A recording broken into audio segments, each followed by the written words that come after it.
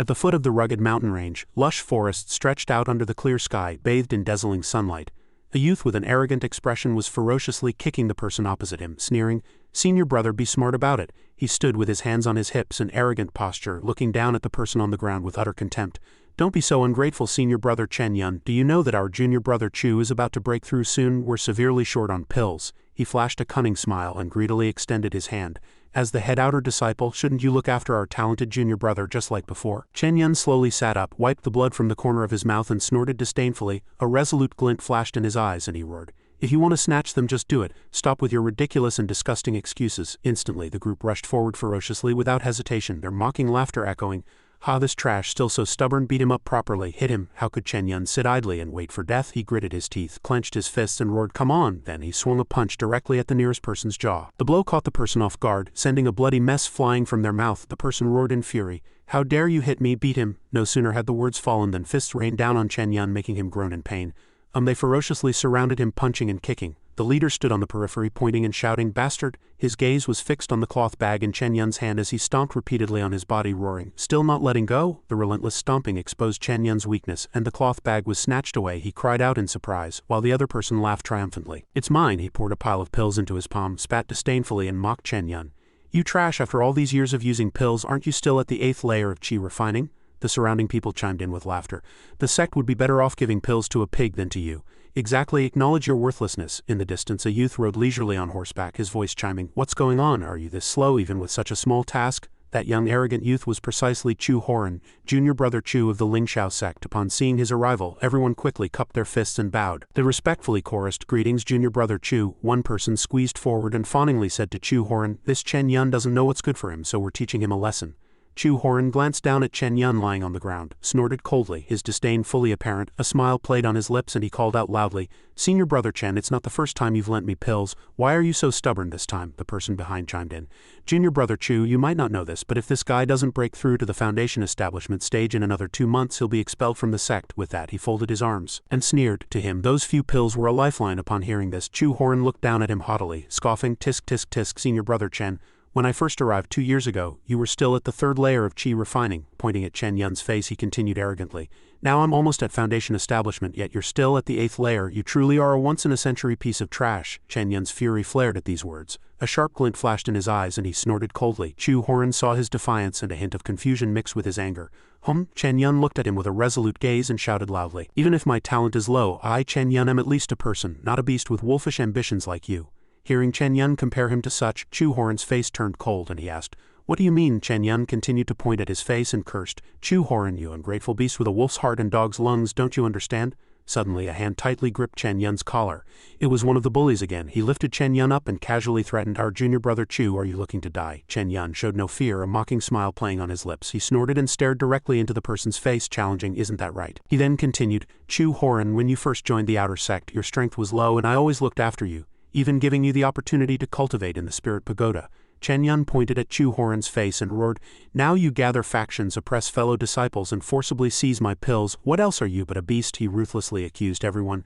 "And all of you, do you really think that by being his lackeys now, he'll let you live a good life once he enters the inner sect?" He swept a disdainful glance over them and snorted, "Such a person would only abandon you without hesitation." Chu Horin's face was dark and he remained silent as if calculating something. Suddenly he pulled out a long whip, his gaze sharp. He snorted coldly and viciously swung it at Chen Yan. The whip lashed harshly across Chen Yan's face, making him cough violently in pain. Chu Horin turned to the group of bullies and explained, "Everyone, don't listen to this trash's nonsense.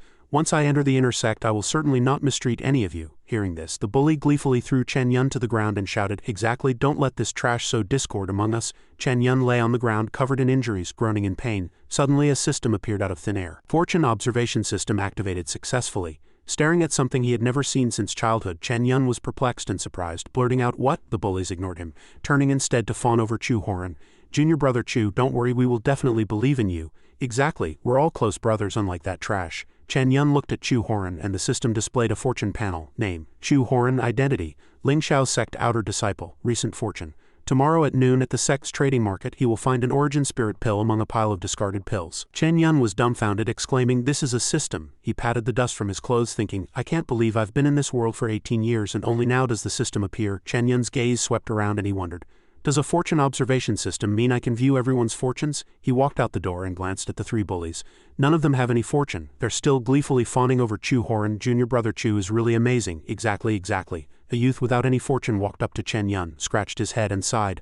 He then turned around, stuck out his tongue playfully. A group of bullied cultivators gathered around Chen Yan, asking each other, were your chi condensation pills also snatched by them?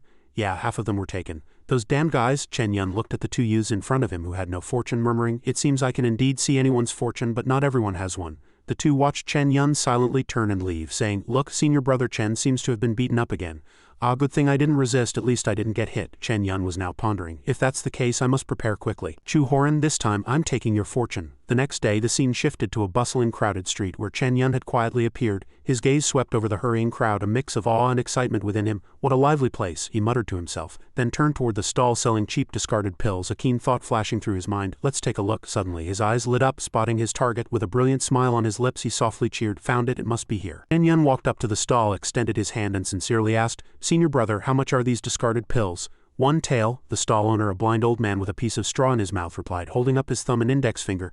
2 spirit stones per tael. At this, Chen Yan's eyes widened, his voice filled with shock. I can't believe these discarded pills are so cheap. He pondered silently, suddenly recalling that even an ordinary pill might not be exchanged for 2 spirit stones. The stall owner lightly tapped his chin, then waved his hand to perform a simple spell, causing a pill to float before him. Young junior brother, although these are discarded pills, they still have their uses. These pills can be used as food for spirit beasts or as fertilizer for spirit herbs. They all have great utility.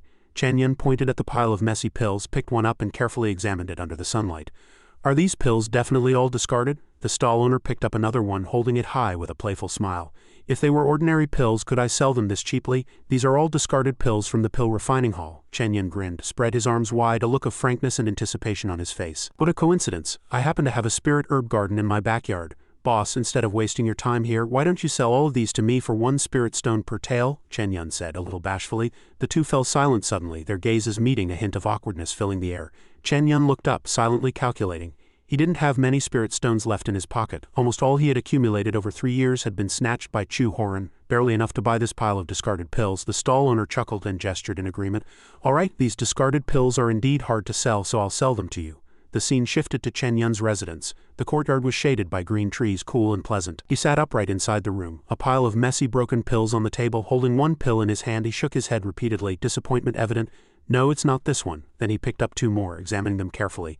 This one isn't it either. His hand moved slowly, finally stopping at a cracked pill. Chen Yan picked it up, staring at it with a questioning gaze, then softly hummed, this pill is a bit strange. With 2 fingers he deftly peeled open the pill's outer shell.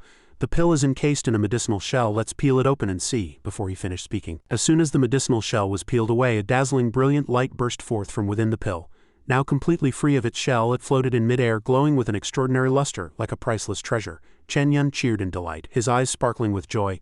Found it, I can't believe it's a high-grade origin spirit pill. Holding the pill in his hand, a radiant smile spread across his face. Now let's test the pill's effects. Chen Yan sat cross-legged on his bed and began to cultivate. After absorbing the pill, a surge of blazing red energy erupted around his body, like fiercely burning flames emitting suffocating heat. That scorching red energy surged through his meridians, clearing all blockages. After a long while, Chen Yan slowly opened his eyes, stretched out his hands and happily examined his body.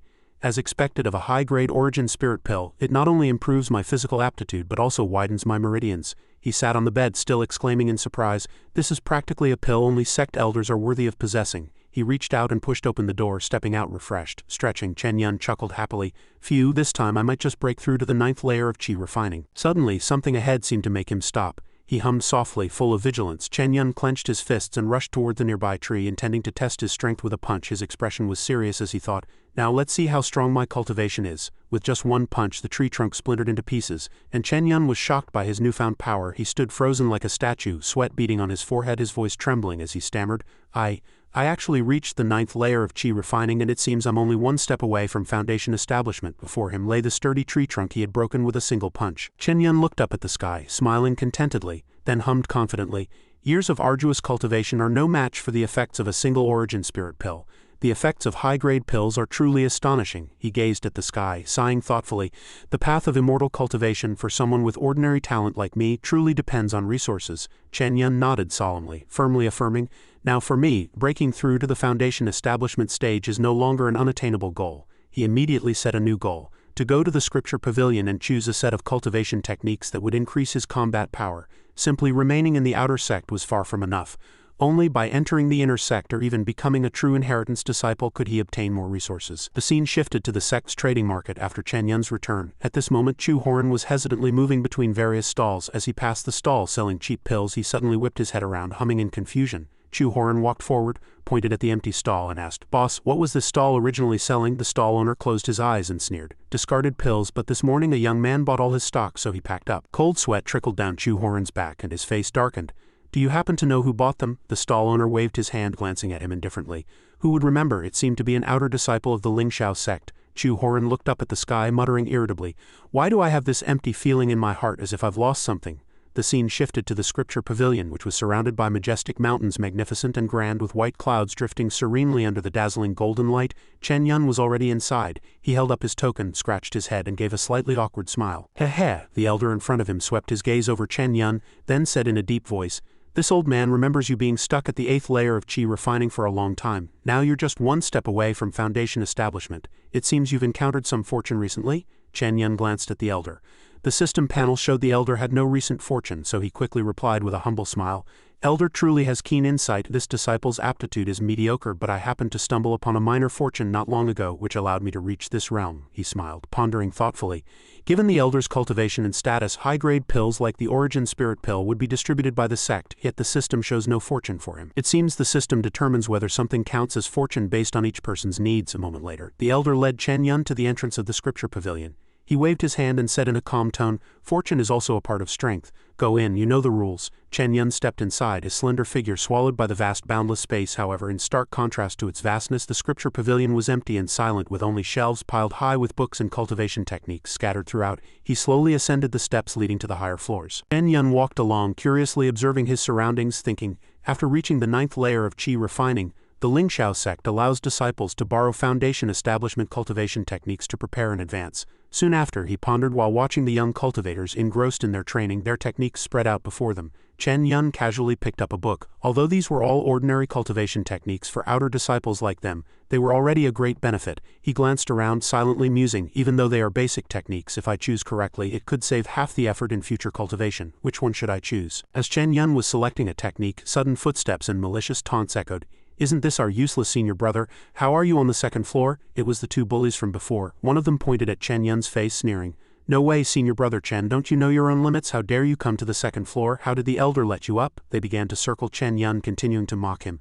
"This isn't a place for trash like you. Be smart and get out." At this moment, both sides stood in silent confrontation. The air was so tense it felt ready to snap, with conflict potentially erupting at any moment. Chen Yan calmly stared at the group of people before him, the system panel clearly displaying ugly and no fortune, yet they dare to act so arrogant. He sneered inwardly, a disdainful expression on his face, secretly thinking, no fortune, this group is truly useless trash. Seeing Chen Yan remain silent, the group immediately shouted sharply, Hey, why isn't our trash senior brother Chen speaking? Do you want us brothers to help send you down?" They mocked him with sharp tongues, pointing at Chen Yan's face, their tone full of menace. "I'm warning you, get out if you don't want a beating." Suddenly, a youth with wide eyes and long flowing hair, his face flushed with anger, roared, "All of you shut up." He folded his arms, his expression displeased, and continued to shriek, "Mere outer sect trash, daring to make such a ruckus here. If you dare disturb my cultivation, I'll cut off your tongues when I get back." The bullies immediately shrieked in terror, "It's an inner disciple." Terrified, they scurried away, scattering in all directions. "Consider yourself lucky, can't afford to offend him." "Can't afford to offend him?" The inner disciple, still fuming, abruptly turned to look at Chen Yan, who stood quietly to the side. Chen Yan remained silent, merely staring calmly at him. Seeing that Chen Yan was not at all intimidated by his presence, he irritably clicked his tongue, then loudly berated him in a condescending tone. "What are you still doing here? Outer sect trash is truly unreasonable. What's the point of the sect raising useless people like you? Get out." Chen Yan remained calm, not uttering a word. He gently closed his eyes, a knowing smile flashing across his face, then gave a solemn bow. Without another word, he decisively turned and left. Just then, the fortune system suddenly appeared above the inner disciple's head. Recent fortune.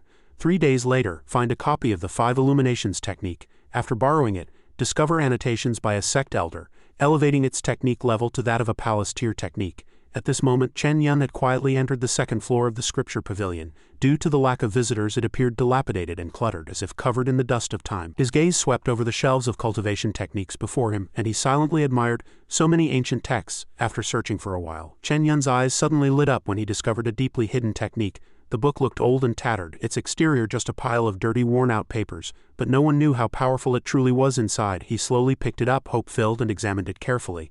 Then he flipped through a few pages to read, secretly delighted. This is it, I must cultivate it quickly. The scene shifted to 3 days later. In a desolate and serene place, the sky was clear blue, the breeze gentle, and flowers, grass and trees thrived under the brilliant sunlight. Butterflies danced, creating a picturesque, colorful scene.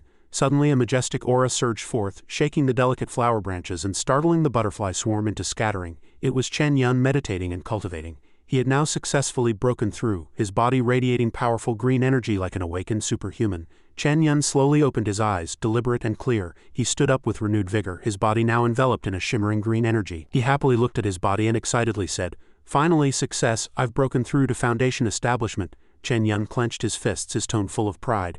As expected of a cultivation technique modified by a sect elder, its effects are much better than those ordinary techniques.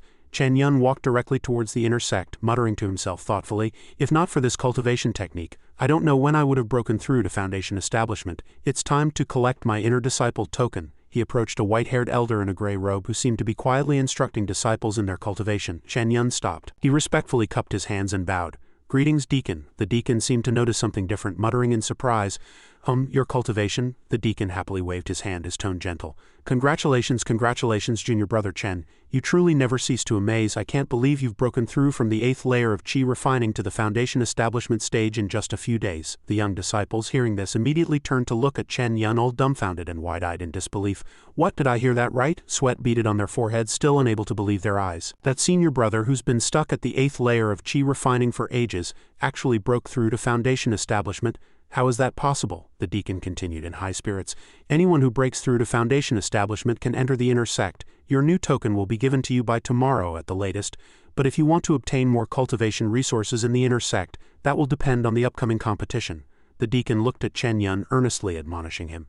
Chen Yan replied with a serious expression, "This disciple understands." The young male disciples and beautiful maidens all rushed over, their eyes sparkling with envy. "Congratulations, senior brother. Congratulations, senior brother. Senior brother, please share your insights with us." Two beautiful maidens, their eyes sparkling, cupped their hands sweetly and said, "I've always known senior brother was a once-in-a-century genius. Look at senior brother, actually I've always—" Chen Yan waved his hand, awkwardly saying, "Oh no, you're all too kind." He thought sourly to himself, HMPH, now that I'm at Foundation establishment, everyone's so eager. It sounds nice, but why didn't you show me respect before?" Chen Yan muttered, his tone slightly sarcastic. Indeed, in the immortal cultivation world, strength is everything else is fleeting. Just then, Chu Horin galloped by on horseback, shouting loudly, "What a lively scene!" He frowned, continuously urging his horse toward the crowd. Seeing Chu Horin approaching in a rage, everyone collectively backed away in fear. Only Chen Yan stood still, hands on his hips, looking as if he didn't even notice him. Chu Horin's face darkened, and he stared angrily at Chen Yan, calling his name. He continued to accelerate his horse, charging straight towards Chen Yan. Arriving beside Chen Yan, he turned his face, his eyes filled with obvious jealousy and malice. "I can't believe senior brother Chen actually broke through to Foundation establishment." He continued to speak sarcastically, his tone full of mockery. "With your aptitude, without a large amount of pills, it's truly unbelievable." The more he spoke, the more beastly his face became, and he loudly exclaimed, "Did you sell your ass?" Chu Horin's bullying cronies also chimed in, pointing and mocking. "Haha, I bet he did. Everyone knows how useless Chen Yan is. Besides selling his ass, who would even look at him?" Chen Yan remained silent. He merely folded his arms disdainfully and sighed deeply. As he stood with folded arms, the fortune panel clearly displayed above Chu Horin's head. Recent fortune. Tomorrow, while completing a sect mission in Sanshan Town, he will incidentally slay a mutated demonic beast, obtaining a wind attribute mutated superior core. He will use this core to exchange for a large amount of cultivation resources among inner disciples and also gain everyone's goodwill. Chen Yan's gaze was deep as he thoughtfully mused. "A sect mission, and it's tomorrow. This means Chu Horin has already taken on this mission." He frowned in deep thought, calculating in his mind, "I must find a way to keep him at the sect. That way I can seize his fortune." Seeing Chen Yan silent, Chu Horin smugly said, "Why aren't you speaking? Did I hit the nail on the head?" Chen Yan reached out and stroked his chin, thought for a moment, then nodded, seemingly having a plan. He pointed at Chu Horin's face and loudly provoked, "Chu Horin, you ungrateful beast with a wolf's heart and dog's lungs, how dare you insult me?" With that, he spread his feet apart, adopting a haughty and challenging stance. "If you have the guts, tomorrow at noon, let's settle it on the martial arts arena." "Do you dare?" At this moment, two onlookers whispered, "Has Chu Horin reached Foundation establishment yet?" "Never heard of it." "Probably not, he's just bragging." A green-haired youth excitedly cried out, "Excellent, I've disliked Chu Horin for ages, and finally senior brother can get revenge for us." The black-haired youth turned his head, frowning, and worriedly said, "You're thinking too much. Chu Horin has high aptitude. He can defeat Foundation establishment opponents even at the 9th layer of Qi refining." Hearing Chen Yan's provocation, and hearing the two youths whispering, Chu Horin gritted his teeth in anger. Seeing him even more enraged and urging his horse toward them, the two youths shrieked in alarm. "Oh no!" Chu Horin rode up to Chen Yan, revealing a smug and cunning smile, then loudly declared as if deliberately, "All right then, if that's what you want, we'll have our showdown tomorrow." Chu Horin frowned and warned with a threatening tone, "I'll make you realize that trash like you, even after breaking through to Foundation establishment, is still trash in front of me and always will be trash." Chen Yan smiled contentedly, secretly thinking, "He's taken the bait." He then said loudly, with a serious and decisive tone, "Be there on time tomorrow. If you don't dare to fight, you're a coward." Upon hearing this, Chu Horin angrily turned his horse around, grabbed the reins and loudly commanded, "Let's go." As he rode away, he looked back at Chen Yan with disdain, HMPH bringing disgrace upon himself. Watching Chu Horin's receding figure, Chen Yan mused, a hint of confidence flashing in his eyes. "To be so confident in defeating me, it seems even if he hasn't reached Foundation establishment, he must have some ultimate move or trump card." Chen Yan folded his arms, a cunning smile playing on his lips. "Unfortunately, only a fool would fight you. Your fortune is mine." The scene shifted to Sanshan Town the next day at noon. People were still going about their peaceful lives. Suddenly a fierce gust of wind arose, rustling the leaves and sending them swirling everywhere. What's going on?" A colossal roar shook the heavens and earth, as a demonic beast with a bird's head and a Qilin's body suddenly burst out of a house opposite, moving with heart-pounding speed, making the air tremble. Seeing the demonic beast charge out, people panicked, abandoning their belongings and fleeing for their lives. Their screams echoed through the sky. "Run!" The demonic beast radiated a scorching orange-yellow aura like flames coiling around its majestic body, standing tall in the town, its fierce gaze sweeping over the trembling crowd below. Its lightning-fast movements tore through streets and alleys, leaving chaos in its wake. Houses collapsed, walls shattered, everything reduced to rubble and swirling dust. Even the originally brave men turned pale before this terrifying power, screaming in despair as they fled. "Why is a demonic beast in town? Go quickly and invite a master. Run!" At this moment, Chen Yan had quietly ascended to the mountain peak overlooking the entire town. He muttered to himself, his tone full of calculation. "I made it." After descending the slope to the town, he looked up and observed a flicker of surprise and concern in his eyes. "But this mutated demonic beast can actually fly?" Cold sweat trickled down Chen Yan's back, and a puzzling question arose in his mind. This type of demonic beast is usually gentle, solitary, and never actively attacks humans. Why is it so ferocious now? Regardless, he had to deal with it today. Thinking this, he dismounted his horse, tightly gripped his sword hilt, and abruptly drew his precious sword, its blade glinting coldly under the scorching sun. The demonic beast continued its rampage, its form like lightning, accompanied by dazzling flames that shot straight to the ground, kicking up dust. The moment it landed, Chen Yan also charged forward at top speed, giving it no chance to escape.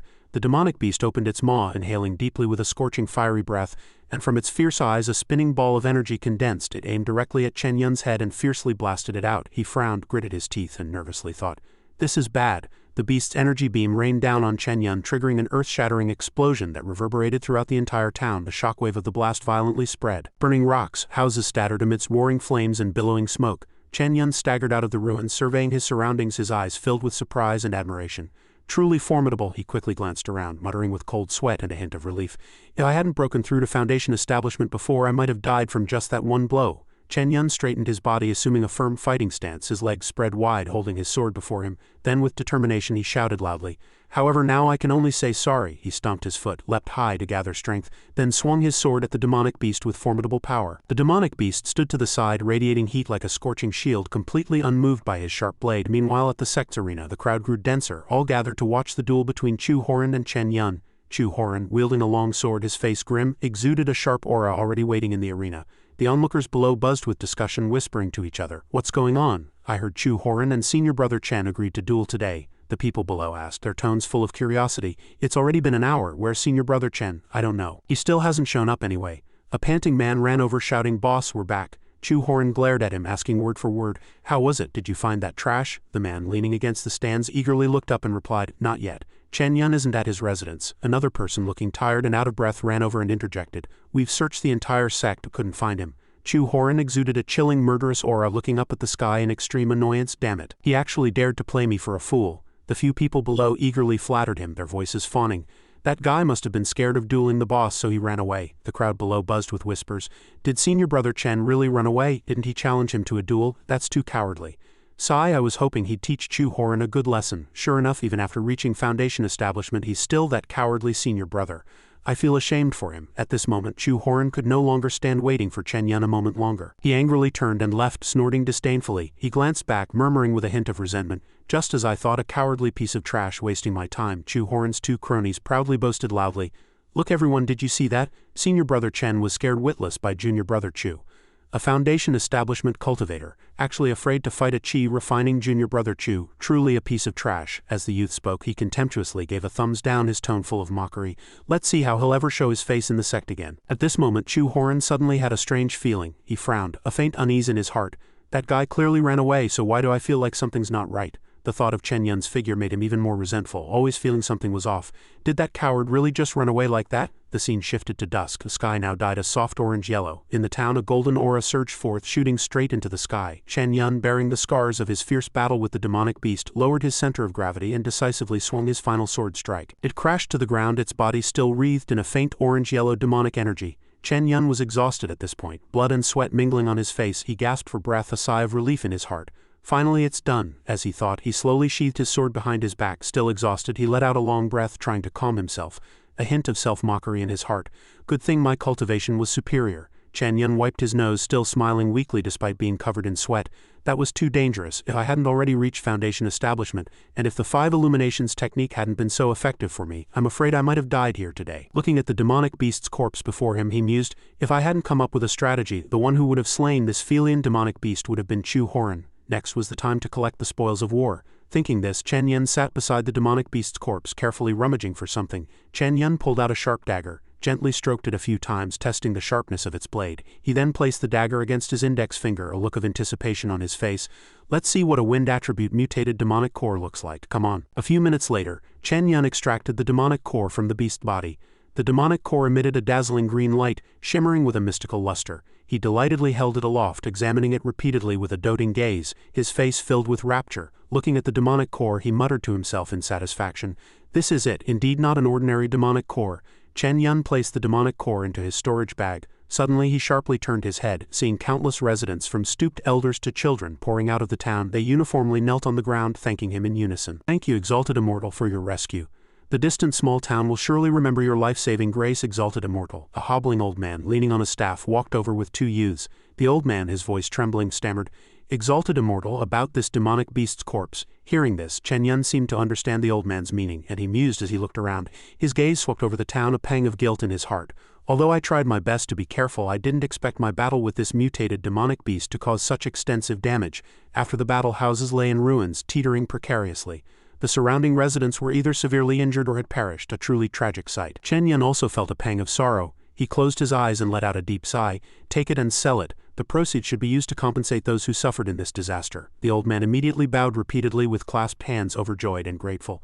Thank you, exalted immortal, for your benevolence. The youths behind him also excitedly shouted, Thank you, exalted immortal. Chen Yan gently waved his hand, closing his eyes as he walked past the crowd, his heart filled with silent reflection and emotion. Mortals facing such demonic creatures appear so small and fragile. If I weren't a cultivator, I would have been just one of them today. Chen Yan walked towards his horse. As he mounted, he decisively thought to himself, Time to go. He departed decisively, but a hint of worry lingered in his heart. He cautiously thought, a crazed demonic beast was already hard enough for me to handle. If Chu Horin had come here, that guy definitely wouldn't have wasted strength like I did. As Chen Yan walked, he was deep in thought, a faint smile playing on his lips. Not dueling with him was indeed the right decision. Casting aside his jumbled thoughts, Chen Yan spurred his horse and galloped forward. The wind whistled past his ears like urgent whispers. He gripped the reins tightly, silently pondering sect matters, secretly reminding himself that he must transform this fortuitous encounter into the most practical, tangible benefits. The scene shifted to Ling Shiu sect. The autumn wind was gentle, the sky azure. Wide clouds drifted leisurely, and golden sunlight bathed the earth ahead. An endless flight of steps wound upwards like a silver dragon leading to the majestic sect gate. Chen Yan had quietly appeared there, his steady figure ascending the steps. Seeing him approach, the nearby young disciples immediately whispered amongst themselves, their tones full of mockery.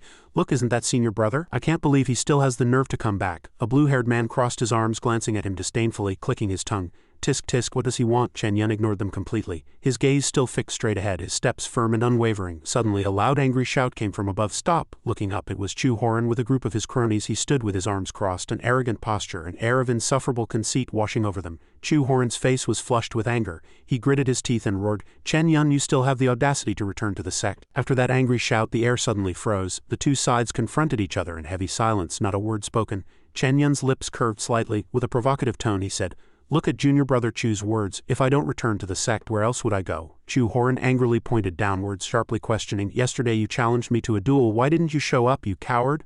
Seeing this, the youths beside him immediately joined in, mocking Chen Yan without mercy. A grand foundation establishment cultivator, actually afraid to fight even a chi refining cultivator, truly a piece of trash, and you even proposed the duel yourself. Yet you got cold feet. Senior brother Chen, don't you feel ashamed? There's no one in the entire outer sect as useless as you. Facing this incessant barrage of insults, Chen Yan remained completely unmoved, merely offering a faint smile, a bitter memory stirring in his heart.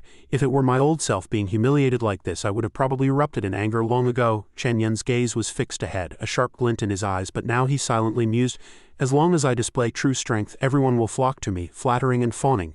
Otherwise others' criticisms are nothing but empty words, only strength is the true path. Thinking this, Chen Yan clenched his fists, his body shimmering with immensely powerful green true qi like a surging river. He paid no mind to the whispers, confidently displaying a brilliant smile, and walked over calmly. He had no need to care about others' opinions at all. Chen Yan walked up to Chu Horin, startling him, his eyes wide and face filled with shock. Chen Yan calmly said, "Are you done talking? If so, please move aside and don't block my way here." Chu Horin regained his composure, his eyes flashing with knife-like sharpness, staring threateningly at Chen Yan. "Chen Yan, you played a trick on me and now you want to leave, Chen Yan wasn't a pushover to be bullied. He held his head high, glancing down disdainfully. "So what do you want to do?" Hearing this, Chu Horin's lips curved into a cunning smile, his tone hinting at a scheme. "It's simple. It's not impossible for me to let you off." He placed one foot on a stone, striking an arrogant pose, and waved his hand downwards. "Crawl between my legs, then shout 3 times, 'I am useless trash.' How about it?" The bullies immediately burst into joyful laughter, cheering loudly. "This trick is brilliant, junior brother Chu." Then they crowded forward, continually urging, "What are you still doing, senior brother Chen? Hurry up and crawl through. You've already lost face anyway. Doing this is no big deal." Seeing this, the youths below also started discussing. "Do you think senior brother Chen will crawl through?" The person next to him shook his head repeatedly. "Impossible. If he really did that, wouldn't he be unable to hold his head high in the sect for the rest of his life?" The youths continued to mock gleefully. "Heh, you never know. There's a good show to watch this time." Chen Yan's sharp gaze swept over Chu Horin, and he calmly retorted, "What do I have to shout 3 times? Chu Horin, full of bluster, pounded his chest and shouted, "I am useless trash." Truly a divine assist. Chu Horin easily fell into the trap, turning himself into a laughingstock. Seeing him fall for it, Chen Yan pointed at him, laughing until tears almost came to his eyes. "Haha, can't believe you're so self-aware." Chu Horin was caught off guard, standing stunned, his face contorted with anger. He gritted his teeth, clenching his trembling fists, his heart filled with fury. No sooner had Chen Yan's words fallen than he abruptly drew his sword, swung it before him, and warned through gritted teeth, "You dare to play me for a fool again?" Chen Yan was not to be outdone. He immediately turned and cleanly drew his own blade. Chen Yan struck an imposing pose, holding his blade towards Chu Horin, and provocatively asked, "What, did I hit a nerve so you're angry enough to want to fight?" Their eyes met, their stances unmoving like 2 statues. Neither gave way, yet neither made the first move. Suddenly the white clouds in the sky gradually dispersed, accompanied by a surging golden airflow that formed a massive vortex. A shout descended from the heavens. "Stop!" A silver-haired youth, hands clasped behind his back, rode his sword down with astonishing speed, his handsome and dashing figure captivating. Seeing the silver-haired man land, the surrounding youths were startled. One stammered, "Who is he?" The person next to him whispered, "Riding a sword, he's a true inheritance disciple." The silver-haired man struck a cool pose, extending 2 fingers to cast a spell, causing the surrounding flying swords to scatter, terrifying the youths. How foolish. That was senior brother Yu Jie, rumored to be the strongest among the true inheritance disciples. Yu Jie, still with his hands clasped behind his back, majestically walked up to Chen Yan and asked, "Are you the one who slew the mutated pavilion in Xianxia town?" Chen Yan replied simply, "That's right." Hearing this, Chu Horin was dumbfounded, secretly wondering Xianxia town. The more he thought, the more cold sweat trickled down his back. At this moment, Chu Horin's eyes were wide, his teeth clenched, and a chill spread down his spine. "Isn't that where I was supposed to go for my mission?" Yu Jie smiled kindly and asked Chen Yan, "I hear junior brother has brought back the pavillion's demonic core." He arrogantly spread open his palm and confidently said, "I wonder if junior brother would sell it to me for my sake?" Hearing this, Chen Yan rested his blade on his shoulder and with a hint of probing goodwill extended his hand. "If senior brother Yu Jie wishes to buy, how could I refuse? I merely wonder what price senior brother Yu Jie is willing to offer." Yu Jie extended one finger, saying with conviction, "1 spirit stone," he continued, his eyes glinting with intent. "And I see you've also reached foundation establishment. Once you enter the inner sect, I guarantee I'll look after you. How about it?" Hearing Yu Jie's words, everyone around was astonished, their eyes wide and mouths agape. To receive the care of a true inheritance disciple, wouldn't life in the sect be comfortable from now on? Chen Yan is truly too lucky. I'm green with envy. I wish I could receive senior brother Yu Jie's care too. Chen Yan didn't rush to make a decision after hearing this. He ignored the noisy exclamations around him, remaining calm, and cautiously pondered. "This Yu Jie, relying on his status, wants to take my demonic core for just 1 spirit stone." Seeing Chen Yan's silence, Yu Jie immediately pressed on, his tone a little anxious. "What, junior brother Chen, do you find it too little?" Then he grinned, extending 3 fingers, 300 spirit stones, plus a pill that only true inheritance disciples can use. "How about it?" Chen Yan was still not satisfied. He shrugged and shook his head repeatedly.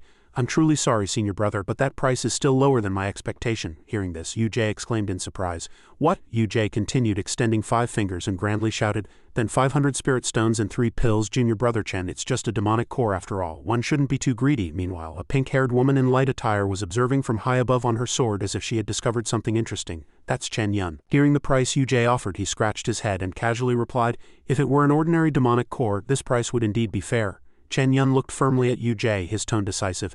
But senior brother Yu, this is a wind attribute mutated demonic beast's core. Hearing this, Yu was furious. He pointed at Chen Yan's face and shouted, Junior brother Chen, making such exorbitant demands will make people resent you. Yu was now enraged. Acting like the fox who couldn't reach the grapes, he immediately changed his demeanor, arrogantly pointing at Chen Yan's face and saying, in this sect besides me, who else would want your demonic core? Before his words had even fallen, a dark figure descended from the sky shouting loudly, and me! This caught Yu by surprise, and he abruptly turned to look. The dark figure landed, stirring up a powerful blue energy vortex. The momentum was so fierce that leaves scattered, forming a strong energy whirlwind between the two. The whirlwind brought Lin Shiu to the ground, and Yu let out an annoyed snort. The disciples on the side cheered excitedly, one of them exclaiming, it's a true inheritance disciple. The person next to him scolded, don't you know her? This is senior sister Lin Shiu. Chen Yan looked at her, and a profound thought suddenly emerged in his mind.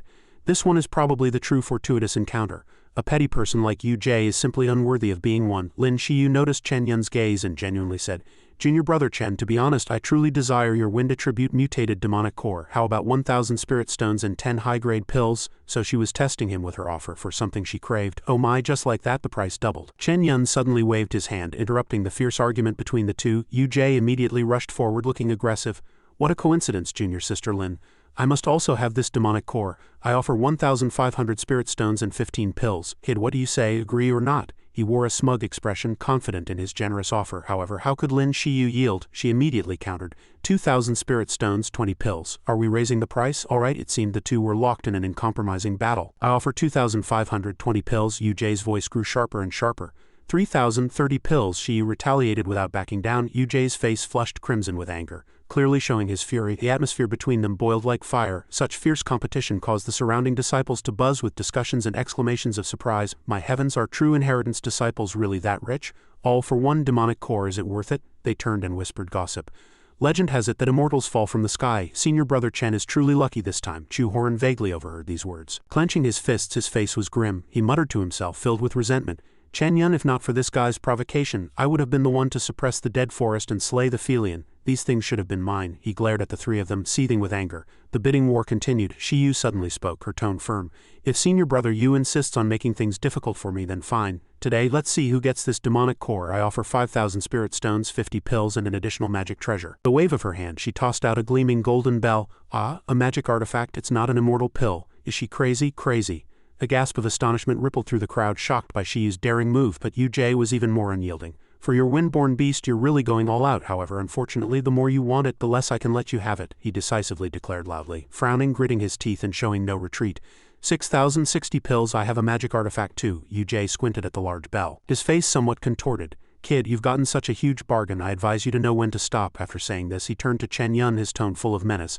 Also, I'm telling you, no matter what price she offers next, I can offer a higher price than her. He was aggressive, his face flushed as if he wanted to devour the other party. Chen Yan flinched as if shrinking before the giant that was Yu. He swallowed, his voice trembling as he said, if senior brother Yu has said so, then fine. Lin Shiu quickly rushed to his side, whispering urgently, junior brother Chen. She suddenly, but Chen Yan interrupted her, calmly saying, I'm willing to sell it to senior sister Lin. Yu was stunned, his face pale, facing such a high price. Chen Yan continued unyielding. At the same time, the price will be the original 2,000 spirit stones and 2 pills. Yu gnashed his teeth in anger. Kid, are you trying to go against me? He must think that I offered a high price but he wouldn't sell, meaning he looks down on me. You want to make an enemy, right? I think you're tired of living. He truly lost his temper, aggressively charging towards Chen Yan. Shiu quickly reached out to block him. Warning, senior brother Yu, what's wrong? Are you still trying to force a sale? Seeing this, Yu had no choice but to stop, then sneered. All right, Chen Yan, is it? With that, he flicked his head and turned to leave. I'll remember you. Shiu sighed in relief, turned to Chen Yan and said gently, thank you, junior brother Chen, but can you tell me why you sold it to me so cheaply? Chen Yan quickly explained sincerely. Senior sister, I can tell that Yu doesn't need my demonic core at all, he just wants to prevent you from getting it. That's why he recklessly raised the price. If I had truly agreed to him with his personality, he would only resent me, thinking I took a large sum of money from him. So I'd rather sell it to senior sister at a normal price. That way I can at least gain one party's friendship rather than both sides resenting me. Junior brother Chen is indeed an interesting person. To be honest, I truly need your wind attribute mutated demonic core, she explained excitedly.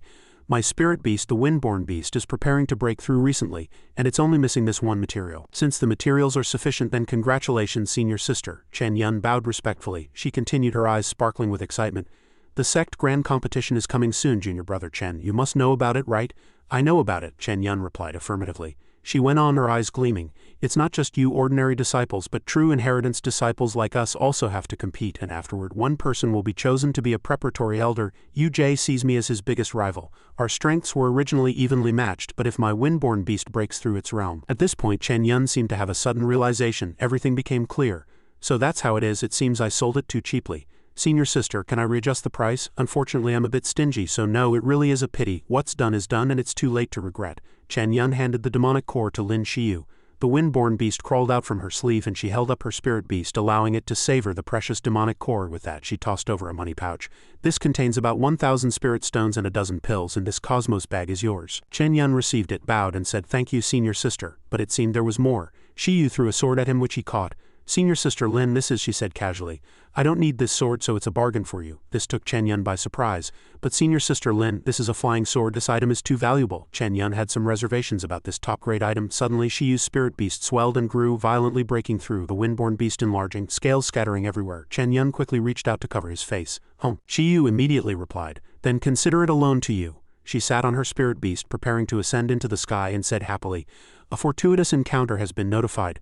The Windborn beast has perfectly upgraded, joining the sect grand competition. Soon after, she defeated all other true inheritance disciples and was chosen by the sect leader as the successor. Shiu was about to leave, and she bid farewell.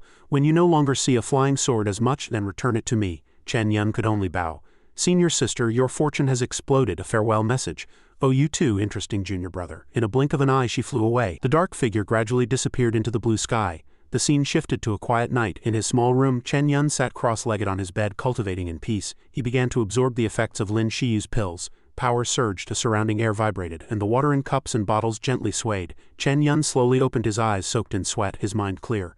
I've reached the second layer of foundation establishment. It seems I endured quite a bit of hardship to reach this layer. Senior sister Lin's pills are indeed high quality, specially prepared for true inheritance disciples. With these pills my strength will advance by leaps and bounds before the competition begins. He cherished it like a treasure, making full use of it, continuing to take pills and cultivate. Sooner or later he would have a showdown with Chu Horin. Chen Yan clenched his fists, his resolve firm. In Haoshen sect, Chen Yan's picture was nailed to a large rock. Calls of his name echoed, mixed with the whistling sound of sword shadows. Hey, it turned out to be Chu Horin practicing his sword, continuously slashing at the picture on the rock, full of hatred. The outer disciples only knew how to dissuade him. Senior brother Chu, don't be angry. Although that Chen Yan before he could finish, Chu Horin interrupted him. Don't mention his name in front of me, he roared. His face contorted. Chu Horin was furious. He swung his sword at the large rock, sending it flying a long distance with a loud crash.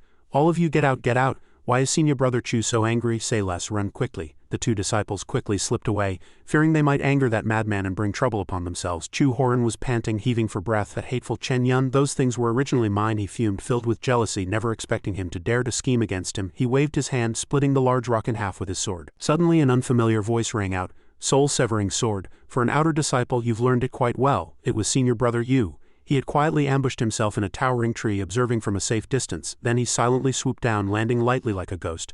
But this sword technique doesn't seem like something an outer disciple can learn, does it? He continued, his tone full of doubt. Chu Horin's cold sweat trickled down his back, filled with worry. But before he could answer, UJ interjected, his tone indifferent. Don't worry, I'm not interested in how you learned the soul-severing sword. The important thing is, do you have a grudge against that Chen Yan? Does senior brother Yu want me to deal with him? UJ nodded, a cunning glint in his eyes. Exactly. To prevent Lin Shiu's Windborn beast from upgrading, I already bought out all the mutated demonic cores on the market, but I missed that kid. He dared to offend me. He must pay a heavy price. Chu Horin was completely unmoved. He was equally filled with resentment, and his tone was firm. He also has a grudge. Without senior brother Yu saying anything, I will make that good-for-nothing suffer greatly. UJ's lips curved into a cold smile, and he added, now that kid has gained a lot of benefits from Lin Shiu. That one has already reached foundation establishment. He pointed at himself, looking smug. And you, he pointed at himself, self-satisfied. The reason I haven't chosen to break through now is because I want to perfect my foundation establishment. As long as I successfully reach foundation establishment, Chen Yan will still be under my heel, just like before, imagining Chu Horin's sturdy figure, his fierce face like a hungry demon ready to tear Chen Yan apart at any moment. Yu mused, his voice low. Lin Shiu is watching me very closely, so it's inconvenient for me to act. I'll leave this matter to you. With that, he took out a small bag from his pocket. Take these pills. In the upcoming competition, you must teach that Chen Yan a lesson, at the very least cripple him. He wore a resolute expression, as if a vicious scheme had already been brewing. Chu Horin took them, opened them for inspection, and nodded firmly. Don't worry, senior brother Yu. A few days later, the door suddenly swung open, astonishing the outer disciples gathered outside. Before them, Chu Horin exuded a powerful aura, a deep purple glow enveloping his entire body. Those people immediately cheered, showering him with praise. Congratulations, junior brother Chu, on breaking through to foundation establishment. This time, junior brother Chu will definitely teach that Chen Yan a lesson. Chu Horin merely stayed silent for a moment, secretly thinking, you useless good-for-nothing, seeing as you're still somewhat useful now. Then he spoke with arrogant confidence. The competition is about to begin. Now that I'm at foundation establishment, I need a suitable weapon. Go and leverage some favors for me. Tell them there's no need to borrow pills anymore, just spirit stones. Ha, borrow again, one fellow muttered, his tone full of discontent. The guy next to him interjected. According to junior brother Chu, in the days you were in seclusion, that Chen Yan continuously broke through relying on pills and is now at the third layer of foundation establishment. Chu Horin folded his arms, his face grim, as if he had been slapped in the face. What if he's at the third layer? My current strength can still deal with him just like before. Hearing this, those people could only reply worriedly, we believe in you, junior brother Chu. But another person spoke up doubtfully. Others don't think so. They feel that now Chen Yan is standing up for them, so they've started refusing to lend us pills or spirit stones. The more he listened, the more Chu Horin seethed with anger, his face twisted with hatred. He gritted his teeth, uttering Chen Yan's name with venom. Utterly dejected, Chen Yan sat cross-legged on a futon in his courtyard, under the dense shade of an ancient tree, when a sudden urgent cry rang out, Senior brother Chen, something's wrong? An outer disciple ran up, panting, his sharp voice startling Chen Yan. A purple-haired disciple continued, that damn Chu Horin has finished his seclusion cultivation and is now also at foundation establishment. Chen Yan wasn't too surprised. He calmly replied, where's Chu Horin now? It seems he went to the Hall of Merits to accept a mission. Chen Yan frowned slightly, his face instantly darkening. He began to ponder, as this action was truly strange. There were still over 2 weeks until the competition, yet he wasn't consolidating his cultivation. Instead, he was going down the mountain to accept a mission.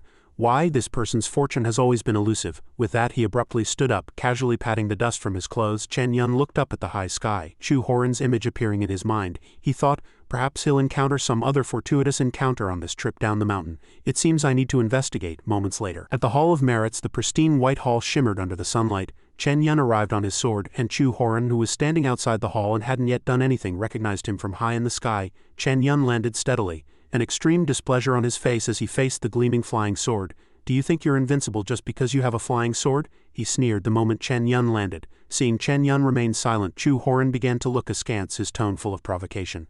I've already achieved perfect foundation establishment.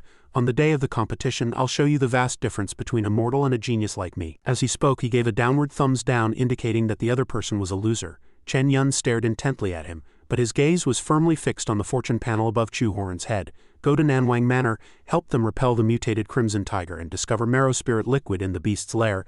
This look made Chu Horin uncomfortable, causing him to become wary. Chen Yan's jaw dropped in surprise as he read the notification. This marrow spirit liquid is a heaven and earth spiritual material that can improve aptitude. It's incomparable to the pills I snatched before. Looking at the person before him, shining like gleaming metal, Chen Yan couldn't help but feel suspicious. Could this kid be a child of destiny? Why does he get all the good things? I can't snatch every single one of his opportunities. But then I remember his awful personality. Who could tolerate that? Chen Yan made up his mind, but against a scumbag like you I won't hold back. After a long period of contemplation, he finally spoke, uttering only 2 words, farewell. With that, he soared into the sky on his sword, leaving Chu Horin below, bewildered and at a loss. He felt utterly disrespected, and fury burned in his heart, twisting his face with rage. To speak and be ignored, to receive no response, this was the greatest humiliation. Damn it, what does this kid mean? What is he trying to do? The scene shifted to the manor, where Hu Van and a few brothers were in heated discussion with the Lord. Lord, we aren't being greedy. Suddenly, he exploded in rage, slamming his palm on the stone table and sharply exclaimed, that Crimson Tiger is a mutated demonic beast. It probably requires a cultivation level above foundation establishment to deal with it. Recalling his brother's encounter with it, he continued, his tone filled with indignation. My brothers were defeated the moment they encountered it. Second brother almost lost his life. We brothers have been helping you, my lord, for not just a year or 2, but this time it's truly difficult to handle, Hu Fan said, his voice growing heavier, his eyes flashing with obvious dissatisfaction. However, contrary to the brother's wishes, the Lord skillfully replied, I hope Brother Hu can forgive me. I don't expect you all to kill that crimson tiger. Simply protecting the manor will suffice. Hu Fan wouldn't give up, still wanting to interject. Lord, I know you sent someone to Ling Xiao's sect to issue a commission. Do you think that once someone from Ling Xiao's sect arrives, they can solve that beast problem once and for all? He spoke mockingly, pointing directly at the Lord's face. Hu began to persuade, Lord, your calculations are probably wrong. Recently, Ling Xiao's sect has been busy preparing for the sect grand competition. Those powerful disciples won't accept your commission at all. The Lord remained stubborn, confident in his decision. Seeing this, Hu Fan decided to leave, no longer serving his family. HMPH, if the Lord thinks Ling Xiao's sect can save you, then we brothers must bid you farewell. Let's see how long your manor can withstand that beast without us. He spread his hands in a gesture of farewell and said, Brothers, let's go. Realizing the situation was dire, the Lord could only try to keep them. Even if there's a slim hope, Brother Hu, please don't be angry. I only ask that you stay a few more days for the sake of our years of acquaintance. I can offer more money. He looked worried, for he truly needed these people to protect the manor. He also turned his head, his tone firm. It's not about money, Lord. Even with more money, you need to be alive to enjoy it, right? We don't want to end up in a tiger's mouth. Unless, the old lord felt uneasy about the condition that was about to be proposed. Unless what? Hu Fan abruptly grabbed his shoulder, clutching it tightly like a vice. Lord, your daughter Ningan is also of marriageable age, isn't she? A lustful expression appeared on his face and saliva dripped from the corner of his mouth. The Lord uttered only one word. You, Hu Fan immediately cut in, proposing a condition while threatening. If the Lord is willing to marry Ningan to me, then we brothers will naturally protect the manor with our lives. After all, by then you'll be my father-in-law, won't you? He greedily swallowed, his gaze fixed on the beautiful girl. Then, Lord, you also won't have to worry about the manor having no backing. We'll join forces, making the manor even stronger. Wouldn't that be wonderful? Hearing this, the Lord was dumbfounded, unsure how to respond to satisfy them. Hu Fan's hand tightened on his shoulder again. Oh, you won't agree, huh? HMPH then, Lord, you can just wait to be devoured by the tiger. Let's see what becomes of the manor you built with half your life's effort. Suddenly, the rope of a high-hanging lantern snapped and it crashed to the cold ground with a clatter, as if foreshadowing an impending calamity. Hu Fan patiently waited for a reply. I'll give you one last day to consider, Lord. Think carefully. With that, he turned and left with his brothers. Remember to think carefully, or else the consequences will be severe. Leaving the old lord standing alone, his face ashen, pale as paper. The old lord slumped into a chair, slamming his hand on the table. How useless. Meanwhile, Ningan walked in from behind, softly calling, Father? Her face was etched with worry. It was no wonder even Hu Fan's group was smitten by her beauty. The lord quickly reassured his daughter. Ningan, don't worry, your father will never marry you to that scoundrel. Xiao became even more worried. But if no one from Ling Xiao's sect comes, the lord, already afraid, became even more flustered upon hearing this. Even so, I will never let you marry that scoundrel. He just wants to take advantage of this to seize my manor, he roared, his voice trembling with anger. This time he's truly found an opportunity. Ningan's face also turned ashen beside him. She could only wait and hope for others. With that, the old lord slumped, burying his face in his hands, his face even paler than before. Alas, it was the calamity I brought upon myself back then. I didn't expect that after more than 10 years retribution would come again.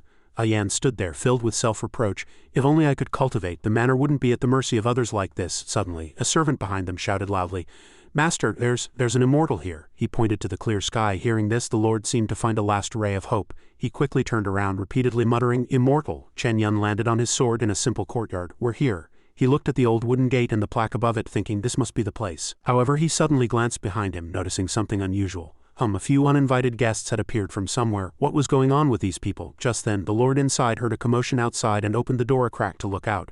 Seeing that it seemed to be the person he was waiting for, he opened the door completely and eagerly asked, Chen Yan is the esteemed guest, a disciple of Ling Xiao's sect. Hearing someone speak, Chen Yan turned around and saw the lord and his daughter peeking from behind the gate. He immediately bowed politely. Indeed, may I ask if you are the Mr. Wang who issued the commission to Ling Xiao's sect? Seeing his sincerity and reliability, Mr. Wang immediately threw open the gate and eagerly ran out to greet him. It's me. Welcome, welcome, Chen Yan asked. I heard there's a crimson tiger here. He spoke as he looked up, but Chen Yan seemed to have discovered something important that made him interrupt his sentence.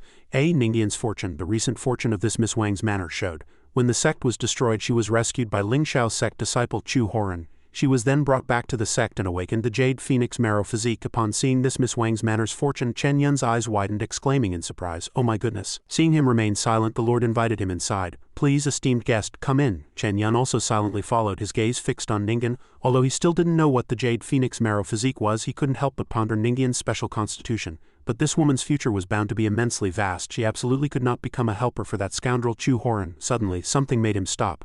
Miss Wang's fortune was changing. Chen Yan was filled with surprise. Is the fortune changing? Miss Wang's fortune had been modified to recent fortune. Talent discovered by Ling Xiao's sect disciple Chen Yan. then brought back to the sect, awakening the Jade Phoenix marrow physique. Chen Yan couldn't help but exclaim, "The fortune has changed, is it because of me?" As Chen Yan focused on Miss Wang's fortune, the lord, who had been standing next to him, turned around when he saw him still standing there. Upon seeing this, he grew suspicious and wary. "Why is this kid staring at my daughter? He looks like he's looking at an idiot." He couldn't help but worry. Did I just chase away a wolf only to invite a fierce tiger? Chen Yan seemed to have noticed the lord's gaze and defensive attitude. He also realized that staring at someone's daughter like that was impolite. He quickly bowed and explained, "My apologies, Manor Lord Wang. I was just surprised to see your daughter's extraordinary talent without any cultivation." Hearing Chen Yan say this, the lord couldn't help but disbelieve him and quickly retorted, "Extraordinary talent, but when the various immortal sects came to Nanwang Manor to recruit disciples, my daughter was tested as having no talent at all." Chen Yan calmly continued to explain, "Some special constitutions are indeed difficult to detect with ordinary methods, but this matter is not urgent." He shifted the topic to the main reason for his visit today. "I came this time to resolve the matter of the Crimson Tiger. I hope you can inform me in detail." After hearing his explanation, the lord trusted him even more. He then invited Chen Yan into the house to discuss further. "Please, esteemed guest, come inside, we'll talk in the room." Then he turned to the servants and said, "The immortal has come a long way, quickly prepare some tea." Outside the gate of the manor, a group of thugs was observing everything that had just happened. Seeing Chen Yan warmly invited inside, they began to worry. And the subordinates behind them kept urging, "Boss, what do we do now? The fat meat we had almost in our grasp has been snatched away by someone else, we can't just let it go." The leader remained silent, lost in thought. Among the subordinates, a gray-haired man seemed to have thought of an obstacle and stammered, "But this person has a flying sword." Another purple-haired man also chimed in, "His cultivation has reached foundation establishment, we have no chance of winning." The leader heard his subordinate's words and angrily growled, "That still doesn't mean we can let this kid ruin our plans." He folded his arms, gritted his teeth and turned around, exuding powerful anger, his face grim. "Listen to my command, you'll act according to my signal later." With that, he caught up to Chen Yan's group and shouted loudly, "Brother Wang, now that Ling Xiao's sect disciples are here, things are easier to discuss." A benevolent smile appeared on his face, showing no trace of his previous ferocity. He pointed at himself and suggested, "However, regarding the Crimson Tiger, we few know best. Would you mind if we accompany this esteemed guest?" Old Master Wang glanced at the group of thugs, then asked, "Brother Hu, weren't you few planning not to get involved in this matter? Why the change of heart now?" The leader's teeth clenched in silent fury as Manor Lord Wang sarcastically questioned him. "This damned old geezer, if it weren't for this kid's arrival, would you dare speak to me like that?" Chen Yan noticed the atmosphere growing tense and cautiously probed, "Who are you all?" The leader suppressed his anger, forcing a smile to explain, "We are all rogue cultivators. Manor Lord Wang previously hired us for protection, and Brother Wang and I have been friends for many years," he said shamelessly, without a hint of guilt. Chen Yan raised an eyebrow slightly and continued to ask, "So, were you the ones who dealt with the Crimson Tiger before?" The leader folded his arms and replied arrogantly, "Precisely." Chen Yan nodded, seeing him admit it so readily, and urged, "All right then, tell me the details." A moment later, inside the manor, Chen Yan listened to the thug's story of the Crimson Tiger and couldn't help but feel a rush of emotions, though that's how it was. This Crimson Tiger had returned for revenge. The lord quickly chimed in, his voice trembling, Yes, that's right, I got rich back then by relying on that complete tiger pelt." He was sweating nervously, then continued, his face pale. "I just didn't expect to unintentionally let a tiger cub escape, and after many years it has become such a calamity." Hearing this, Chen Yan couldn't help but ponder. It seems that tiger became a demonic beast because of the marrow spirit liquid. I hope it leaves enough for me. Suddenly he remembered something, a hint of surprise in his tone. "Speaking of which, has the frequency of demonic beasts appearing been relatively high these past few years? The Hall of Merits has been issuing more and more demon-slaying missions, and even mutated demonic beasts are no longer rare." Realizing this, he suddenly became aware that he was worrying about the Crimson Tiger. He shook his head, trying to focus. "Forget it, it's useless to think about these things now." Chen Yan leisurely raised the teacup in his hand to his lips, took a sip and placed it back on the table. He abruptly stood up, preparing to leave. "I have a general understanding of the situation. Speed is of the essence. I will depart now to deal with that Crimson Tiger. I hope Manor Lord Wang can send someone to guide me." Hearing him say this, Manor Lord Wang suddenly stood up, stammering, Now, are you leaving now? Isn't the immortal in too much of a hurry?" He clearly wanted to keep him, his tone filled with worry. "You've come a long way. Why not rest for a night and depart tomorrow? It wouldn't be too late. I can also fulfill my duties as host." Chen Yan remained silent for a moment, thinking to himself, "That scoundrel Chu Horin should be on his way now. Fortunately, my senior sister lent me her flying sword, allowing me to arrive so quickly." He imagined Chu Horin rushing over, and a faint knowing smile flickered in his heart. "I must resolve this before that kid arrives." Chen Yan immediately expressed his intention to leave, his tone firm. "Exterminating demons and devils is our cultivator's duty. Since I have taken on this mission on behalf of the sect, the sooner it's completed, the sooner Manor Lord Wang can rest easy." Manor Lord Wang was completely relieved after hearing Chen Yan's words full of responsibility. With a joyful expression saying, "As expected of a sect disciple, I am extremely grateful. I wish you, exalted immortal, great success in your martial endeavors." Seeing this, the Wang family quickly called out to Chen Yan, "Exalted Immortal, please wait." Chen Yan turned back in surprise. "HMPH," the Manor Lord Wang with a worried expression reminded him. "Exalted Immortal, you may not know this, but these rogue cultivators harbor ill intentions." Recalling Hu Fan's sneer with folded arms and the appearance of his subordinates, the Manor Lord Wang recounted everything. "These few are well-known local cultivators. After my Wang family rose to prominence, they came to us, claiming they wanted to cooperate with me." Recalling how he personally handed over money, and Hu Fan, holding a knife, smiled smugly as he took the money, Manor Lord Wang continued, "In the early years it was stable enough. They took money and solved many bandit problems for my Wang family. But in the last 2 years, remembering Hu Fan treating his daughter as a plaything in his palm, greedily staring at her, Manor Lord Wang angrily said, they became increasingly greedy, even eyeing my daughter, wanting me to marry her to them." Standing opposite Chen Yan, Manor Lord Wang trembled with anger as he spoke, gnashing his teeth when mentioning those villains. "They've taken over all my Wang family's property, and if you hadn't come this time," Chen Yan looked at the person before him, his brows tightly furrowed, and asked, "Manor Lord Wang, why didn't you report this to the Dragon Sparrow Guard of the Xianxia dynasty? They specialize in dealing with such cultivators." Manor Lord Wang shook his head, cupping his hands respectfully as he replied, "Unless it's a major case, the Dragon Sparrow Guard won't bother with such minor matters. It's precisely because they seized on this point that these fellows, in any case, Exalted Immortal, you must be careful. I fear these villains have not given up yet." Chen Yan smiled and returned the bow. "I understand, thank you for the reminder, Manor Lord Wang." In the dense forest with trees obscuring the sky, Chen Yan hovered on his sword, overlooking everything below. Hu Fan's subordinates were chasing a crimson tiger, its entire body fiery red, radiating spiritual energy as if burning like flames. Hu Fan shouted from behind, "Chase it, don't let it get away." 2 of Hu Fan's subordinates holding long swords looked up at Chen Yan flying on his sword in the air, their eyes filled with anger and jealousy. The brown-clad man cursed, "Damn it, sect disciples are truly wealthy. I want a flying sword too," the green-clad man added. "This kid is indeed a Foundation establishment cultivator. This crimson tiger is being chased by him, yelping and fleeing everywhere." Hu Fan also looked up, then sneered sinisterly. "What's the rush? This flying sword will be ours eventually. And this kid is definitely an inner disciple, maybe even a true inheritance disciple. His cosmos bag must have many good things." Hu Fan continued to run, sword in hand, smiling sinisterly as he told his subordinates, "Be sharp, this is a big score. If we let this kid get away, we'll get nothing." The crimson tiger was forced into a cave by Hu Fan and his group. A subordinate asked, "It ran into the cave, should we still chase it?" Hu Fan and the others looked at Chen Yan approaching. Hu Fan said, "Brother Chen, this is the crimson tiger's lair, but the passages inside are winding and complex. That beast is like a fish in water, and our brothers simply don't have the strength to go in." Hu Fan smiled at Chen Yan, suggesting, "How about we few guard here, watching that beast for you, not letting it escape?" "What do you say?" Hu Fan's subordinates, hearing their boss's words, immediately applauded, their moods gloomy, their faces filled with displeasure. Chen Yan agreed, "All right." Chen Yan's brows were tightly furrowed, his hands clasped as he walked straight ahead. Hu Fan watched Chen Yan's every step from behind. Hu Fan stood with folded arms, one eye obscured, a ruthless expression on his face, watching Chen Yan enter the cave with his subordinates, and sneered sinisterly, "Heh heh." Hu Fan turned to the green-clad subordinate behind him, the one holding a long sword, and said, "Third brother, quickly set up the ground prison array." Hu Fan's face was grim, and he sneered, enunciating his vicious plan. "When that kid comes out after dealing with the beast, we'll ambush him directly, don't mess things up." Third brother, with short hair and clad in green, his muscular physique faintly visible, put his long sword back behind him, a dangerous glint flashing in his eyes. Third brother nodded. Third brother reached into his clothes, pulled out something, his eyes cunning, his smile sinister, holding a pile of blue stones he had just pulled from his clothes. Third brother said disdainfully, "Brother, look carefully. This time there will definitely be no mistakes." Third brother inserted the blue stones into the ground.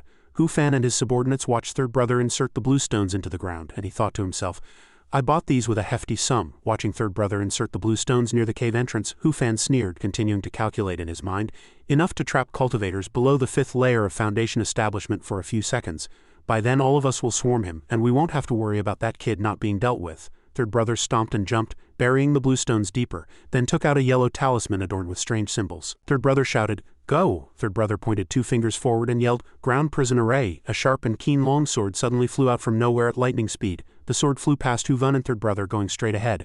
A gash appeared on third brother's neck, his eyes were wide, and he stood motionless. Third brother collapsed onto the damp ground, warm blood gushing from the wound on his neck and red liquid seeped from the corner of his mouth. He died in terror, his eyes still wide open, unable to rest in peace. Hu Van and his 2 companions witnessed this bloody scene, and they were all dumbfounded, terrified to the extreme. Hu Van let out a sharp howl, his intact eye wide, cold sweat trickling down his ashen cheeks. "What?" he shrieked. The sharp sword flew rapidly towards him, forcing him to grit his teeth and dodge clumsily.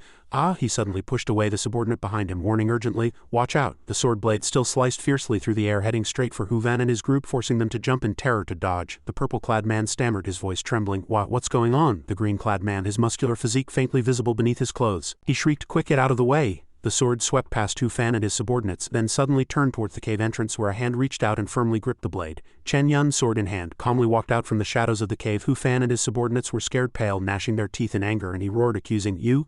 Chen Yan rested the sword on his shoulder, his tone calm. "Don't be so surprised. Since you like to ambush others, you should be prepared to be ambushed," glancing at the motionless corpse of third brother lying on the ground. Hu Fan trembled with anger, his words incoherent. You, he pointed at Chen Yan and cursed. "You, a sect disciple in broad daylight, dare to kill others?" Chen Yan still had the sword on his shoulder, shaking his head indifferently, his tone mocking. "Stop with your disgusting words. Weren't you already planning to deal with me? It's just that I made the first move," he continued, his tone full of provocation. "If you're not convinced, go and complain to the Dragon Sparrow Guard. How about it?" Hu Fan's face turned ashen. After a moment of suppressed fury, he suddenly roared at his subordinates. "Brothers, if you want to live this time, fight me with all you've got. This kid has no intention of letting us go." The subordinates raised their swords in unison, shouting in chorus, kill him, fight him with all we've got." Looking at this group of fierce individuals charging forward, Chen Yan remained calm. He spoke sharp words. "People die for wealth, birds die for food, cultivators think themselves transcendent, but in reality they are no different." The subordinates swarmed forward, shouting, "Shut up, kill him." Chen Yan rushed into their midst in a blink of an eye. With a sweep of his sword, one person immediately fell with a scream. His tone was full of disdain. "As expected, a disorganized mob. With only this much skill, you dare to kill and rob." Then he took out a golden yellow pill from his waist and swallowed it. Hu Fan's mouth hung open as he roared, "You forced me to do this." He threw a pill into his mouth, gulping it down with a gudong sound, veins bulging on his skin. Hu Fan's eyes gleamed with a bloody red light, his hands tightly gripping his long sword. He leapt up fiercely, arrogant to the extreme, and chopped down at Chen Yan. "Don't think you're guaranteed to win." Chen Yan blocked his fierce blow with his sword, his face grim, thinking to himself, "This blow's cultivation actually rivals Foundation establishment. Is it a secret medicine? No wonder he dared to attack me." He began to gather his inner energy, and his whole body erupted with blazing orange-yellow light like burning flames. Chen Yan sneered, "Unfortunately, fakes are always fakes." Golden sword energy swept towards Hu Fan, forcing him to dodge in a hurry. He continued, his tone mocking, "Your sword technique is unrefined, your spiritual energy unstable." With another sword strike, Hu Fan retreated a step again, barely holding on. This power was heaven-sent, but there were no decent killing moves. Chen Yan leapt into the air, then continued, "And with just that, you want to harm me?" The two swords clashed, emitting a clang, and green and red sword energies burst forth, tearing the air. Hu Fan was repeatedly forced back, unable to counterattack, retreating continuously. Chen Yan pointed his sword directly at him, concluding with a cold tone, "You're dreaming." Hu Fan's foot slipped and he fell to the ground in a clumsy heap behind him. Three subordinates rushed forward with swords, and the red-clad man shouted, "Big brother, don't be afraid. Let's go together." Chen Yan sneered, watching them rush forward like hungry wolves, his tone filled with disdain. "As I said, a disorganized mob is just a disorganized mob." He pointed two fingers forward, golden yellow light flashing at his fingertips. HMPH trying to run. The sword shot towards Hu Fan with lightning speed. Suddenly a beast's hand with sharp claws reached out and blocked it. Chen Yan's face darkened, secretly thinking, "This is bad." He tightly gripped his long sword and turned to block the attack from that hand with its blade. The Crimson Tiger roared frantically, fiercely attacking Chen Yan. He cursed angrily. "This beast!" Hu Fan hid to the side, watching Chen Yan and the Crimson Tiger entangled in battle, laughing triumphantly. A malicious glint flashed in his eyes. Recalling everything that had just happened, he roared with resentment. "That old man of the Wang family, it's all your fault for getting my brother's kill. Just you wait." Chen Yan crouched, his sword resting on the ground, gasping for breath, kneeling beside the corpse of the Crimson Tiger. He thought to himself, "Finally it's done." He pondered deeply, thinking, "That Hu fellow is ruthless and vindictive. If I don't deal with him now, he's very likely to cause trouble for the Wang family." Chen Yan glanced at the cave, continuing to calculate. But now that the threat of the Crimson Tiger is gone, the marrow spirit liquid might be taken by other wild beasts. He gnashed his teeth and pondered for a long time, then decided to rush into the cave, thinking to himself, "I hope I'm still in time." The azure sky covered the Wang family mansion, surrounded by green trees. In the spacious room, Ningan quietly watched her father pace anxiously. Manor Lord Wang walked and muttered to himself in a worried tone, "It's been almost an entire night. Why haven't they returned yet? Has something happened?" Ningan gently urged, "Father, please rest. Perhaps that tiger demon is just cunning, causing a delay." Manor Lord Wang rubbed his forehead, sighing worriedly, "If only that were true. I fear those few bullies harbor ill intentions and wish to harm that Lin Shiu sect disciple. Although cultivators from sects are powerful, they haven't ventured through the Jianghu martial world after all, so they might fall into a trap." Suddenly a noisy commotion came from outside. Quick, stop him.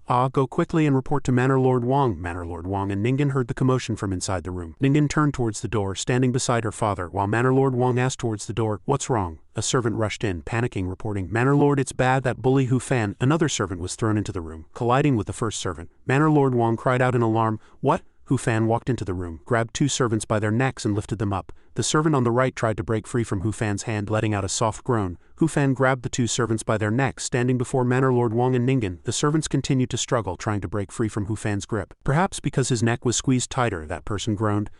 Manor Lord Wang stood in front of his daughter, asking with a hint of fear in his voice, Hu Fan, what do you want to do? What have you done to young friend Chen? Hu Fan threw the two servants he was holding and sneered, HMPH. The two servants were thrown in different directions. Hu Fan walked up to Manor Lord Wang, his tone filled with resentment. Old man, you still dare to mention him? It's all because you wouldn't obediently marry your daughter to me, so you went and found that damned sect disciple. Hu Fan's eyes were bloodshot, veins bulging with anger. He gnashed his teeth and roared, now that my brothers have been killed, I'm reduced to being a hunted fugitive. He suddenly turned to Ningan, who was protected by Manor Lord Wang, and said, however, Sister Ningan is fine. Didn't that kid say you have a special physique? Hu Fan smiled grimly and continued, don't worry, from now on I'll cultivate with you, and we'll be a pair of desperate lovers, ha. Manor Lord Wang quickly shouted, you're dreaming, stop him. A group of servants rushed in from outside the door armed with knives and surrounded Hu Fan. Hu Fan laughed grimly. HMPH, the servants in the room were struck down by Hu Fan lying scattered on the ground. Manor Lord Wang trembled with fear, collapsing onto the ground. Manor Lord Wang stammered, you. Hu Fan raised a knife, saying contemptuously, you immortal want to deal with a cultivator? Who gave you the guts? He raised his long blade high and shouted, I'll kill you. Before the blade could strike Manor Lord Wang, Ningan stepped in front of him. She shouted, stop. Hu Fan's blade immediately stopped. Hu Fan let out a surprised hum, the tip of his blade pointing at Ningan pleaded weakly,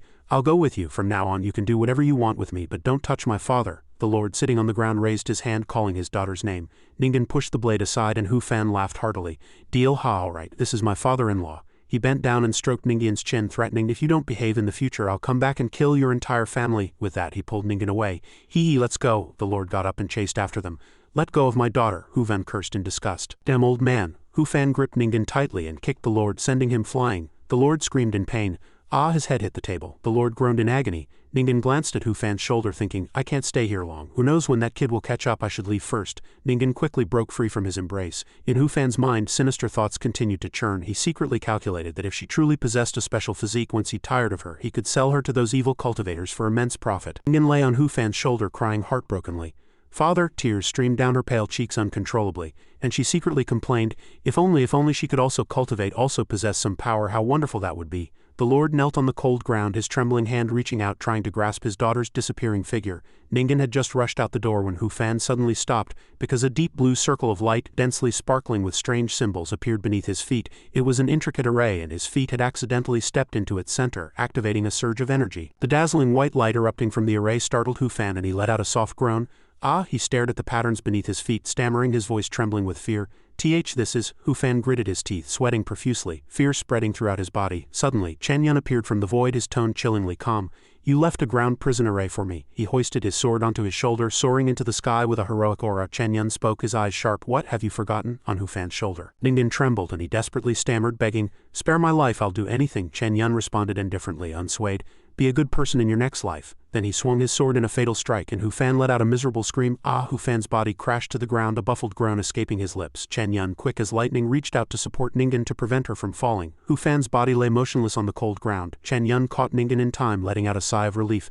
Phew, Ningan, startled in his arms, cried out. Chen Yan suddenly recalled his time traversing the cave, carefully collecting every precious drop of marrow spirit liquid, thinking, I spent too much time in the cave searching for the marrow spirit liquid, but thankfully I made it in time. The lord rushed out the door, startled by Hu Fan's corpse, and let out a soft exclamation. He quickly cupped his hands and bowed to Chen Yan, saying gratefully, young friend Chen, thank you for saving me, Mr. Wang. This kindness, Mr. Wang. Chen Yan also cupped his hands in return, sincerely saying, this was my oversight, please don't blame me, brother Wang. The lord quickly waved his hand, shaking his head repeatedly. What are you saying, young friend Chen? This time you really, ignoring Chen Yan, who was chatting with her father. Ningan silently looked at Hu Fan's corpse on the ground and turned her gaze towards the house where her family members were tending to their wounds. Continuous whispers drifted out. Take the pills, she gently nodded with determination. She ignored her father's worried gaze, turned to Chen Yan and said, young Master Chen, you said earlier that I have extraordinary talent. I want to become a cultivator like you. The lord softly called out Ningan. Chen Yan turned around and smiled reassuringly. Sister Ningan, don't worry. With your potential, you can definitely become a powerful cultivator. Then he turned to speak with the lord. By the way, brother Wang, there's one more thing I'd like to ask for. In the vast boundless forest, a young man galloped on a white horse, speeding for half a day. He suddenly stopped at the entrance of a manor, his horse neighing from the abrupt halt. Chu Horin frowned, quickly wiping the sweat from his forehead, muttering, finally, I'm here. He sat on horseback, shouting loudly, I am a disciple of the Lin Shiu sect commissioned to be here. Where is your master? On either side of the gate, two servants stood guard with staffs. The lord rushed out of the house, sighing to the person on horseback. Oh, exalted immortal, you finally arrived. I haven't dared to sleep for 2 days. Chu Horin leaped from his horse and eagerly asked the Lord, "Where is that crimson tiger? What's its location?" As soon as he landed, he pressed on with questions. "How did you deal with it before in the Wang Manor's inner residence?" The Lord told Chu Horin everything, his voice trembling. "Exalted immortal, that's the situation," Chu Horin questioned in return. "So those rogue cultivators went to hunt the tiger demon and never returned?" The Lord forced a smile and replied, "Precisely." Chu Horin sat in a chair pressing the Lord with questions. "What was the approximate range then? For example, where did they hunt? Where does the tiger demon usually appear?" The Lord wiped his sweat with a handkerchief, stammering, "I really don't know that, only that it's in the mountains." Chu Horin's face turned livid as he stood up, slammed the table and roared, "In the mountains? Are you asking me to turn all the nearby mountains upside down?" The Lord's face turned pale with fright and he stammered, but he stood up trembling as he bowed. "I truly don't know." Chu Horin's face was grim. He held the jade token in his hand and ordered the Lord, "Give me a map of the nearby mountain area."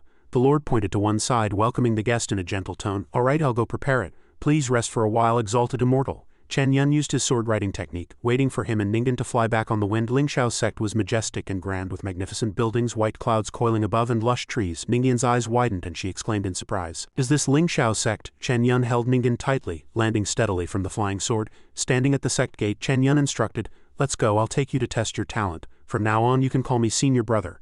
At the sect altar, 5 stone pillars stood majestically, guarded by several people. Golden runes sparkled beautifully on one of the stone pillars. 2 people above were turning red buttons on the stone pillars, and another person stood outside observing. Chen Yan walked up with Ningan and asked a man standing with his arms crossed, "Excuse me, senior, why is the spirit array talent test delayed today?" Upon hearing the question, the man immediately replied, "Don't you know, the true inheritance disciples competition will be held at the sect altar soon. It can only resume after the sect competition ends." Ningan stood still, not daring to speak. Chen Yan cupped his hands and pleaded, "Then senior, would you mind waiting for a moment? This time I went down the mountain and found a highly talented junior sister. Could you wait for her to finish her talent test before leaving?" The senior looked at Chen Yan and Ningan, pondered for a moment, then put his hands behind his back and said with a smile, "All right, it won't take long anyway." The senior shouted to the others, "Everyone please wait a moment, a junior sister needs to be tested." Chen Yan repeatedly cupped his hands in thanks. "Thank you all." Suddenly a youth appeared, causing Chen Yan to turn his head. His white hair fluttered in the wind, his robes billowed, exuding a unique charm. The youth spoke, "Wait." The 3 of them looked at each other at this moment. UJ began to make things difficult. "Who allowed you to mix personal matters with public duties and obstruct sect affairs?" The 2 people who were setting things up stopped. Chen Yan still calmly replied, "Senior brother Yu, I merely wish to recruit an excellent new disciple for the sect. How can that be considered mixing personal and public matters?" he continued smugly. "Ridiculous. The sect sends people to various villages every year to select disciples with cultivation aptitude. She wasn't chosen before, so how do you know she has talent and aptitude? So don't think I don't know your little schemes," UJ continued to criticize incessantly. "You're just lusting after her beauty. Seeing how pretty she is, you deliberately brought her here, pretending to test her, then finding an excuse to keep her by your side as a maid, making it sound legitimate." Chen Yan felt speechless facing this chatterbox. He stood there with his arms crossed thinking, "It seems there are indeed many inner disciples like this, but I have no such intention." Ningan stood there also thinking worriedly, is senior brother Chen being serious? Chen Yan immediately retorted, "Senior brother Yu, everything you've said is just your speculation. As for the truth, we'll know once Ningan takes the test." UJ's face turned livid after hearing this, and he roared angrily, "You ungrateful wretch. Get out immediately or I will use the excuse of obstructing sect affairs." Lin Shiu flew down from the sky and said to the few of them, "Why be so angry?" As soon as she landed, UJ gently said, "Public duties have their urgency and their leisure. Setting up the competition venue is not an urgent matter." Her slender feet touched the ground and Lin Shiu walked up to the 3 of them continuing, "It's all right, let this little junior sister try. It won't take long anyway, will it?" Chen Yan immediately cupped his hands and bowed upon seeing her. "Thank you, senior sister, for your understanding." Ningan, seeing her, couldn't help but blush and say, "This person is so beautiful, like a fairy." Lin Shiu also touched her hair a little shyly. UJ unhappily spoke, "Lin Shiu, is this urgent or not? This kid is mixing personal and public matters. Shouldn't such behavior be stopped? You can't shield him just because you know him. Otherwise, if everyone acts like him, what will become of the sect's discipline?" As he spoke, he pointed at Lin Shiu, who still responded calmly and happily, "UJ, stop accusing people here, whether this is mixing personal and public matters. We'll know once this child takes the test. If she's a good prospect, your obstruction here would be the real mixing of personal and public matters." Ningan was deeply moved by her words. Immediately after, Lin Shiu's gentle demeanor was replaced by a sharp coldness, and the air suddenly became chilly. She shouted loudly, her voice as sharp as a blade, "If everyone acts like you, what will become of the sect's discipline?" Around her, cold spiritual energy surged like a winter mist, contrasting sharply with UJ's burning rage, which erupted like hellfire. The 2 disciples nearby were dumbfounded, their mouths agape, admiring the fierce confrontation. Finally, Lin Shiu and UJ both cast their gazes at each other. Then UJ unhappily snorted coldly, like 2 swords clashing and sparking. They still maintained their spiritual energy locked in a stalemate like a string about to break, and the surrounding space trembled slightly. Outside, several curious disciples gathered whispering among themselves. The discussion spread like wind. Chen Yan stood to the side looking helpless, thinking it's only been a few days and the conflict and animosity between senior sister Lin and senior brother Yu Jie have become so openly hostile. It seems the competition for the elder position is indeed more intense than ever. A worried expression appeared on his face, his brows tightly furrowed. A moment later both retracted their spiritual energy, and the atmosphere eased slightly. Yu Jie immediately pointed to the side, his tone full of provocation. HMPH, since junior sister Lin said so, then let her take the test. I want to see what you'll say after the test. The two people from before quickly returned to their posts, working together to install the enormous spirit stone onto the stone tablet, moving swiftly but still nervously. Chen Yan turned to Ningan, gently reassuring her, "Just relax when you stand in the array later." She nodded in agreement, but at this moment her face was already heavy with worry. Her eyes were moist, her forehead covered in fine sweat, clearly indicating extreme inner unease. Then she took a deep breath, mustered her last bit of courage, and trembled as she stepped into the formation. Ningan stood steadily in the center of the formation, and under the scrutinizing gaze of those around her, the formation suddenly erupted with dazzling white light spreading like a thick mist. Outside, the three people had different expressions. Chen Yan's face was pale, his heart racing, while Lin Shiu let out a soft sigh, somewhat disappointed. Yu Jie, however, snorted sarcastically, a hint of mockery flashing in his eyes. Ningan was extremely panicked. Several disciples nearby began to whisper, "What does white light mean? Doesn't that mean extremely poor cultivation aptitude?" They whispered like demons, attacking in turns. "Where is it poor? It's no aptitude at all. It seems senior sister Lin truly misjudged this time." Ningan felt her limbs go weak, unable to stand steadily, her entire body trembling. She looked up at Chen Yan, tears streaming down her face. Yu Jie at this moment was smugly laughing heartily, his voice echoing through the sky.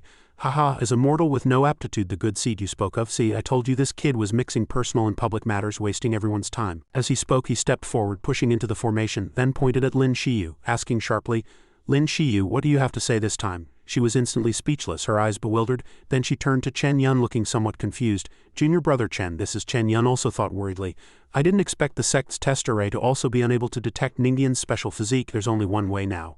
A determined glint flashed across his face. He cupped his hands to Lin Shiu, his tone respectful yet firm. "Senior sister Lin, I hope to activate the Grand Profound 5 Elements array to test junior sister." Lin Shiu's face was serious, and she did not rush to answer, but pondered for a moment. Yu Jie immediately interrupted, his tone filled with mockery. "Grand Profound 5 Elements array? Kid, you really dare to think big? Haven't you had enough of this act? This is an array that chi refining cultivators cannot activate.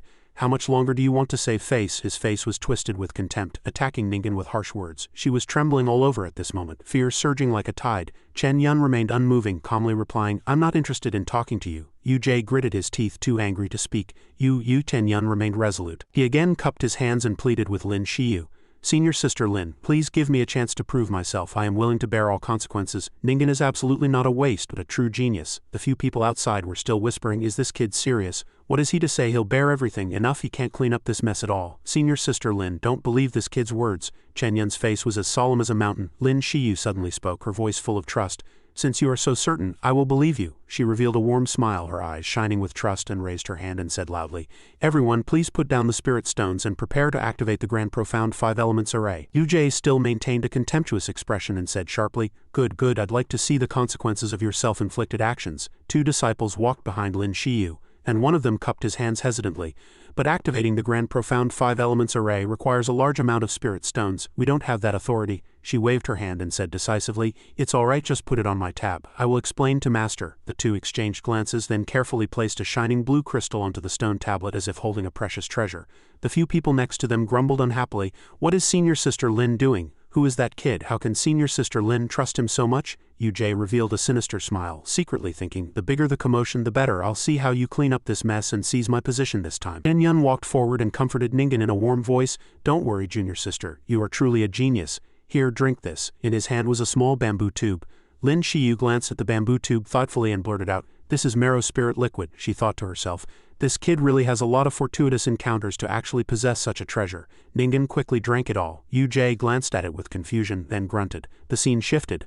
A moment later, Ningan stood in the blue array again. Under everyone's scrutinizing gaze, an identical array ring suddenly appeared in the air, making her look up in surprise. Several streams of energy descended from the sky, enveloping her body. She closed her eyes tightly, her face showing discomfort, feeling her body abnormally hot after drinking that liquid. Chen Yan and Lin Shiu held their breath nervously outside, waiting silently. Suddenly, the array ring in the sky burst forth with a dazzling pillar of light, shooting straight down and connecting to the array on the ground. The people outside gasped in astonishment at the shocking movement. The pillar of light enveloped Ningan, and a line of shimmering text appeared. Talent, Heaven-grade Jade Phoenix Marrow Physique. Ningan was also stunned, exclaiming, "Ah!" Only then did Chen Yan breathe a sigh of relief, standing with his hands on his hips, thinking to himself the system was indeed correct. UJ, however, was more panicked than anyone. Heaven-grade talent, how is that possible? The group of cronies began to discuss amongst themselves, isn't heaven-grade the highest talent? It seems senior brother UJ is only earth-grade. I can't believe this girl actually has talent. What girl? This is rare heaven-grade talent. She could at least be accepted as a true inheritance disciple. UJ gritted his teeth in anger. How is that possible? Then he pointed at Chen Yan and shouted loudly, "How can you find a heaven-grade disciple? You kid, what did you just give her to drink? You must have cheated. Don't think you can deceive me." Suddenly, a giant roar came from the sky, interrupting him. Enough! An aged elder appeared majestically in the air, causing a new disciple to exclaim, "It's the great elder." His face was stern as he looked down. As he landed, several disciples cupped their hands and bowed. "Greetings, great elder." Chen Yan also secretly lamented as he cupped his hands. Heaven-grade talent is indeed astonishing. Even the great elder has appeared. The great elder walked up to Ningan, carefully observed her, and then exclaimed, Ningan was extremely nervous at this moment, facing the person before her. After a moment he spoke kindly. "Child, are you willing to join our Lin Shiu sect?" Ningan exclaimed in surprise. "Ah!" Then she revealed a joyful smile, thinking to herself, "Great." Then she looked at Chen Yan, seemingly seeking his advice, and Chen Yan also nodded happily. Seeing this, Ningan replied, "Great elder, I am willing." He stroked his beard and said happily, "Good, from now on you will be a true inheritance disciple of our Lin Shiu sect. Before you officially become my disciple, you can first cultivate with Shiu." Even Lin Shiu was surprised when she heard this, secretly thinking, a true inheritance disciple. The great elder turned and asked her, "Shiu, what do you think?" She quickly cupped her hands. "As you command. Thank you, master, for trusting your disciple. Your disciple will certainly teach junior sister well," the surrounding inner disciples whispered, their voices filled with envy and jealousy. True inheritance, who was directly appointed as a true inheritance disciple, a meteoric rise truly worthy of heaven-grade talent, so enviable. Our sect doesn't even have many true inheritance disciples. After speaking, the great elder suddenly turned to UJ, his voice low and majestic, and shouted loudly, "UJ, because of your competitiveness, our Lin Shiu sect almost lost a talented disciple." He trembled all over, his face pale with belated regret surging in his heart. The great elder's face was grim and his tone was full of disappointment. "Master is very disappointed in your performance. After this you should watch your own behavior." UJ was drenched in cold sweat, stuttering and begging, his voice trembling uncontrollably.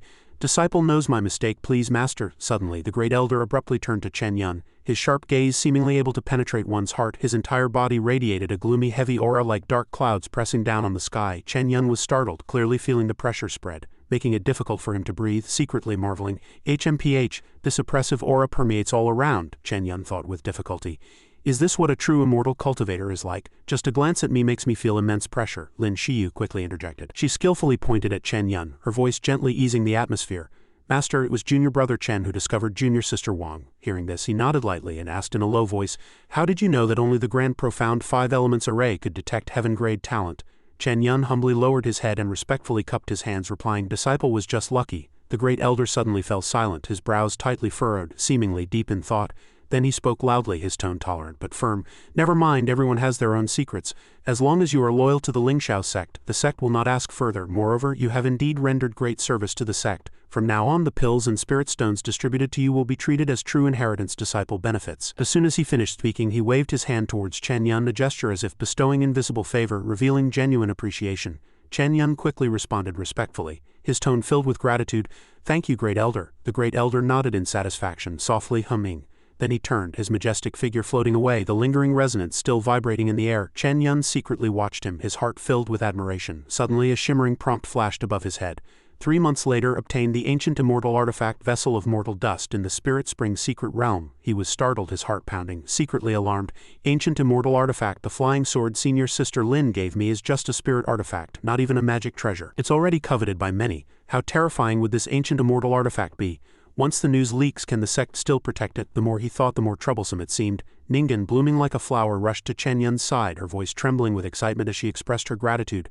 "Senior brother Chen, thank you for bringing me to Lin Shiu sect. If it weren't for you just now, I'm afraid Chen Yan revealed a warm smile, gently patted her hair and softly urged, "From now on, follow senior sister Lin and cultivate well. I believe with your aptitude you will soon become an outstanding talent of the sect." Ningan nodded repeatedly, firmly assuring, "No matter what happens in the future, you will always be my senior brother Chen." Ningan nodded repeatedly, firmly assuring, "No matter what happens in the future, you will always be my senior brother Chen." Lin Shiu was also radiant at this moment, handing over a shimmering jade pendant and happily instructing, "Junior brother, this is my sound transmission jade pendant. If you encounter any trouble in the sect later, just call me. I hope you will soon be promoted to a true inheritance disciple."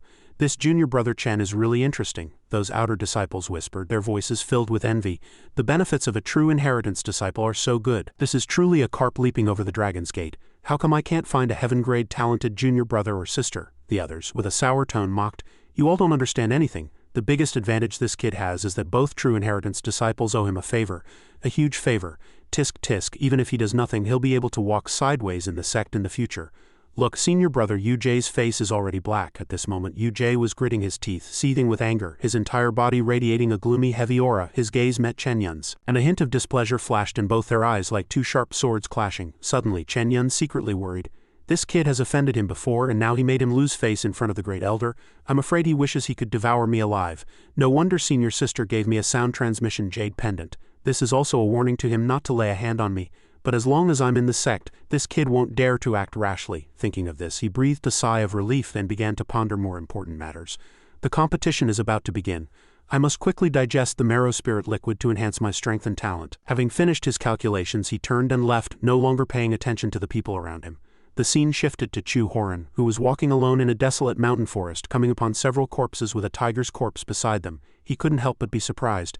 Did I finally find it? All corpses? Chu Horin was puzzled.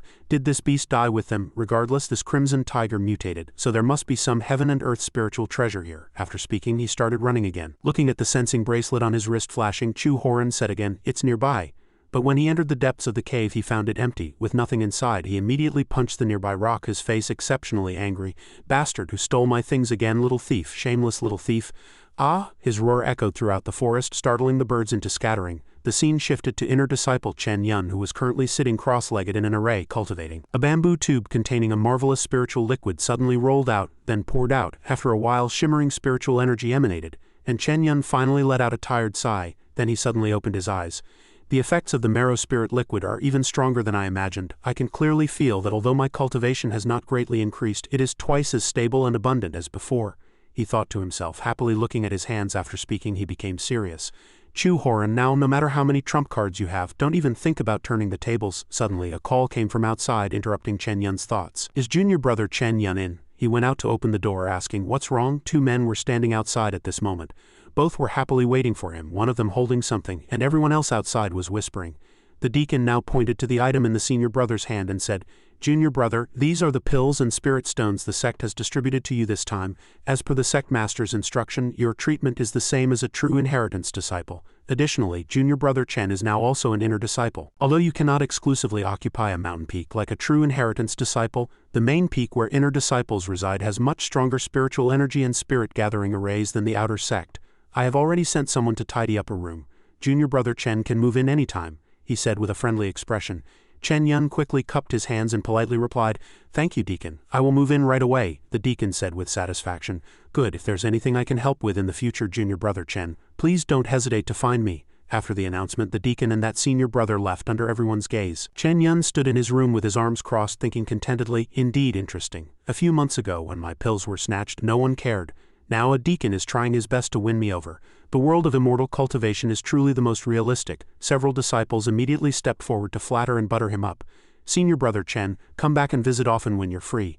"Senior brother Chen, I'll help you move your things later." Another woman also blushed and asked, "Senior brother Chen Yan, are you free tonight?" But Chu Horin was standing alone in a corner at this moment with no one beside him. His face was filled with anger. "I gained nothing from this trip and wasted cultivation time. How infuriating." Suddenly, a few disciples walked up to greet him. "You're back, junior brother Chu." Chu Horin impatiently shook off the senior brother's hand and looked forward in confusion. HMPH, when he saw Chen Yan happily chatting and laughing with several senior brothers, his face became even gloomier. Chu Horin was seething with rage, pointing forward and loudly questioning, "The past few days I've been away, has nothing happened in the sect? What has that good-for-nothing done again?" Chen Yan was happy at this moment, as if he hadn't noticed his presence, and the two senior brothers at this moment both looked troubled. "Senior brother Chen Yan he is now." Chen Yan then noticed him. Then he walked forward and said with a mocking tone, "Oh, isn't this the wolf-hearted junior brother Chu? What's wrong, back from hunting?" Chu Horin angrily pointed at him and shouted loudly, "Chen Yan, you good-for-nothing, don't think that just because your cultivation is higher I can't deal with you. Wait until the competition, you'll see." Chen Yan gently shook his head, his face full of helplessness and pity, then said with a swaying voice, Tisk tisk, it seems you didn't catch any prey, otherwise you wouldn't be so exasperated. This time I went down the mountain, I had quite a harvest. First I slew the mutated crimson tiger, and in its lair I actually found marrow spirit liquid. As soon as he finished speaking he glanced indifferently at Chu Horin, who trembled violently as if pricked by a needle. Chen Yan maintained a calm tone, continuing to speak as if nothing had happened. Then he discovered a girl with the jade phoenix marrow physique in a certain manner. At this moment Chu Horin felt as if struck by lightning, his face pale with shock, and he blurted out in utter astonishment, "What?" Chen Yan remained calm as water, his tone light and breezy. "So I brought her to the sect. The great elder, to reward me for finding such an excellent disciple for the sect, gave me the treatment of a true inheritance disciple. How about it? Not bad, right?" He was both surprised and bewildered, stammering in disbelief. "Wong family, crimson tiger, marrow spirit liquid, jade phoenix marrow physique, you're doomed." Chu Horin suddenly turned to the several senior brothers beside him, trembling, asking if what he said was true. The few people nervously nodded repeatedly, stammering, It's true." Hearing this, Chu Horin's face flushed red with anger again. He roared, his voice tearing through the air, "It's you stole my fortuitous encounter, little thief. These all belong to me." At this, the senior brothers on Chen Yan's side immediately retorted on his behalf, their tone full of indignation. "Hey, you say it's yours and it's yours? Are you so used to snatching other people's things that you've lost all sense of shame?" "Senior brother Chen Yan, don't bother with this kind of person, he's just crazy." Chen Yan waited a moment before kindly speaking, his tone like comforting a child. "Forget it, everyone understands. A mad dog is a mad dog, it thinks anything good it sees belongs to it." The senior brothers who usually listened to him burst into laughter, their laughter echoing continuously.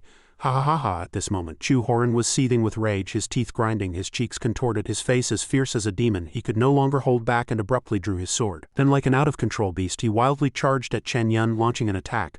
"I'll kill you." Chen Yan cast a disdainful glance at him, his tone calm and full of mockery.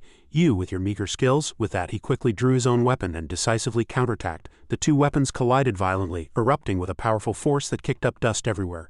Chen Yan confidently confronted Chu Horin, both fully focused on controlling their power, each move as sharp as a blade. After blocking the opponent's sword strike he finally said seriously, his voice deep and powerful, "My turn." Then Chen Yan lightly swung his great saber, chopping at Chu Horin's sword, his movements as fluid as flowing clouds in water. Suddenly Chu Horin's sword tip grazed Chen Yan's shoulder, leaving a bleeding wound, and a burning pain quickly spread. Chen Yan immediately felt discomfort, and with a fierce saber strike he sent Chu Horin retreating, the force like surging waves. Chu Horin was astonished at this moment, blurting out in bewilderment, You actually..." Suddenly the deacon's senior brother appeared, roaring loudly and majestically. "Stop, all of you, private duels are strictly forbidden outside the sect's martial arts arena. What are you trying to do?" he questioned, pointing at Chu Horin with a gaze as sharp as a blade. Chu Horin gritted his teeth at this moment, both angry and worried, secretly thinking, "Not good, did this kid intentionally let me injure him?" Chen Yan calmly pointed his sword at Chu Horin, his tone high-pitched and full of grievance.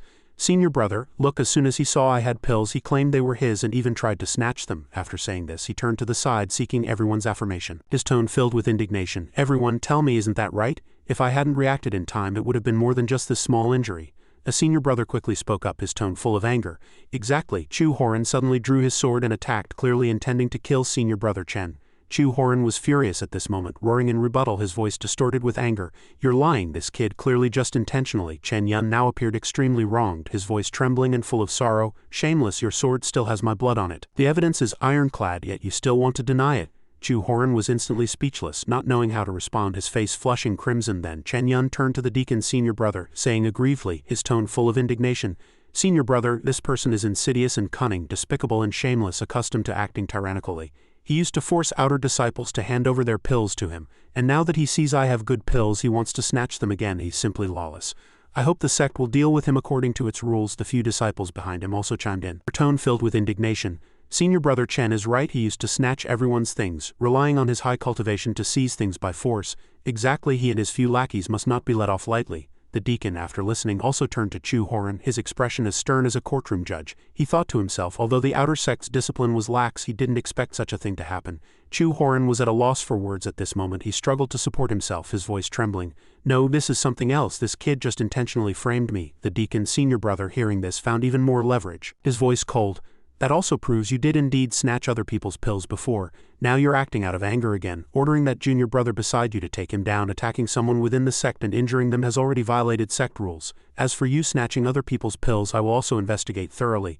If it's true I will report it to the elders." At this moment Chu Horin was terrified, his face turning purple with rage, his hands tightly bound. Before leaving, Chu Horin still gritted his teeth and threatened Chen Yan, his voice sharp and full of venom. "Chen Yan, don't think this matter is over. You just wait, you just wait." Chen Yan merely responded with a mocking smile, his tone gentle yet sharp. "Heh heh." After saying that, Chu Horin turned to the other senior brothers, his tone full of threat.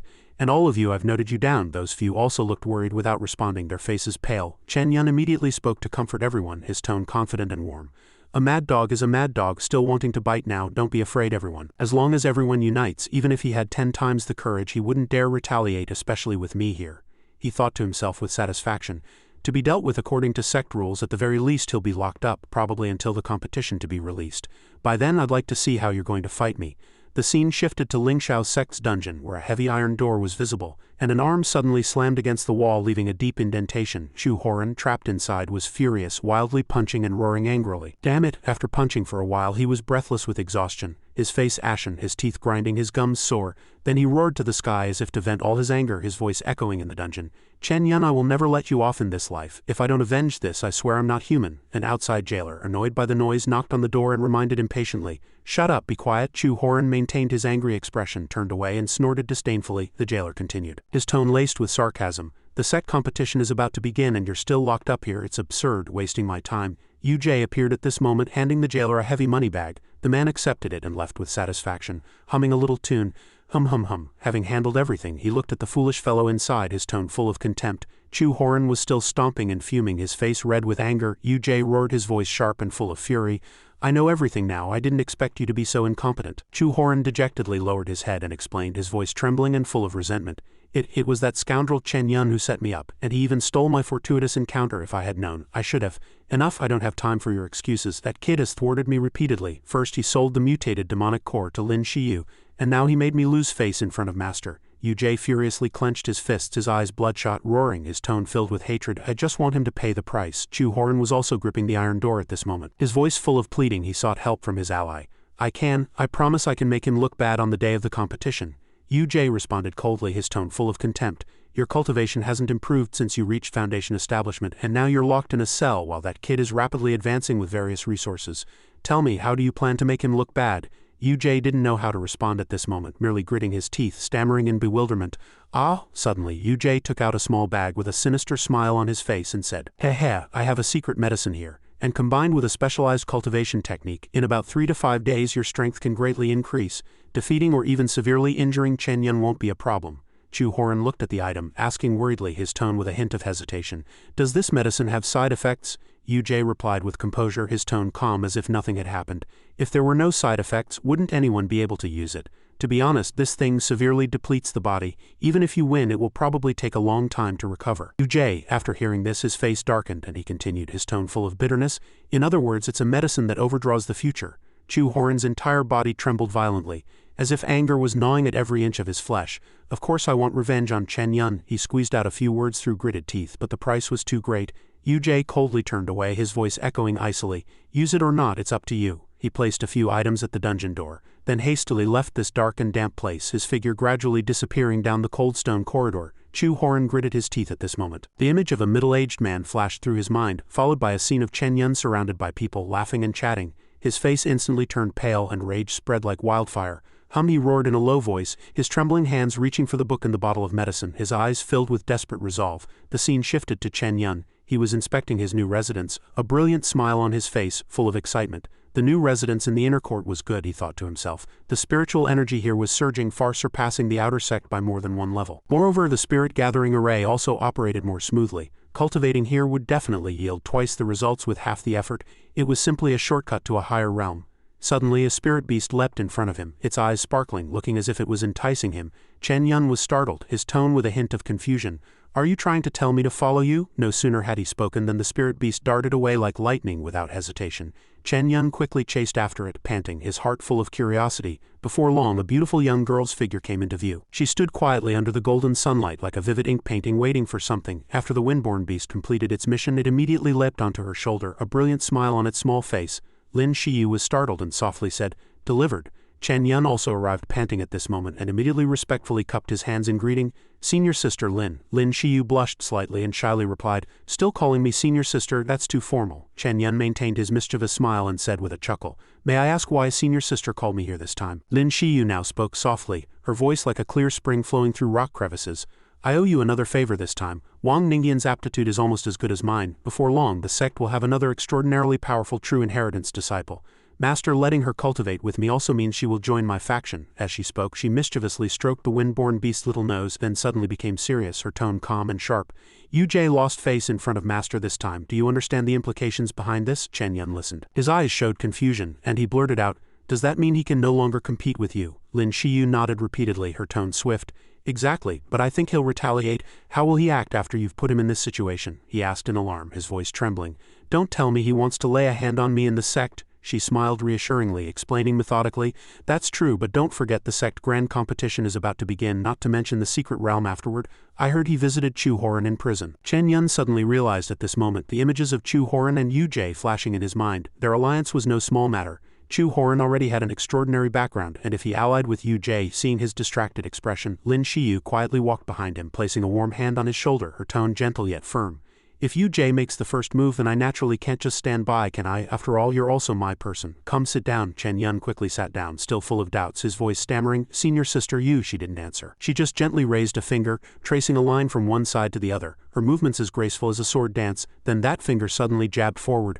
A pure spiritual energy shot from her fingertip towards Chen Yan's glabella, accompanied by Lin Shiu's exquisite sword techniques, each line sharp as a blade, tearing through space. He was stunned, his heart racing. At this moment she was breathtakingly beautiful, those powerful sword moves cascading down like a waterfall, dazzling and full of power. The scene shifted again to the bustling martial arts arena, countless disciples jostling each other, the air filled with cheers on the stage. Chen Yan was sparring with a senior brother. He skillfully knocked his opponent back. The senior brother stumbled backward, his sword flying from his hand and rolling to the side. After rolling off the stage, the senior brother immediately cupped his hands in thanks, his tone sincere.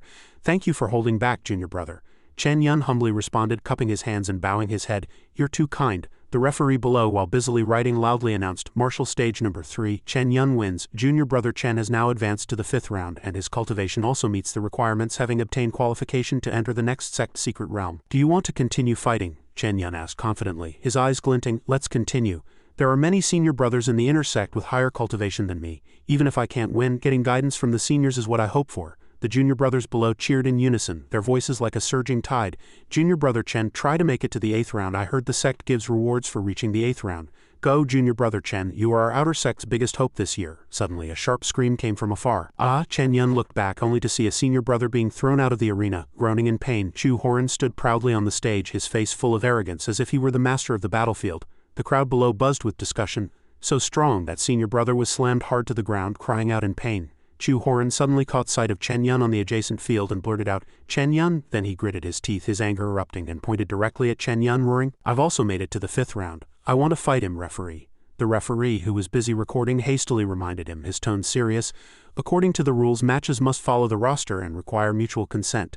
Chen Yan then calmly replied, It's fine, I agree to fight him. After speaking, he looked sharply at Chu Horin. Good, we do need to settle accounts properly. At this moment, the two stood on the same arena, the air thick with tension, ready to erupt at any moment. Chu Horin angrily roared again, Chen Yan, you! Chen Yan raised a hand to stop him, his tone calm and firm. Stop, no more nonsense. Then he drew his sword, exuding confidence. I don't want to waste time on someone like you. Let's get straight to the point. If you lose, you kneel down, kowtow 3 times, and then bark like a dog 3 times. How about it? Chu Horin was furious, snorting disdainfully. The referee looked up, worried. This was too cruel. Other disciples also discussed, if he loses, how will he ever hold his head high in the sect again? Do these two have a blood feud? Chu Horin now showed a sinister smile, saying in a sharp voice, All right, you said it. The referee painstakingly advised, The sect holds these competitions to test disciples' strength. I think you two should still. Hee, this is interesting. Suddenly, steady footsteps approached, accompanied by a hearty laugh. Yu-Jie appeared, feigning righteousness and saying, Cultivators should have some spirit. Let them fight. Chen Yan, don't say anything. There was no response, and then another set of light footsteps sounded. Indeed, everyone looked over to see Lin Shiu appear with her wind-born beast, and a burst of cheers erupted from the crowd. Wow, senior sister, she continued, her tone carrying a hint of disdain. If one only knows how to play petty tricks, one won't go far on the path of cultivation. Senior brother Yu, I didn't expect you to have time to watch this match when our own competition is about to begin, she said to Yu-Jie, a friendly smile on her face, but Yu-Jie gnashed his teeth in anger, asking in a deep voice, What, do you intend to stop this match? Lin Shiu still replied calmly, No, on the contrary, I also want to see the outcome of this match. Then she raised her hand and shouted loudly, Chen Yan must win. Junior brother Chen, if you win, I'll give you a special reward. The junior brothers below, witnessing this scene, were green with envy. Tisk, what exactly is Chen Yan's relationship with senior sister Lin? Could it be, is Chen Yan worthy of senior sister Lin? Regardless, this Chen Yan is truly too enviable to have such a good relationship with senior sister Lin. This made Chen Yan momentarily flustered today. He gave a helpless wry smile, thinking to himself, Senior sister, you've really put me in the spotlight this time. UJ was speechless with anger at this moment, pondering, did junior sister give that thing to this kid too? Lin Shiu turned to him, a knowing smile playing on her lips. Heh heh. The referee then spoke, his tone decisive. All right, if neither of you has any objections, the match begins now. With that, he waved his hand to signal. Chu Horin arrogantly swung his sword and charged over, roaring, Chen Yan, you're dead. On the training ground, two surges of true chi, one golden and radiant, the other mysterious blue, clashed fiercely. Appearing equally matched like fire and water, Chen Yan parried Chu Horin's moves with his sword, a surge of worry in his heart. This guy's cultivation is at least at the 4th or 5th layer of foundation establishment, not inferior to mine at all. Is it a secret medicine? Chu Horin was equally worried, sweating profusely. Why, even with the secret medicine, can I not fully suppress him? After a while, their two swords crossed, and Chu Horin swiftly delivered another strike. Sharpness like lightning cutting through the air, Chen Yan immediately parried with his sword. The clash of metal was deafening. Chu Horin spiraled further out of control, roaring wildly. Chen Yan, today I'm going to chop you to pieces. Below, UJ silently cheered, his heart filled with joy. This guy has already used a secret medicine, plus that soul-severing sword he learned from who knows where. With these two powers combined, Chen Yan is definitely doomed. In the arena, Chu Horin unleashed a massive sword chi, its imposing force heading straight for Chen Yan, and he merely loosened his grip on his sword, standing calmly indifferently watching the deadly sword edge. The referee shouted frantically, his voice trembling. Stop, no harming lives in the competition. UJ grinned smugly, a hint of mockery on his face, thinking too late. Below, the senior brothers were alarmed, discussing in panic. How can Chu Horin be so strong? Someone worriedly advised. Senior brother Chen jumped down. It's better to lose face than lose your life. Chen Yan, however, remained absolutely calm. His whole body radiated a powerful aura, ready to face the challenge at any moment. Just before the sword chi could touch him, he suddenly opened his eyes, swung his sword and blocked the perilous strike. Then he beamed a brilliant smile, brandishing his sword accompanied by a furious sword chi, and shouted joyfully, I see it. His sword chi erupted, pushing Chu Horin back. After deflecting the fatal blow, only swirling dust remained. Chen Yan stood steadily in the gap torn by the blue sword chi, motionless like a statue. Whispers of doubt echoed. He blocked it again. How did senior brother Chen do that? The senior brothers were all shocked, their eyes filled with admiration. Chu Horin was also stunned, unable to believe his eyes, and blurted out in panic, What was that? How could you block my attack? Below, UJ sharply analyzed, instantly grasping the key. Innumerable sword edges were broken in the attack, hitting the vital points perfectly. This is Ling Xiao's sword art. Then he frowned, thinking, how is that possible? Ling Xiao's sword art can only be learned by true inheritance disciples and inner disciples. No matter how that kid learned it, how could he instantly reach the minor accomplishment stage? He immediately glanced at Lin Shiu, a hint of suspicion flashing in his heart, and blurted out, Wait, could it be Lin Shiu? You actually passed your sword intent to that kid? After speaking, UJ sneered mockingly. Truly generous, but this also means your sword intent has been weakened. Aren't you afraid you'll lose to me because of it? Lin Shiu remained calm, turning her head to softly reply, It's fine, I suddenly realized that if my opponent is you, a slight weakening of my sword intent doesn't matter. He gritted his teeth in anger, clenching his fists, and loudly reprimanded, You Lin Shiu, how dare you insult me like that? In the arena, Chu Horin was still furious, swinging his sword like a wild beast, roaring as he fought, I don't believe it, you're just trash I stomped on, how can you possibly? The deadly sword light once again pointed directly at Chen Yan. He nimbly parried with his sword, secretly thinking this guy is still difficult to deal with. I must find a way to disrupt his mind. Then he revealed a provocative smile, his tone full of mockery. That's all thanks to those fortuitous encounters, junior brother Chu. All those opportunities were originally yours. Now you can finally taste what it's like to have things snatched away from you. Chu Horin gnashed his teeth, saying sharply, You! Then he immediately unleashed a powerful sword chi, and the wind howled. Chen Yan skillfully dodged, simultaneously parrying with his sword. Chu Horin barely managed to block with his sword, then gritted his teeth, thinking, damn it, wait, this power isn't right. Chen Yan's feint had succeeded. Chu Horin's sword was knocked away, clattering to the ground. He staggered back a few steps, his body swaying. Chen Yan observed him, thinking, as expected, that last blow put a huge strain on him. His hand is already trembling unsteadily. Then he revealed a sly smile. Since that's the case, the junior brothers below cheered happily. Senior brother Chen won. I knew senior brother Chen would win, haha. The referee then spoke, his tone decisive. All right, the victory has been decided, you two. Suddenly Chen Yan raised a hand to stop him. Wait. Then he turned to Chu Horin, his tone clear. My junior brother Chu is surely not convinced by this loss. To make him accept it wholeheartedly, I've decided to give him another chance. He pointed at Chu Horin and loudly commanded, Go pick it up and strike again. Chu Horin had already picked up his sword, his body radiating angry red light, and said in a deep voice, Chen Yan, you brought this upon yourself. Then he charged forward, arrogantly swinging his sword and roaring, Kneel before me. Ah, below, UJ frowned in anger, silently cursing, foolish. Breaking subtlety with force is inherently impossible, and he's still using that move. Chen Yan easily knocked Chu Horin's sword away again, scoffed, and then pointed at the sword on the ground, loudly commanding, Go pick it up. Seeing the sword tip pointing at him, he was speechless with anger, stammering, You. Chen Yan interrupted him, roaring, "If you don't fight, then obediently kneel down, kowtow 3 times and bark like a dog 3 times. Chu Horin gnashed his teeth, fiercely roaring, "Chen Yan, today I'll risk my life to make you." His hand tightly gripped the sword hilt. But the sword was rapidly knocked away in astonishment, accompanied by an angry roar. "Go pick it up!" Chen Yan once again knocked Chu Horin's sword away, simultaneously saying, "Go pick it up, go pick it up." Every time the sword fell, he would repeat this phrase, unyielding. The senior brothers below all smiled happily at the sight. Haha, Chu Horin was now utterly exhausted, collapsing to the ground, his entire body trembling, his face drenched in sweat, beads of sweat dripping down. Chen Yan stood before him like a sword-wielding asura, imposing and terrifying. A junior brother below asked in confusion, "What's wrong with him? His face is so pale." Chu Horin was now like one possessed, surrounded by greedy hallucinations, his eyes black, gnashing his teeth and roaring, "No, I won't lose." He stood up, stomped his foot, spread his arms and howled at the sky, I'll make you." His whole body radiated an eerie aura. Suddenly Chu Horin spat out a mouthful of blood, then pointed at Chen Yan, seemingly wanting to say something. The referee quickly announced, "Match over, victory decided." Chen Yan wins this match. Chu Horin immediately fell to the ground unconscious, his eyes rolled back, blood seeping from his nose, mouth and eyes, and he foamed at the mouth. The referee, while busily recording, muttered in confusion, "Is this a side effect of taking forbidden drugs?" UJ looked up angrily, thinking, "Useless trash, wasted my risk of giving him secret medicine." Then he glanced at Chen Yan, who was being praised by everyone, and snorted coldly, thinking, "HMPH, just you wait, Chen Yan." And Lin Shiu, "This isn't over," and she remained calmly observing the outcome before her. A few days later, on a moonless night, the sky was pitch black. Chen Yan walked in his courtyard, lost in thought. The sect grand competition has finally ended. I successfully entered the top 8. Although I didn't receive a ranking reward, I did gain qualification to enter the secret realm with the sect. That Chu Horin, because he took forbidden drugs, ended up with severed meridians, becoming a complete cripple unable to cultivate. I heard he tried to commit suicide more than once, and has now been sent down the mountain to fend for himself. It's a pity that UJ has taken a grudge against me because of this. Thinking of this, a hint of worry immediately appeared on his face. But soon Chen Yan pulled himself together, determined to let go of these thoughts.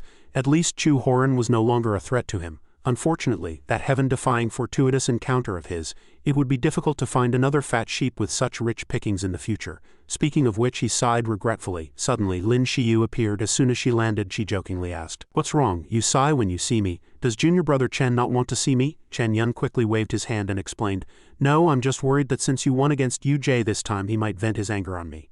She immediately responded, "I came to you precisely for this matter." Lin Shiu solemnly warned, "Although UJ is highly talented, he is narrow-minded. 2 months from now, if you plan to go to the Spirit Springs secret realm with the sect, it's best to stay with me.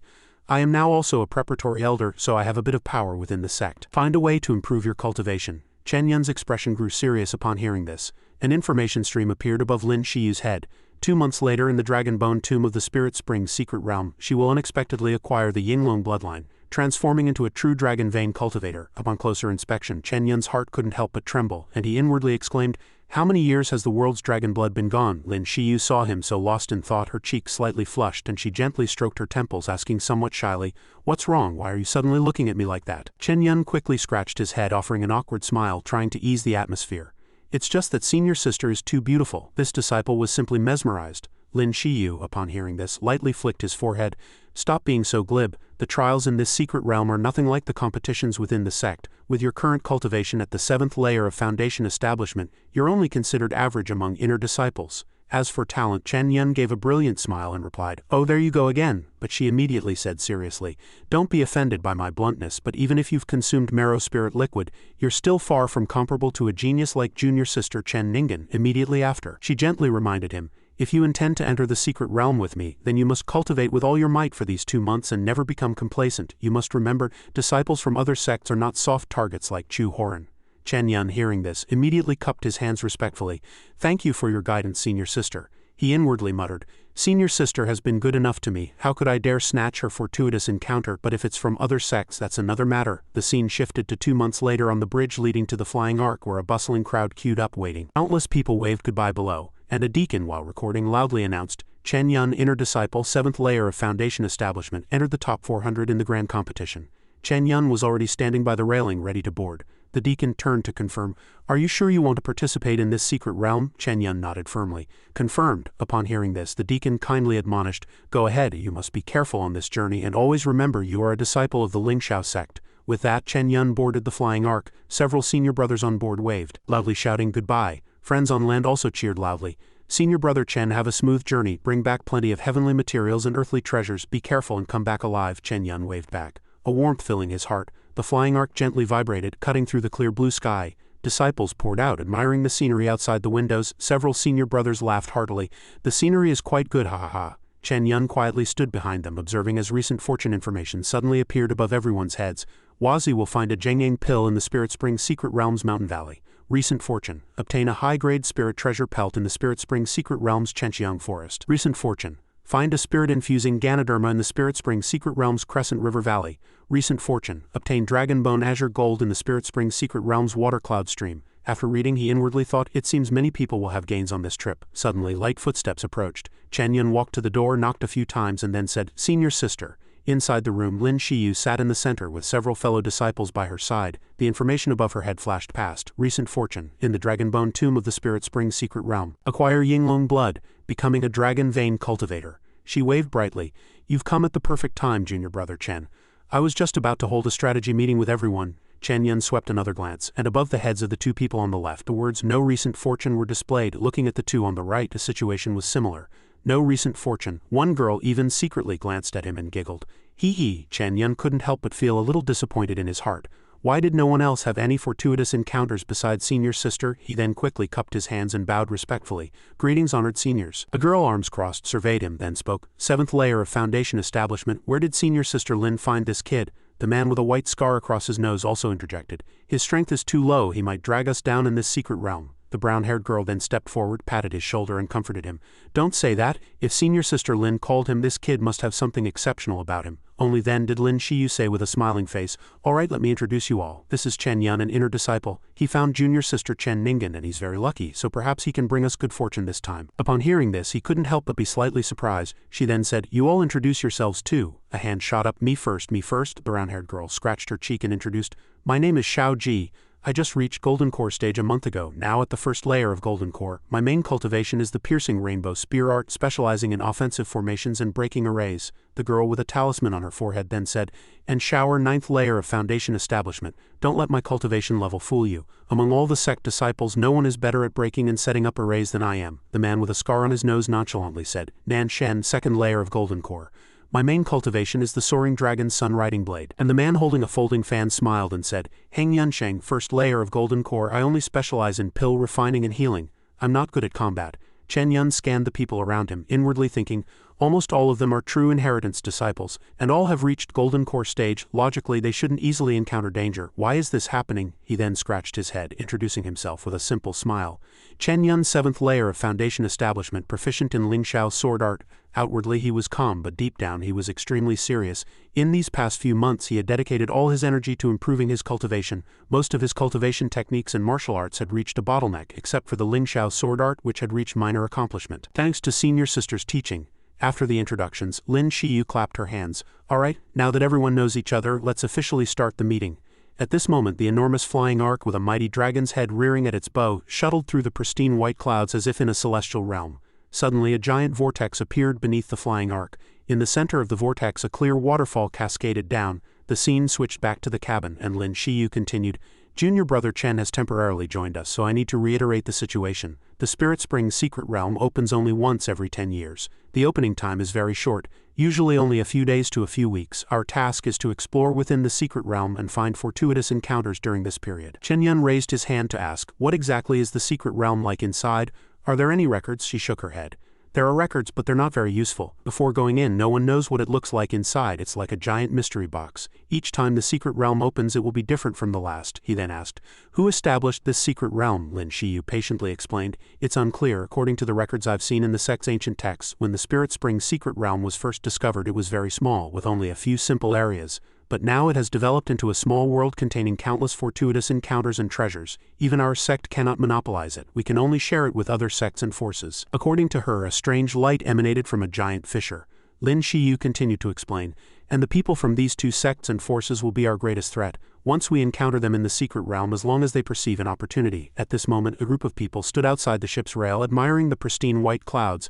Another flying arc also slowly approached, moving in parallel with the waiting crowd. The three flying arcs charged towards the giant vortex together. Chen Yan shielded his eyes and looked, inwardly assessing. Are those the Gaiyuan sect and Xuanwu Academy? He observed the people on that ship. Gaiyuan sect, a major sect whose strength and heritage are no less than Ling Xiao sects. Its disciples mostly cultivate Gaiyuan techniques. allowing their true qi to interconnect, making them proficient in group combat. And Xuanwu Academy is a joint academy established by the founding emperor of the Xuanqian dynasty, integrating countless small sects. Its disciples are mostly children from prominent families. It is said that the academy adheres to a cruel law of survival, and most of its graduates serve the Xuanqian dynasty and various powerful aristocratic families. Suddenly, from the lake within the giant vortex, immense spiritual energy surged forth, followed by a powerful pillar of light that shot straight into the sky. Chen Yan suddenly shouted excitedly, "The secret realm has opened."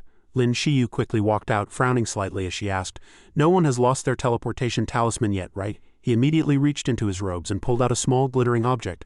At this moment a translucent token lay in Chen Yan's palm, and Xiao laughed heartily, patting her chest confidently.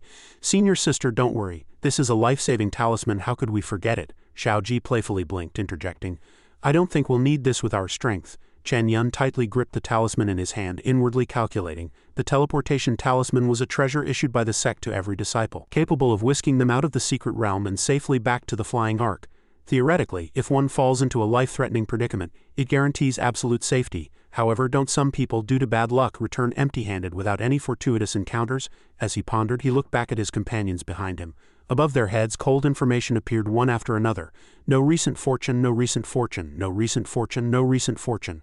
Lin Shiu's windborne beast suddenly appeared by her side, its body rapidly expanding, towering majestically, guarding her. She said decisively, "Let's go. As per tradition, our Lingxiao sect is the first to enter." No sooner had she spoken than everyone rushed down together. Chen Yan flew ahead on his sword, speeding on the wind. Suddenly he glanced into the distance and saw a familiar figure. That Chu Horin." That guy also had a gloomy expression, glared at him, and then coldly snorted. "HMPH kid, you just wait," Chen Yan asked. "Isn't the great elder coming in with us?" And Xiao sighed helplessly.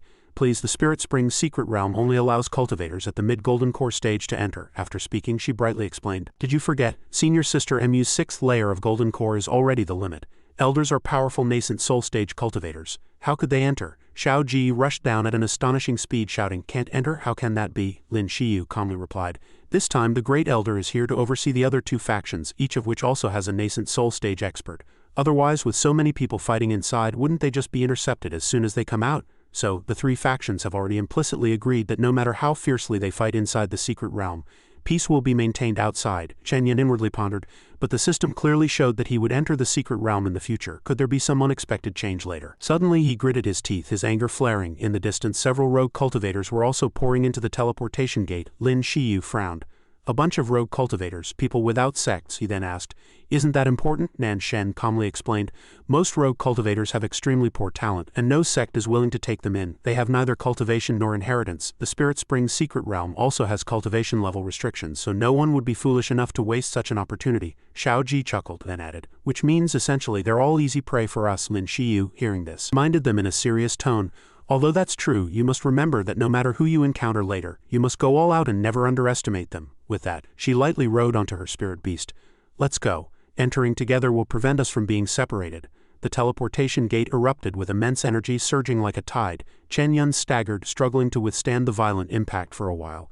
And then the entire team suddenly landed in a barren land of towering mountains. Fortunately, they were still gathered together intact. Everyone descended on the wind, looking for a place to land. The clouds gradually dispersed, revealing the brilliant sun. Golden sunlight bathed the earth. Chen Yan looked up, asking in confusion, "Is this really a secret realm? It's completely indistinguishable from the outside world." And Xiao exclaimed excitedly, "That's a fake sun. The clouds and sky here are all artificial. There are even nights." Lin Shiu remained steadily seated on her spirit beast, admonishing, "If you want to gain anything from this trip to the secret realm, the most important thing is to find fortuitous encounters before others do. Disciples will divide into teams, with each team choosing a different direction to explore."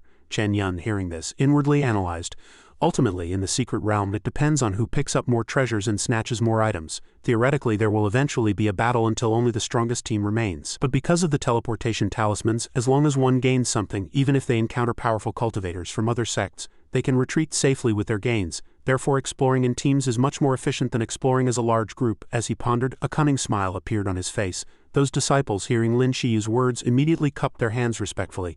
Yes, they then flew off on their swords to seek treasure. Suddenly, Chu Horin abruptly appeared, asking unhappily, "Where are you all going?" Xiao Ji impatiently replied, "What's wrong with him? Why is he asking that? What business is it of yours?" That guy calmly said, "I just want to go in the opposite direction from you all, to avoid us bumping into each other." Lin Shiu gave a brilliant smile. "Then let's go towards the plains." Chu Horin immediately flew on his sword, taking his junior brothers towards another direction. "Then we'll go the other way. Watching his figure gradually disappear into the distance, the system flashed a prompt, recent fortune. Soon after, in the rocky forest, discover a treasure-gathering crow's nest, obtaining a large amount of cultivators' inherited treasures. Chen Yan was stunned, his mouth agape. A large amount, the system says a large amount, how much is that? While he was still in a daze, Xiao Ji urged, Junior brother Chen, let's go, what are you still standing there for? Chen Yan inwardly fumed. No way, if it were disciples from other sects fine, but this scoundrel Chu Horin, whether it's for public or private reasons, I'm going to pluck his feathers and strip his skin. He then cupped his hands to Lin Shiu. Senior sister, I think the plains might not yield much. We should change direction, she asked happily. Oh, then where do you think we should go? Chen Yan seriously pointed forward, precisely in the direction Chu Horin had just flown. Lin Shiu trusted his luck, nodding. All right, I'll listen to you this time. And Shower exclaimed in surprise. No way, senior sister, if we find good stuff then won't we have to fight Chu Horin for it? Xiao Ji sighed. Senior sister, you really spoil this kid. Suddenly his expression changed drastically. The system above Lin Shiu's head displayed no recent fortune. Heng Yunsheng and Unshower were the same. Recent fortune.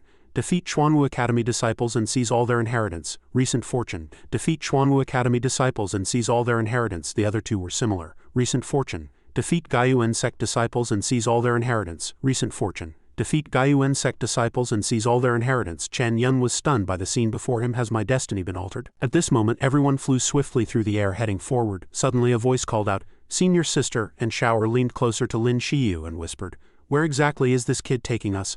Are we really going to listen to him? Nan Shan also cut in irritably. We've just been flying through the air, we haven't explored anything below. How can we possibly find anything? Chen Yan was still calculating in his mind. Because Chu Horin's team has been searching all along, they've been very slow and we've already left them behind. What was mentioned about the rocky forest must be here, but the area is too vast. Where should I look for that bird's nest? Suddenly a giant strange bird abruptly appeared. Its gaze paused for a moment, as if it had spotted some delicious prey. Then it plunged downwards without hesitation. Charging at the moving group below, Lin Shiu suddenly looked up and exclaimed, It's a high-level demonic beast. She immediately shouted a warning. Disperse. The giant bird swooped straight down, pecking fiercely at the center of the group. But everyone had already scattered to both sides in time, moving with astonishing speed. Lin Shiu was slightly less fortunate. She was struck by a giant claw and let out a muffled groan. However, Chen Yan and a few others, seeing this giant crow, simultaneously cheered with delight. A treasure-gathering crow, it must be it. Seeing its attack miss, the giant crow immediately turned and spewed a powerful force. Rushing straight towards Chen Yan and his group, everyone quickly used all their abilities, desperately dodging the sharp spiritual energy beams, and Shower angrily extended 2 fingers, casting a spell. Damn beast, don't be so arrogant. They were surrounded by a sturdy spiritual energy shield. The attacks, flying like feathers, pierced the shield like sharp blades. Nan Shen gritted his teeth and swung his sword, releasing sword chi to neutralize them. Heng Yunsheng also quickly threw out several pills, using their explosive power to fend off the attacks. However, the cunning giant crow abruptly flew high into the sky, easily dodging the sword chi and spiritual pills. Suddenly, Xiao Ji appeared from above the giant crow, gripping her long spear tightly and stabbed downwards with all her might. Ah! She gritted her teeth and charged, yelling disdainfully. But the giant crow deftly dodged to the side, causing Xiao Ji to be thrown off. The giant crow shot feathers like lightning, fiercely attacking her. Xiao Ji quickly spun her long spear, forming a sturdy spiritual energy shield to block the powerful feathers. Damn it, this bird is too fast. Suddenly, an immense force from above the giant crow stabbed straight into its neck. It was Lin Shiu's windborn beast. Lin Shiu commanded the windborn beast to rush up and bite the giant crow's back. The windborn beast attacked with its sharp teeth and claws, giving the giant crow no chance to resist. Lin Shiu, riding on the windborn beast's back, praised, Well done, I'll take its demonic core now. As she spoke, she happily brandished her sword. Suddenly, Chen Yan quickly reached out to stop her. Wait, senior sister, don't kill it. And Shower below also asked in surprise, why? The demonic core of a high-level demonic beast is very valuable. Are we just going to let it go? Chen Yan immediately explained. I read in an ancient text that this type of treasure-gathering crow likes to collect various treasures to decorate its nest. If we follow it to its nest, we might have an even greater harvest. Xiao Ji also felt puzzled and asked, Are there really demonic beasts with such habits? Heng Yunqing closed his fan and calmly replied, Corvids indeed have a penchant for collecting objects. Hearing this, Lin Shiu turned around and said to Shower, Shower, put a tracking mark on it. And Shower happily replied, No problem. He then extended 2 fingers, cast a spell on the giant crow, and 2 large eyes immediately appeared on its body. Lin Shiu continued to brandish her sword and lightly struck it. She slashed at the giant crow's wing. At this moment, she and her spirit beast were still riding on the giant crow's back. Ouch! The giant bird squawked, caw-caw. After a while, the windborn beast finally released its claws, letting go of the giant crow. The giant crow fell like a free-falling object, its feathers scattering, but it quickly regained its balance and flew away immediately. It was then that Lin Shiu happily said, Lead the way now, I hope we'll have some good fortune. The giant crow now flew to a tall mountain. Below the mountain a huge cave was revealed. It swiftly landed beside the cave entrance, then vigilantly lifted its head. Seeing Chen Yan and the others catching up, it was scared out of its wits and once again flapped its wings in terror and flew away. Squawking caw-caw-caw, Chen Yan happily shouted, It seems its nest is right here. He then swiftly descended and entered the cave, seeing the sight before him. His cheeks flushed red with surprise. Before everyone now lay piles of gold, silver and jewels along with countless shimmering weapons. He couldn't help but exclaim, "This is too much," and Shower's eyes sparkled as he picked up several diamonds, thrilled. "My heavens, were rich, white rainbow sword. Crimson gold armor, bowstring arrows. These are all high-grade magic artifacts, and there are so many high-quality spirit stones." Lin Shiu looked at the scene, and the corners of her mouth couldn't help but curve slightly upwards. It seems that treasure-gathering Crow really does have a habit of collecting treasures. It's just that after so many years of accumulation, it all benefited us instead. She then distributed them to everyone. Each person picked a few usable items, and the rest were put into their cosmos bags to be divided equally upon return. Xiao Ji quickly found a weapon and held it up. "Then I want this one." Han Yunsheng and Nan Shen also searched for items suitable for themselves. Chen Yan was the same, holding a sword in his hand, his face filled with satisfaction. After speaking, he checked the other stones. Suddenly, Lin Shiu appeared, waving him over. Chen Yan walked closer to her and asked in confusion, "Senior sister?" Lin Shiu took out a jade pendant. "Here, this is for you. Take this magic artifact." As she spoke, she placed the item in his hand. Chen Yan asked curiously, "What is this?" She immediately explained. "This spirit jade seals an extremely powerful spirit, a rare beast skilled in concealing its tracks. When activated, it can help you become invisible for a period of time." And Shower heard this and also raised his hand, exclaiming loudly, "Wow, this is a life-saving artifact. It can help you escape pursuit." "Senior sister, I want one too." The two beside them could only feel helpless seeing this. Nan Shen then spoke, "You're not the weakest among us. What do you need this for? Besides, we have the secret realm teleportation talisman. This item is a bit superfluous, only useful for sneaky matters." Chen Yun received the good item and immediately cupped his hands in thanks. "Thank you, senior sister." After speaking, Lin Shiu said to everyone, "Now that you've all taken your things, let's go." As soon as she finished speaking, the team took flight again, leaving the cave. After a while outside the cave, Xiao Ji put her arm around Chen Yun's shoulder and happily said, "Kid, I didn't expect listening to you would really make us rich. Senior sister said you had good luck, and she was right." Chen Yan also scratched his head, responding with an awkward smile, "Luck, it's just luck." At this moment, everyone had flown to the cave entrance. Lin Shiu turned around and asked him, "So, junior brother Chen, where do you think we should go next?" Everyone turned their heads, their eyes filled with expectation. Chen Yan, however, found it difficult to answer. "Well," he calculated in his mind, "because I changed direction. Although we avoided some dangers, senior sister's Yinglong bloodline fortune disappeared. How about we return to the original direction?" Lin Shiu immediately responded, "All right." Suddenly, his gaze became solemn. Lin Shiu's head now displayed the prompt again. Recent fortune. Acquire Yinglong blood in the Dragon Bone Tomb, becoming a Dragon Vein cultivator. Chen Yun thought with some worry, "No way is that Dragon Bone Tomb so dangerous." Even Golden Core stage Xiao Ji and Nan Shen, after changing their equipment, couldn't survive by senior sister's side, so I'd probably be even worse off. Suddenly, he looked outside the cave where several figures had appeared. It's you, Jay." Seeing them, he gritted his teeth. "Lin Shiu, what do you mean? How did you all get here?" A moment later, after that team went in to check, they came out just as quickly. He angrily gritted his teeth and roared, "You found a fortuitous encounter, you scoundrels. All these things are ours." "This is our search area," Xiao Ji immediately retorted. "Who made that rule? There's no first come first served here." And Shower stuck out her tongue, adding fuel to the fire. "If you're capable, go find it yourselves. Don't just try to snatch good things when you see others find them." Lin Shiu waved her hand amicably. "All right, since senior brother Yu wants this place, let's just let him have it." And Shower mischievously chimed in, all right, let's go, haha." Yu Jay was so angry he was fuming, gritting his teeth and pointing at them, roaring, "Lin Shiu, don't let me see you again." Fortunately, several senior brothers quickly tried to hold him back. Suddenly, Chen Yun looked back and saw that Yu Jay's head once again displayed a prompt, "Recent fortune. Slay all Gaiyuan sect disciples and seize all their inheritance." Yu Jay was still furious at this moment. After observing for a bit, he immediately departed on his sword. Chen Yun calculated in his mind, "It's this again." Logically, disciples from other sects also have teleportation talismans, so killing them should be very difficult. It seems something unexpected will happen after this secret realm ends. Lin Shiu, meanwhile, looked at him meaningfully. Then she asked Chen Yun where he planned to go next. Chen Yun replied with some guilt, "Let me think, perhaps we could go rob disciples from the other two sects."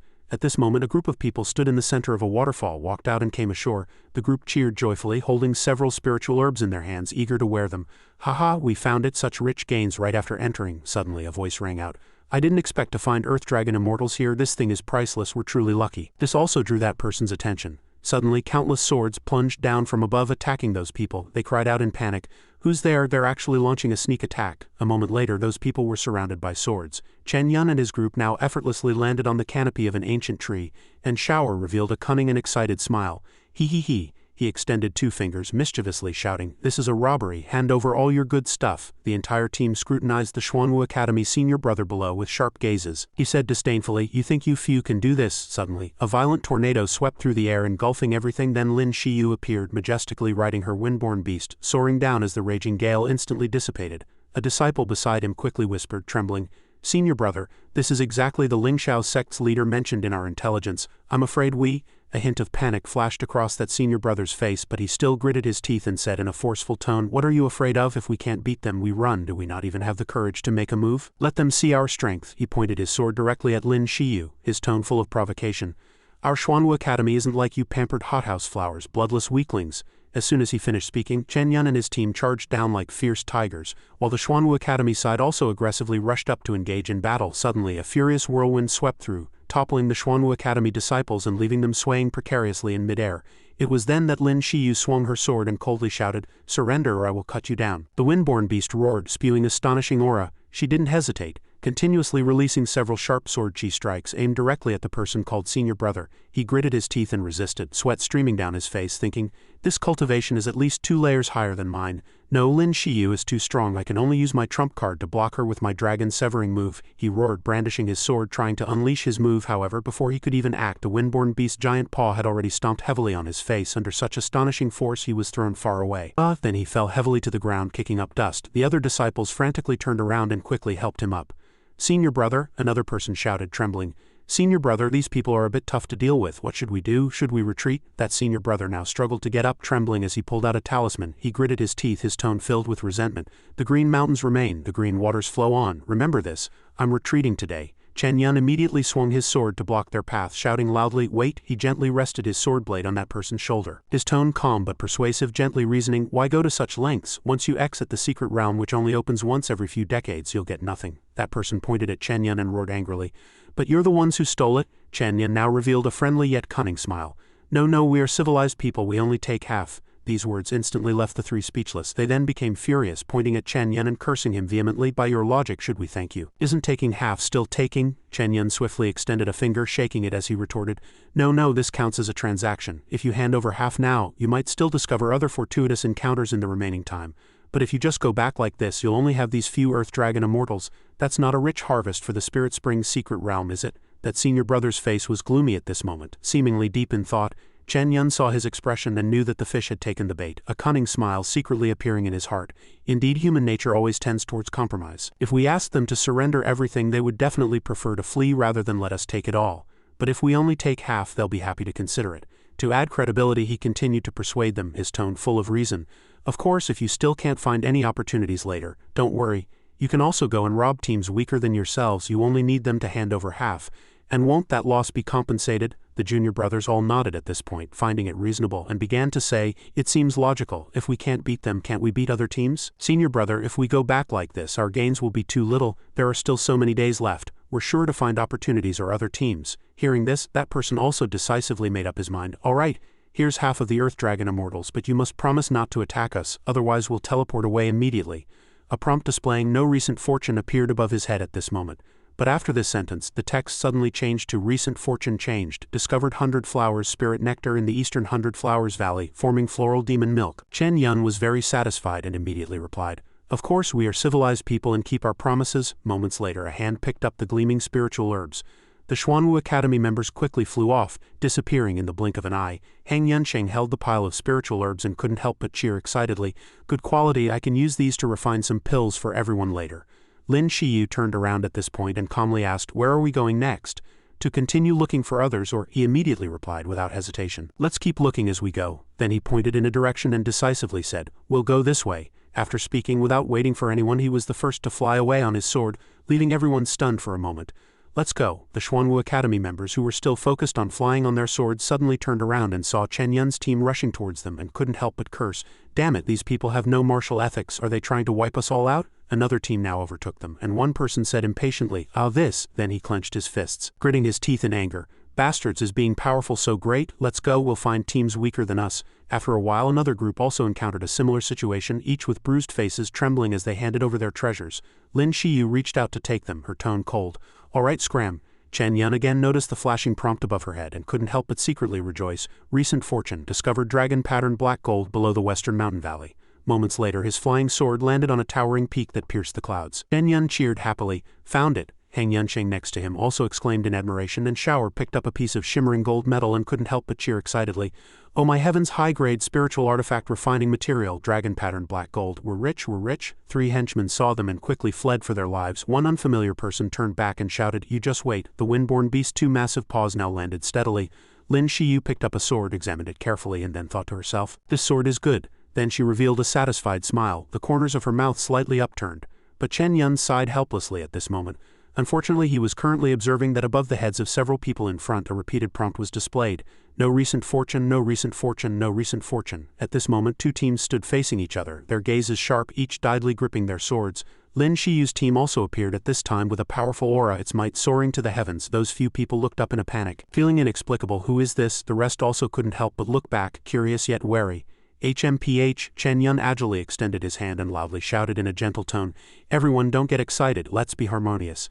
Hand over half of your gains and I guarantee no one will be hurt. One person immediately cursed furiously. Who the hell are you? The scarred man also pointed and impatiently chimed in. If you're capable, come and show us what you've got. A cloud of smoke spread and in an instant those few people had already knelt before them. Trembling, offering what they had picked up, everyone was seething with suppressed anger, their voices filled with resentment. Everything I picked up is here. Half you must keep your promise, let me see. And Shower took the items, checking them carefully, and moments later winked at Lin Shiu.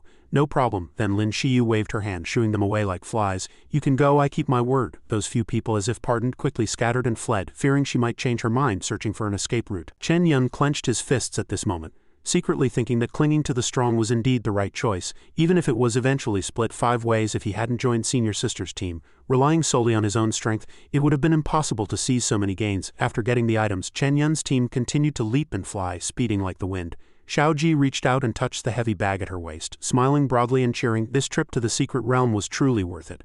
My treasure pouch is overflowing. I feel like I won't have to worry about cultivation resources for the next few years. Hang Yansheng also happily interjected. Just the spiritual herbs alone will last me a long time, Nan Shan immediately replied seriously.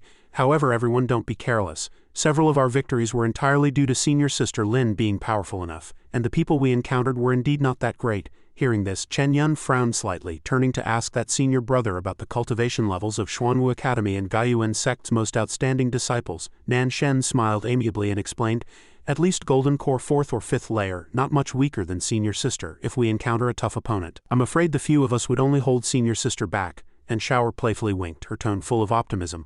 What's there to be afraid of? I always feel that with our guiding junior brother our luck is extremely good. Chen Yan quickly waved his hand modestly, habitually repeating, luck, it's just luck. Lin Shiu suddenly turned around, a brilliant smile sparkling on her lips. Then I hope we can continue to be this lucky. Then she gently tilted her head, her tone soft as she continued to ask, where to next? Chen Yan at this point raised his hand to stroke his chin, pondering, suddenly remembering that someone's fortune seemed to be in the southeast direction. Unexpectedly, his eyes widened abruptly, and he was surprised to see a prompt flashing above Xiao Jie's head. Recent fortune, slay Xuanwu Academy disciples, seize all their inheritance. However, when she gently turned around, that line of text immediately disappeared, replaced by no recent fortune. He was shocked by this strange change. It had changed again, even though he hadn't done anything yet. Was there danger ahead? Without hesitation, he quickly urged his teammates, his tone anxious. Let's change direction. And Shower was stunned, a clear look of confusion on her face. What's wrong? The scene switched to another mountain peak where 8 figures were gathered, the air filled with tension. The man sitting cross-legged, hovering a few inches off the ground, suddenly spoke with a strange expression when the bagua plate beneath his feet shook violently. They suddenly changed direction. They're very far from here now. The woman standing next to him frowned slightly, predicting with a tone full of doubt, your divination was actually detected. This is rare. Is that kid intentionally teasing us? Anyway, they are all disciples of the same sect. The man shook his head repeatedly, his tone firm. The windborne beasts is not fake, and my divination won't be wrong either. They can escape the first divination, but they can't escape the second. He now performed hand seals, constantly fiddling with the wooden pieces, and the spoon joyfully bounced as if alive. He continued, his tone excited.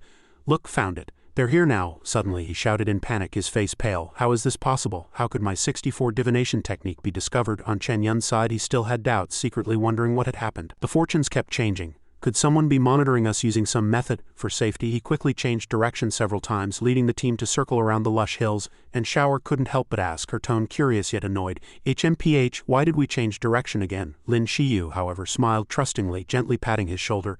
It's all right, just follow him. And Shower obediently nodded, not arguing further. Meanwhile, on the side of the divination man, the abacus suddenly fell to the ground, and then a mouthful of blood was spat out. He collapsed. Trembling and weakly said, how is this possible? I've never failed a divination. It's completely ineffective. What method did that person use to counter my divination technique? His mouth was stained with blood, his face pale, and cold sweat dripped, but he still stubbornly climbed up, picked up the abacus, and performed the divination again. No, I won't lose like this, I must. The woman next to him quickly rushed over to stop him, her tone anxious. Stop, don't continue. If you keep divining, the backlash of the divination will be fatal. Moments later, the two people next to him helped him up. The woman sighed softly. I'll reluctantly take him to get treated. The woman at this moment extended a few fingers, performing a profound spell, and a person walked over from behind, respectfully asking, Your Highness, what should we do next? A mysterious power emanated from around her, frightening those few people who looked up in panic. You mean? The woman then spoke, her tone calm. It seems the ambush failed, but at least we know their general direction now. After speaking, she let out a malicious cold laugh, then continued, Lin Shiu. I will never let her off today. You can follow. After speaking, she sped off like lightning. The few people below immediately shouted, Yes, yes. After a thorough check, Chen Yan breathed a sigh of relief, secretly thinking that everyone's fortune had stopped changing, so it seemed they were safe. He didn't know who was targeting them, but this time's gains were already enough. Next, as long as senior sister could get dragon blood, perhaps he could give her dragon blood. This thought flashed through his mind, and a sly glint instantly appeared in his eyes, but he immediately corrected himself. He muttered to himself, No, senior sister has been kind to me. How can I be any different from Chu Horin if I steal her things? Moreover, my strength probably won't allow me to enter. The more powerful senior sister Lin is, the safer I'll be by her side. Suddenly, Lin Shiu turned around abruptly in a panic, her tone surprised. Someone's coming, what? She began to perceive it clearly. Then her expression became serious and she deduced.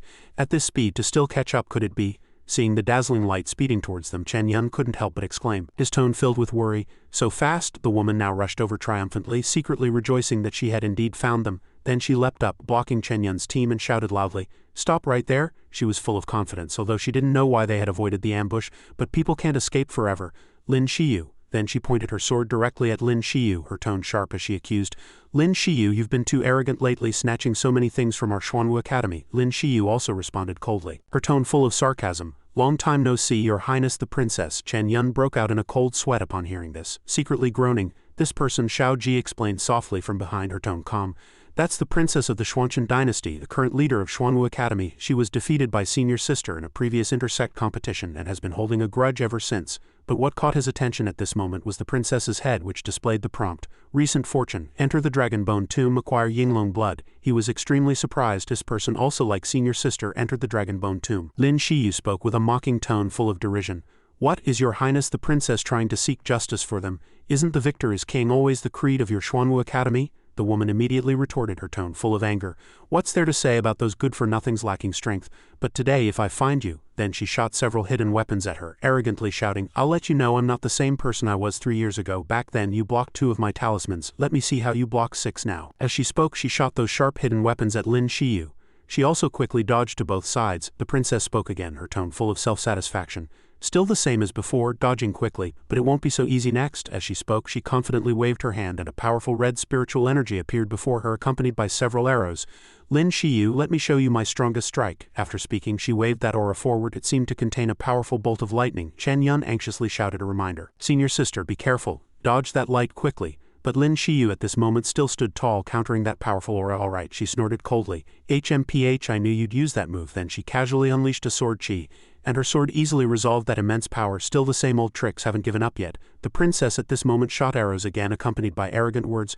Very good, it seems you haven't made no progress these past few years, but unfortunately you're still far from comparable to me. You can dodge with your windborn beast, but I'd like to see how your subordinates dodge. Those arrows flew simultaneously towards everyone in the team. Everyone dodged clumsily.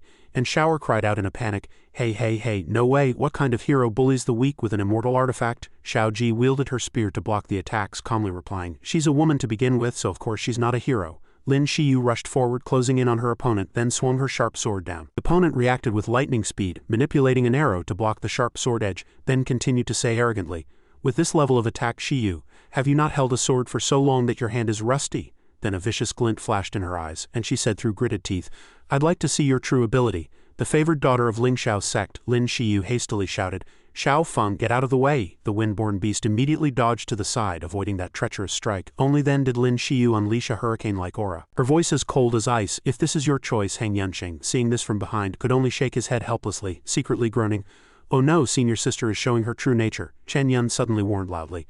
No, senior sister, there are reinforcements behind. Lin Shiu, hearing this, slashed out a sharp sword chi, then snorted coldly, HMPH, I don't have time to play with you, Luo Shi. Then she turned and retreated while admonishing her junior brothers and sisters, Stay away from me, don't get entangled with this madwoman. The princess exclaimed in surprise, And shower flew behind her, tone full of confusion. Are we retreating, senior sister? Lin Shiu briefly explained. There's no benefit in fighting that mad girl. Then she turned her head and stroked her spirit beast, whispering gently. Xiao Fan let everyone run. As soon as she finished speaking, the windborne beast spread its giant wings, from which a powerful spiritual energy surged, boosting their speed. Follow me, and charged directly. The princess pursued relentlessly, shouting as she chased. Don't think you can escape, you won't get away this time. Following closely behind were her two subordinates. Lin Shiu, annoyed now, swung her sword, blocking the stealthy arrows. Luo Shi, you're so stubborn, why bother? Suddenly a dazzling light flashed in the air, streaking like lightning. Chen Yan was momentarily stunned and asked, what was that? Lin Shiu also vaguely and urgently replied, not sure, hide your presence, try to rush through. With that, the entire team rushed forward like a dazzling cold light, disappearing in the blink of an eye. Seeing their receding figures, she gritted her teeth in anger. Damn it, they got away again. The diviner now flew over, asking worriedly, Your Highness, are you all right? She still fumed, staring in the old direction. The man then advised, the situation in the Bone Valley is unclear. It's best to rest first and recover your spiritual energy. My divination also needs time to recover. But she abruptly turned around, her tone full of irritation. When did the Spirit Spring secret realm have such a misty valley? It was clearly never recorded. The diviner nodded, his tone calm. It is strange, but the Spirit Spring secret realm is constantly expanding, so it's not surprising for new terrains to appear. Meanwhile, Chen Yan's team under Lin Shiu's command landed on the ground. They paused for a moment, observing the situation. Hang Yansheng, holding something, inspected it carefully and said, It's fine, it seems to be just ordinary mist, not miasma. Xiao Ji turned to look. Looks like that guy hasn't caught up yet. Good thing there's mist here. Lin Shiu gently stroked her spirit beast's mane, softly saying, You've worked hard, Xiao Fang, just try to blow away the mist here. Upon command, the windborne beast exerted its inner energy and forcefully exhaled. In an instant, the mist dissipated, and Chen Yan cheered, It's working. No, wait, something's not right. A moment later, other mists immediately surged in, completely surrounding them. Xiao Ji asked in a panic, Hey, what is this? Chen Yan also worried. Something's off, this isn't naturally formed mist. Lin Shiu calmly replied, That's right, it seems someone has set up a large formation here. Xiao Ji asked doubtfully, A formation? But who set it up? Nan Shen stood with folded arms, his tone indifferent. It's not our Lingxiao sect, nor does it seem to be Xuanwu Academy. So it must be Gaiyuan sect, but what are they trying to do by setting up such a large formation here? Suddenly, and Shower had an idea. Could it be that someone here wants to do something and doesn't want to be disturbed? Chen Yan, standing aside, pondered, Is the dragon bone tomb here? Lin Shiu spoke. Shower, can you find a way? She blinked and replied, Don't worry, no problem. Then she tossed several lanterns into the air, shouting confidently, Senior sister, I'm an expert at formations, just you wait. As soon as she finished speaking, those lanterns flew according to her command, moving at astonishing speed, and Shower also quickly sat cross-legged on the ground and began to form hand seals. Vision system activated. Now watch me. Suddenly, those lanterns scattered, the lights dispersed. Wait, why are they coming back? Then those lanterns flew back again. Xiao Ji observed, puzzled, why did they scatter and then gather again? And Shower was still full of confidence, secretly thinking, Sure enough, in addition to obscuring vision, this formation can also make people lose their way. But if they think this can stop me, they underestimate me. Then suddenly those lanterns emitted a stronger light. Since that's the case, Minglian changed course. Then she continued to chant the incantation. Yin Mao are wood, residing in the east. Wu Wei are fire, residing in the south. Shen Yu are metal, located in the west. At this moment, a compass seal and a lantern landed in one place. Hazy are water, in the north.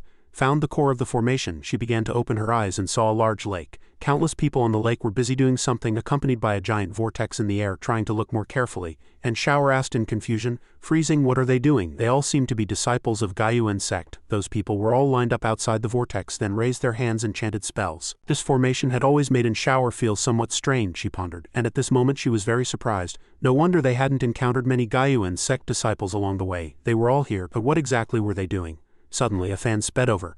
The fan fiercely swung at Shower's lantern. She was immediately hit by a powerful backlash, her face turning pale. Xiao Ji quickly rushed over to support her, asking worriedly, What's wrong? And Shower leaned weakly against Xiao Ji. It's over. She then sat up and said, I've been discovered, sweating profusely and in great pain. Over here, a man retrieved his fan, then snorted coldly, and then turned to the person beside him and said, Someone has broken the great formation and probably seen everything here. The tomb entrance is about to appear and I hate variables. Send a few more teams of disciples to strengthen the defenses of the nearby formation cores. Not even a fly can be let in. A ruthless expression appeared on his face. The people behind immediately cupped their hands and replied, Yes, leader. Watching his subordinates fly away, he closed his fan and fell into thought. Chen Yan on his side was making predictions to the others. It seems Gaiyuan sect is digging for something at the bottom of the lake.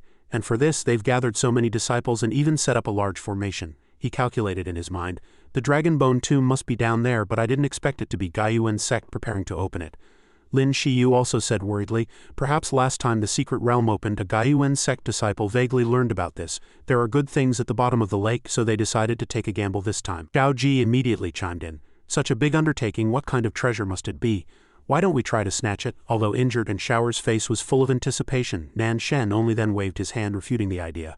And Shower already said that most of the disciples here are from Gaiyuan sect. No matter how strong we are, we can't defeat so many people.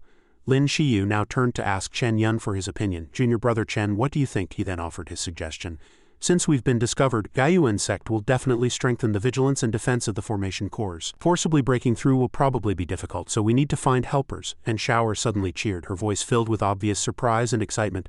You mean we gather all the Lingxiao sect disciples? Then we'll fight them head-on. Heng Yunqing helplessly shook his head, thinking the plan was too far-fetched, and pondered. I'm afraid there isn't enough time. Our disciples are scattered throughout the secret realm. Just finding them will take a lot of effort. I fear that by then the other party will have already snatched all the opportunities inside, he said, shaking his head gently, his eyes showing helplessness. Chen Yan at this moment smiled confidently, his tone full of strategy. No, what I mean is, don't we have a group of natural helpers outside this misty great formation? As soon as he finished speaking, he gently raised his hand to catch the scattered withered yellow leaves as if caressing an invisible ally. The scene switched to Luo Zai's side. One of her subordinates had just finished checking and quickly returned to report, speaking respectfully. Reporting to Your Highness, the disciples got lost when they went to explore the path. They unexpectedly returned to outside the valley. She frowned deeply, her tone full of doubt. Where is Lin Shiu? Has she still not come out? The subordinate repeatedly shook his head, replying in confusion. Currently, no discovery. The diviner now held up his divination plate, his tone calm and certain. They are definitely still in the valley. She immediately took notice, her tone urgent. He looked down at the compass trembled, and he replied with a solemn expression, They seem to be approaching us. Sure enough, Lin Shiu sped over on her windborne beast. Her sword shining, she unhesitatingly slashed fiercely at their group. Then she gently stroked her chin, her tone full of provocation as if playing with her prey. Still waiting for me, Sister Luo Shi? Lin Shiu now appeared faintly in the thick mist like a ghost, her figure elusive, full of allure. Luo Shi trembled with anger, her face contorted as she roared, Damn it, everyone follow me, don't let her escape. She rushed out like a whirlwind without hesitation. Her subordinates also hastily followed. Ahead, Lin Shiu cleverly lured them, her movements agile, dodging Luo Zai's fierce attacks. Above, lanterns flickered, and in Shower's voice guided them. Her tone was clear and confident. Turn left next. Go forward 200 meters and then turn right. Be careful, slow down, Senior Sister Lin. Don't shake them off, she replied happily, her voice as soft as the wind. No problem. Luo Zai's face was flushed with anger, attacking continuously but hitting no targets, only futilely. The diviner now spoke, his tone full of worry. Your Highness, her fellow disciples have all disappeared. I'm afraid she's going mad with anger. That person loudly scolded, his tone full of disdain. What a rabble. Do they still want to ambush me? Keep chasing. I'd like to see where she can run. Lin Shiu still appeared intermittently ahead, her figure like an illusion teasing them. The scene switched back to Gaiyuan sect. At this moment, a man stood in the center of the formation, his voice echoing with authority. Listen up, everyone, the leader is about to open the tomb entrance. The opportunities inside can only belong to our Gaiyuan sect, but now someone has discovered this place. If some overconfident fools come knocking later, you all know what to do, right? As he spoke, a sinister smile appeared on his face and a vicious glint flashed in his eyes. Several disciples replied proudly, their voices full of self-satisfaction. Understood, Senior Brother, don't worry. No one can break through. Where are the disciples? Quickly report to the leader. Let him rest assured. Suddenly, the clouds in the sky turned an eerie red-purple, making the few people below look up in a panic, their hearts pounding. The man called Senior Brother raised his hand, his tone tense. Everyone hide. The clouds and mist grew thicker and thicker, as if the heavens and earth were angry. Those people hastily hid behind ancient trees, their bodies curled up. The Senior Brother spoke, reminding them in a low, cautious tone, Don't make any sound. He still constantly looked around, his sharp gaze sweeping across the sky. He was still looking at those red clouds when suddenly a lantern lit up in the air, the artifact shimmering with killing intent. It seems the main target is behind. After speaking, he turned to his junior brothers softly and calmly. Hold your position. Those people also replied softly, their voices trembling. Yes, they're here. At this moment, a figure appeared from behind the lantern, drawing closer. It was clearly a woman dressed in fiery red clothes. The Senior Brother now drew his sword, pointing it upwards, his face fierce, and then shouted, Charge, leave no one alive. Then he leapt up, rushing to the front, and his junior brothers also quickly followed. Report, die. They were now engaged in close combat with Luo Shi. She let out a confused cry, her tone full of surprise.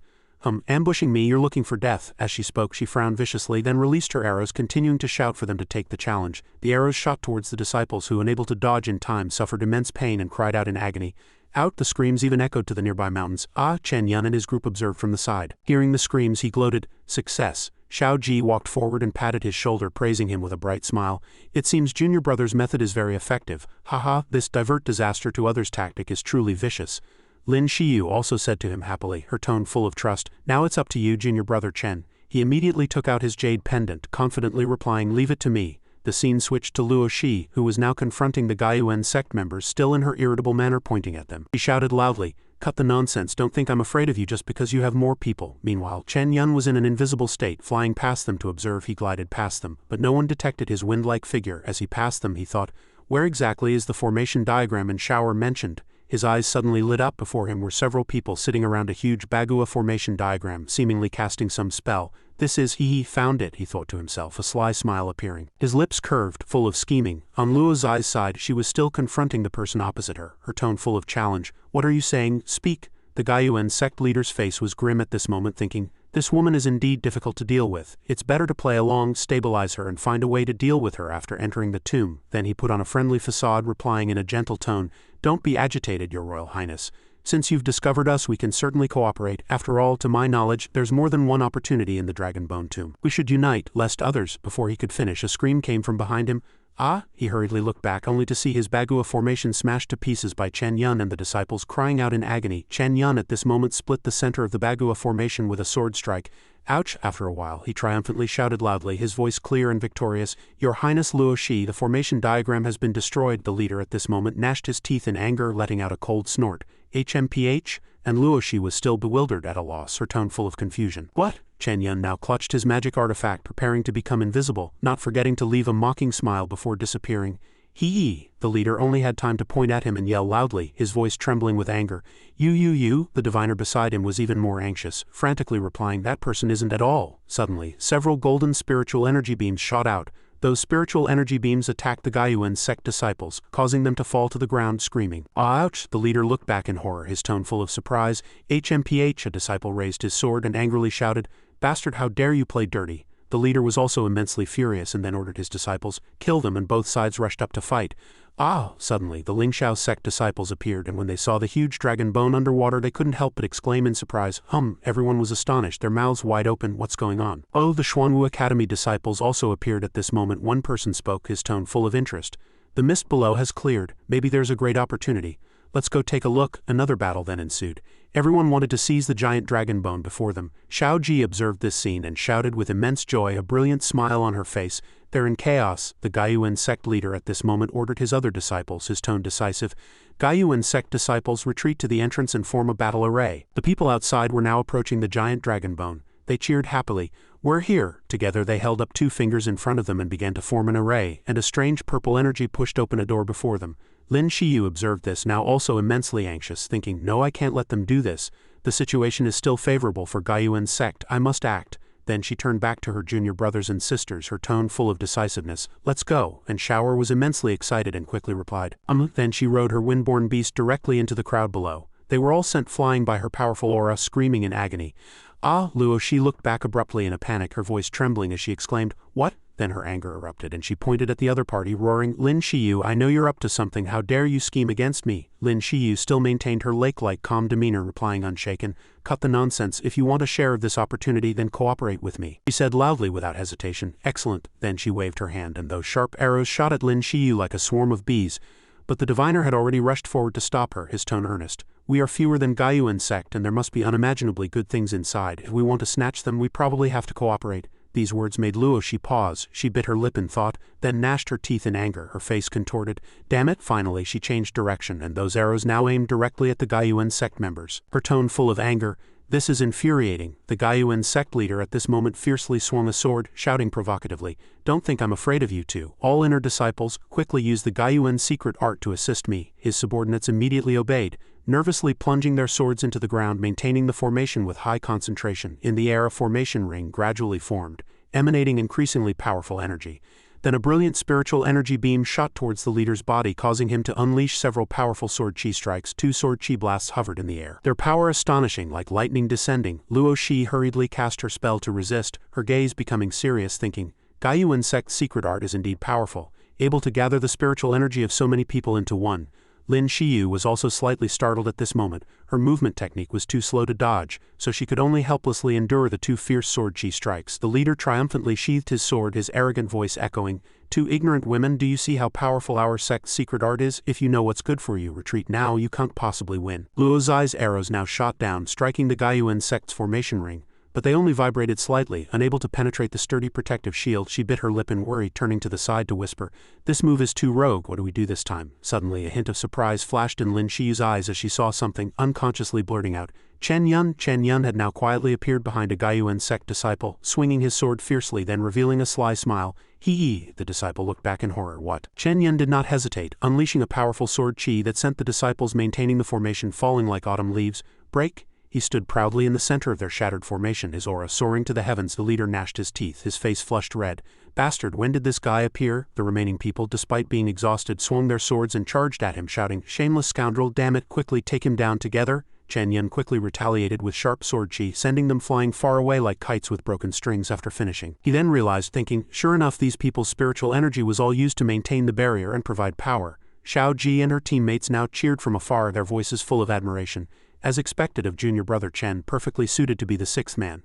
The Guiyuan sect leader roared, immensely angry. "Shameless scoundrel!" At this moment the power around him began to dissipate. Vanishing like smoke, he swung his sword and leapt up, shouting loudly, "I'll kill you!" Lin Shiu shouted an urgent warning from high in the sky. "Quick, dodge!" The leader at this moment was like a beast, revealing a sinister and cruel smile. "Dodge! Dodge my ass, die!" He slashed down with a fierce sword strike, indiscriminate of friend or foe. At the same time, several Guiyuan sect disciples were struggling on the ground, their hands raised in a difficult attempt to block, yet still violently shaken.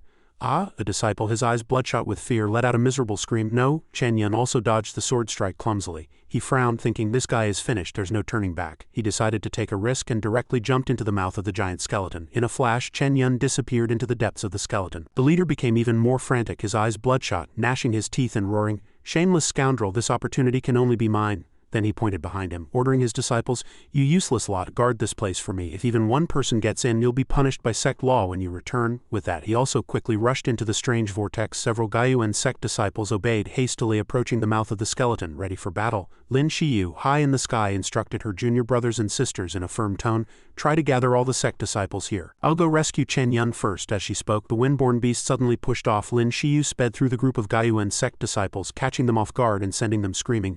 "Ouch!" Luo Shi at this moment also frowned in anger. "Lin Shiu." The scene switched to the depths of the giant skeleton.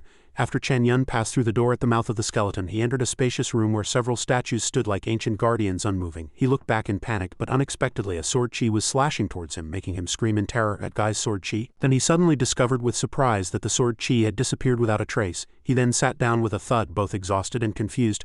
"What's going on?" Suddenly, his eyes widened as if he had discovered something astonishing. Looking at his trembling hands, Chen Yan was shocked to find that all his spiritual energy had disappeared. The leader at this moment walked in with his sword, his triumphant voice echoing, "Kid, let's see where you'll run." Chen Yan calmly drew his sword to check it, preparing for battle. Two sword chi blasts collided fiercely, evenly matched. The leader blurted out in surprise, "You can actually block my sword? How is that possible?" Chen Yan at this moment still fought back fiercely, blocking his every move. It was then that he secretly smiled. "Not just me, this guy's spiritual energy has also disappeared." Suddenly, Lin Shiu rode her spirit beast in, shouting loudly in an anxious tone, "Chen Yan?" But when she saw the scene before her, she was immensely surprised and couldn't help but exclaim happily, "Junior brother, what's going on? You can actually fight him." Suddenly, the windborne beast became agitated, shaking violently. He called out worriedly, "Xiao Feng." After a while, the windborne beast shrunk, becoming a cute little animal. Only now did she hold it on her shoulder, then realizing that all spiritual energy here had disappeared. Suddenly, Luo Shi also walked in at this moment, shouting triumphantly, "Lin Shiu." Then she defiantly swung her arrows while shouting, "Let's see where you'll run." But unexpectedly, those arrows remained motionless, making no sound. The two women confronted each other at this moment, and finally those arrows clattered to the ground. She exclaimed in immense confusion, "What's going on? Where's my spiritual energy?" At this moment, Chen Yan looked at the few people in the room, thinking, "Damn, everyone here has lost their spiritual energy. The only competition is their martial arts, just the number of people. But the entrance outside is controlled by Guiyuan sect." Four pairs of eyes scrutinized each other with high concentration. Suddenly, the Guiyuan sect leader seemed about to rush out. Chen Yan quickly shouted, "Senior sister, stop him, don't let him call for reinforcements." Lin Shiu also quickly drew her sword to intercept, saying, "Dream on." With a loud clang, the two swords collided. The leader used the force of the heavy blow, shouting, "Get out of my way." Lin Shiu still calmly blocked the sword, and then she mocked him. "Without the spiritual energy support of your fellow disciples, your sword technique is nothing special." Luo Shi also intended to run out to call for reinforcements. As she turned to run, she impatiently said, "You two can fight slowly." Chen Yan had also been paying attention. He swung his sword. "Seize the opportunity, don't think you can run." She turned abruptly in surprise, then blocked the sword with her two arrows. Failing to block, her face turned pale as she shouted, "Bastard, you!" Chen Yan continuously unleashed several sword chi strikes, and Luo Shi could only fall backward to dodge, but he had already swiftly approached her. She struggled to block with her 2 arrows. HMPH, she gnashed her teeth and shouted in anger. You sneaking attacker, if I didn't lack spiritual energy, a good-for-nothing like you I could deal with a wave of my hand. He still maintained that composed expression, a hint of mockery at the corner of his mouth, and disdainfully said, Stop the nonsense, aren't you also relying solely on immortal artifacts? Surrender immediately and I'll consider not harming you. Luo Shi, upon hearing this, her face twisted with a mixture of rage and terror. You wish. Before she could finish her sentence, the entire room suddenly trembled violently, as if the earth was roaring awake. What's going on? She looked up at the giant statue above her head, crying out in terror. This statue seems to have come alive. Tiny debris raining down. Then its heavy stone arm swung its weapon fiercely, aiming directly at Chen Yan and Luo Shi. Seeing this, he quickly shouted, his voice filled with urgency, Quick, dodge! The two darted left and right like phantoms, narrowly avoiding the giant spear as it slammed into the ground with a deafening crash. He quickly glanced to the side and nervously shouted a reminder, Senior sister over there. The senior brother and sister quickly rushed towards the deeper area, their figures flashing like the wind while Luo Shi remained in place. A hint of disdain in her eyes, cursing, What a lunatic, daring to go to such a place without spiritual energy. God knows what dangers lie within. Saying this, she quickly pulled out a talisman and held it high in front of her. The talisman emitted a dazzling light, and she confidently murmured, I won't die with you. However, unexpectedly, Luo Shi remained rooted to the spot, causing her to lower her head in terror, looking at the talisman in her hand. What's going on? The teleportation talisman has failed. At this moment the statues were rapidly approaching, their cold stone eyes fixed on her. Luo Shi now knew what true fear was. She collapsed to the ground, tears streaming down her face, unable to utter a single word. Hey! Then she cried out in panic, Wait for me! Chen Yan and his companion also noticed the situation behind them, so they slowed their pace, waiting for Luo Shi to catch up. At this point the three had rushed through a door and entered a room that seemed safer. After everything settled, Chen Yan turned around panting and said, The stone statues here shouldn't be able to catch up, right? Luo Shi finally stopped, panting heavily and wiping her face, which was drenched in sweat from exhaustion. Then Lin Shiu suddenly swung her sword at her, scaring her into a terrified shriek. What are you trying to do? She quickly picked up 2 arrows and raised them to block the sword. Lin Shiu, unfazed, fiercely struck the 2 flying darts, sending them flying. Luo Shi was both shocked and enraged, crying out in confusion. You? Lin Shiu's sword tip was now at her neck. Only then did she speak, her tone calm. Junior brother Chen. How do you think we should deal with this person? Chen Yan looked at the no recent fortune prompt displayed above Luo's eyes head, pondered for a moment, a hint of calculation flashing in his eyes. No recent fortune also meant that as long as this person was handled carefully, she wouldn't pose any threat. Then he held up a talisman, and upon closer inspection realized the teleportation talisman had indeed failed. After a moment of thought he asked in a deep voice, Senior sister, if we kill her here, what would be the repercussions? Luo's face turned ashen, and she shouted loudly, How dare you? Lin Shiu explained seriously, her tone full of reason, Well, the Xuanchen dynasty has always harbored ill will towards our major sects. If their princess dies here it might cause trouble. After all, Yi Ran also knows she was with us last time, and it's hard to guarantee that Gaiyuan sect won't ally with the imperial family to target our sect. Hearing this, Chen Yan immediately snatched the arrows from her hand. As he spoke he said with a resolute expression, In that case let's spare her life for now. We've all lost our spiritual energy and we need someone to scout ahead. He said happily, Outside on that giant skeleton a few people are currently trying to attack. Xiao Ji, utterly frustrated after exhausting her spiritual energy, said in an angry tone, Damn this iron turtle formation, it's completely impenetrable. Everyone, I've found a few more fellow disciples. If more people arrive later, combined with a few from Xuanwu Academy, we should be able to defeat the enemy. Suddenly, the man named Yi Ram had already rushed out. The Gaiyuan sect disciples cheered joyfully upon seeing this. The leader is back. He didn't hesitate, waving his hand and shouting, Everyone follow me into this passage here. The great fortuitous encounter is inside. And Xiao Ji and Nan Shen all gasped in surprise. What? The man named Yi Ram announced that he was taking his people inside, and he too squeezed in. The disciples also followed one after another. The diviner now pointed and shouted loudly, Not good, stop them. Just as the last Gaiyuan sect disciple left, a talisman suddenly appeared, emitting several bursts of spiritual energy, followed by a huge explosion, creating a cloud of smoke. When the smoke cleared, the entrance was now blocked by a pile of earth and rocks. Nan Shen helplessly covered his forehead. It's over this time, and the two women could only look at each other with worry. The scene switched to inside the hall. After the Gaiyuan sect members entered, they began to face the giant statues. The statues all moved, looking down from above, and they cried out in terror. What is this spiritual energy? Why has my spiritual energy disappeared? The man named Yi Ram quickly shouted a reminder, his voice filled with urgency. Don't just stand there, charge. The Lingxiao sect members have already gone ahead. They also have no spiritual energy. Everyone is the same. As long as we find the fortuitous encounter, it's ours. With that he charged forward. A few disciples behind him also quickly followed. Suddenly a statue brought down its sword, splitting them apart. One disciple was hit, fell to the ground, spitting blood and groaned in pain. Cough, cough. Then he opened his eyes, filled with immense terror. No, the giant statue raised a foot, then stomped down fiercely, leaving only desperate screams. Ah! The other statues also quickly attacked the remaining few. The man named Yi Ran narrowly dodged, and seeing this scene he couldn't help but think angrily, what a bunch of fools. Chen Yan and the other two had also noticed the situation outside. Then he spoke, urging them, his voice filled with worry.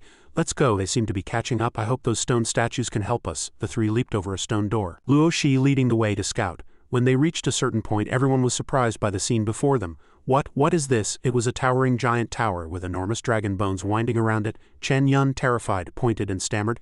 Here seems to have experienced a tragic battle.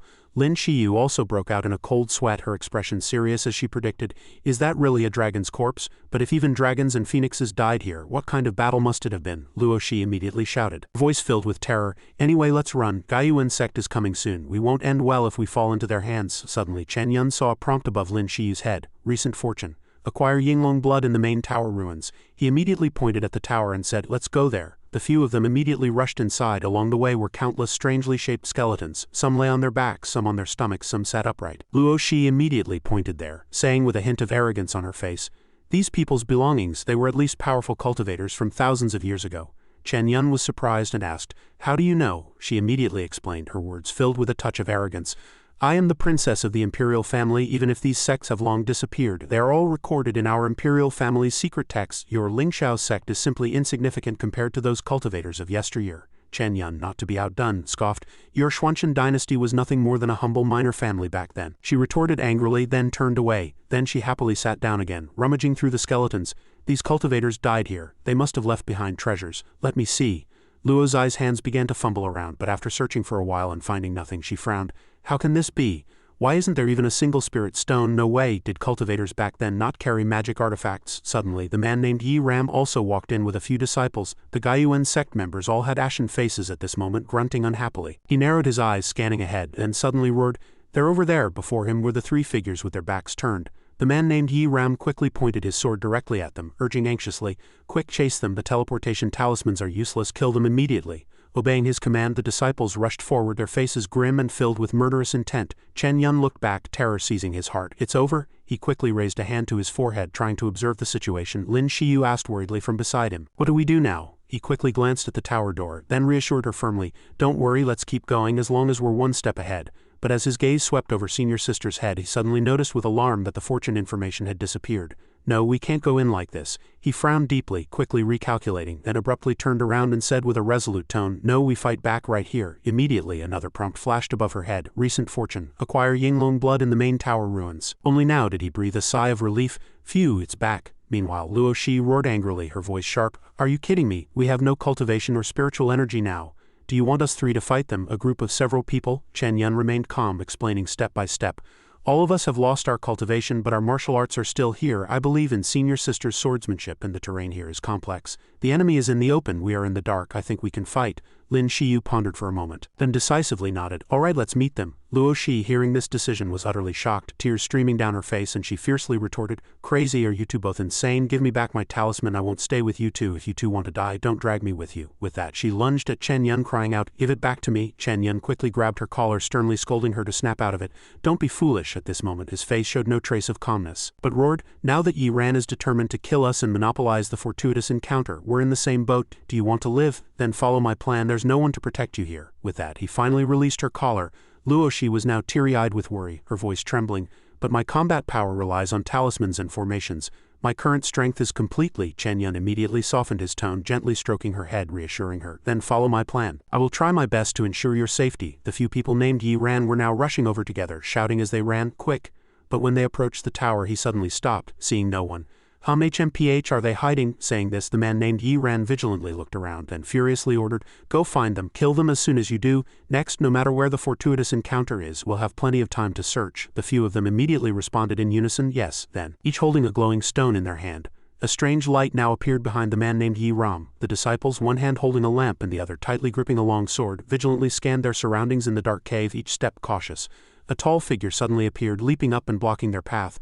They heightened their vigilance, shining their lamps forward. "Who's there?" A girl's figure flickered in the dim light. "That's Luo Shi," she cleared her throat. The disciples were all terrified the moment they saw her. Fumbled, crying out, "It's that damned woman, she killed many of us." "Oh no," the person leading you quickly composed himself and shouted to reassure them. "Everyone, don't be afraid, she's useless now." Everyone echoed, "That's right." He led the group, charging aggressively to attack. Luo Shi grabbed her, still a princess, and Leader Yi would definitely reward them. Unexpectedly, they were tripped by a rope laid across the path and everyone fell. Ouch! The disciples hadn't even touched a single finger of Luo Shi, but all fell into the trap, letting out cries of pain. "Ouch, ow!" The leader's face was covered in mud. He realized something was wrong, that it was an ambush, but it was too late. Chen Yan had at some unknown point jumped down and blocked their path from behind. He swung his sword horizontally, and the leader of the sect disciples cried out in terror, "Ah!" In the inner courtyard, the other disciples were simultaneously drawn by that scream. They speculated that an enemy had been encountered in that direction. "Quickly go." They all drew their swords, panting, and ran towards the commotion. A small girl had already set up an ambush on the path connecting the two areas. The disciples asked loudly, "Who's there?" Lin Shiu let out a sigh, hummed, and waved her sword in an elegant posture. Their faces pale, they stammered and raised their hands in supplication. "No, no!" Lin Shiu struck decisively, unleashing unparalleled sword arts. The disciples were all hit, crying out in agony. Clang! A moment later, someone ran over, panting, and kept asking, "Hey, what's going on?" They saw a row of disciples standing neatly against the pillars, some still holding sparkling jade artifacts. This person approached a little closer. "Did you find anyone?" He saw the person closest to him, pale-faced, with a deep wound on their chest. The newcomer was immediately shocked. "What?" Someone couldn't help but cry out loudly. "Ah!" From a deep hole, several sharp blades cut through the air, rapidly shooting towards the newly arrived disciples. They quickly swung their swords to block. "Ah!" Everyone turned around and saw that the attacker was none other than Luo Shi. They yelled furiously, "Damn woman! Kill her!" They cried out aggressively, completely unaware that Chen Yan had quietly approached, swinging his sword ready to deal with them. With one move, countless blades flew and blood spurted. Chen Yan stood before the defeated disciples who lay scattered on the ground. He thought to himself, sure enough, the Yuan sect disciples are too ordinary. They usually rely on formations for combat, and now, without cultivation and dispersed, it's truly the best time to defeat them. A person holding a sharp long saber suddenly attacked, surprising Chen Yan somewhat. He frowned and dodged sideways. Luo Shi warned anxiously. "Be careful." Chen Yan skillfully blocked the attack. He thought, sure enough, it's Yi Ran. Yi Ran twisted his sword, trying to suppress Chen Yan. "Ling Xiao's sword art is merely form without substance. This isn't your own sword intent, is it? Useless trash." Chen Yan immediately swung his sword to parry the attack. "What right do you have to criticize me?" He smiled disdainfully. "Without the spiritual energy support of other disciples, your sword technique is nothing special. You're just a leader, but you're far behind, senior sister." Yi Ran angrily pointed his sword at Chen Yan, full of aggression. "Once I tear your mouth apart, you'll regret it." Some surviving sect disciples were hurriedly gathering. They struggled towards the battle. "The leader is over there, quickly go help." However, Lin Shiu had already moved swiftly, cutting off their hopes. Every sword strike she unleashed brought them immense pain. "Ouch, ah!" Yi Ran was at a disadvantage. He gritted his teeth. "Damn it!" Yi Ran fiercely threatened. "How dare you!" While he was still filled with regret, Chen Yan deftly moved. "Don't even think about it. Your opponent is me." Seeing the battle going smoothly, he couldn't help but feel ecstatic. It actually worked. A few minutes ago, Luo Shi and two others were discussing in a dark corner. Chen Yan analyzed the situation. The Yuan sect primarily cultivates qi, and their martial arts are inferior to the other two factions. The only one to be wary of is Yi Ran, Lin Shiu commented. "His sword technique isn't as good as mine, but I don't think it will be easy to kill him. Once we're in a stalemate, the others will surround us." Chen Yan then asked her, "If it's other ordinary disciples, how many can senior sister handle at once?" Lin Shiu looked somewhat troubled, and she replied sheepishly, "I can easily kill 3 people, and I can find a way to defeat all 5 people." Luo Shi, supporting herself with her hands, retorted, "Can't you still beat them? They're not fools either." Chen Yan spread his arms, presenting the most comprehensive strategy. "Then let's split them up. This is our designated battlefield. There's only one path here." He appealed to Lin Shiu with hope. "If Yi Ran takes the bait, senior sister will be responsible for encircling this area and summoning reinforcements." She was a bit hesitant about Chen Yan's sudden decision. Although Yi Ran's sword technique is average, he's at least on par with Yu Jie. It might take some time to deal with him. Lin Shiu was slightly hesitant, with a hint of worry in her eyes. Chen Yan quickly reassured her, his voice steady. "That's right, but he's already injured and he shares a common weakness with martial artists." He calmly pointed out, crossing his arms. "Too arrogant. Once something happens, he gets particularly angry." Returning to the current battle, Chen Yan seemed to have the upper hand, gradually suppressing Yi Ran with overwhelming force. He murmured, a slight smile playing on his lips. "This is the chance." Lin Shiu was not idle either, her figure weaving through the crowd, controlling a large group of sect disciples. Yi Ran was at a disadvantage and could no longer hold back his fury. "You trash, get out of my sight." He wildly swung his sword in the air, each sword she strike raging like a storm. Chen Yan calmly held his sword horizontally, defending steadily and deflecting all attacks. Though tired, he still had the composure to taunt. Yi ran. Without the spiritual energy support of others, you're nothing special. The Gaiuan sect leader was merely a paper tiger, and he flew into a rage, hastily retorting, you. Seizing this golden opportunity, Chen Yan thought to himself, he's exposed a weakness, and flew up, striking Yi Ran with his sword. Ha! Yi Ran had no time to react. Luo Shi stood nearby, tense and utterly surprised. Unbelievable. If this continues, those two will win. She carefully analyzed the current situation, thinking, no matter who wins, it will be disadvantageous for me next. Thinking this, Luo Shi quickly rushed towards the exit, abandoning the fierce battle. Get away from them first. Yi Ran was covered in wounds with a long saber cut across his chest. He furiously raised his sword. You shameless trash, if it weren't for this sword of mine, I would have cut you down long ago. Behind him, Luo Shi was hastily retreating. Chen Yan spread his arms, smiling, and said, Esteemed Gaiuan sect leader, it seems you've never been injured before. You've relied on your lofty status for too long, haven't you noticed? He paused, then continued with a smile. Without your cultivation and without the encirclement of others, what are you? Chen Yan secretly continued to provoke him. Attack him 2 more times and I can kill him. He assumed a stance ready to attack. Yi Ran, on the other side, completely lost his patience. Chen Yan looked into the distance and unexpectedly called out, Hey! Luo Shi, who had already left, was now rushing back. Behind her was a swirling mist. Luo Shi shouted, Run, quick, run. Yi Ran still didn't understand the situation. HMPH, behind her was a group of skeletal figures, their eye sockets flickering with green flames. They let out a low growl. Outsiders, get out, not one shall remain. Luo Shi continued to urge, quickly. Yi Ran frowned and looked in that direction. Chen Yan also showed surprise and curiosity. The other sect disciples and Lin Shiu also temporarily ceased fighting. Everyone cried out in unison, Oh my god, what is that thing? Chen Yan hastily turned around and said to Lin Shiu, Senior sister, run quickly. Yi Ran was the last one. He was extremely close to the group of skeletal figures. What? Seeing everyone else running, they cried out, Stop! Everyone accelerated their escape in unison. Run! Ah! The sect disciples, still somewhat loyal, said to Yi Ran, Leader, run quickly. We'll cover your retreat. Then the skeletons proved to them that life is full of unexpected misfortunes. The sect disciples were cut down by the skeletons in a few blows, crying out in pain. Ah! Lin Shiu frantically turned to Luo Shi. What on earth are those things? She also replied with equal anxiety. I don't know, perhaps they are the restless souls of cultivators who died here. Those undead suddenly appeared in front, blocking everyone's path. They let out a low growl. Outsiders, get out, annihilate the intruders. Luo Shi cried out in alarm. Hey! Lin Shiu and Chen Yan also stopped immediately.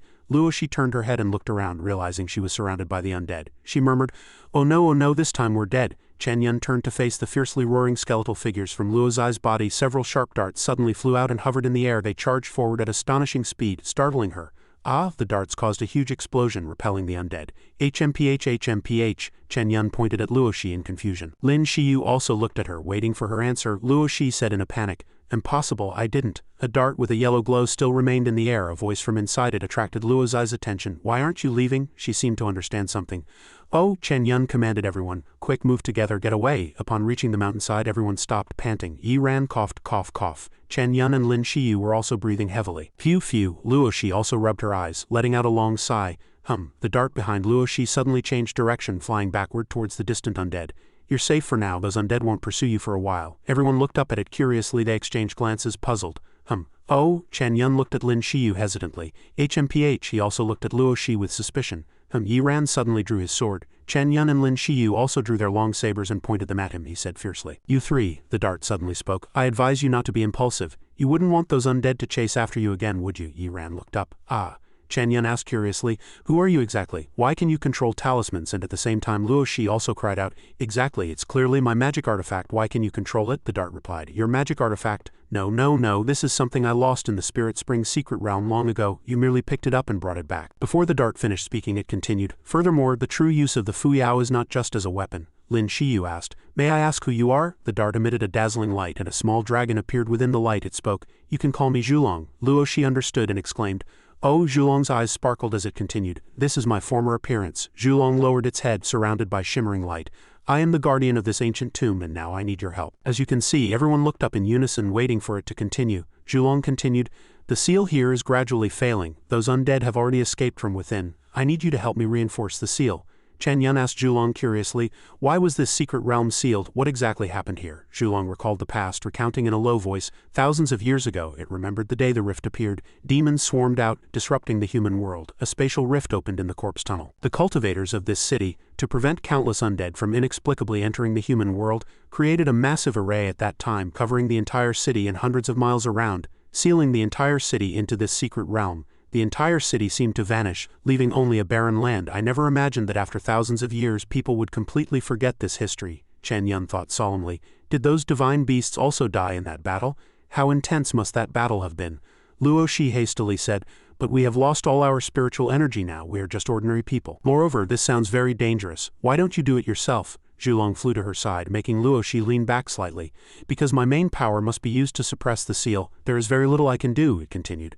Don't worry, with my guidance you will definitely succeed in completing the undead sealing ritual again, Yi Ran suddenly interrupted loudly. What benefit is there for us to do this? Zhulong turned and promised. Benefits, Yinglong Phoenix and Qilin blood? Zhulong condensed a shimmering golden core in its hand. Drink it, and you can obtain the power of its bloodline inheritance. Everyone looked up in unison. Yi Ran was somewhat suspicious. Are you telling the truth? How can you guarantee it? Zhulong pointed to the huge skeleton in the distance. Thousands of years ago these divine beasts died here to suppress the undead. I am the guardian of this tomb and have collected their blood, Zhulong said happily. As long as you can help me reinforce the seal, I can bestow it upon you. Chen Yan and Lin Shiu were both immensely surprised. Yi Ran crossed his arms muttering, me and I can help you, but we? Zhulong persuaded helplessly. You cultivators are as warlike as ever. Completing the ritual requires many people, it continued, surprising Chen Yan and the others. If you fail, you will gain nothing. Yi Ran quickly made a decision, responding loudly, all right. This greatly surprised Lin Shiu, and she murmured, since that's the case, Luo Shi then said, it seems we can only cooperate temporarily. Zhulong circled excitedly in the air. Chen Yan stood in the distance watching them and thinking to himself, I always feel like this guy's words aren't trustworthy. He furrowed his brow, hesitating. The mountains were majestic, and occasionally enormous skeletons lay scattered about. The undead, armed with long swords, guarded diligently. As darts lightly flew into their midst, Zhulong manifested from within, drawing their attention. HMPH, the undead shouted, at all costs stop it. They rushed toward Zhulong to eliminate it. Meanwhile, Chen Yan and Lin Shiu hid behind large rocks. Quietly waiting for their chance, Chen Yan commanded, charge. Instantly, the entire team simultaneously rushed into the nearby tall building. Figures moved like phantoms through the darkness. The undead suddenly turned, their emerald eye sockets flickering with astonishment. But it was all too late. Chen Yan and Yi Ran led the way, moving swiftly, their bodies darting through the dim corridors. Yi Ran snarled, his voice echoing urgently, quickly, distract them. If this continues, we'll all die here. Chen Yan abruptly turned and with hurried breath sharply replied, now your Gaiuan sect has the most people, it's your turn to go. Yi Ran gnashed his teeth in anger, his face contorted. The dart suddenly flew back and an urgent voice came from within, make a decision quickly, or it will be too late. Yi Ran suddenly turned back, desperately ordering his disciples, you few must distract those undead even if it means death. If you can return to Gaiuan sect I will not treat you unfairly. The disciples' faces were pale. This? Yi Ran shouted anxiously, his voice sharp enough to tear the air. What are you waiting for? I've cultivated you for this very day. Those pale-faced individuals, their eyes flickering with extreme fear. Finally they all rushed out in unison, their figures disappearing into the mist, luring the ferocious undead behind them. On the other side, Zhulong dutifully led the way, its small body shimmering, traversing the winding passages. This is it. It led Chen Yan, Luo Shi and Yi Ran into a spacious and luxurious room adorned with intricately carved pillars. In the center, a gigantic purple jade glowed. Zhulong turned back, gesturing with an expectant hand. Next, all you need to do is... Yi Ran interrupted it, extending his hand, his face wary. Wait, what about our reward? My people are almost all dead. You must give me my reward before I help you. Zhulong responded softly, its voice gentle as the wind.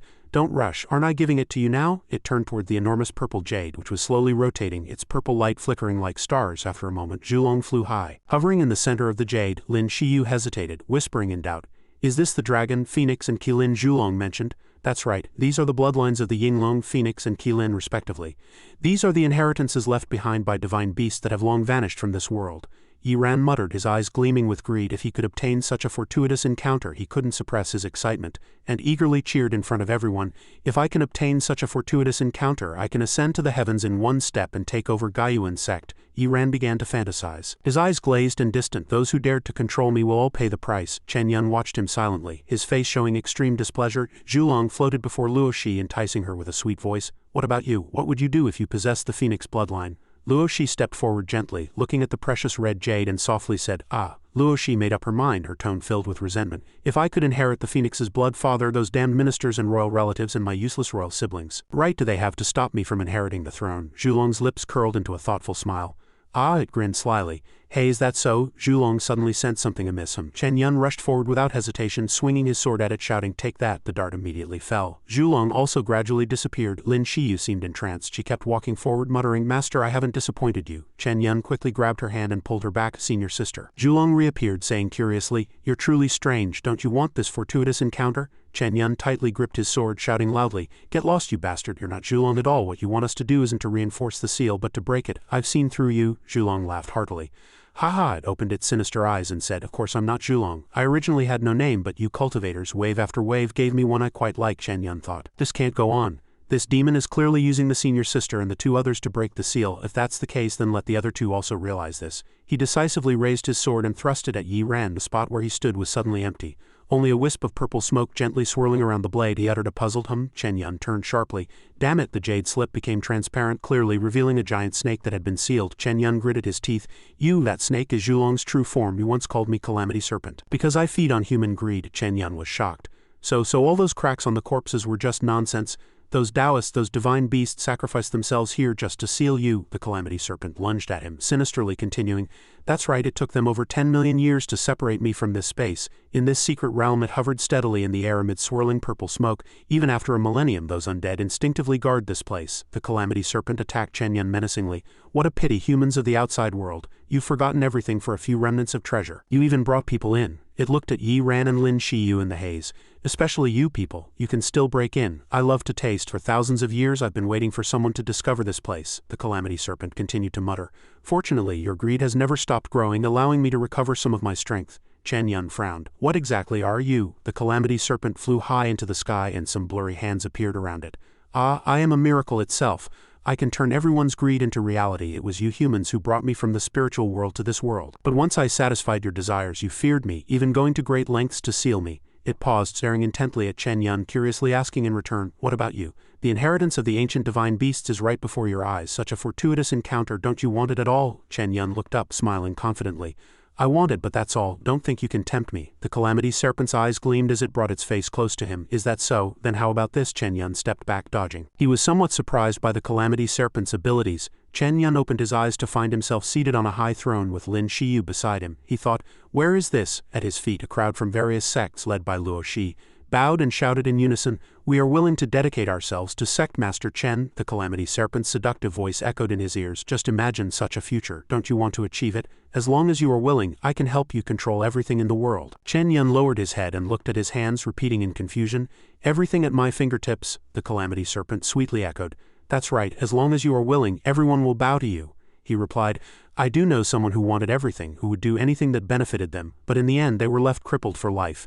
Chen Yan clenched his fists, recalling the distant past when he was one of those oppressed by that person. Chen Yan's extreme clarity and rationality seemed to completely shatter the Calamity Serpent's schemes. The dream fragmented. It was utterly panicked. You, Chen Yan decisively waved his hand. Everything in the world has a price. If you were truly as harmless as you claim, then those ancient immortal cultivators wouldn't have sacrificed their lives to seal you. So I believe their judgment. You are a calamity, the Calamity Serpent retorted loudly.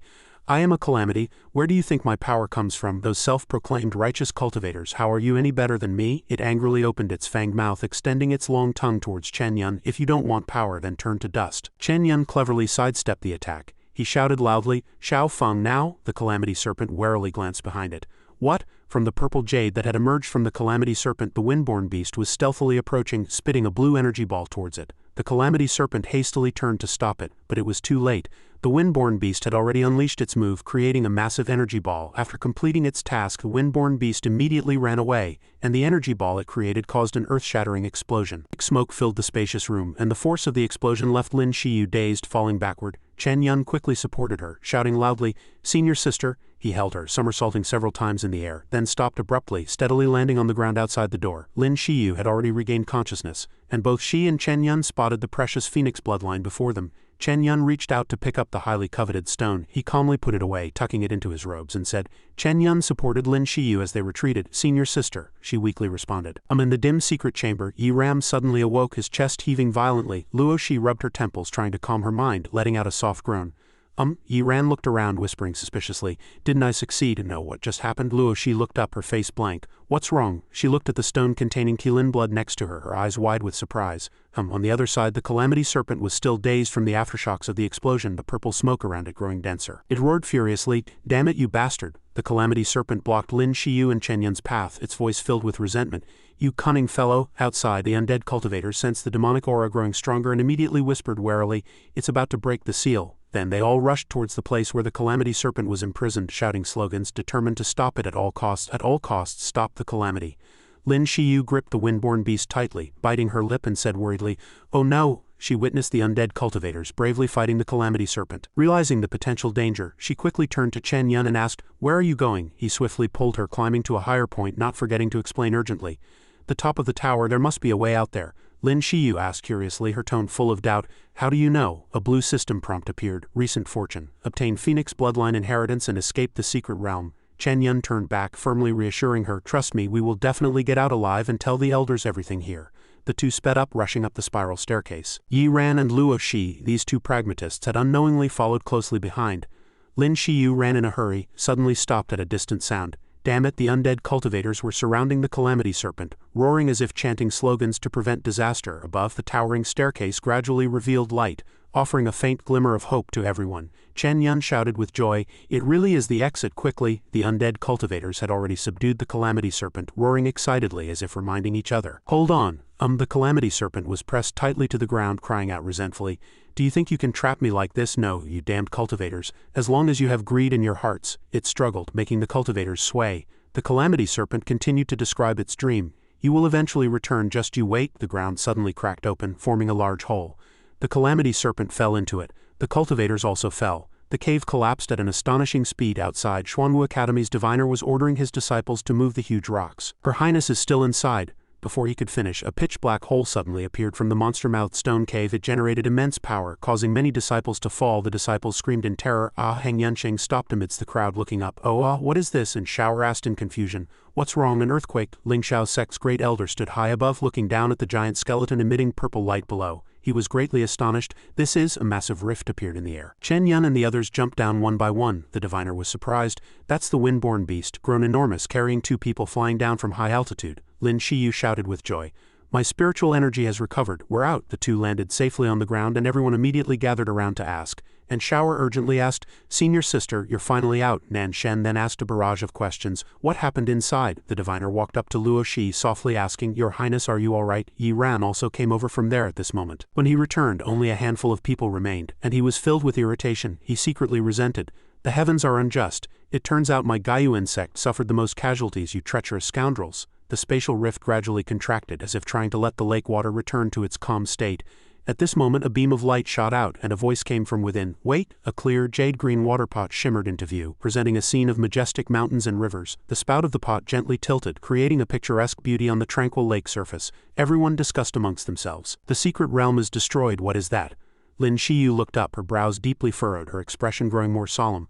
This aura belonged to at least an immortal artifact. Why would such a treasure appear? Chen Yan was stunned. He thought to himself, unless this is the fortuitous encounter the Great Elder obtained. He recalled the day he saw the Great Elder in the main hall. At that time the system had prompted Chen Yan that 3 months later he would obtain the mundane immortal artifact, the ancient pot, in the Spirit Spring's secret realm. He secretly wondered, but the secret realm shouldn't be in the sky. A golden light emitting a powerful aura suddenly descended, penetrating the space above everyone's heads. Chen Yan exclaimed in panic, What's that commotion? The Ling Xiao sect Great Elder appeared in midair, enveloped in a faint golden light. He wide-eyed exclaimed in admiration, This is an ancient immortal artifact. The Xuanwu Academy Great Elder and the Gaiyuan sect Great Elder also appeared. The three immediately surrounded the divine artifact. Lin Shiu cried out in pleasant surprise, It's master! Xiao Ji didn't understand what was happening, and she asked in confusion, Great Elder, doesn't this secret realm have a maximum entry threshold? Why are they? Chen Yan rushed over from somewhere, his expression anxious, his face clearly showing worry. This is bad. It's the Calamity Serpent's trick. Everyone be careful. Several chain explosions occurred nearby and deafening sounds echoed in all directions. At this moment the Ling Xiao sect Great Elder and the Gaiyuan sect Great Elder were fighting fiercely, neither giving way. The Ling Xiao sect Great Elder roared, This item belongs to my sect. Get out if you don't want to get hurt. The Xuanwu Academy Great Elder couldn't stay out of it either. He also rushed over, adding color to the battle. What a beautiful thought. Whoever snatches it, it's theirs. These old fellows were indeed stubborn, determined to fight to the end. This person threw a punch. That person also quickly threw a punch. So as you said, when immortals fight, mortals suffer. Several great elders caused a ruckus in the air and their disciples below suffered greatly. Be careful, and Shower watched the battle below and couldn't help but sigh. Heavens, the Great Elder and the 2 attending elders are fighting over an immortal artifact up there. As the elders unleashed their moves, the ground below was greatly affected. The vibration sent rocks and soil flying everywhere. Truly dangerous. Chen Yan, after understanding the situation, shouted, Stay far away, he called out to everyone. Quick, get away. If we stay close to this battle, our lives will likely be in danger. The battle between nascent soul stage cultivators is not something we can participate in. The Ling Xiao sect elder, while fighting, shouted a command informing all sect disciples, Ling Xiao's sect heed my order. He probably knew the immense power of this battle, that the disciples were in danger of unforeseen circumstances. Everyone, immediately leave the secret realm, return to the flying ark, and then immediately return to the sect. Lin Shiu and the other disciples obeyed the order, and she quickly said, Let's go. Chen Yan was right, each of them held a talisman in their hands. Lin Shiu quickly added, continuing to stay here will definitely lead to being caught in the crossfire. None of us will survive. At this moment, Chen Yan suddenly looked at the Xuancheng dynasty princess. She was talking to her subordinates when the princess looked over. Chen Yan and senior sister were already preparing to leave. The Lingxiao sect disciples quickly left the secret realm, transferred to the flying ark and departed from that war-torn area, and Shower joyfully raised her hands, breathing in the fresh air. Finally, we're back. At this moment, several junior sisters gathered around Lin Shiu, asking about the situation. Xiao Ji said, "Senior sister, what exactly happened in that tomb? Even the secret realm mutated." Lin Shiu recalled the situation. It was indeed hard to put into words. She scratched her head. "It's too complicated. I probably can't explain it all at once." At this moment, the spirit beast beside her nudged Lin Shiu, seemingly trying to hint at something. Lin Shiu immediately understood, reaching her hand to its mouth, and the spirit beast spat out a red stone.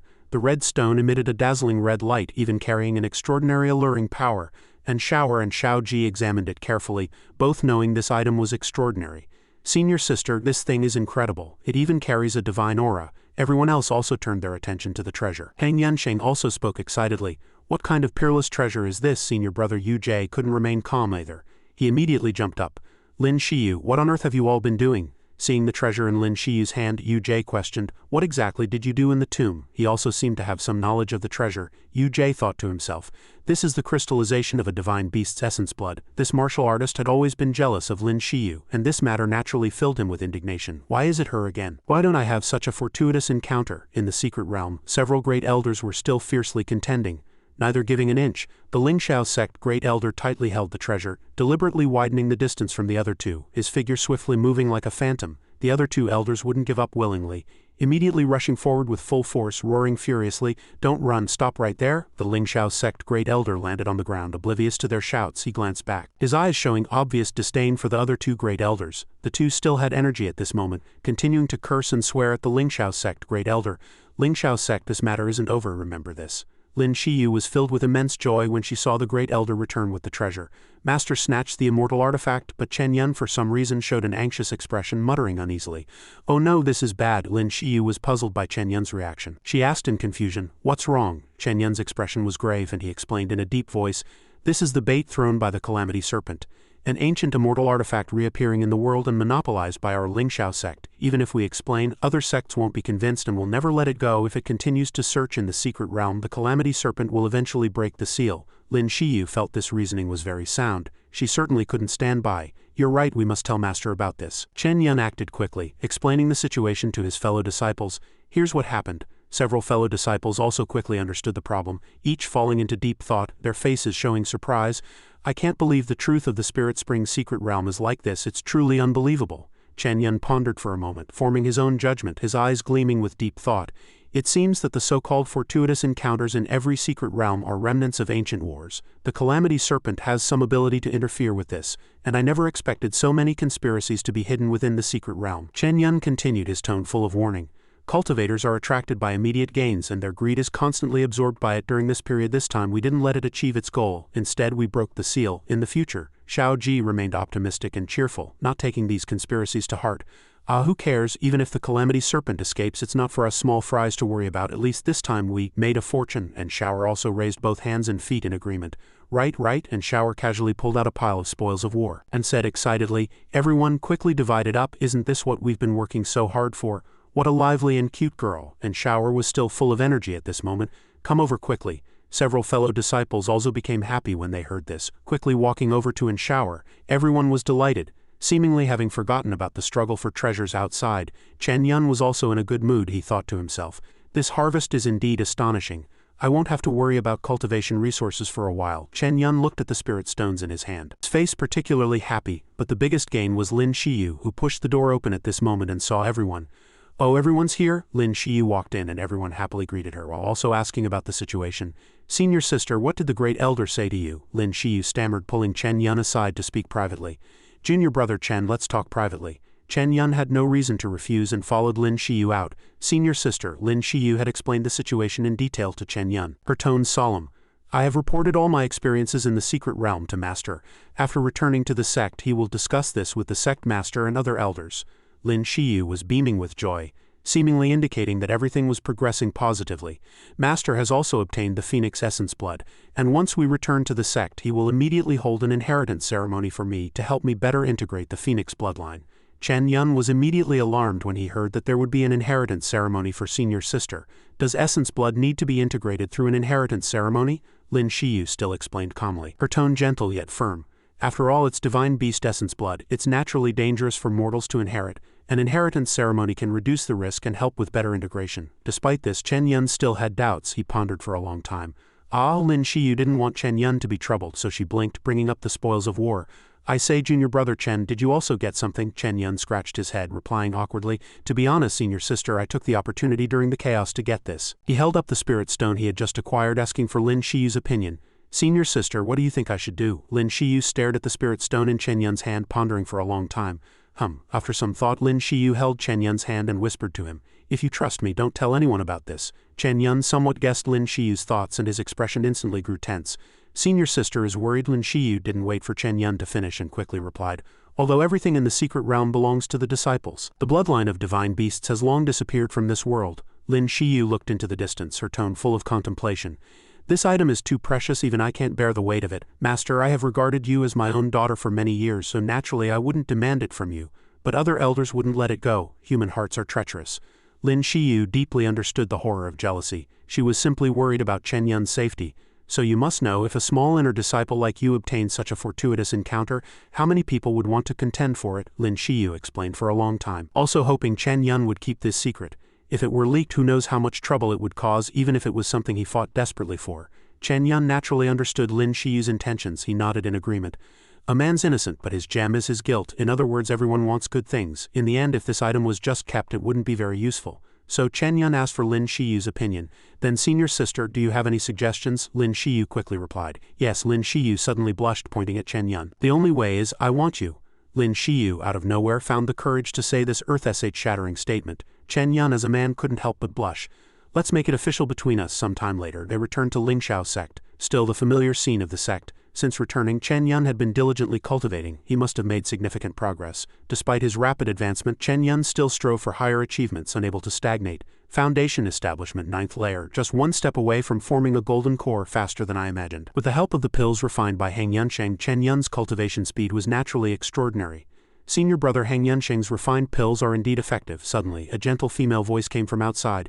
Senior brother Chen, are you there? Chen Yan quickly walked out to open the door. It turned out to be Ningan outside. Chen Yan said, Ningan. He didn't know why this young girl had come to see him, and he immediately asked in confusion, what brings you here today? Ningan smiled and replied, I've reached Qi refining 6th layer. The elders said I can go out and play now. Long time no see, Chen Yan, you haven't been paying attention to me. Ningan pouted and complained, instead you, senior brother Chen, why didn't you come to see me after returning to the sect from the secret realm? Chen Yan couldn't help but be surprised by Ningan's rapid advancement. He thought, as expected of the Jade Phoenix Marrow physique, going from 0 to Qi refining 6th layer in just a few months. She'll probably reach foundation establishment in another 6 months. Recalling his own cultivation process, Chen Yan couldn't help but let out a long sigh. He had been stuck at the 8th layer for 2 whole years back then. He scratched his head and said with a wry smile to Ningan, my aptitude isn't as good as yours, junior sister, so I can only cultivate diligently. This trip to the secret realm was very fruitful, so of course I have to work hard. Ningan was still very naive. She wasn't as focused on cultivation. She naturally took Chen Yan's hand and said, even though Chen Yan was going for arduous cultivation, senior brother, I'm rarely resting this time, come with me to the market. Chen Yan of course couldn't refuse the young girl. All right, the two walked side by side, chatting happily. Speaking of the secret realm, senior sister Lin really soared to new heights this time. Senior brother, have you heard? Senior sister obtained Phoenix Essence blood in the secret realm and is about to undergo the inheritance ceremony to become a royal blood cultivator. The news had indeed spread quickly. Chen Yan was also very surprised by its speed. Has this matter spread so widely? Ningan quickly replied. Oh yes, the entire sect is buzzing about it. Everyone is saying it's something that hasn't happened in the cultivation world for hundreds of years. The two continued to chat happily. Ningan kept Chen Yan updated with the latest news. Oh, and I heard that the Xuanchen dynasty's eldest princess also high-profilely announced she obtained Yinglong blood, 1 dragon, 1 phoenix. As long as they both grow, they will definitely be able to suppress a region in the future. Senior sister Lin has a rival. Chen Yan's face visibly tensed upon hearing this news. He thought to himself, it's high-profilely announced, not Xuanchen dynasty. Did the Xuanchen dynasty? Suddenly Ningan clung tightly behind Chen Yan, gripping his hand, her face clearly showing some fear. Chen Yan also noticed her unusual behavior and frowned slightly. It turned out to be Yu Jie in front of them, his face still bearing his usual impatient expression. Chen Yan greeted him. Senior brother Yu-jae, what are you looking at? Yu-jae's face was wrinkled with obvious displeasure. I'm annoyed not looking at you, get out of the way, I'm about to talk to junior sister Ningan. Ningan clearly disliked this person, and she explicitly expressed her reluctance, but I don't want to talk to senior brother. Senior brother Yu, please stop bothering me. The girl had already said as much, but Yu-jae was still persistent. He continued to explain. Junior sister and I just had some misunderstandings before. Junior sister Ningan, please give me a chance. I apologize to you, and I will show you my sincerity. Ningan was very displeased and didn't want to say another word to Yu-jae. She shouted, but I said I'm not interested. That Yu-jae was truly shameless and insensible, still pestering her. Junior sister Ningan, don't be so hasty. Chen Yan stood by and couldn't just watch Ningan being harassed. He immediately spoke, all right. Junior sister Ningan's meaning is very clear. Senior brother Yu-jae being so persistent is a bit undignified. Yu-jae's face twisted even more. Whether from reason or logic, he was clearly in the wrong. You, the three of them arguing, attracted the attention of many other fellow disciples. They whispered amongst themselves, isn't that senior brother Yu-jae? It seems so. Isn't that junior sister who became a true inheritance disciple before? What's she doing? Who's the other person? Just an outer disciple, how dare he? Seeing that everyone around was on his side, Yu-jae took the opportunity to raise his voice and adopt a lecturing tone. Chen Yan, don't think that just because Lin Shiu has your back you can act so arrogantly in front of me. Before Yu-jae could finish, Chen Yan retorted, who told that guy to mention his senior sister Lin? Yes, but speaking of which, senior sister Lin is about to become a rare royal blood cultivator. I wish senior brother Yu-jae good health and successful cultivation. Chen Yan wasn't afraid of Yu-jae at all. He pointed at Yu-jae's face, smiling mockingly. Yu-jae was furious, but what Chen Yan said was clearly correct. He had no room to refute. You, Chen Yan chuckled triumphantly, seeing that he had successfully angered Yu-jae. What, senior brother Yu-jae wants to fight as a true inheritance disciple? It wouldn't look good if word got out that you're bullying the weak. Yu-jae was furious but helpless, only able to clench his fists, forcefully suppressing his anger. He quickly turned to leave, not forgetting to leave a few threats. You better be careful, Lin Shiu can't protect you all the time. Chen Yan was not at all intimidated by these threats. He secretly scoffed at Yu-jae's attitude. Haha. Jealousy truly distorts one's face. Ningan, however, was very worried about Chen Yan's safety and reminded him to be careful. Senior brother Chen, Yu-jae is a true inheritance disciple after all, and he will eventually take over an elder's position. Isn't offending him like this. Chen Yan didn't let Ningan finish, explicitly stating that he wasn't afraid to clash with Yu-jae. I've already offended him, he'll target me sooner or later anyway. What's more, he gradually lowered his voice. Some things couldn't be told to too many people. Chen Yan thought to himself, he's just a true inheritance disciple. In the future, Ningan patted her chest, indicating that she would try her best to protect Chen Yan. Don't worry, senior brother Chen, not only senior sister Lin, but once my cultivation is higher I'll protect you too. Seeing the young girl suddenly become cheerful, Chen Yan went along with it. Then I'll thank junior sister in advance. The two continued to walk forward. Chen Yan couldn't help but be curious about Yu-jae's attitude towards Ningan. Speaking of which, why is this Yu-jae pestering you, junior sister? Ningan also felt unhappy when Yu-jae's name was mentioned. She replied in a low voice, it seems to be because of my physique, isn't it? The marrow spirit phoenix physique? Clearly Yu-jae's motive for approaching her was not pure. No wonder Ningan avoided him like the plague. It is said that if one forms a Dao partner with others in the future, it can help the other party cleanse their marrow and improve their cultivation significantly. Chen Yan was also greatly surprised to hear this. His face filled with astonishment. There's such a thing, he pondered for a moment, realizing that Yu-jae was clearly approaching Ningan with selfish motives. No wonder that Yu-jae was shamelessly pestering junior sister. Perhaps senior sister Lin becoming a royal blood cultivator stimulated him, which is why he's so eager to curry favor with junior sister. Subsequently, Chen Yan also came to a shocking conclusion that made Ningan blush.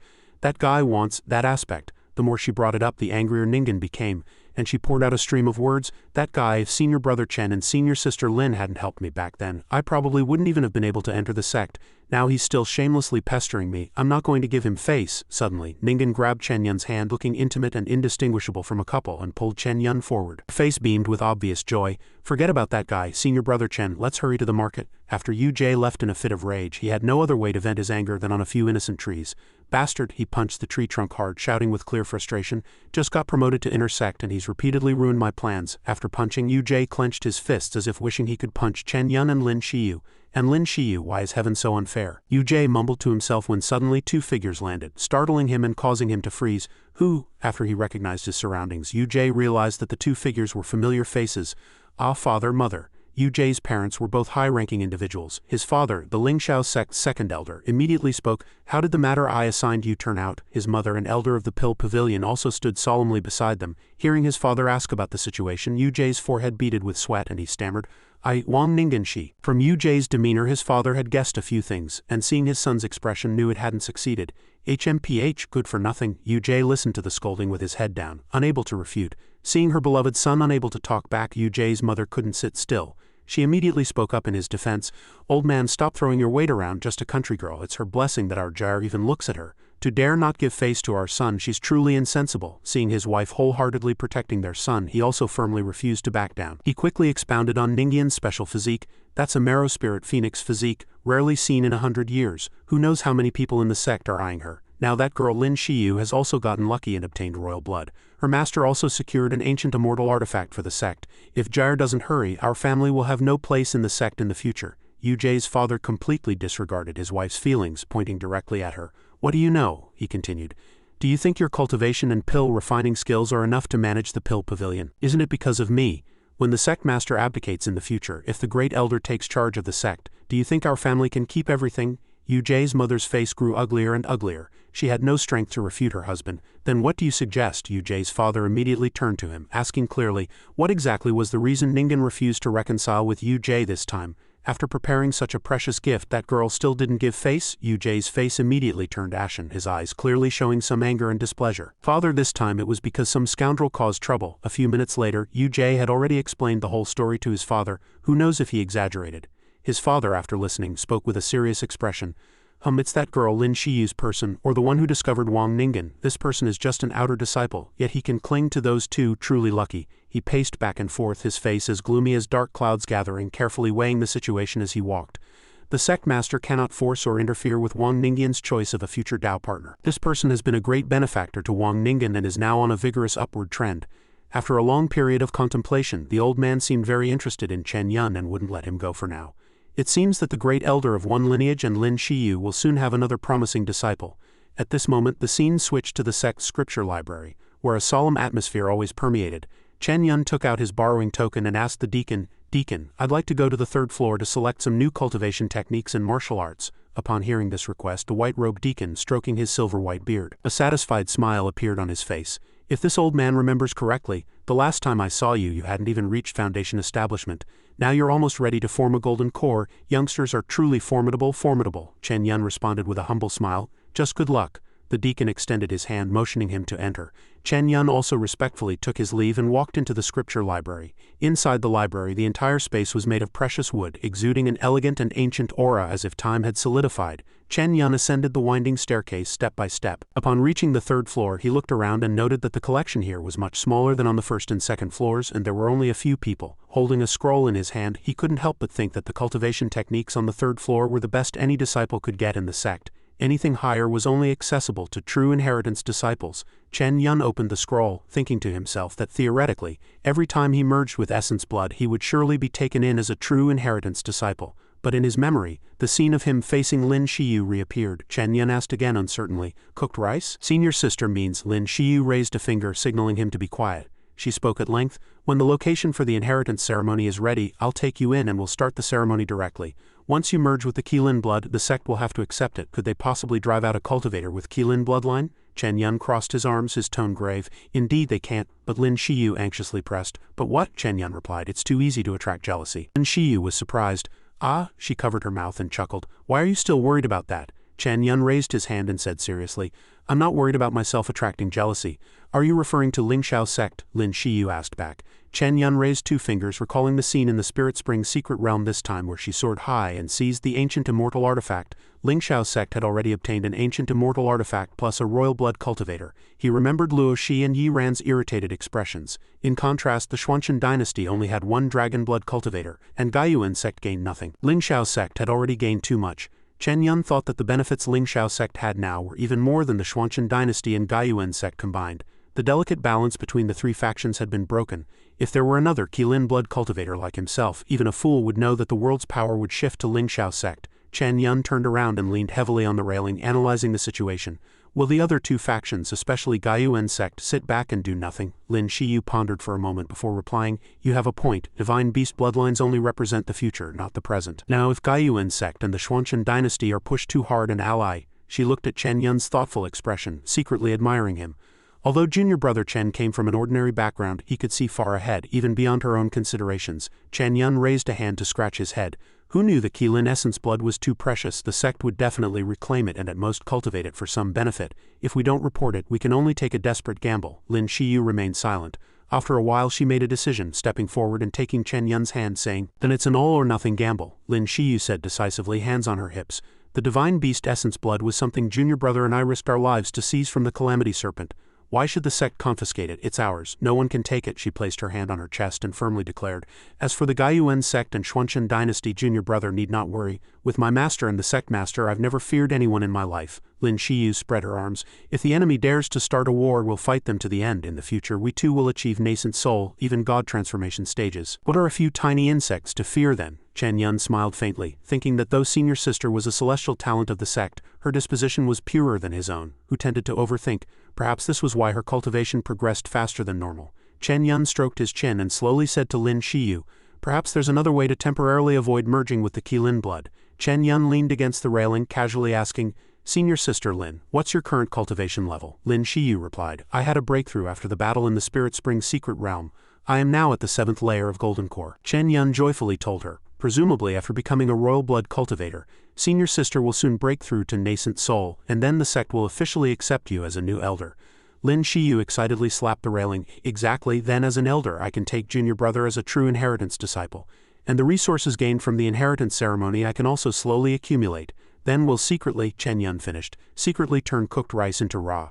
Lin Shiu happily clapped Chen Yan on the back, almost making him spit blood. Lin Shiu loudly declared, "Exactly this way, as long as we keep it a secret, no one will know that the Lingxiao sect has another Qilin blood cultivator." Lin Shiu playfully winked at Chen Yan. "However, junior brother Chen, don't worry. I'm doing this for this peerless Qilin blood. The later it's merged, the more variables there are." Chen Yan looked at her with complete trust, sincerely saying, "If there's anyone in this world I can fully trust my back to, the first person I'd think of is senior sister." Lin Shiu nodded, placing her hand on Chen Yan's shoulder. "Good, since junior brother Chen trusts me so much I won't let you down." Time slowly passed. After a while Lin Shiu became a little shy, her face flushed, and she softly said, "That?" Lin Shiu hastily turned around her back to him, saying, "Since that's the case, I'll start cultivating twice as hard today, striving to reach nascent soul stage as soon as possible. Junior brother Chen, don't worry, just wait until I become an elder." Lin Shiu playfully turned her head. "So you must also be careful during this time. Patiently wait for me to accept you as a true inheritance disciple." The memories gradually converged and ended. Chen Yan held the scroll and smiled faintly. He thought, "Senior sister." A young girl gracefully walked on the bluestone path under the sun, and she asked, "Excuse me, are you junior brother Chen Yan?" Chen Yan was reading, his attention diverted, and he paused, asking, "May I ask who you are?" A line of information appeared above the system. "Recent fortune, backstab fellow disciple Chen Yan, finding Qilin essence blood on him." The girl looked at him, just smiling mischievously. Chen Yan, seeing the system prompt, couldn't help but become more vigilant. He was somewhat puzzled by the girl's smile. "Senior sister, you are?" She then stopped teasing Chen Yan. "Junior brother, no need to be nervous. My name is Jing Wuan. Like junior brother, I also ascended from the outer sect." Jing Wuan added, "Just joined the sect a little earlier than junior brother." Chen Yan looked at her, pondering about this person. After a while he skillfully responded to Jing Wuan, "May I ask what senior sister needs from this disciple?" Jing Wuan casually stated the purpose of her visit. "I heard Heng Yunsheng say that junior brother Chen is courageous and resourceful, able to adapt flexibly to situations, always making the most correct choices, and also very lucky. The abundant harvest from this Spirit Spring secret realm was also thanks to you." She approached Chen Yan, causing Chen Yan to instinctively step back a little to avoid her. Jing Wuan acted as if she hadn't noticed, still speaking naturally. "So the sect recently gave me a tricky mission, and I'm not confident alone, so I'd like to ask junior brother Chen for help. As for the reward," Jing Wuan paused, placing her hand on her chest, appearing somewhat embarrassed. She promised, "I guarantee junior brother Chen will be satisfied." Chen Yan slightly closed his eyes, extended his hand, and directly answered her with a clear gesture of refusal. "Sorry, senior sister Jing. The harvest from the Spirit Spring secret realm was too abundant, and this disciple temporarily does not wish to leave the sect." Jing Wuan took out a letter from her sleeve, still insisting on persuading Chen Yan. "Don't refuse so quickly, junior brother Chen. This is Heng Yunsheng's transfer order. If you don't believe me, you can take a look." Chen Yan reached out and took the letter, opening it to read carefully. Weighing the pros and cons in his mind, this woman wanted to harm him. Was Heng Yunsheng also involved? Did he know? Chen Yan recalled Heng Yunsheng's gentle demeanor and immediately dismissed his previous thought. No, that's not right. Only he and senior sister knew about the Qilin essence blood. Heng Yunsheng was also one of senior sister Lin's confidants. He couldn't do such a thing. He was probably being used by this woman. Chen Yan glanced at Jing Wuan, who was anxiously waiting for him to fall into her trap. Chen Yan felt a bit puzzled, but the other party didn't know about the Qilin essence blood. She simply wanted to harm him. Chen Yan shifted his perspective, making a broader judgment. Within the sect, harming fellow disciples was a heinous crime. Do you have this motive and hate yourself so much? There's only one person currently. The image of senior brother Yu Jie's smug face appeared in his mind. Chen Yan felt even more certain. Chen Yan felt his blood boiling more than ever before, and he grinned. He already had his own plan. That's good. If someone dares to make a move on me and I detect it, that's my opportunity. Chen Yan was somewhat looking forward to it. Just wait, UJ. Jing Wuan estimated that Chen Yan had finished reading the transfer order, and she quickly asked, Junior brother, how have you considered it? He extended his hand, saying trustingly, since it's senior brother Hang Yanxing's recommendation, this disciple cannot refuse. Please tell this disciple in detail, senior sister Jing. Jing Wuan achieved her goal, playfully winking. Haha, of course. In a corner of the sect, golden sunlight gently illuminated flourishing flower clusters, adding a touch of subtle beauty to the scene. A person appeared furtively. This person was Jing Wuan. She called out, Elder. Jing Wuan bowed respectfully, solemnly reporting the situation to the person standing behind the bushes. That kid has taken the bait. A bulging small pouch was thrown out. The person standing behind the bushes was senior brother Yu Jie's father, the Ling Shiu sect's second elder. He said sinisterly, this is the special elixir your senior sister-in-law prepared for that kid. You must find a way to make him consume it. Afterward, Jing Wuan tactfully followed the instructions. She began to display her manipulative green tea tactics. She gently wiped the corners of her eyes with a handkerchief, feigning a weak and pitiful look.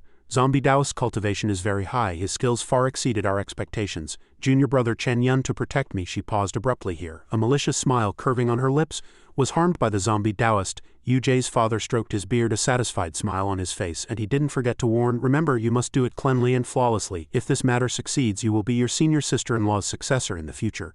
But if it fails, Jing Wuan smiled confidently. She softly replied, this disciple guarantees that no mistakes will occur and no one, not even father, will detect any abnormality. In Zhongling village, the sturdy stone city gates had stood for 1,000 years. Gusts of wind blew, making one feel as if in a celestial realm. Chen Yan flew ahead on his sword with Jing Wuan leisurely following, pointing the way. Seeing the mission location, Chen Yan was a bit uncertain, and he asked hesitantly, Jing Wuan, is that Zhongling village? Jing Wuan recalled the events that occurred in Zhongling village a few days ago, where a great fire engulfed the surroundings, slowly consuming this densely populated area. Yes, it's the village of evil cultivators that was destroyed a few days ago, she added. The cultivation they practice is the corpse ghost Dao. This time they actually massacred an entire small town to refine and nurture corpses. That's why the sect issued us an urgent mission. Chen Yan frowned, commenting with dissatisfaction. Massacring innocent people should indeed be eradicated. However, a few days ago, he was somewhat puzzled. The one who committed this crime in Ling Shiu sect's territory, even if it's the border, if he's not foolish, he should have escaped long ago, right? Jing Wuan thought of the evil cultivator who refined corpses. She frowned deeply. It seemed the situation was very serious.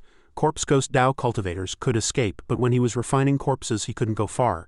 Jing Wuan was willing to risk being hunted by Ling Shiu sect to the ends of the earth to commit such a crime. It was likely this person was about to break through. After a while, the two finally reached their destination. They landed on the stone ground of the old city ruins. A breeze blew, carrying dust from all directions. Chen Yan and Jing Wuan entered the empty inner city, surrounded only by dilapidated walls and ruins. He said to her, let's check the surroundings first. Chen Yan charged ahead, pushing open a dilapidated house and walking in first. Jing Wuan silently followed. The house was littered with debris and mottled bloodstains presented an eerie scene. Chen Yan was surprised. This, he frowned in confusion. No bodies seen. Jing Wuan stood behind him, hands on her hips, making a deduction. It seems my guess was correct. He must have taken all the bodies with him. She took out a yellow talisman densely covered with runes. She said confidently, I'll do it. Jing Wuan tossed the talisman into the air and commanded decisively, go. The talisman immediately flew up, circled a few times in the air, and then flew into the distance. Jing Wuan pointed to the path full of scattered wood. She explained the talisman's function. The spirit sound talisman given to me by the sect will track corpse chi. Jing Wuan then added the evil cultivator's next actions. After collecting enough corpses, corpse ghost Dao evil cultivators will search for the place with the heaviest yin chi to begin refining corpses. Chen Yan followed the direction of the talisman's flight, looked up at the sky and said, does that mean by following it we can find that guy? Jing Wuan folded her arms and answered affirmatively, exactly. Chen Yan drew his sword and hovered in the air, ready to follow the talisman. The two flew high into the sky, forming a yellow and red streak of light. The ancient city was silent, as if no one had ever been there. Time slowly passed. By now, the talisman and the figures of Chen Yan and Jing Wuan were no longer visible in the blue sky. They had flown deep into the desolate forest and landed near the ground. The two slowly followed the talisman's path. Chen Yan looked ahead and shouted in surprise, here. The talisman headed straight for a cave entrance where several skeletons stood. The talisman was immediately cleaved in two. The leader of the Xuanchen dynasty's Dragon Sparrow Guard asked, who goes there? Jing Wuan revealed a look of disdain. Tisk, why are these dogs from the Xuanchen dynasty here? Chen Yan was somewhat puzzled, surprised by her attitude. Dogs from the Xuanchen dynasty? Senior sister, you mean they are the Dragon Sparrow Guard? He immediately interrupted them. Leader sternly shouted, the Dragon Sparrow Guard is here to apprehend an evil cultivator.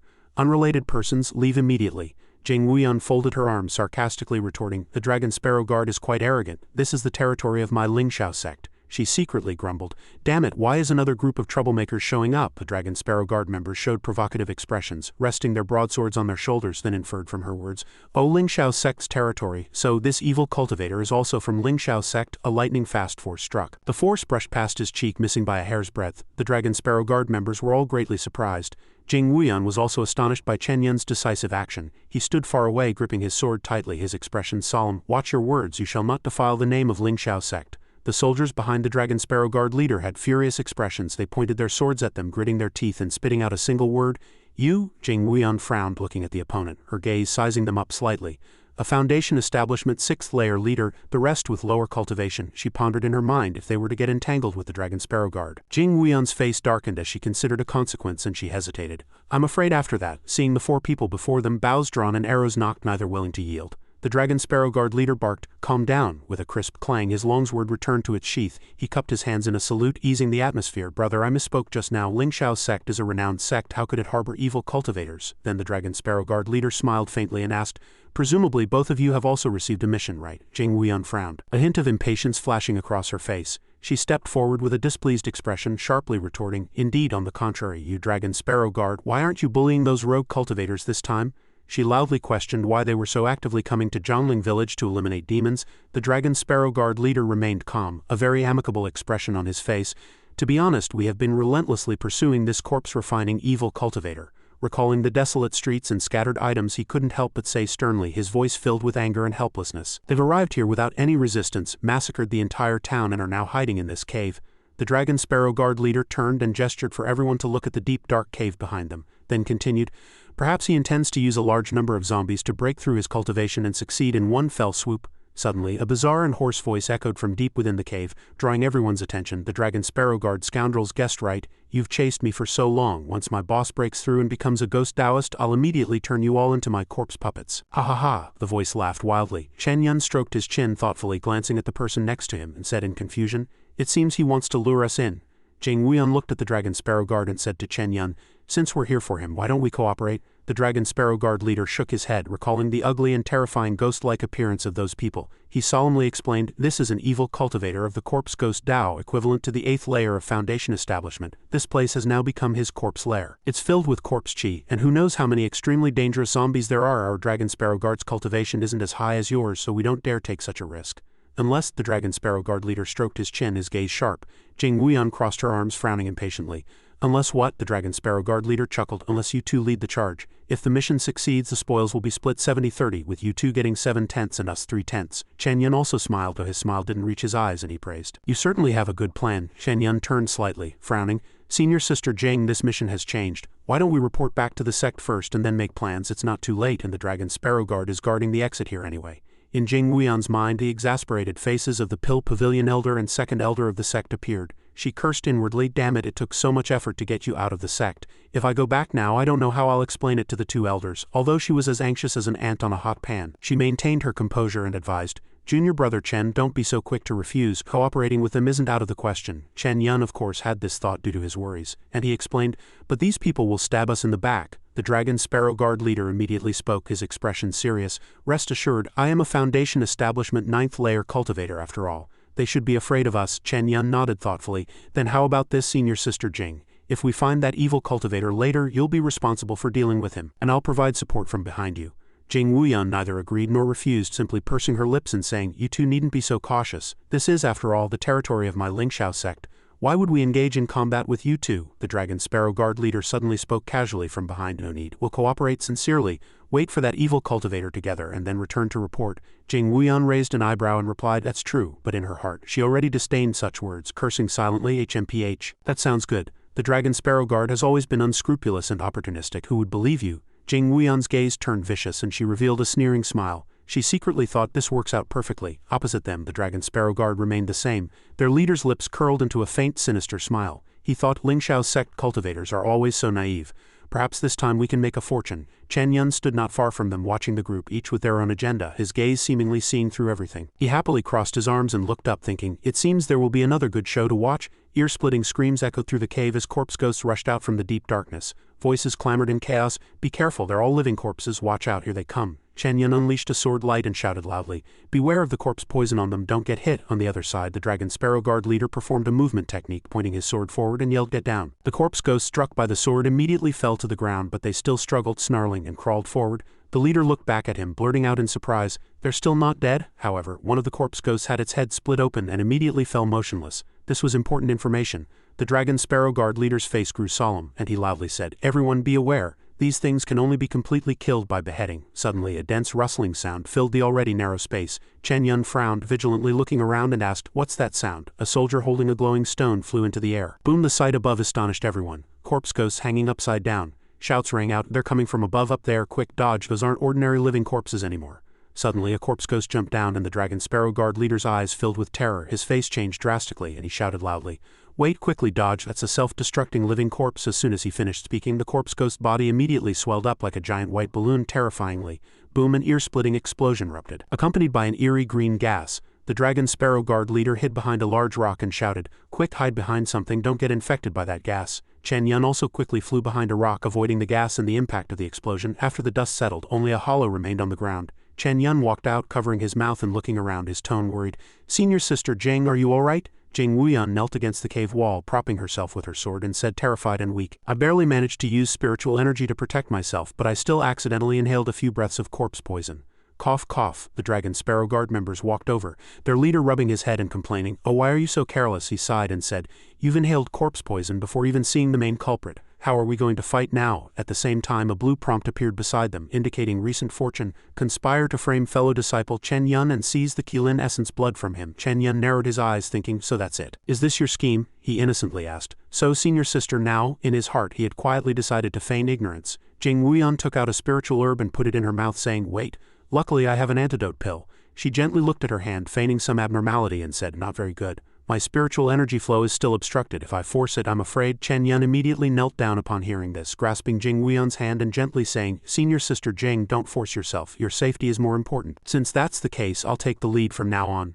Jing Wuan showed a grateful expression and said, "Junior brother Chen, I'm sorry. I will definitely repay you well when we return." She took out a pill and handed it to him, saying, "This is a revitalization pill. Take it. If the battle turns unfavorable, take it."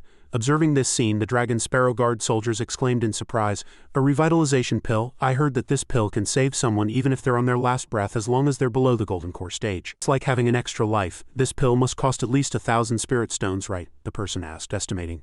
The Dragon Sparrow Guard leader's expression was outwardly calm and composed, but inwardly he was not as composed as he appeared. He sighed greedily. As expected of Lin Shiu sect disciples, every one of them is rolling in wealth. On the other side, Chen Yan looked at the pill in his hand, his eyes curving into a smile, understanding. "So this is how you plan to ambush me?" Chen Yan accepted the pill, his expression solemn as he sincerely thanked Jing Wuan. "Thank you, Senior Sister. This pill is too precious. This disciple will definitely make it count." Jing Wuan interjected, her voice echoing in the confined space, "Everyone, please accept this spirit recovery pill. Though not as potent as the revitalization pill, it can still accelerate spiritual energy recovery." She gently alluded to the evil cultivator's crime of massacring innocent people, stirring up anger.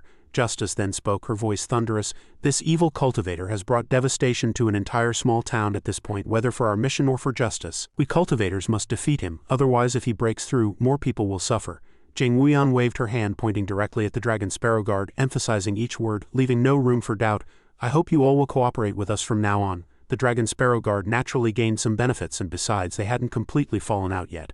So they naturally played the role of friendly collaborators. Everyone expressed their agreement, their tones sincere yet full of calculation.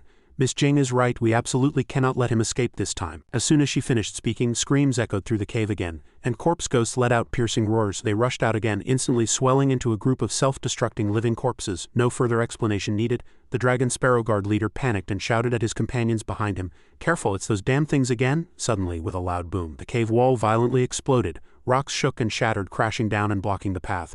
Jing Wuan and Chen Yan hastily retreated, but their dodging direction was completely opposite to that of the Dragon Sparrow Guard. In just a moment, the two groups were mercilessly separated. On the other side, the Dragon Sparrow Guard members screamed in terror. "Miss Jing!" With a dull thud, the last rock fell, completely blocking the passage. Dust billowed. Chen Yan walked over, reaching out to touch the newly formed stone wall. After feeling it, his face darkened. "No, it's too thick, it'll be hard to dig through." He suddenly turned around and saw Jing Wuan pursing her lips, her eyes glinting sharply. She spoke, her tone full of suspicion. "This collapse is too coincidental, unless the evil cultivator wants to separate us." An eerie and prolonged voice echoed from deep within the cave. Both of them turned sharply, and what met their eyes were several blood-red eyes filled with murderous intent. Heavy footsteps echoed, and a corpse ghost led the way, standing out among the corpse ghost horde behind it. The most obvious difference was the two Taoist talismans shimmering on its tattered clothes. It suddenly cackled eerily, its voice sharp. "Ha ha ha, little girl, you guessed right," Chen Yan exclaimed inwardly. "That's among the corpse ghost horde." This extraordinary one was precisely the corpse ghost Taoist. The system information board flashed again, displaying recent fortune: slay pursuers, merge calamity serpent demonic chi in the depths of the cave, become a calamity corpse, break through to nascent soul stage. Chen Yan sneered inwardly, thinking this brutal cultivator is full of schemes, each one more cunning than the last. Jing Wuan raised her sword and softly called out, "Junior brother Chen." Chen Yan gave her a reassuring look, his tone firm. "Don't worry, senior sister Jing, we will definitely defeat him." After speaking, he rushed forward like a phantom without hesitation. Jing Wuan exclaimed in terror, hastily stopping him. "This time I'm serious, don't be impulsive." With a whoosh, Chen Yan instantly approached the corpse ghost horde.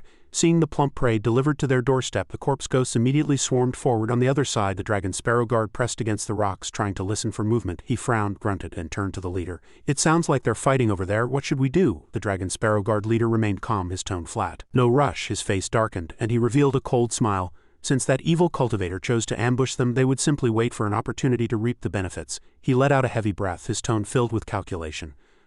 Two Lin Shiu sect cultivators fighting that guy. No matter who wins, it won't be easy." The leader pointed at the collapsed stone wall and decisively ordered, "You continue listening. Once there's no more movement inside, we'll figure out a way to dig open the passage." The soldier behind him looked worried, stammering, "But wouldn't that be a bit?" Before he could finish, the leader frowned and angrily retorted, "What a few pills bought you off? Fine, if you want to be a gentleman, then you go in first later."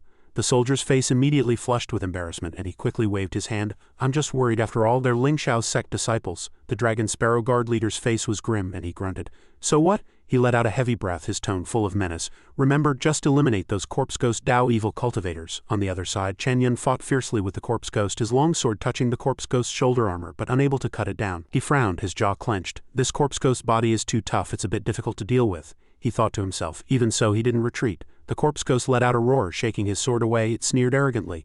"Compared to my iron corpse body, your magic artifacts are just toys." Those low-level corpse ghosts were not to be outdone, immediately compensating for quality with quantity. Swarming forward in a fierce attack, Chen Yan let out a low growl, and the high-level corpse ghost again reached out its claws to grab him. Chen Yan quickly gritted his teeth, held his sword in front of his chest, and retreated, putting distance between himself and the corpse ghosts. He shouted loudly, "Senior sister Jing, I'll leave these common zombies to you." Jing Wuan frowned impatiently. She secretly calculated that if this fool was killed, it would be difficult for her to deal with the corpse ghost Taoist alone, and it was not too late to wait for them to both be severely wounded. She swung two streaks of sword light, both killing corpse ghosts, and pretended to shout, "Junior brother Chen, hold on as best you can. I'll come help you after I've dealt with these living corpses." The strong corpse ghost let out a contemptuous laugh, and two different beams of light emitted a harsh clanging sound. It opened its mouth and spewed thick poisonous smoke, filling the entire space. Chen Yan quickly covered his nose, inwardly cursing his bad luck. He coughed with difficulty twice. Opposite him, the corpse ghost laughed maniacally.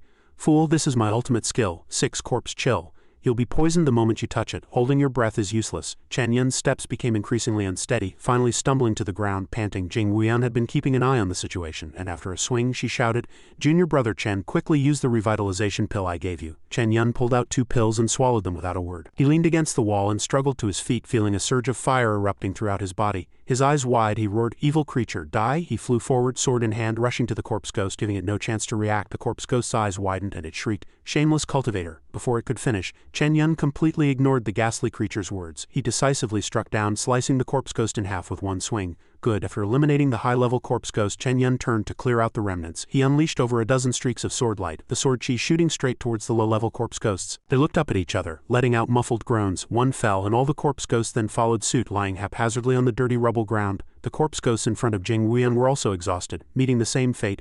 Chen Yan panted, his longsword gradually dissipating into smoke, and his originally taut body slowly relaxed as if a storm had passed. Jing Wuan walked forward, a praising smile on her face, her eyes glinting with admiration. "You're amazing, Junior brother Chen. Was that Lin Shiu sword art just now? I never expected your sword intent to be so astonishing." Chen Yan reached up to wipe the fine beads of sweat from his forehead, revealing a humble smile. "Senior sister, you flatter me. I merely..." Before he could finish, Jing Wuan casually waved her hand, and a strange purple smoke violently sprayed towards his face. He grunted, his chest feeling as if struck by a massive hammer, the sharp pain spreading intensely. Chen Yan was terrified, his breath hitched and his brow furrowed into a sharp line. He knelt on one knee, body hunched, his chest burning with pain, and he squeezed out a few words through grumbling teeth, his voice trembling. "What is this? What's wrong? My spiritual energy." Jing Wuan stood tall, her face full of arrogance, revealing the smug expression of someone who had achieved a petty victory. Her thin mask torn away to expose her hypocritical nature, she said triumphantly, "You are indeed very skilled in combat, otherwise I wouldn't dare act rashly against you, even if my cultivation is one layer higher than yours." Chen Yan's face was filled with disbelief, his body trembling uncontrollably, his voice hoarse with shock. "You poisoned me. That wasn't a revitalization pill at all." Jing Wuan stood with one hand on her hip, the other stroking her chin, her eyes glinting with assertiveness and cunning. "Wrong, that was indeed a revitalization pill, but with a few extra ingredients. After you took it, inhaling another harmless powder would create a poisonous effect like a cultivation dissipating powder." Chen Yan clenched his fists, his knuckles white, every word squeezed out through gritted teeth from the pain. "Why are you doing this? Are you Jay's person?" Jing Wuan nodded slightly, a hint of a pleased smile flashing across her face. "Quite clever," she continued, her tone mocking. "Unfortunately, you've repeatedly ruined Jay's plans, provoking people you shouldn't have." With that, she pointed her palm at him, and spiritual energy surged like a tide, bursting forth and sending Chen Yan tumbling backward, rolling across the rough stone ground. He spat out a mouthful of blood, his face pale. Jing Wuan's face suddenly contorted, becoming ferocious like a vengeful spirit, her hands clenched into fist knuckles cracking. She shrieked, her tone full of menace, "Now tell me everything you know about Lin Shiu, and I'll give you a quick death." Chen Yan's brows furrowed and he gritted his teeth, cursing, "Bitch, you wish? I promise you'll regret this." Jing Wuan sneered, her eyes gleaming with morbid amusement. "I like your stubbornness. I hope you won't beg me for mercy later." With that, she summoned her gleaming natal sword and slowly walked forward, her voice low like a whisper of death. "All right now." But suddenly from behind her a gray palm with sharp claws like a ghost from hell swiftly attacked. Jing Wuan's body was immediately covered by a shimmering protective barrier. She sensed the looming danger, gritting her teeth as she turned back. "What?" Jing Wuan spun around abruptly, exclaiming, "Who?" Bang! A strange sound came from behind her face turned ashen, her mouth agape, her eyes filled with terror as she looked there. At this moment the high-level corpse ghost let out a vicious laugh, its ha-ha-ha echoing like thunder. "Indeed, I've watched a good show. I never expected disciples of a prestigious sect to be so depraved." Jing Wuan's eyes widened in terror, staring at the fragments before her voice distraught. "Ha-ha-ha, you two also have some strength. If you had attacked together I might have had to feign death to escape, but now." The corpse ghost laughed viciously, raising its hand and slamming a palm fiercely towards Jing Wuan's dantian, giving her no time to react. Her internal organs were severely damaged, and she spat out a mouthful of blood. The corpse ghost's pale face broadened into a wider smile, and it strangely bit its lips. "Become this old man's corpse puppet here." Simultaneously, an icy snake radiating an aura of death appeared on its arm. The snake's eyes gleamed with fierce light, and it laughed mockingly. As soon as the ice snake appeared, it invaded the space with its deathly chill, opening its mouth and flicking its red tongue. Jing Wuan snorted, spitting out a talisman depicting the Lord of the Forest, a mighty tiger's head. The corpse ghost pointed and decisively ordered, "Go." The gigantic ice snake immediately spewed icy flames surging towards Jing Wuan. She tightly gripped her shield to block, but the tiger head talisman was gradually shattered. Jing Wuan was terrified, blood overflowing from her mouth, sweat pouring down. How could this be? She thought this was a life-saving artifact bestowed by the second elder, yet it was destroyed by this corpse ghost Taoist with a single strike.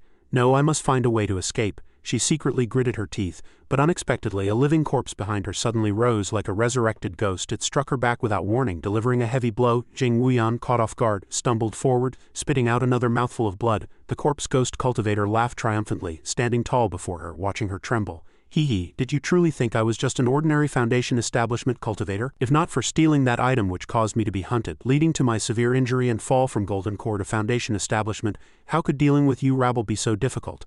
The corpse ghost cultivator gripped Jing Wuan's hair, forcefully raising her head, staring deeply at the terror in her eyes. He appraised her, his tone lecherous. "You do have some charm, don't you?" His face became ferocious and he laughed loudly. "After I deal with those dragon sparrow guard people over there, I'll refine you into my new corpse puppet. You'll accompany me day and night, of course, and also HMPH. The corpse ghost cultivator turned his head, only now noticing that Chen Yan's figure had disappeared at some point. With a whoosh, a flash of light suddenly appeared, streaking through the night like lightning.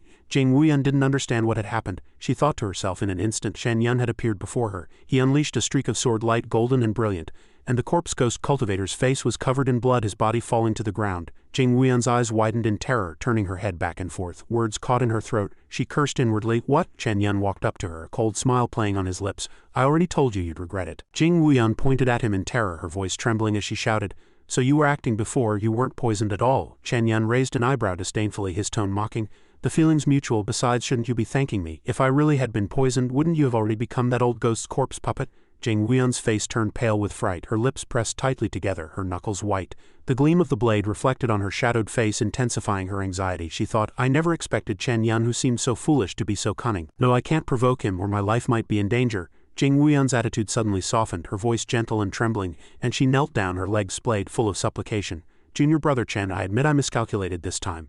If you show mercy and let me go, I will definitely satisfy you in the future. Chen Yan stroked his chin, smiling with interest, his eyes showing a look of someone watching a play. Oh, satisfy me? Jing Wuan tilted her head, seductively licking her lips. Of course, junior brother Chen, aren't you tempted by my charm? Chen Yan stepped closer as if he had predicted everything, thinking, HMPH, pretending to be a gentleman, he's truly just a hypocrite. But he pressed his sword to her neck, his voice cold. Satisfying me is simple, senior sister Jing. Swear an oath to your inner demon and follow me to expose Jay's evil deeds. Jing Wuan's face turned pale with terror. What? She stammered in panic, her voice hoarse. Don't you know who you're dealing with? That's the second elder's son. If I help you with this, once we return to the sect, the second elder will definitely not let me go. Chen Yan's brows furrowed, a hint of surprise flashing in his mind. I never expected not only Jay but the second elder to be involved as well. Truly layers upon layers of deceit. He pressed his sword against Jing Wuan's skin, drawing blood, his tone indifferent. Senior sister Jing, are you saying you want to test if my sword Chen Yan is sharp? Jing Wuan's face turned ashen, and she cursed inwardly. Madman. This guy is definitely a madman. If I don't swear, I'll definitely die here. Jing Wuan had no choice but to comply. She lowered her head, her expression tense. All right, I swear upon my inner demon. Then she said in a trembling voice, Jing Wuan, I will definitely cooperate with Chen Yan to expose Jay's plot to have me kill him. At the same time, a thick, deathly black shadow, her inner demon, appeared behind Jing Wuan. She continued, her tone full of promise, and I will never betray Chen Yan during this period. Chen Yan observed everything coldly, thinking to himself, swearing upon her inner demon. Once violated, the inner demon will retaliate, leading to possession in minor cases or death in severe ones. Indeed, I don't fear her tricks. Jing Wuan continued to whisper the last part of her oath, her voice trembling and resigned. If violated, the inner demon would devour her soul, preventing her from ever reincarnating.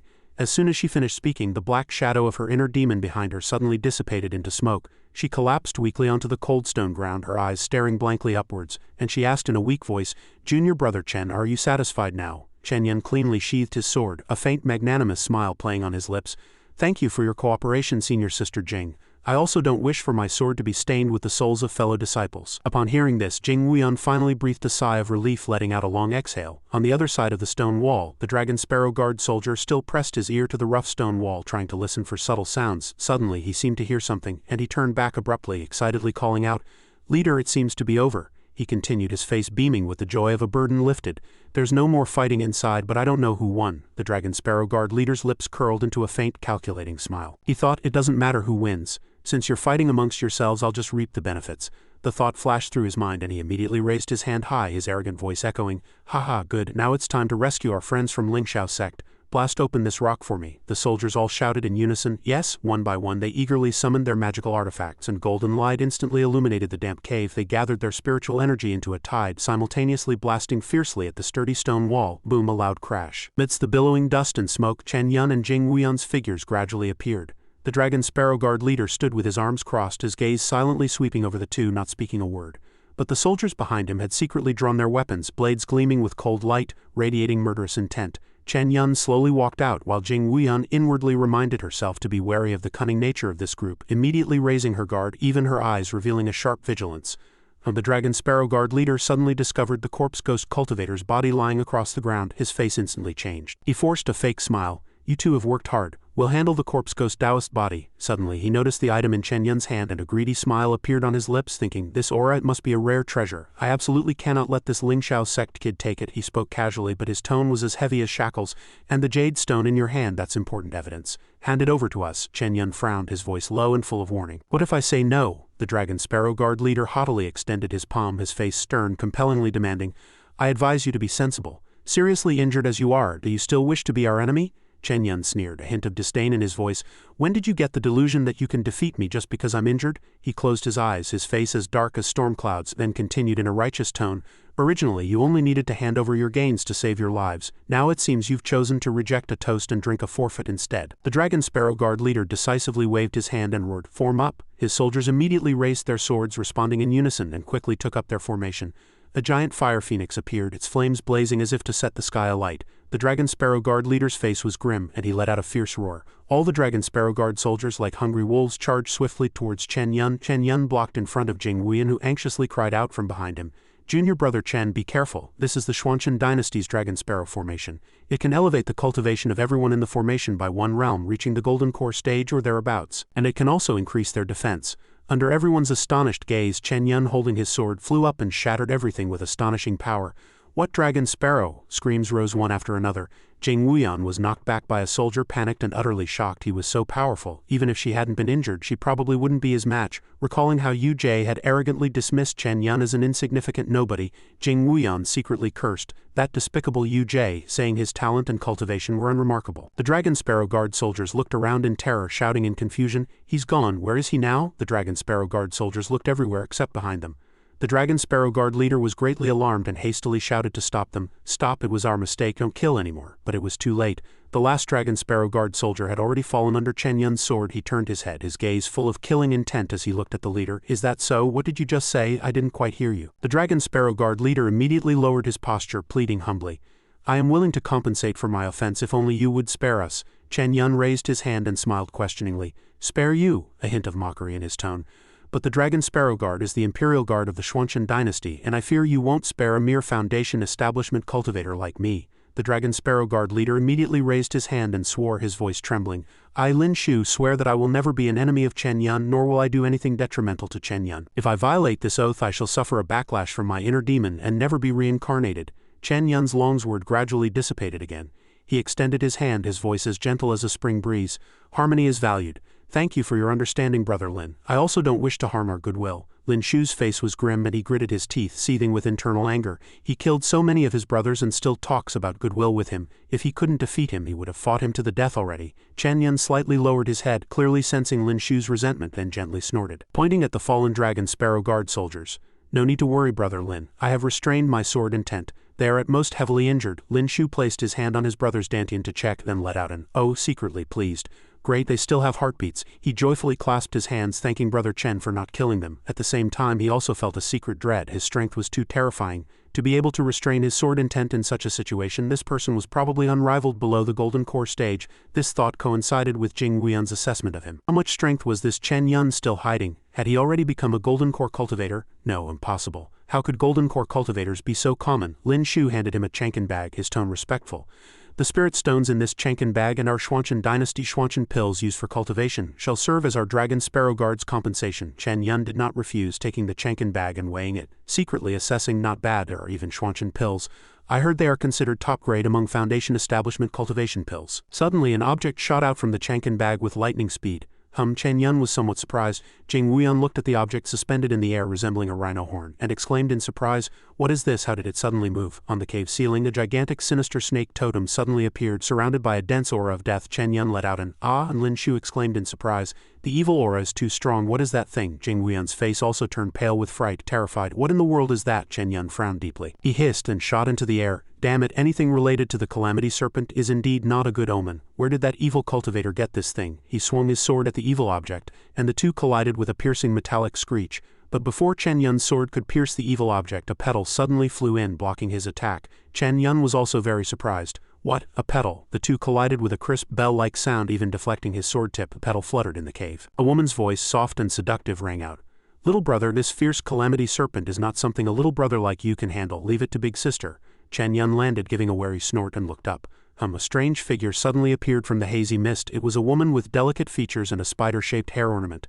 As soon as she appeared, she smiled enchantingly twice. The system displayed Ni Yaoyao's information. Name, Ni Yaoyao. Identity, Saintess of Dark Prison Gate. Recent fortune. 3 days later, use the sect's secret method to infiltrate the Spirit Spring's secret realm, trade with the Calamity Serpent, and acquire the 9 infants' ferocious beast essence blood. Chen Yan frowned in surprise, thinking, Saintess of Dark Prison Gate. He looked up. What kind of sect is this Dark Prison Gate? He had never heard of it, and yet she could enter the Spirit Spring's secret realm, which was closing and was entangled with the Calamity Serpent. The Xianxia dynasty's Dragon Sparrow Guard leader looked at the token hanging at Ni Yaoyao's waist, secretly surprised. Was this jade pendant from a close guard of the Dragon Sparrow Guard? He pointed at Ni Yaoyao and shouted, "Who are you? How dare you touch the possessions of our Xianxia dynasty and Lingxiao sect?"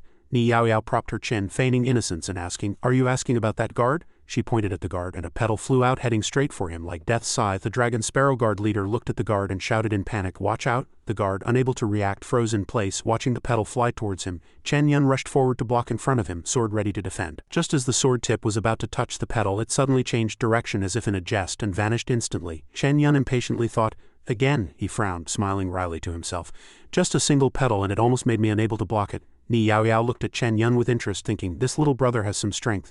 He seems like a good plaything, Jing Wuan cried out in panic, her voice sharp and full of worry, realizing the danger. A mere petal is enough to restrain junior brother Chen's sharp sword intent. This is bad. That woman is at least a golden core cultivator. Ni Yaoyao's figure flashed and disappeared like an illusion. The Dragon Sparrow Guard leader nervously pointed upwards and shouted, "Be careful, she's gone." Ni Yaoyao suddenly appeared behind Chen Yan, wrapping her arms around his body, her voice ambiguous and seductive.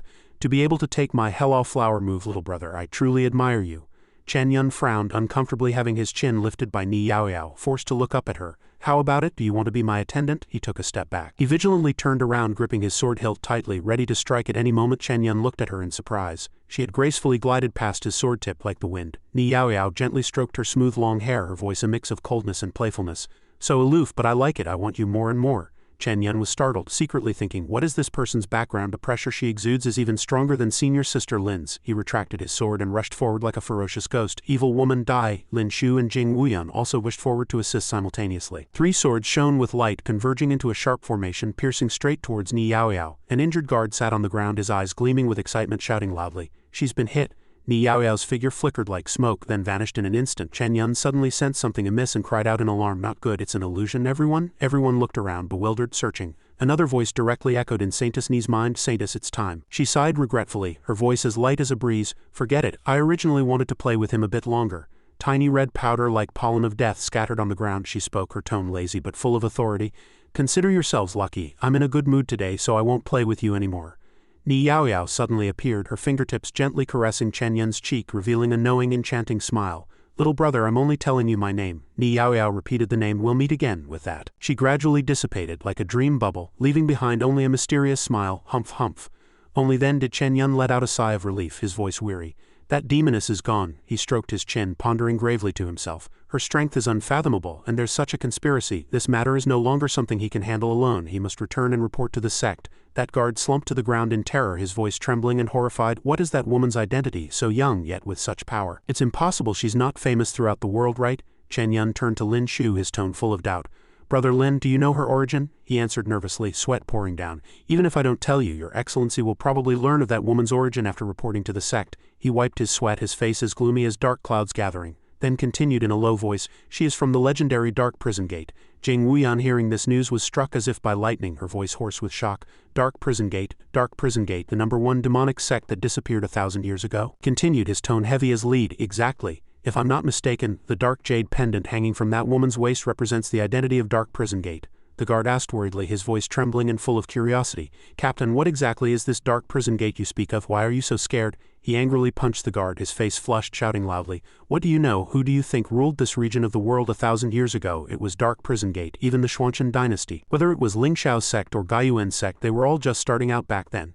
Chen Yan thought seriously for a moment, then said in a deep voice, "So Dark Prison Gate might be making a comeback." Lin Shiu nodded repeatedly, his tone full of worry. "Exactly, we must immediately report this to the Xianxia imperial family, and you all should quickly inform your sect too." With that, he cupped his hands and bade farewell to Chen Yan and the others, his tone hurried. "We'll take our leave first." Chen Yan turned to Jing Wuan, firmly instructing her, "We're returning to the sect as well." Jing Wuan immediately replied, her tone expressing agreement. "Okay." A masked figure stood on the mountaintop, looking at Ni Yaoyao with a perplexed expression. "Saintess," he asked her doubtfully, "why didn't you kill those people and instead let them go back to report?" She smiled cunningly, her tone full of scheming.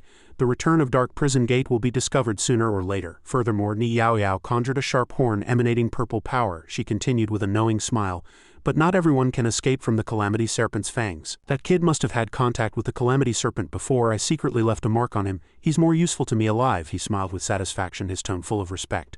"Since the Saintess had a plan all along, I am relieved." At this moment, the mark on Chen Yan's neck lit up. Inside the sect, a tray fell, scattering its contents on the ground. Yu-Jie said loudly with a displeased expression, "Junior sister Wang, I am sincere towards you. Why are you so hard-hearted?" Ningan replied earnestly, her tone cold and firm. "Senior brother Yu, please compose yourself. I have already said I am not interested." He angrily roared, his tone full of indignation.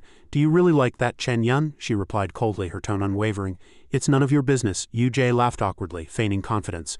"Junior sister Wang, in terms of family background, I am the son of a sect elder. He is just an orphan. In terms of strength, I am a 7th layer golden core cultivator. He is just a foundation establishment cultivator." He spread his arms, smiling, his tone full of calculation. "If the two of us become Dao companions, your talents can be fully displayed." Yu-Jie said, his face contorted, continuing in a persuasive tone, Only then can you have a bright future. Ningan ignored him, walking directly away, responding with a hint of bitterness in her voice. At least senior brother Chen wouldn't treat me like an object. UJ watched her leave, a cunning smile appearing on his face. Chen Yan HMPH, he won't be coming back. Ningan immediately turned around, her face flushed with anger, and shouted, what do you mean by that? What did you do to senior brother Chen? UJ leaned forward slightly, giving an arrogant smirk. What do you mean, what did I do to him? Junior sister Wang, don't go slandering me. He looked at the trembling Ningan and continued to mock arrogantly. Cultivation is inherently defying the heavens and it's extremely cruel. Chen Yan is merely a foundation establishment cultivator. It's not unusual for him to encounter an accident and die somewhere, is it? She drew her sword and shouted loudly, her tone full of anger. You, Ningan pointed her sword at UJ, warning him with sharp eyes. This, if anything happens to senior brother Chen, I will never let you off. He immediately spoke loudly, his tone full of disdain. Oh, you won't let me off? How do you plan to do that? With your little mouth or relying on that damn Chen Yan? UJ reached out and blocked the sword Ningan had resting on his shoulder, smiling expressionlessly as he said, I think junior sister Wang should still consider becoming Dao partners. She let out an angry HMPH, her tone full of disdain. At this moment, Chen Yan walked out from behind UJ, speaking in a flat yet unexpected voice. Senior brother Yu, what were you just saying about me? UJ turned his head in surprise. Letting out an astonished HMPH, he pointed at him in horror, stuttering. You, he thought in a panic, he's not dead, how is that possible? And Jing Wuan, why isn't she here? Chen Yan looked at him mockingly, replying with a playful smile, what's wrong, is it so surprising that I'm fine? Ningan immediately ran to Chen Yan, happily exclaiming, Senior brother Chen, I'm so glad you're alright. He gently patted her head, smiling. Now that you've embarked on the path of cultivation, you must focus on your practice and not get entangled by trifling matters, wasting your time. Ningan immediately responded happily. Her face flushed, she secretly delighted. Senior brother Chen patted my head. UJ, who had been silent all this time, now shouted, his face flushed with anger. Who are you calling trifling matters? Chen Yan feigned innocence, replying innocently. Oh, senior brother Yu, you're still here? I thought you would have discreetly left already. Lazily waved him away. Can't you see I'm busy? This doesn't concern you, you can go. UJ's face flushed with anger, and he let out a gritted HMPH. He pointed at him, loudly challenging. A challenge? Fine. If you dare, meet me at the martial arts arena for a spar. Chen Yan exuded a killing aura, giving him a cold glance. Senior brother Yu, I have important sect secrets to report to the elders and the sect master, matters concerning a secret from 1,000 years ago. I'd very much like to spar with you. But I cannot delay this secret. UJ scoffed loudly with disdain. Secret? What kind of ridiculous secret is that? Your excuses are truly foolish. What? Are you afraid to spar? Chen Yan scratched his face, replying hesitantly. But I still have a secret to report, he laughed loudly, continuing arrogantly. If you truly have a secret, how about I bear the responsibility, or are you just planning to keep hiding behind that woman Lin Shiu and let her back you up? He pointed at his face, saying firmly. Spar then, but if it delays the secret and leads to punishment, you must bear the responsibility. Ningan looked at him worriedly at this moment, her tone anxious. Senior brother Chen, that UJ is a golden core cultivator. Chen Yan immediately reassured her, his tone calm. Don't worry, I have my own plans. UJ's body tensed with anger, emitting a menacing killing aura. Junior brother Chen, on the martial arts arena later, I'll make sure you experience a senior brother's care. A black-haired disciple gossiped to the person next to him, his tone excited. Quick, let's go. I heard senior brother Chen is going to spar with senior brother Yu. Let's go watch the excitement. We can't miss this big event. At this moment, the martial arts arena was packed with people, and discussions buzzed all around. A blue-haired disciple said disdainfully, his tone full of contempt. Senior brother Chen is only a foundation establishment cultivator. How could he possibly defeat a golden core cultivator like senior brother Yu? A green-haired disciple followed, his tone full of interest. This is going to be a good show, another person yawned, replying nonchalantly. What's there to see? Senior brother Chen is bound to lose. UJ and Chen Yan now stood on the arena stage. UJ's face was filled with soaring confidence, while Chen Yan appeared much calmer. UJ was the first to mock, his tone full of contempt. Junior brother Chen, you'll soon understand that the difference between a golden core cultivator and a foundation establishment cultivator is like heaven and earth. Chen Yan shrugged slightly, deliberately feigning a humble and submissive appearance, then revealed a faint smile and held up 3 fingers. Chen Yan knows he's no match for senior brother Yu, so I'd like to ask senior brother Yu for guidance on 3 sword moves if that's alright. UJ frowned suspiciously, muttering warily to himself. What trick is this brat playing now? He waved his hand, mockingly challenging. What? Senior brother Yu is a golden core cultivator. You're afraid to take even 3 swords from a mere foundation establishment cultivator like me? Below the stage, the crowd buzzed with chatter, the atmosphere lively. Yeah, senior brother Chen is only foundation establishment. Senior brother Yu is too timid. If it were me, even with a huge cultivation gap, let alone 3 moves, I could handle 10. Senior brother Yu's reputation seems to be all for show. Infuriated and flushed red, UJ lost his composure. He shrieked, his tone full of recklessness. HMPH, a mere 3 swords, I won't bully you. For these 3 swords I won't use a magical artifact, just my bare body is enough. Chen Yan slowly drew his sword, a sly glint flashing in his eyes, then politely reminded, "Then senior brother Yu, please take my move." He unleashed a fierce sword light and a cold, gleaming hidden weapon shot towards Yu like a meteor. Yu was startled, his heart pounding. "It's only been a few days and this brat's sword intent has improved so astonishingly." Yu sneered disdainfully, then counterattacked, a giant icy palm rushing out to block the ferocious sword strike. "Great ice palm," Yu spoke contemptuously, his tone arrogant. "Junior brother Chen, your sword intent seems to be—" He suddenly stopped, his face changing drastically, realizing something was amiss. "No, that's not right." Chen Yan without hesitation unleashed another sword strike with lightning speed. Yu hurriedly reached out to block, but the expression on his face was severely distorted, his heart filled with anger, secretly cursing, "Shameless scoundrel to ambush me while I was distracted." Chen Yan's moves pressed forward relentlessly.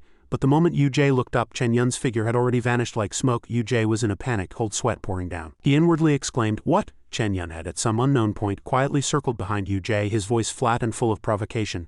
"Senior brother Yu, this is the last sword, make sure you're ready." After speaking, he unleashed another sword strike. This sword struck Yu's back, making him grimace in pain, inwardly cursing in both shock and anger.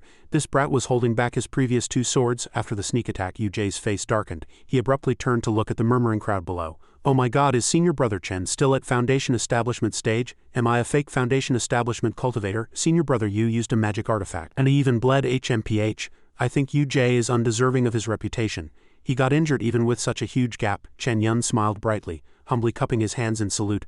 "Senior Brother Yu, I yield." He was secretly satisfied. As expected, the gap between Foundation Establishment and Golden Core is unusual. Even with my full power and a sneak attack, I only inflicted a minor injury on him. Yu suddenly turned around, pointing his sword forward in anger.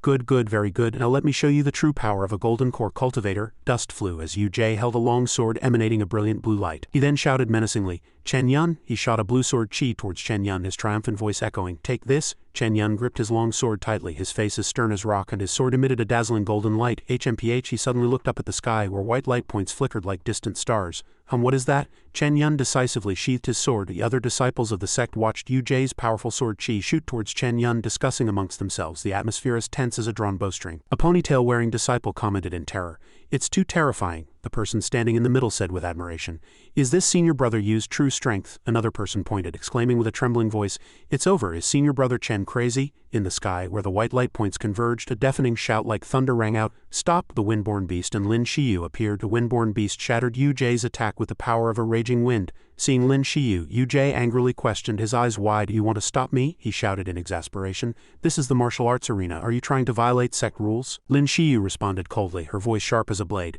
"This matter concerns a sect secret. Junior Brother Chen must come with me to see the sect master. This spar ends here." Yu pointed his sword at Lin Shiu, angrily cursing, "What ridiculous secret, it's all an excuse. This brat cut me 3 times and he wants to just leave? He clearly has no regard for me." Yu holding his long sword, Yu turned to Chen Yan, mocking him with a scathing tone. "I knew it. How dare you agree to spar with me? Turns out you already informed that woman Lin Shiu to be your shield. Are you really going to keep hiding behind her?" Lin Shiu's face grew colder, her tone even more frigid than usual. "I said this matter concerns a sect secret. Don't be so presumptuous." Yu angrily pounded his chest, roaring loudly, Secret, we are all true inheritance disciples. Why can you know the secret but I cannot?" Lin Shiu was furious. A fiery red phoenix appeared behind her, burning like hellfire. Her tone was icy cold. "Because I am already a nascent soul royal blood cultivator, the 7th elder of the sect." Yu's face was filled with terror, and a surge of dread welled up in his heart. "Impossible, how can this be?" The disciples cheered excitedly. A high-bunned disciple exclaiming in surprise, "Heavens, Senior Sister Lin has actually reached the nascent soul stage." Another bald disciple also praised with admiration. "Senior Sister Lin is indeed the Lingxiao sect's #1 genius." Another purple-haired disciple cheered excitedly.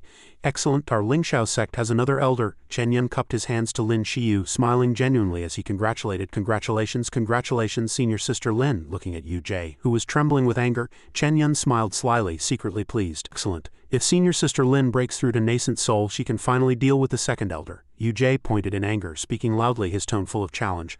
"I don't believe it. Even if you become an elder, what then? This spar is between me and Chen Yan." Lin Shiu was suspended in the clear blue sky when a stern reprimand came from the void. "Wretch, be quiet." Yu was startled, calling out in panic, "What?"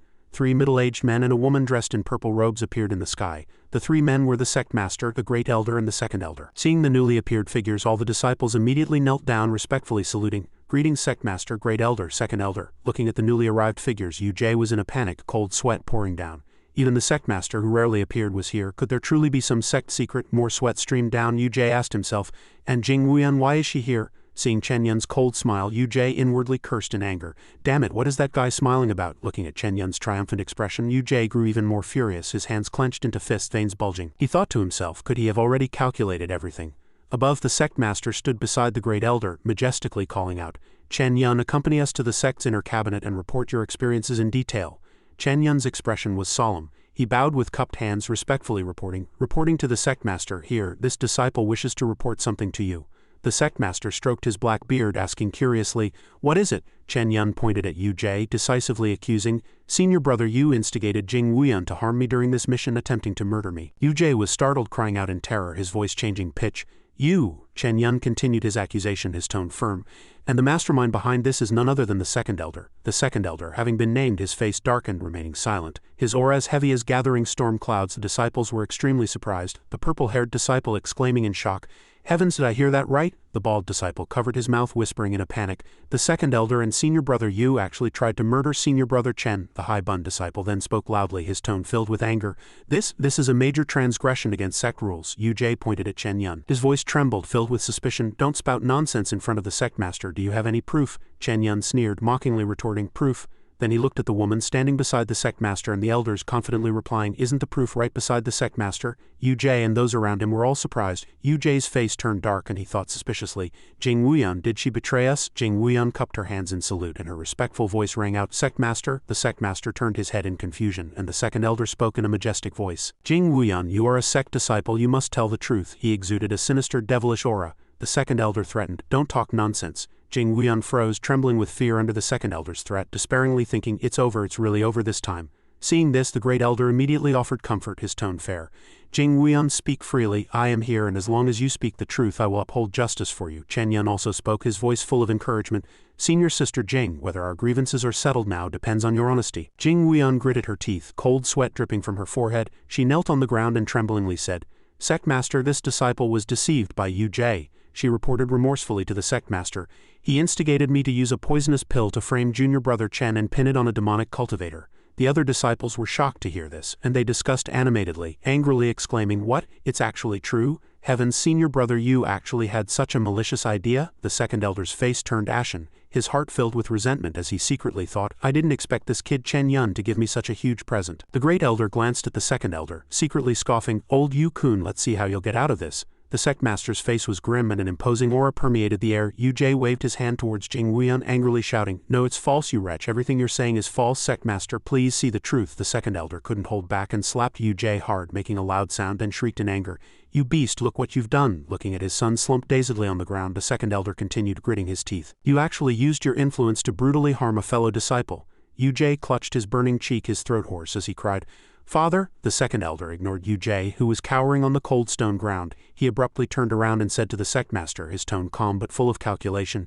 Sect master, it is due to my lax discipline that this beast committed the crime of harming a fellow disciple without my knowledge. He maintained his unusually calm tone, then continued with feigned humility, I humbly request the sect master to sentence this beast of mine to 10 years of solitary confinement at Repentance Cliff as punishment, and I will also offer a small gift to little friend Chen Yan as compensation. Yu-Jie trembled violently upon hearing these words, looking at his father in a daze. The second elder whispered telepathically, just agree for now, I'll find a way to get you out later. Yu-Jie obediently lowered his head and confessed, his voice trembling with helplessness, Sect master, it was my momentary foolishness, I am willing to admit my guilt. In his heart he cursed viciously, his gaze shooting venomously at Chen Yan. Your 3 sword strikes and humiliation led me to Repentance Cliff. He glanced at Chen Yan, who stood calmly to the side with his arms crossed, and cursed resentfully, I've noted this. When I get out I'll make your life a living hell. The sect master waved his hand, making a decisive decision. Jing Wuan, for framing a fellow disciple, will also go to Repentance Cliff for 10 years. The great elder stood beside the sect master, silent.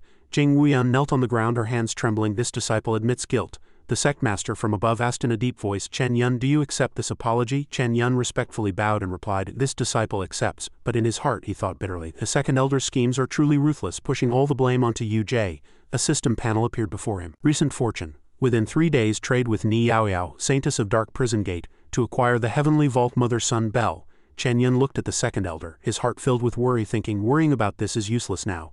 And Chen Yan's face sank as he fell into deep thought. I didn't expect the second elder to be the insider who opened the Spirit Spring's secret realm day by day. He pointed in a direction and the sect master spoke tiredly. All right, since that's the case, go to the sect's inner cabinet and report your experiences just now. In the inner cabinet, Chen Yan recounted the events in detail. That's how it happened. After listening, the second elder feigned surprise. I never expected it to be related to the Calamity Serpent disaster of the Dark Prison Sect.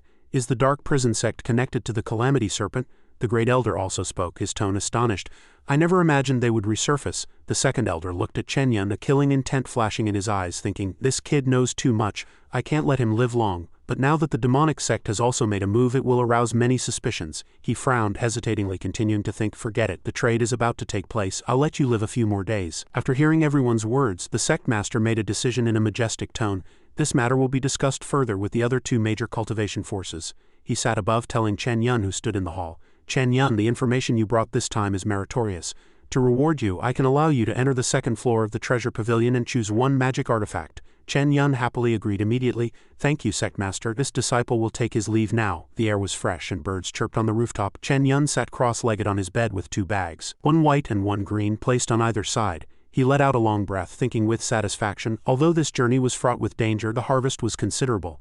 Besides the golden core cultivator's storage bag, there were also thank you gifts from two elders. He patted his head, feeling somewhat happy. Of course, the most important thing was the opportunity to enter the treasure pavilion. He happily recalled those magic artifacts. His only means of attack was sword intent, which was too singular. If he could add another good magic artifact, he would have more options. He opened the white bag. Inside the bag was a spirit mushroom. Seeing it, Chen Yan was secretly pleased. I didn't expect there to be a Earth Tiger ginseng in addition to 5,000 spirit stones. This is truly a good item. With this Earth Tiger ginseng, it would be enough to further consolidate his body. Turning to the green bag, Chen Yan cast a spell on it. Your turn. The bag contained many magic artifacts such as a bottle for pills, an iron glove, a rhombus jade pendant necklace, and a multicolored handkerchief. Picking up the iron glove, Chen Yan examined it carefully. This demonic claw is a demonic artifact. I cannot use it. The pills were all refined by demons. I cannot consume them either. Looking at the jade pendant necklace engraved with the character evil, he said, wearing such a jade pendant necklace day after day, this must be a token. To be safe, I must keep it carefully. Looking at the multicolored handkerchief in his hand, Chen Yan was very interested. This face-covering demonic artifact is truly intriguing. It can actually make people change their physical form. Chen Yan put the handkerchief on his face and a yellow gas immediately emanated from it. He pulled off the handkerchief and immediately transformed into the second elder. Chen Yan exclaimed excitedly, it feels pretty good, let's try again. He took off the handkerchief and immediately transformed into Lin Shiu. He secretly thought he's turning a blind eye. He looked at himself in the mirror and secretly marveled, this is amazing, I can't even tell the difference myself. This is truly a treasure. The door suddenly creaked open and Ningan happily ran in, calling out, Senior Brother Chen. Seeing Lin Shiu sitting on the bed, Ningan's voice trailed off. Brother? Chen Yan was struck dumb as if by lightning, and Ningan closed her eyes and turned to run. Sorry, Senior Sister Lin, I didn't know you were here. Chen Yan quickly called out, Ningan, Junior Sister Yu, it's not what you think. Ningan ran while crying, thinking painfully to herself. How could it be? How could Senior Sister Lin be here? Tears welled up in her eyes and she thought sadly, is it them? In the treasure pavilion, an old man lay on a recliner fanning himself, his eyes closed. A voice suddenly rang in his ears. Fifth Elder, this disciple is here on the sect master's orders. The fifth elder opened his eyes. Oh, Chen Yan bowed and continued, to choose a magic artifact from the second floor of the treasure pavilion.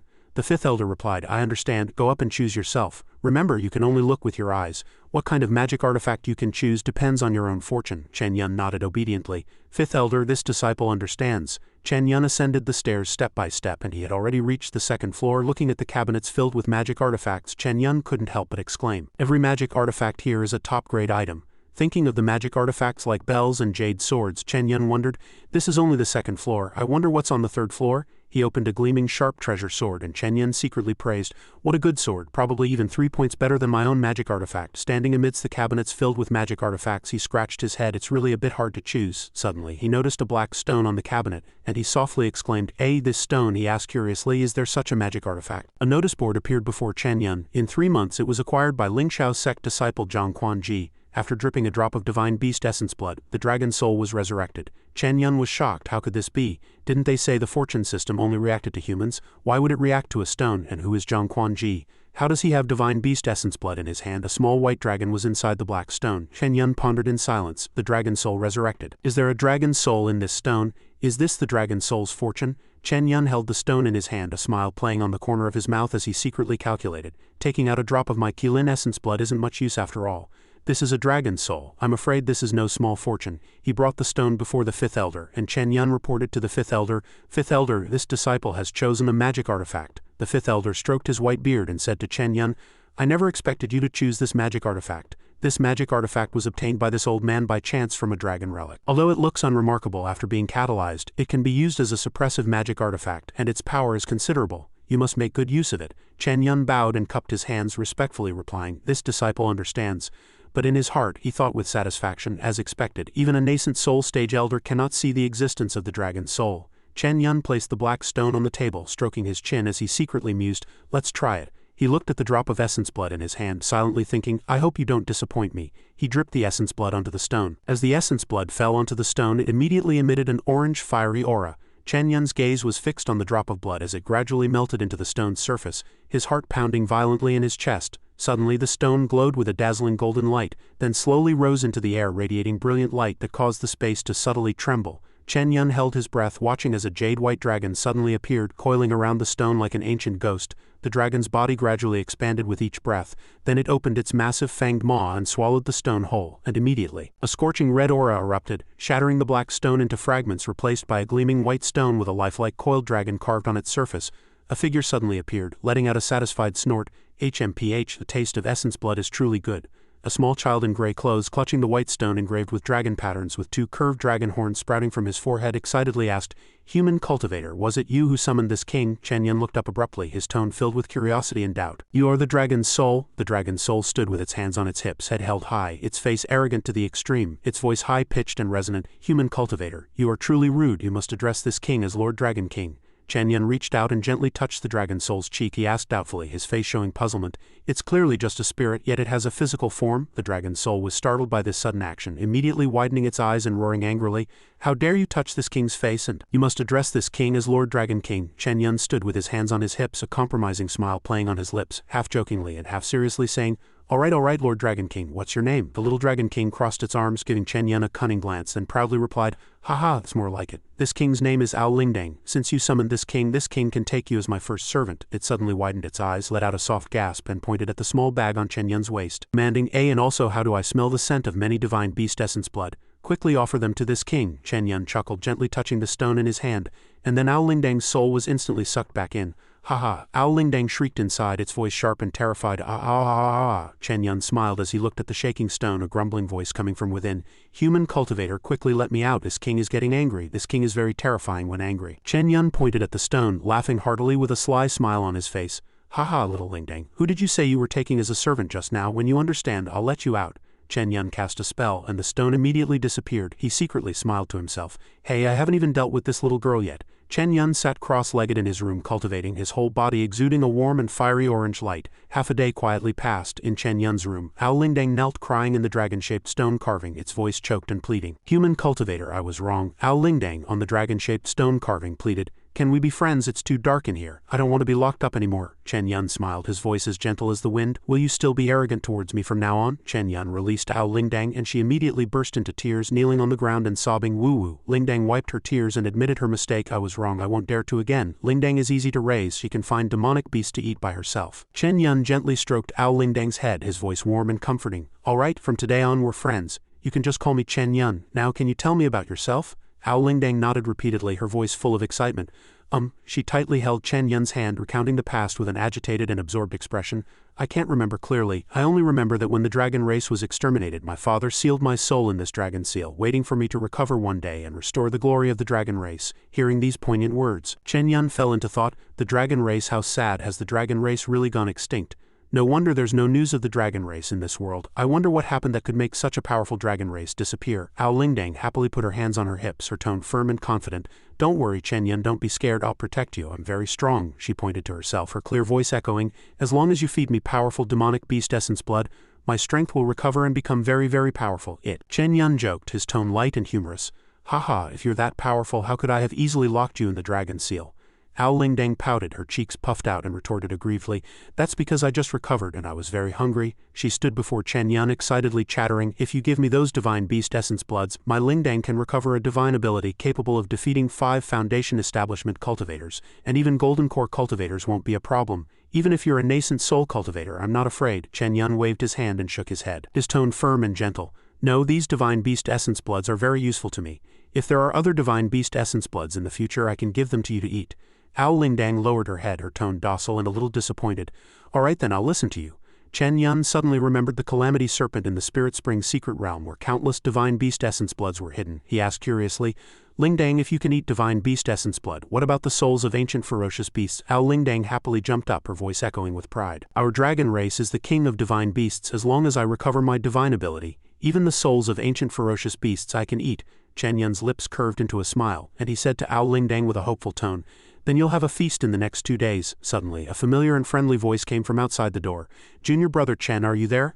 Lingdang quickly drilled into the dragon's seal. Chen Yan opened the door and saw Lin Shiu smiling outside. Chen Yan happily said, "I haven't congratulated senior sister on becoming an elder yet." Lingdang inside secretly transmitted to Chen Yan, her voice drooling with greed, "Chen Yan, this senior sister looks delicious." Chen Yan also transmitted back, warning her in a low voice, "Because that's Phoenix bloodline, but don't get any ideas, she's my senior sister."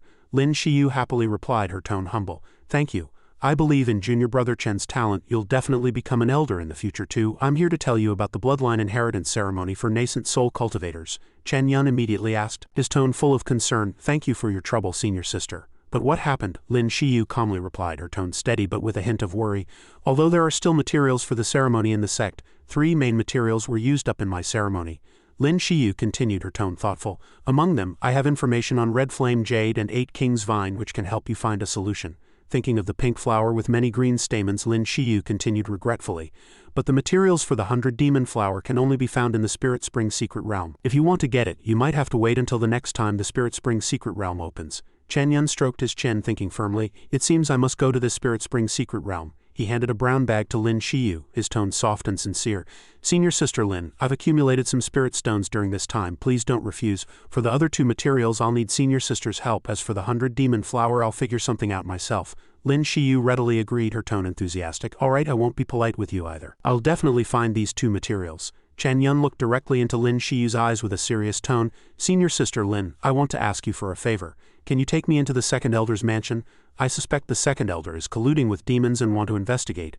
Lin Shiu was surprised, her tone full of shock. "The second elder colluding with demons? Chen Yan, do you have any evidence for such an important matter?" Seeing Lin Shiu with her hands on her hips looking serious, Chen Yan stroked his chin and said thoughtfully, "This matter also involves the corpse ghost Taoist, and it seems to be related to that demonic woman." Chen Yan thought with a touch of guilt, "Forgive me, senior sister Lin. I have no evidence for this. I can only deceive you once." Looking at Lin Shiu, Chen Yan calmly recounted all that had happened. "That's how it happened." After listening, Lin Shiu closed her eyes and sighed, her tone heavy. "Although this is just your speculation, there are indeed suspicious points. If you have a defensive magic artifact, I won't stop you, but you must be careful." Lin Shiu took out a paper crane and worriedly instructed, "If you encounter danger, just tear open the paper crane and I will rush over as fast as possible." Chen Yan bowed, his tone full of gratitude. "Thank you for your trust, senior sister." In the Elder Peak courtyard, Yu Jie's mother stood with her hands on her hips, angrily scolding her husband. "How can you be a father? You let Jair suffer injustice and even be locked up at Repentance Cliff." She pointed at him, her tone sharp and resentful, continuing to scold. "And you let that little bastard Chen Yan take over our Wu family's top position. Isn't that making other elders laugh at our family?" The second elder remained unmoved, waved his hand and disdainfully said, then angrily roared, "What a woman's short-sightedness! In that situation, if I hadn't temporarily distanced myself from Jair, that old great elder wouldn't have let me off easily. Jair will find his own opportunity, don't worry." Thinking of Chen Yan, his face flushed with anger, his teeth grinding, full of resentment. "As for that bastard Chen Yan, I will personally send him to his grave in the future. There's still a very important transaction now." His wife's expression changed with a hint of worry, and her voice lowered, light as the wind.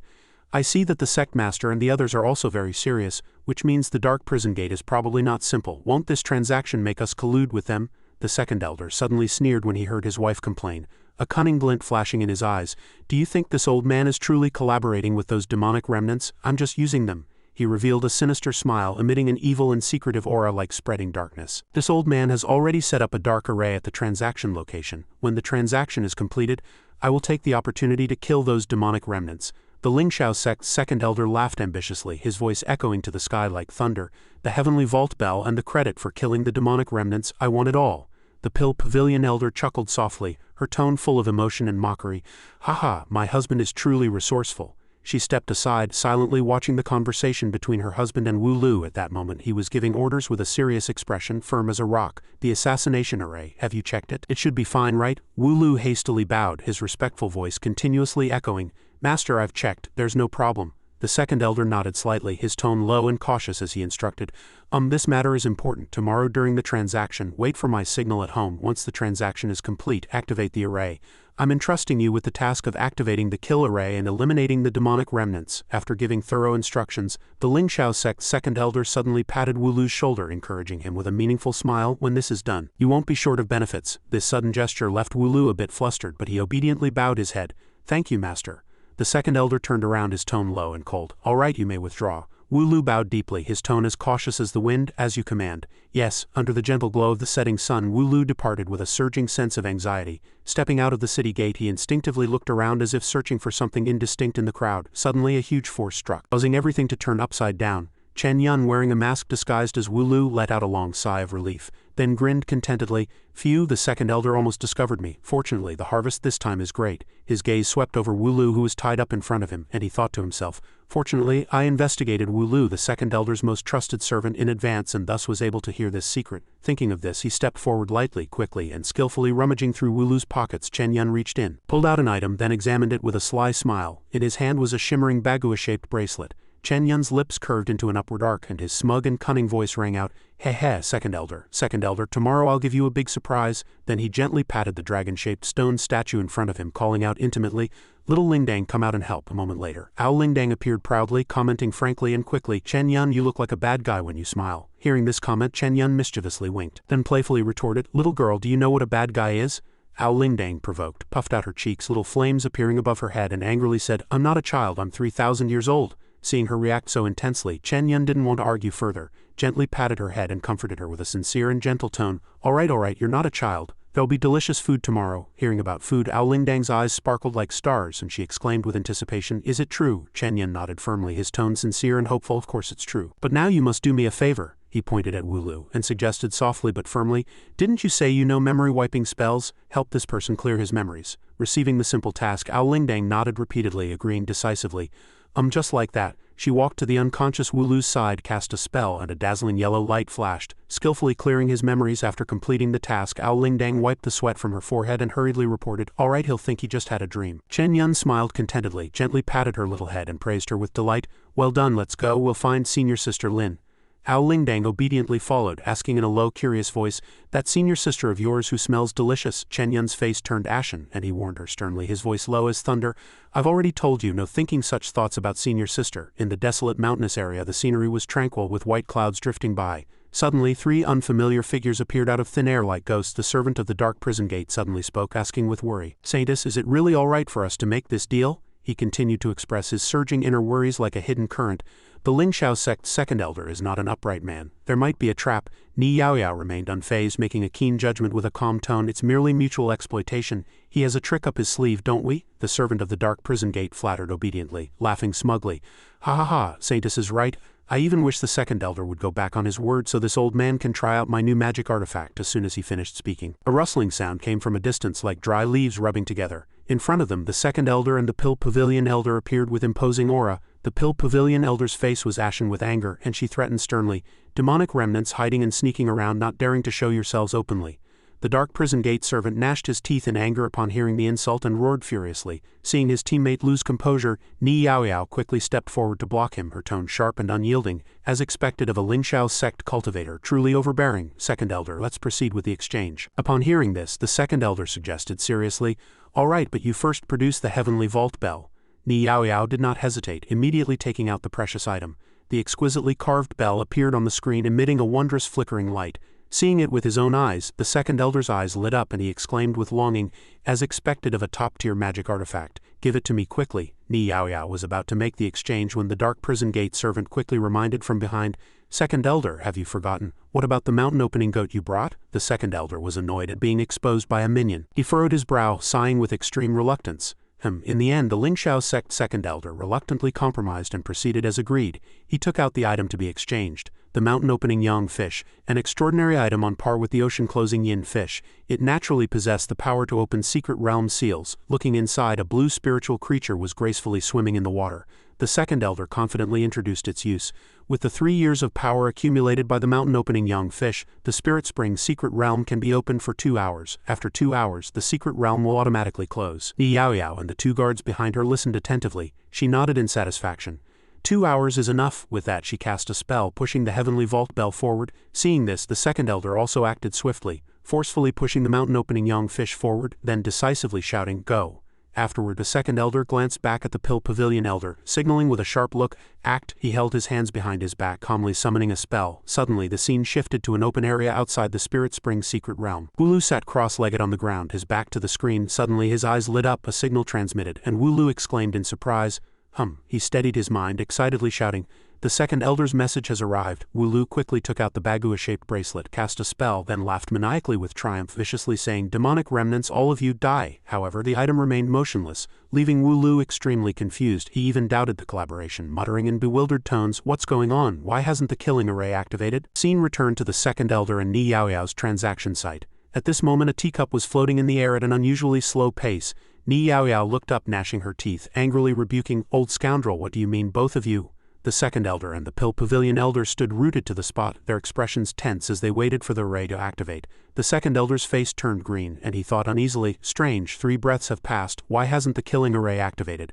The pavilion elder also broke out in a cold sweat, muttering anxiously to herself, could something have gone wrong? Just then, the heavenly vault bell flew to the second elder's position and he gripped it precisely and gently. Ni Yaoyao also received the mountain-opening young fish. After a careful inspection, she commented with satisfaction, No problem." Time passed peacefully, without any incident. The pavilion elder completely lost her composure. She stared intently at the second elder, urgently gesturing and questioning, "What's going on? Why aren't you acting?" The second elder also felt perplexed. He quietly replied, "Something's wrong. The killing array seems to have a problem." The pavilion elder's anger erupted. She furiously questioned, "Then what should we do? Should we still make a move?" The second elder maintained an unusual calm. He said indifferently, commenting, There's no problem either." It was then through the prism of his thoughts that he analyzed in detail for the pavilion elder. While golden core stage cultivators are not to be feared, the 2 individuals behind her are true nascent soul stage cultivators. If a real fight breaks out, I'm afraid we might not have the advantage, he continued to justify, his voice low. If even one of them escapes and news spreads that I'm colluding with demonic remnants, the consequences would be unimaginable. Upon hearing this, the pavilion elder's anger intensified. She gnashed her teeth and said, "Wulu deserves to die. After we return, I'll tear him to shreds." Suddenly, the second elder seemed to sense something amiss. He shouted, "Wait!" The voice startled the pavilion elder, causing her to stop. The second elder's face was pale, and he said in terror, "What's going on? The killing array seems to have suddenly activated." The scene immediately switched to a dense forest. Chen Yan was currently leaning against a rough ancient tree, leisurely resting, while Ao Lingdang was anxiously complaining. She complained, "Chen Yan, aren't we going to act yet? Waiting here for so long is really boring." Chen Yan held the main array plate of the killing array before him, gently reassuring her, "Don't rush. Now let the second elder taste the power of the killing array he personally set up." With that, he immediately activated his spiritual energy to trigger the array. As soon as he finished, he shouted, "Rise!" The array roared to life, countless sharp magic swords flickering in the air. At this moment, Ni Yaoyao was extremely excited, opening her mouth to express thanks. "Since that's the case, second elder, we shall—" Her words suddenly broke off because before her eyes a sword flew towards the open ground. Even Ni Yaoyao was caught off guard. She couldn't help but exclaim, "Ah!" The dark prison gate servant reacted quickly, casting a spell to shatter the sword, blocking the attack for Ni Yaoyao. He also muttered, Then he hastily reported, "Saintess, there's a change. These 2 shameless scoundrels actually In the sky, countless swords continuously fell from all directions, this time targeting the second elder. He fell on his back in surprise, shouting in terror, "What?" Afterward, the second elder hastily drew his sword and chopped apart the flying sword, then panted heavily. Not only that, even the pavilion elder was caught in the midst. She resisted with difficulty, then cast a spell to shatter the sword. The pavilion elder was utterly astonished, exclaiming, "Oh heavens!" She turned to the second elder, startled and suspicious, asking, "How could the killing array target us? Did that kid Wulu betray us?" The second elder shook his head, denying it with his keen intuition. "That kid Wulu probably doesn't have the guts. The killing array wasn't originally targeting us too. We've been set up by someone else." At this moment, on the open ground, Ni Yaoyao and her companions were surrounded by countless sharp swords falling from the sky. Their situation was no better than the second elder and the pavilion elders. They too were besieged by these swords from all directions. This made the pavilion elder exclaim in surprise. The second elder, however, remained calm. He quietly pondered that while the killing array was not enough to kill nascent soul stage cultivators, it could force them to focus most of their energy on dealing with it. These demonic cultivators would likely become a major threat.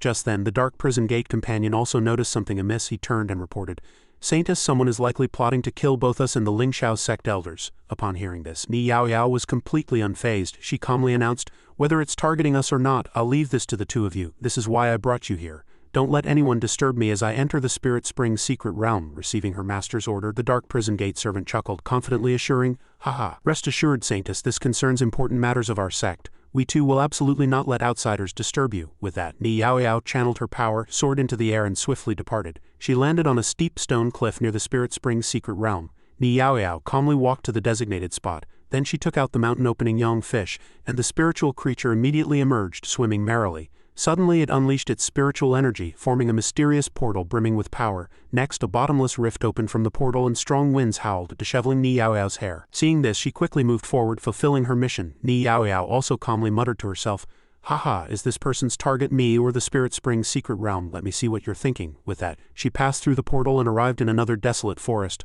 One incense stick later, Chen Yan was hidden behind a large rock deep within a cave, secretly observing outside. As if sensing something, he exclaimed with joy, "After all this effort, the gate to the Spirit Spring's secret realm has finally opened again." Chen Yan immediately rushed out excitedly, giving an order to Ao Lingdang. The two ran together toward the lush green grassland in the forest. Ao Lingdang suddenly stopped, exclaiming, "Ha!" She cheered happily. "Chen Yan, you really didn't lie to me. There really is the scent of divine beast blood in this secret realm, and more than just a few kinds." Suddenly, Ao Lingdang solemnly judged, "But I also smell several unpleasant scents." Chen Yan was not surprised at all. He clearly explained, "That's the scent of the ancient ferocious beast Calamity Serpent, and it's also the biggest obstacle on this trip." Upon hearing this, Ao Lingdang's fighting spirit soared even higher, and she confidently assured, "Don't worry. According to your plan, as long as I can fuse with divine beast essence blood and awaken my divine abilities, I'll be able to protect you."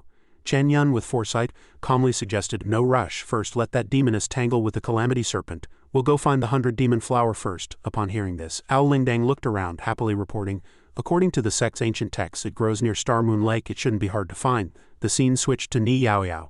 She had already reached the designated location. Before her was a giant spiritual creature's skeleton, its mouth's depths harboring a mysterious purple power. Ni Yaoyao observed carefully, holding the black and white twin horns in her hand, muttering happily to herself, "The Calamity Serpent's fangs have moved. I really didn't come to the wrong place." She continued to assess. "The restriction I set at the cave entrance has been triggered.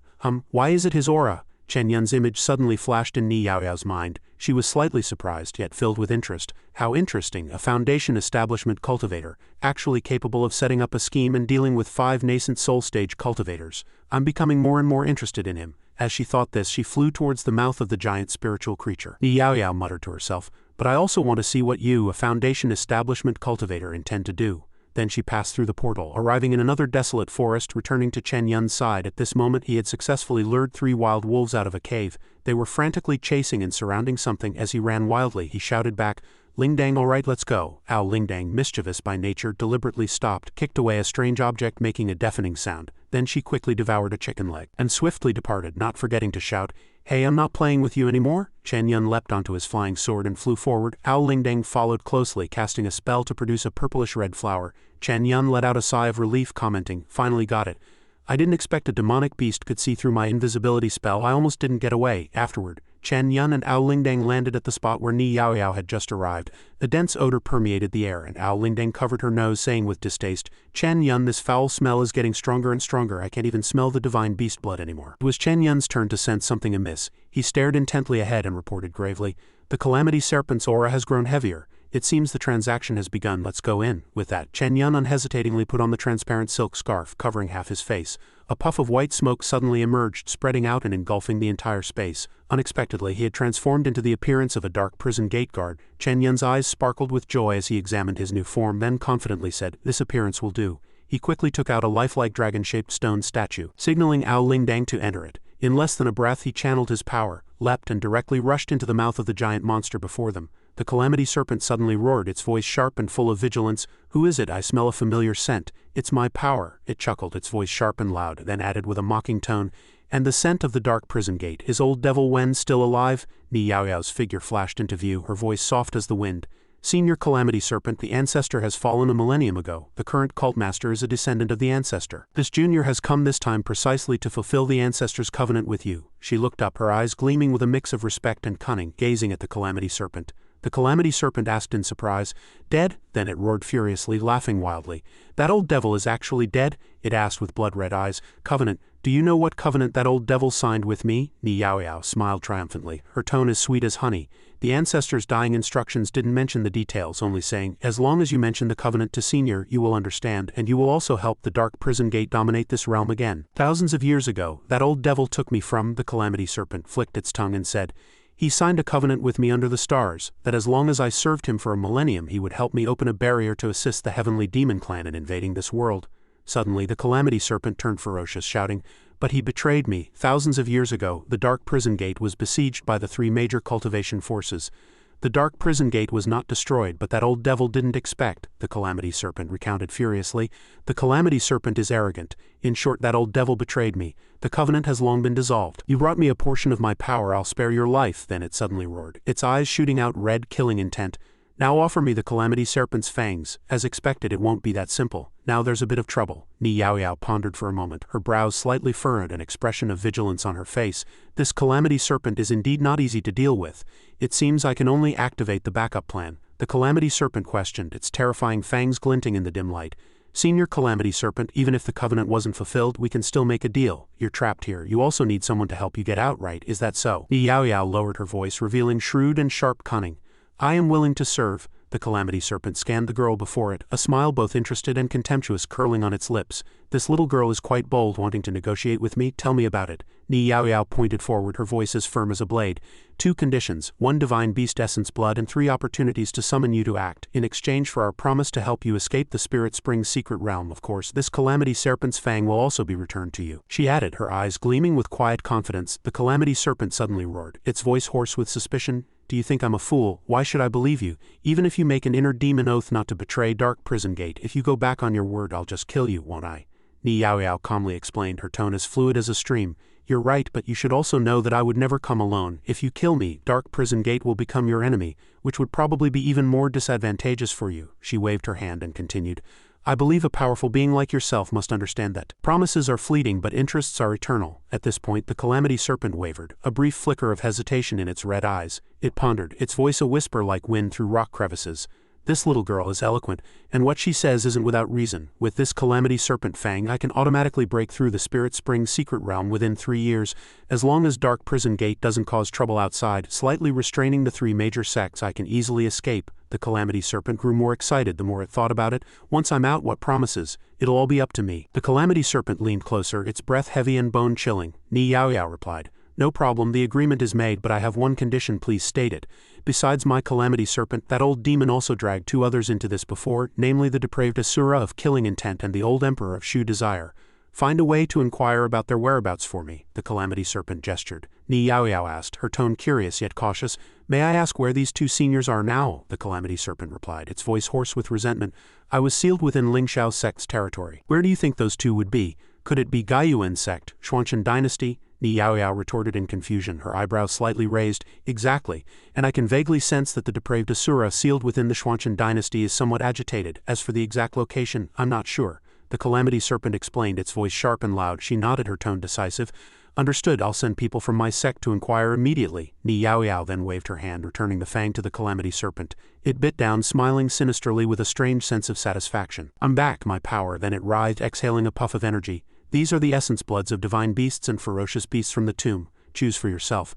Ni Yaoyao reached out to touch the essence blood, a radiant smile on her face. "In that case, this junior will." Before she could finish, someone from outside rushed in, shouting, "Bad news, Saintess! Lin Shiu sect has ambushed us." "What?" Ni Yaoyao retorted. "Quick, tell me what happened," the person reported. "Saintess, that elder refused to set the trap and instead called the Lin Shiu sect master. We can't hold them off. We should retreat quickly." The person thought that holding out for just an incense stick's time would be enough. Suddenly, Ni Yaoyao recalled Chen Yan's words and said, "Is that so?" So Ni Yaoyao shot out a strange force, but the person in front had already quickly dodged. "That was a disciple of Dark Prison Gate." She chuckled. "You're clever, but little brother, you're still too young to trick me." Chen Yan appeared at this moment, his tone full of surprise. "How did you find me?" Ni Yaoyao fiercely struck at him, shouting furiously, still trying to buy time. "You underestimate me too much." Chen Yan looked at Ni Yaoyao's speed and gasped in terror. "Too fast. If the old Calamity Serpent also made a move I wouldn't survive at all, he pondered. Only by leaving could he continue to buy time for Lingdang, hoping senior sister Lin could arrive in time. Chen Yan dodged Ni Yaoyao's attacks while thinking. The Calamity Serpent stood in the distance, saw this and spoke.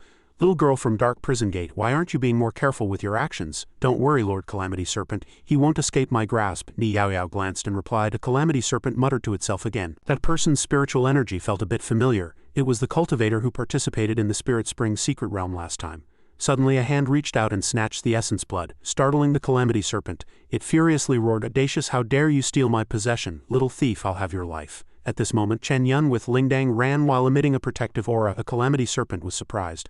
A true dragon bloodline still lives. Lingdang swallowed the essence blood and shouted, Quickly release this king, otherwise don't expect this king to be kind to you. The Calamity Serpent was fierce, its mouth still tightly shut. Lingdang pondered, No wonder it's a true dragon bloodline. Even with damaged strength it still has enough power to resist my attacks. If I eat you I will further break free from this seal. It heard the Calamity Serpent say this and Lingdang, scared, cried out for help. Help Chen Yan if she doesn't spare my dragon life. Chen Yan was still dodging Ni Yaoyao's attacks. Stop running around like a rat, you won't escape, she said. Then fiercely struck Chen Yan. He waved his hand anxiously, taking out the Jade Seal to block retreat. Jade Seal retreat. Blocked the move. The Jade Seal blocked the move and a loud bang resounded. Ni Yaoyao spoke. Little brother, although you are an interesting plaything with only this much strength, it's best not to casually meddle in things you shouldn't.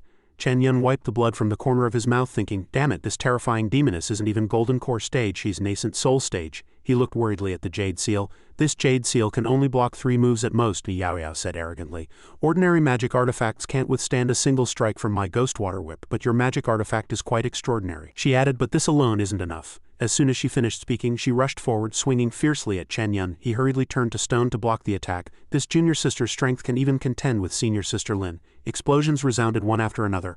Little brother, your magic artifact won't hold out for another 3 moves. Now I want to hear your plan. What is it? Ni Yaoyao said with a mocking laugh. From the thick smoke Lin Shiu slowly appeared, her expression arrogant. Ni Yaoyao felt confused. Lin Shiu, how is she here? Lin Shiu rushed forward to counterattack. Is that all the power you have? Oh no, this isn't Lin Shiu at all, Ni Yaoyao said in confusion. Ni Yaoyao exclaimed, An illusion, you're not bad either, but you won't escape. Ni Yaoyao grinned, then chased after the illusion. She whipped Chen Yan's body fiercely. Fortunately he was protected by his stone armor. She continued to attack, sending shattered rocks flying everywhere. What a pity, if you hadn't obstructed me I would have liked you. Now you can only go to heaven and earth, Ni Yaoyao said contemptuously, but at that very instant, a hand suddenly appeared, gripping her menacing weapon with an unusually calm demeanor. This hand belonged to Lin Shiu.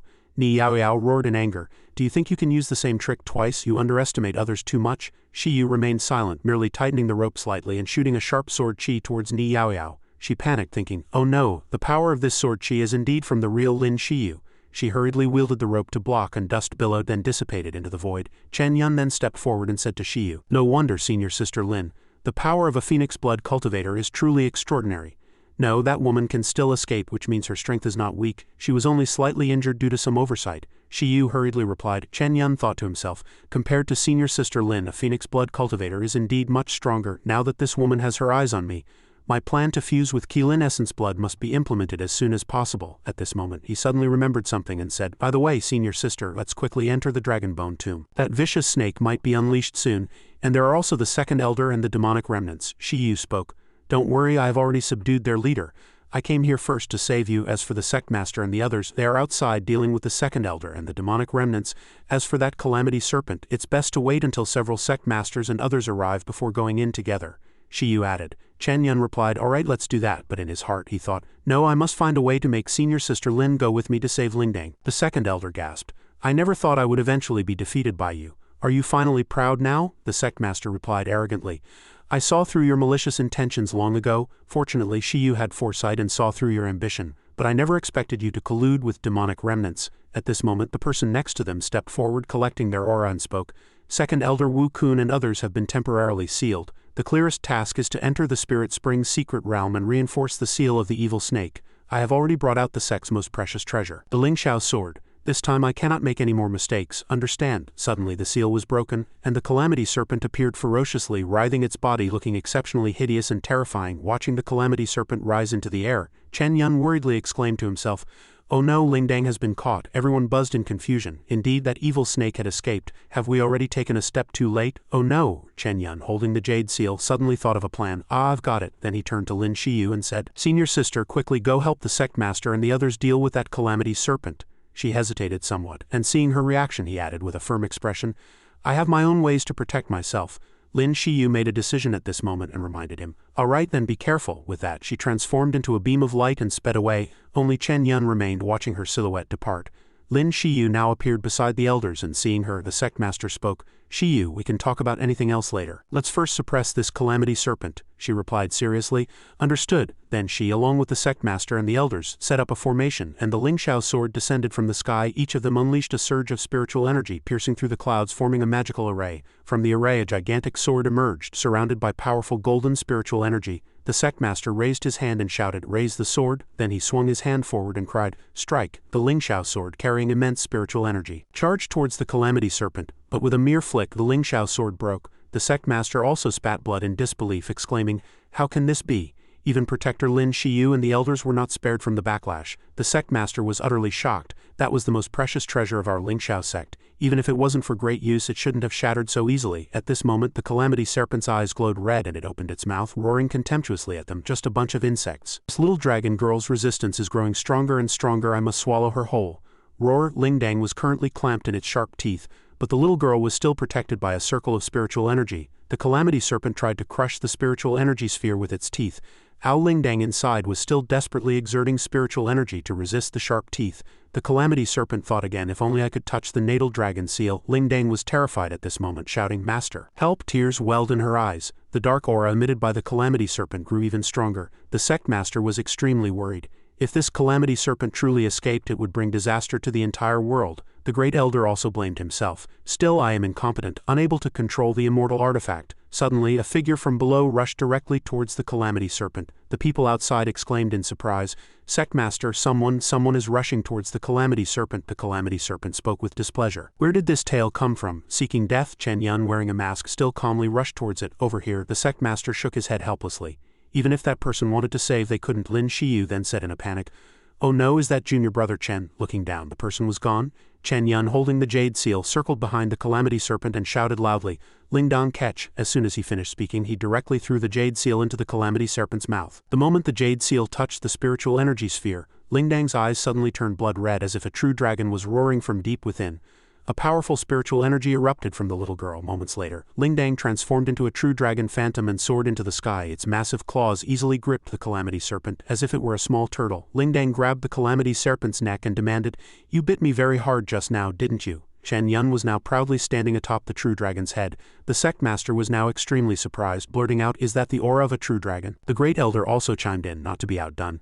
There's still a true dragon alive in this world? How is this possible? Lin Shiu at this moment was extremely worried, her lips tightly pressed together. The calamity serpent was also surprised. A true dragon appears? How could this little girl perform such a divine ability? Then it suddenly exhaled a strange cloud of poisonous smoke. Lingdang coughed uncomfortably twice. Cough, cough. It was full of cunning thoughts. So what if it's a true dragon? Go die. As soon as it thought that. As soon as the poisonous smoke billowed out, the elder warned loudly with concern, That's the calamity serpent's withering incineration gas. Do not touch it. Everyone retreat quickly. Just as everyone was about to turn and leave, a sudden cry of surprise rang out. What? Turning around, they saw the calamity serpent spitting blood. It couldn't believe the reality before its eyes, exclaiming in shock, How can this be? Lingdang confidently replied, If you were completely unharmed, perhaps it would be possible, but you are merely a sealed minion. How can your mere firefly's light touch this king's body? The calamity serpent grew even more furious, baring its sharp teeth and poisonous tongue, roaring, How dare you underestimate me? Then I'll show you my divine abilities. With that it spewed out other things, many small snakes which opened their mouths, revealing sharp venomous fangs, all rushing towards Chen Yan. Lingdang quickly grabbed them, one in each foot, and gnawing on one in her mouth, then scoffed, Is that all you've got? The sect master was even more shocked at this moment. Is this a battle between an ancient ferocious beast and a true dragon? This is not something we mortals can participate in. Chen Yan reminded at this moment, Lingdang, stop playing around, we need to deal with it quickly. The calamity serpent, still ignorant of its impending doom, continued to open its fang-filled mouth and arrogantly said, Want to deal with me quickly? Who do you think I am? The sect master again broke out in a cold sweat, thinking, Who exactly is that person to be able to command a true dragon? Lingdang, holding the jade seal in her hand, nonchalantly replied, HMPH, let me show you what a true divine ability is. Then Lingdang cast a spell, causing the jade seal in the air to instantly expand and become enormous. The calamity serpent, seeing this scene, broke out in a cold sweat, crying out in terror inwardly, How can this be? Isn't this the dragon commander's great desolation which disappeared after the true dragon race was wiped out? Lingdang immediately shouted. Dragon Commander's order. Countless wild forces instantly surged around the true dragon's body. The colossal jade seal descended from the sky accompanied by bone-chilling cold, plummeting fiercely downwards. The sect master quickly raised 2 fingers, urgently reminding everyone, quickly activate your shields. Before him a shimmering circular magic array emerged.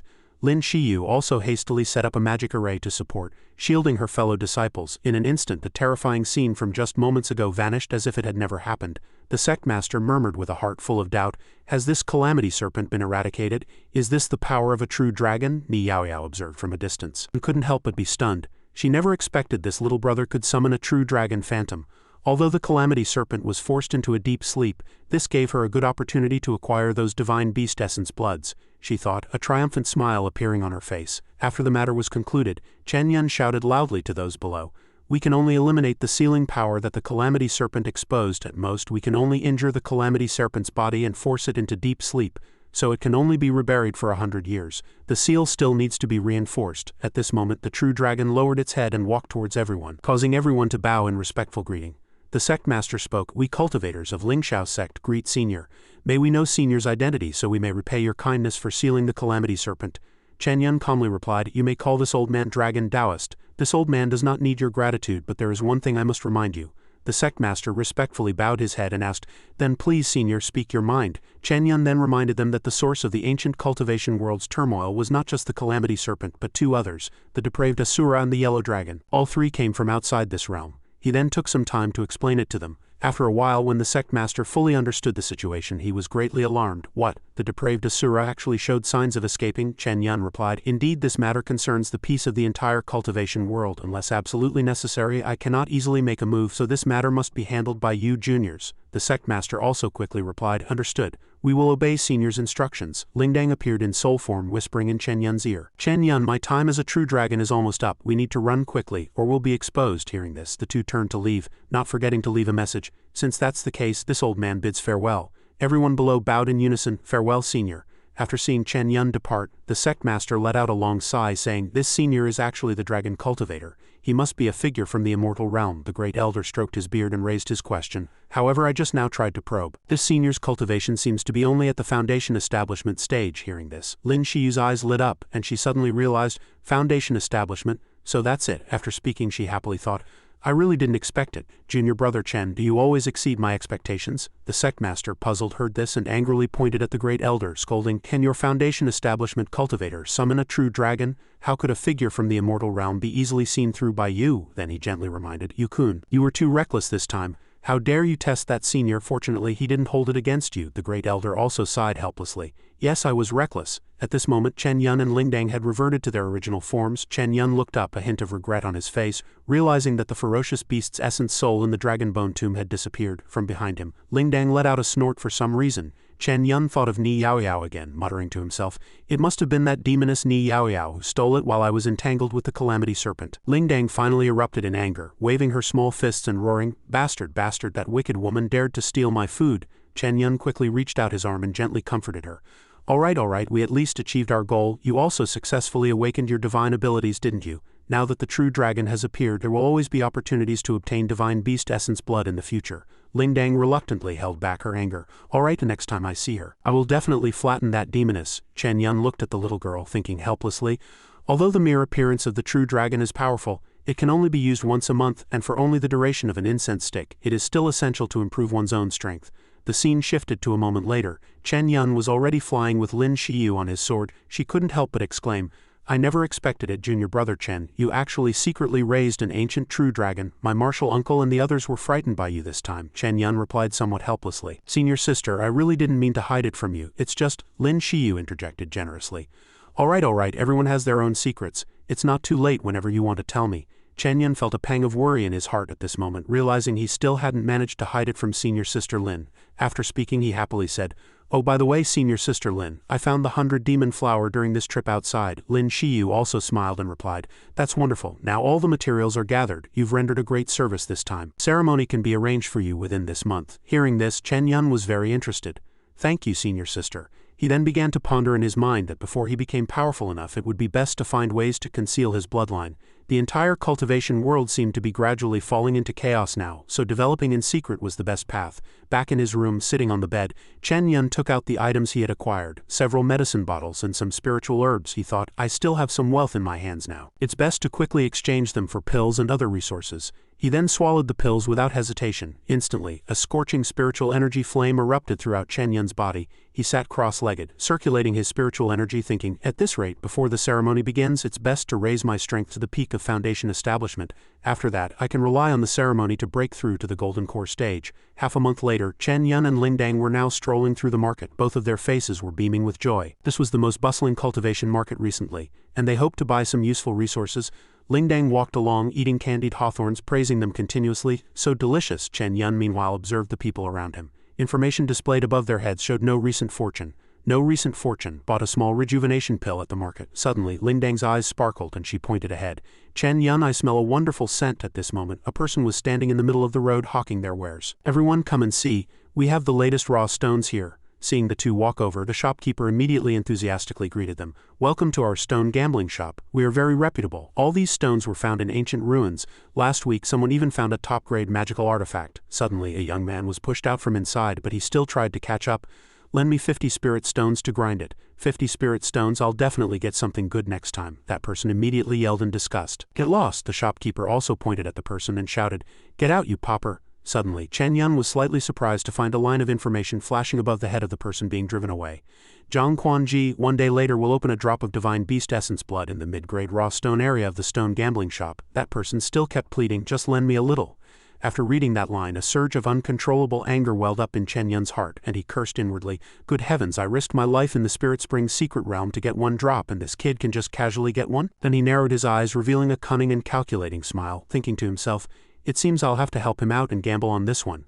A moment later, he had transformed into the Dragon Taoist and walked in leisurely with Lingdang, his gaze sweeping over the rough stones. He gently stroked his chin, pondering, 100 spirit stones for one gamble, how can an ordinary cultivator afford this? Fortunately, I have a cheat in hand. With that, he picked up a stone and softly called out, Lingdang? Lingdang was currently looking around, sniffing with her nose. Suddenly her eyes lit up and she exclaimed, Ah, got it, found something good. She pointed at a stone and said excitedly, It's emitting a fragrance. Hearing this, Chen Yan did not hesitate, immediately pointing at the stone and decisively saying, Then take this one. The shopkeeper quickly waved, a welcoming smile on his face. You truly have a discerning eye, sir. You're sure to unearth something good. Raw stones, please come this way. But in his heart, the shopkeeper secretly scoffed, Ha ha ha, where did this fool come from? He actually thinks he can identify good items by smelling them. Suddenly, the person who had just been driven away rushed back in, yelling as he ran, I have spirit stones, I got spirit stones. The shopkeeper's face immediately darkened, clearly displeased. Has this pauper returned again? Chen Yan also turned his head. He exclaimed in surprise, Oh, that person was tightly gripping the spirit stones in his hand, and Chen Yan subtly noticed the information above his head.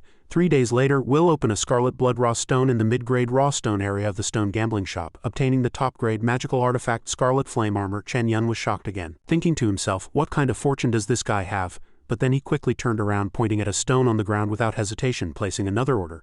I'll take this one too. He was very pleased, a hint of a sly smile on his face. All right, esteemed customer. Suddenly, Chen Yan inadvertently noticed something and exclaimed, This is, information appeared again above the head of the person being driven away. 5 days later, will open a raw stone in the mid-grade raw stone area of the stone gambling shop, obtaining a marrow cleansing pill. Chen Yan was stunned, shocked inwardly. Such a thing actually exists? This is truly heaven-defying. He immediately waved for the shop assistant. Shop assistant, shop assistant. The shop assistant pointed at the stone, a beaming smile on his face.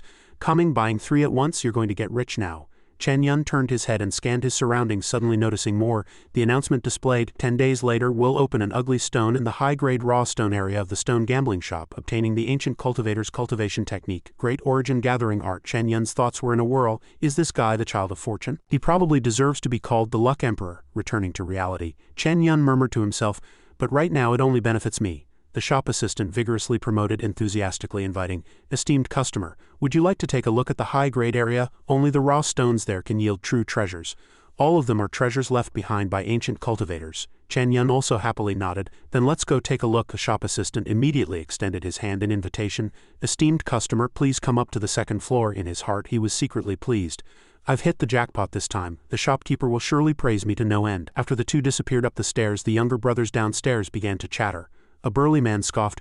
HMPH, he's clearly a newcomer and has no idea how to choose raw stones. How dare he even go to the high-grade section? An old man with a long beard next to him added. 300 spirit stones just like that down the drain. A fat man also chimed in, laughing. Ha ha ha ha, when he opens his raw stone I really want to see the look on his face. In the high-grade raw stone area on the second floor there were also some customers browsing the goods. The shop assistant walked alongside Chen Yan, introducing, Sir, a high-grade raw stone here costs 1,000 spirit stones, but you can find good things inside, it's definitely worth the price. After a while Chen Yan stopped, his eyes fixed on a stone on the table in front of him. Found it, this 1,000 spirit stone one. He pointed at the stone and said, I'll take this one. The shop assistant praised. You truly have a discerning eye, sir. You're sure to unearth something good. I'll take it to the stone cutting area for you. But in his heart he thought, this stone has been here for half a year. Finally I can get rid of it. As he went downstairs many people there were scoffing and discussing. How long has it been since someone came to the high-grade section and it's a newcomer again? Doesn't he know that stone has been sitting on the second floor for almost half a year unwanted? Ha ha ha ha. He completely misunderstands raw stones, truly a prodigal son. But Chen Yan didn't care about them at all. In the stone cutting area a customer was waiting for the cut, but after it was opened there was nothing inside. He cried out, No, my 1,000 spirit stones, I can't believe there's nothing. The stone cutter could only say, opened items cannot be returned or exchanged. Next was Chen Yan's stone, and the onlookers excitedly shouted, Isn't anyone betting? I bet there's nothing in this stone. Another person shouted, That's not necessarily true. The stone cutter loudly announced, opening the raw stone, a golden armor appeared before them. The crowd instantly erupted. Heaven's divine light, is it a top-tier magical artifact? He actually found something, how is that possible? A series of incredulous voices echoed. Chen Yan brought another stone and placed it on the table.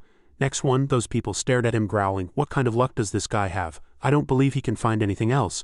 I don't believe it either. The raw stone was split in half and they crowded around again. It's a dragon pattern. Is it a marrow cleansing pill? This kind of top-tier elixir can enhance one's physique. What? It's actually the legendary marrow cleansing pill. I must be dreaming. It's fake. It must be fake. They all crowded around Chen Yan, witnessing the item with their own eyes. Chen Yan tightly gripped the treasure, thinking there are still 2 raw stones left. The surrounding customers began to hesitate. Can he really find something else? Why am I getting nervous too? Where did this guy even come from? Who just said they were betting? Do you still dare to continue betting? The third raw stone revealed a beast, it roared, unsettling everyone slightly. Lingdang gave an "oh," and swiftly absorbed the beast with an illusion. It's just a little cat, daring to be arrogant in front of me. Someone shouted, It's a divine beast omen, isn't that the legendary divine beast essence blood? Chen Yan was equally surprised. What? It's the legendary divine beast essence blood, isn't that a cultivator's supreme treasure, capable of enhancing one's bloodline? Today I'm truly an eye-opener. Suddenly 2 furtive figures appeared behind them. The two whispered to each other. This person is laden with treasures, truly foolish. How about we 2 brothers team up and rob him? Chen Yan placed another stone. What are you taking that for? There's still one more. The stone cutter pointed and asked doubtfully, Sir, do you want to continue? He split the stone in half and it seemed to contain nothing. The people nearby commented, I told you no one can get something out every single time. Finally, there's one that's empty. It's terrifying. Don't say that. I've been cutting stones for over 30 years and haven't found anything good. No, something's coming out. The stone cutter picked up the item, but unexpectedly there was no divine light nor anything good. Just consider this a loss for you this time. A loss? This is already terrifying, someone interjected. The stone cutter said, Please customer, claim your prize. Chen Yan smiled faintly, shook his head and sighed, What a bunch of fools, this is the biggest harvest. Then he strode away with Lingdang ecstatically cheering. I can brag about this for a lifetime today. The moment he left, the crowd immediately buzzed with chatter, whispering, Who exactly is this person? He's probably going to become a legendary figure. If I had his luck, I'd already be invincible. The 2 conspirators from earlier who had been disdainfully sneering were now whispering as if about to execute their scheme. They secretly followed behind Chen Yan and Lord Dragon King as the 2 departed. Ao Lingdang, while eating, said, Chen Yan, someone is following us and they sound annoying. Let's give them a chance. With that, the 2 turned into a narrow alley on the right, their figures subtle and purposeful. One of the 2 triumphantly exclaimed, his tone smug, Excellent, this kid is really seeking his own death. The other nodded, a sly glint in his eyes. I was worried there wouldn't be an opportunity. These 2 were truly naive. Seeing Chen Yan walk into such a secluded place, they seized the chance, drawing their swords and charging forward, letting out a fierce grunt. However, what greeted them were Chen Yan and Ao Lingdang already waiting there, calmly expecting their prey to fall into their trap. A demonic shadow suddenly appeared, delivering an astonishing blow with just one punch, causing the 2 men to spit blood and be covered in bruises. Ah, young master, not the face, they cried, their faces bruised and purple, tears streaming down, begging pitifully. After dealing with the 2 men, Chen Yan calmly walked onto the main street, casually clapped his hands and muttered to himself, How boring. I thought they were golden core cultivators and wanted to test a few moves. The red-clad man who had been mocked as a pauper now ran back again, hopefully asking, Which kind sir can lend me 5,000 spirit stones? When I unearth something good, I'll return it tenfold. System prompt. No recent fortune. Chen Yan looked at him, rubbing his head, feeling a little embarrassed as if he had taken advantage of him a bit too much. He handed him a storage bag, saying sincerely, "This contains cultivation resources, about 1,000 spirit stones, enough for you to cultivate to the middle stage of foundation establishment. Stop gambling on stones." The red-clad man took the storage bag, his face still bewildered and surprised. "Do we know each other?" Then noticed the aura around Chen Yan and couldn't help but exclaim, "Heavens, is this the peak of foundation establishment so dazzling? Is this man his long-lost biological father? He just casually gave 1,000 spirit stones. Is it too late for me to acknowledge him as my dad now?" Chen Yan waved at him, smiling. "Of course you're someone I have my eyes on. Consider this an investment in your future." He shed tears, his voice trembling with excitement. "Thank you, senior. This junior will never forget your great kindness." Lord Dragon King happily interjected, teasing, "He's even thanking you." The scene shifted to the Ling Shiu sect's main hall, where the sect master was solemnly instructing the great elder. "After I inform the people of the Xianxia dynasty about the fall of the Asura, the Xianxia dynasty will send people to discuss this matter in the next few days." The great elder asked curiously, "Who will be coming?" The sect master replied, "The 6th prince and the eldest princess of the Xianxia dynasty, along with the royal family's 2nd imperial enforcer, will also be visiting." "2nd imperial enforcer? Why would that arrogant old fellow come?" The great elder seemed somewhat displeased by this, muttering with a frown. The sect master shook his head, his tone firm. "More talk is useless, just treat them well when the time comes." The great elder reluctantly agreed. In Chen Yan's room he sat cross-legged on his bed, holding a drop of essence blood, cultivating silently. Lord Dragon King was jumping around next to him, playfully drooling. "Chen Yan, hurry, give me the divine beast essence blood to eat." It looked extremely greedy. "Here you go," he said, tossing the drop of essence blood into its mouth. She licked it gently, seemingly finding it delicious, her eyes sparkling. "Wow, I feel like if I had 3 more drops of divine beast essence blood, I could recover another type of magic power." 3 drops? Why don't you just tell me to go steal them?" Chen Yan joked, his tone playful. Chen Yan looked at the items he had acquired, satisfied. "This harvest is truly abundant. This scarlet flame armor is enough to withstand attacks from ordinary magical artifacts. The marrow cleansing pill can help me improve my aptitude, and there's also this ancient cultivator's cultivation technique." As he thought, he pressed the wooden plaque from the 4th raw stone to his forehead, instantly falling into a strange illusion. An old man with a majestic face appeared in the illusion. "This is the ancient cultivator's technique." Chen Yan was astonished, his heart pounding. The old man chanted a secret incantation, making Chen Yan break out in a cold sweat. His eyes gleamed with excitement. "Ah, this technique can actually make me absorb spiritual energy many times faster than normal cultivation. No wonder it's an ancient cultivator's secret method." Chen Yan sat in the illusion, focused. With this secret method and the marrow cleansing pill, he would be able to advance to the perfect stage of foundation establishment within a few days. 3 days later, Few finally reached the perfect stage of foundation establishment. Suddenly, a paper crane flew in. It's from Senior Sister Lin." He read the note and muttered to himself, his tone filled with anticipation. "Senior Sister Lin is also ready. It seems today is the day I advance to Golden Core. In the cave, Senior Sister Lin's large cauldron must be almost ready too." The paper crane also flew in. "Senior Sister Lin, I'm here." You've come just in time. The medicinal bath has been perfectly prepared. As soon as you're ready, you can advance to a royal blood cultivator." "Oh." Chen Yan then undressed, revealing his firm abs and muscles. He sat into the large medicinal cauldron and calmly said, "Senior Sister Lin, I'm ready." Lin Shiu turned around, conjured an item in her hand and instructed clearly, "Steady your mind, feel the power of the divine beast bloodline, then absorb this wild power into your body." The water's color turned golden yellow, and Chen Yan had already begun to feel it. Suddenly a fiery red beast appeared before him, charging fiercely. "Come be my power." The two then engaged in battle, lasting for 6 entire hours. 6 hours later, Chen Yan still felt like he was sitting on a furnace, panting. Few finally formed the golden core. Lin Shiu, seeing this, joyfully said, "Golden core with crimson patterns has formed." Chen Yan panted. "Few, Senior Sister Lin, I have not failed my mission." "Congratulations, junior brother Chen," she continued, her tone gentle. "From today onwards you are a golden core cultivator. However, if you don't want to expose your Qilin bloodline too early, you must hide it well from now on." Chen Yan added, "It's not too late to expose it when I break through to nascent soul and have enough power to protect myself. It's indeed a bit early now," she admonished, her tone filled with worry. "The world is in turmoil these days. It's best to be cautious." Suddenly a voice came. "Oh, it's the Ling Shiu sect's great elder contacting. Shiyu, guests from the Xianxia dynasty are arriving today, and your old enemy is among them, so get ready. Also, they want to ask Chen Yan some important questions about the secret realm. So bring Chen Yan along." "Yes." The call ended, and Lin Shiu could only say helplessly, "It seems your Golden Core celebration banquet will have to be postponed." On the pleasure boat, 3 guests stood on the deck waiting to arrive. The 2nd Imperial Enforcer calmly said, "Your Highnesses, in another quarter of an hour we will enter the territory of the Ling Shiu sect." The 6th Prince chuckled, his tone full of anticipation. "I heard there are many beauties in the Ling Shiu sect." The 6th Prince turned to the eldest princess, his tone playful. "Big sister, I heard you've met Lin Shiu many times. What kind of peerless beauty is she?" She chastised him, her tone stern. "Luo Quan, we are here to discuss important matters, so don't act rashly." She really didn't understand what her imperial father was thinking sending this guy with her. That person continued to act arrogant. his tone filled with pride. "Big sister, I believe the Ling Shiu sect is declining, unable to even deal with an ancient ferocious beast, and is no longer worthy of being on equal footing with our Xuanwu Academy. If it were our Xuanwu Academy, there would be no room for that nameless dragon Taoist to intervene." The second imperial enforcer next to him merely echoed, his tone fawning, chuckling. "Sixth Prince is right." The young girl clenched her fists. Her face flushed crimson with rage, wishing she could refine the other person on the spot. "We agreed. If Father Emperor orders me to take charge, then you just follow my commands." Luo Quan scoffed dismissively, picked his ear and arrogantly retorted, "Got it, big sister, I'll listen to you." The Ling Shiu sect's flying boat finally arrived at its destination with a booming sound. The imperial retinue disembarked and the Ling Shiu sect disciples had already been waiting for a long time below. A young representative stepped forward, cupped his fists respectfully and said, "The Ling Shiu sect welcomes the fellow Taoists from Xuanwu Academy to our exchange." Except for the great elder, everyone else uniformly cupped their fists in return. Luo Quan's big sister crossed her arms, speaking in a nonchalant tone. "Lin Shiu, long time no see." Luo Quan stood beside his sister, his gaze lewd and rogue, secretly sizing her up from head to toe. "I heard she's a very beautiful woman and a phoenix blood cultivator too." Lin Shiu, though called out, remained unfazed. She smiled gently, greeting, "Princess, long time no see. Your cultivation has also progressed quite a bit." The princess's face was stern and she turned, sharply asking, "Where is that guy?" As soon as her words fell, her gaze inadvertently swept over Chen Yan, lingering for a moment. The princess said something obscure and noncommittal. That's right too." A moment later, in the main hall of the sect, Chen Yan stretched tiredly, rubbing his waist with a troubled expression, wondering why they kept asking questions. Fortunately, he had managed to gloss over all the key points. He closed his eyes when suddenly a booming voice echoed through the hall. It was Luo Quan, infuriated, who loudly declared, "HMPH, what calamity serpent and depraved Asura's foundation?" Chen Yan noticed him. Luo Quan, disregardful of everyone, muttered to himself, and he too was displeased. "Big sister really thinks too highly of Ling Shiu sect." Then he suddenly arrogantly ordered a woman not far away, his tone full of haughtiness. "Woman, come here. Quickly take me to look around Ling Shiu sect."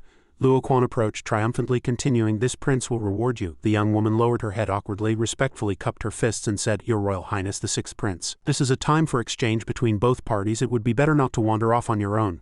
Luo Quan was astonished at this. "What did you say?" He showed a furious expression, raised his fist and loudly said, "Am I not a distinguished guest of the Ling Shiu sect? You can't even satisfy a small request of mine. Are you disrespecting this prince?" The young woman's face turned pale with fright, her voice soft and trembling.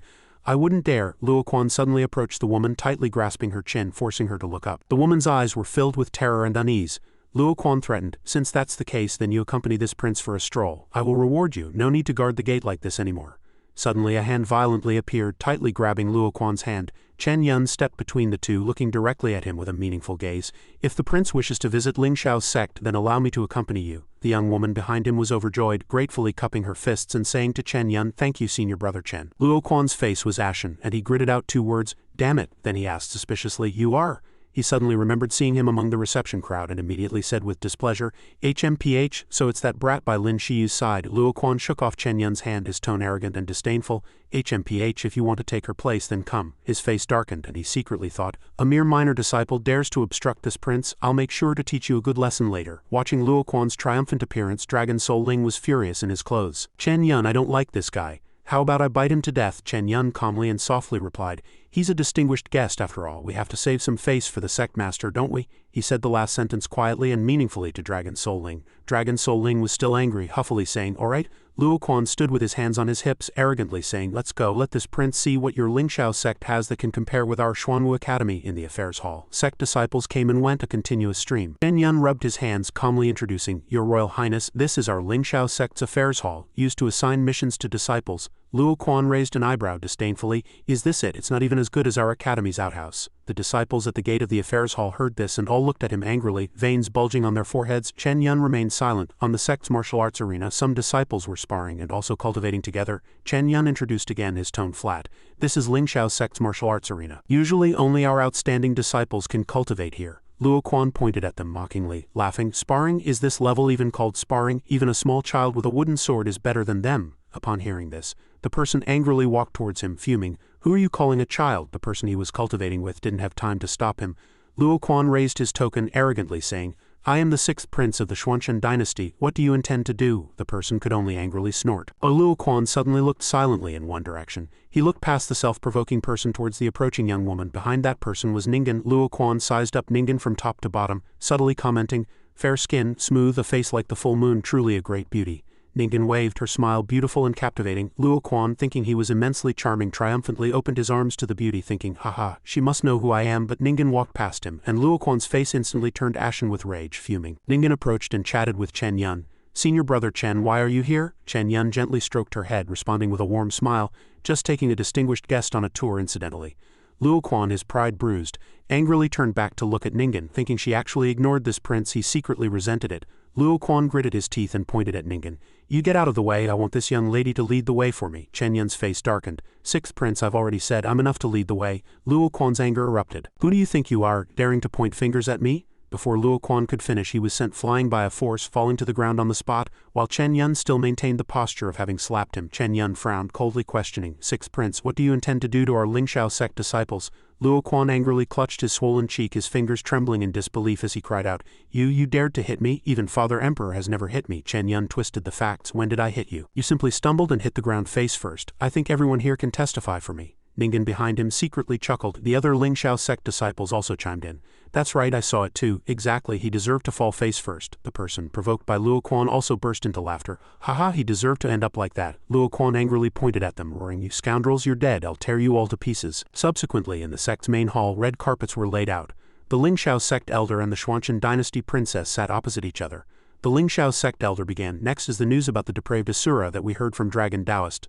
Suddenly, with a bang, the hall doors were violently pushed open, accompanied by footsteps crossing the threshold. Luo Quan quickly strode in, filled with resentment and undisguised arrogance. He clenched his fists, faced his own faction, and roared, Second Imperial Enforcer, kill these Lin Shiu sect disciples for me. The Lin Shiu sect elder had just been startled by Luo Quan's arrogant words and was also surprised by whose disciple had caused this troublesome situation. They frowned. What? The princess suddenly stood up, angrily pointing at her brother, wiping the snot from her face, and shouted, Luo Quan, what nonsense are you spouting? Luo Quan, always arrogant and domineering, would not easily back down. He pointed at his swollen cheek, angrily retorted, Big sister, but I was slapped by those scoundrel disciples of Lin Shiu sect who did it. The second Imperial Enforcer's face was grim from behind, and he suddenly spoke, surprising the princess somewhat. Luo Quan looked behind him and started crying, not noticing that someone had already walked through the door. That scoundrel called Chen Yan or something hit me. Chen Yan was the first to cross the threshold, cupping his fists in respectful salute. Then in a calm and firm voice he explained clearly and logically, he insulted the honor of our Lin Shiu sect first, and then he spoke lightly of our disciples. So I merely did what a disciple ought to do. Luo Quan's face was ashen, staring at him in astonishment yet speechless. Several disciples, including Ningan, also confirmed it. Chen Yan is right. Senior brother Chen is absolutely right. Yes, senior brother Chen is right. The sect master looked at them, a thin layer of sweat on his forehead. He stroked his beard, worriedly thinking, although Chen Yan is right, why did this conflict happen at this particular time? Luo Quan frowned, his eyes narrowed, veins bulging on his neck, and he loudly retorted, What did this prince say wrong? Your sect's disciples are simply not as good as our Xuanwu's disciples. The princess didn't want him to completely disgrace the imperial family. She waved her hand, her tone authoritative. Enough, we'll talk about this trivial matter after I've discussed the important affairs with Sect Master Wang. What kind of decorum is this, still bickering?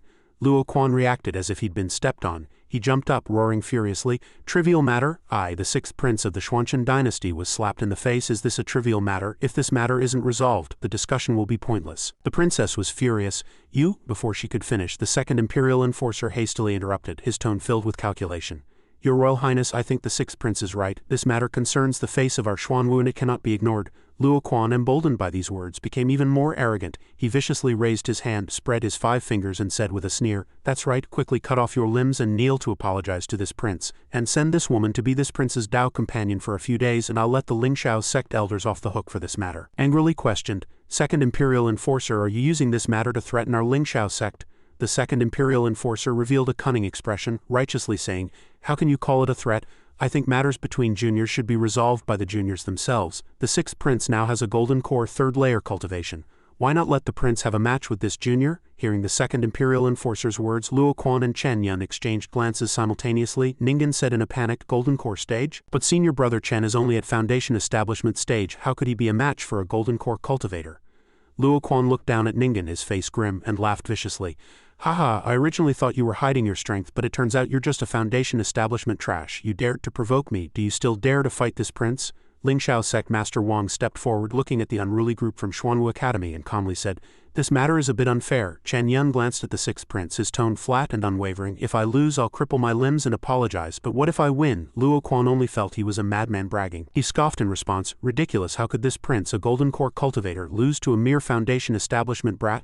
However, Luo Quan still took it upon himself to outline his own outcome and eagerly said, "If I lose, I'll crawl like a dog circling Ling Shiu's sect on all fours." Chen Yan pondered and smiled, then it settled on the martial arts arena. Almost everyone stood in the stands divided into two opposing factions. Chen Yan and Luo Quan stood in the center.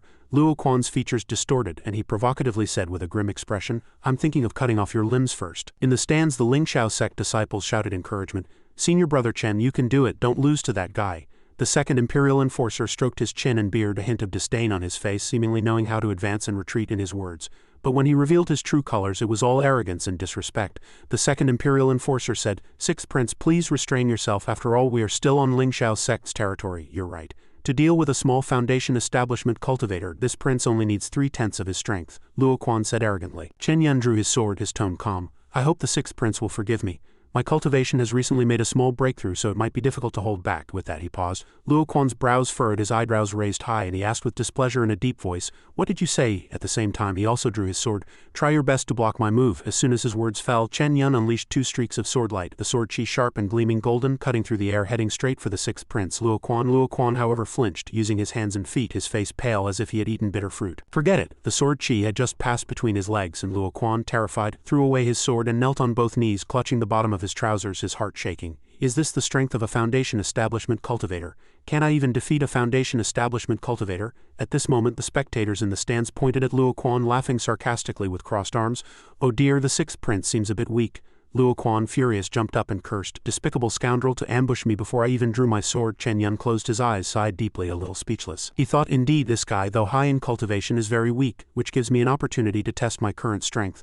Luo Quan summoned a large bell and a giant protective shield which appeared as transparent green spiritual entities. The onlookers in the stands changed color, angrily condemning Luo Quan's fighting style. "Something seems off. He even has a powerful magic artifact. Does he have no shame?" Luo Quan's eyes widened, his brows furrowed, sullenly building up anger. Luo Quan roared, "Bumpkins. Cultivation is about focusing on techniques, wealth, companions, and land. Every one of my magic artifacts is top tier. You'll never buy even one in your lifetime." With that, Luo Quan refocused on the battle, raising his precious sword high, accumulating immense energy and roaring, "Xuanwu sword chi, go!" As soon as he finished speaking, he swung his sword down and his protective spiritual body seemed to transform into a Xuanwu. It opened its mouth and spewed a massive beam of power towards Chen Yan. Watching this power approach, Chen Yan calmly assessed in his heart, "This sword chi is formidable, fierce, and powerful. It truly is a good sword, but it's perfect for me to test the defense of my physical body and the scarlet flame armor."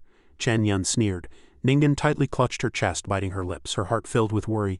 "Senior brother Chen." The immense energy surged straight at Chen Yan with the scarlet flame armor protecting him. Chen Yan felt as if he were being tempered in a furnace. He remained standing, thinking to himself, indeed, after seeing senior sister Lin and the skilled demoness from Dark Prison Gate, this kind of thing truly isn't worth worrying about at all. How can this be? The Sixth Prince Luo Quan roared, his jaw nearly dropping in astonishment. He was terrified, his face turning pale countless times until it was utterly ashen. Then let this sham battle end. Chen Yan had no interest in continuing to entangle with this weakling before him. He waved his hand and a streak of sword chi immediately broke through the wind again, rushing towards Luo Quan. Seeing his protective spiritual body shatter, Luo Quan shrieked, "Second Imperial Enforcer, save me!" Instantly, the Second Imperial Enforcer leapt from the stands and swiftly rushed over, not forgetting to curse to build momentum.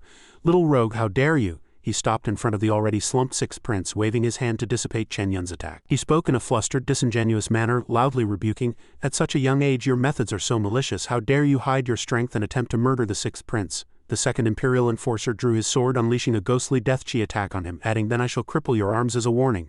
Lin Shiu frowned in anger, shouting, "Damn it, how dare you touch him?" With that she rushed forward. "Junior brother, be careful." Chen Yan gently closed his eyes, and when he reopened them, a roaring monster head appeared behind him, its blade as intense as blood-fire break. Chen Yan swung his sword, drawing out a blood-red sword chi as if fresh blood flowed from flesh. The sword chi was exceptionally massive, like the scythe of death, severing the ghostly head and devouring the death chi. The Second Imperial Enforcer was astonished. "What?" He shielded his eyes, resisting the spreading force. "How could you do that?" After a moment, the hand gripping the sword of the Second Imperial Enforcer was already seeping blood, his palm was cut and his sleeve torn, his face was grim, and he thought in terror, "You actually broke my sword strike." Chen Yan looked at him coldly. He said, "Second Imperial Enforcer, do you see clearly now? If I went all out, do you think the Sixth Prince would still be alive?" The Second Imperial Enforcer's face was grim, and he thought angrily, "Such strength at such a young age, he will likely become another Lin Shiu. If he's allowed to grow, he will surely be a great enemy to our Xuanwu Academy in the future." Lin Shiu stood in front of Chen Yan with the fiery phoenix behind her. Lin Shiu's tone was resolute, her eyes flashing with anger. Old scoundrel, on Ling Shiu sect's territory you actually tried to kill my junior brother? You're truly insane. Luo Quan was still dazed as if in a dream. He shrieked, his voice becoming sharp and echoing. Second Imperial Enforcer, you must uphold justice for me. This guy is merely... The second Imperial Enforcer's hand was still bleeding from old wounds and he gritted his teeth and coldly snorted, "Enough!" Suddenly, Princess Luo Zai's voice rang out, sharp as a blade, cutting short the farce. She leaped from the stands and strode towards her brother who was still bewildered. A crisp, loud slap rang out and Luo Quan cried out in pain, covering his face. The princess's face was stern and she coldly questioned, "Haven't you disgraced yourself enough?" Luo Quan, covering his face, retorted indignantly, "Big sister, why are you speaking for outsiders? And you even hit me." The princess frowned and loudly rebuked, "Shut up, I'll deal with you later." Then she turned to the elders, bowing her head and sincerely apologizing. "My imperial brother was too reckless this time. As for the alliance, I will report to Father Emperor and he will decide." The second Imperial Enforcer behind her bowed slightly, respectfully saying, "If the princess has given an order, then this old man will let you off for now." The princess turned to leave, and Luo Quan, covering his face, glared hatefully at Chen Yan, cursing viciously in his heart, hatred boiling. "Making me lose face like this." Chen Yan were not done. Chen Yan looked at her retreating figure, and a sudden surge of alarm welled up in his heart. Behind the princess an information panel flashed, clearly displaying upcoming fortune.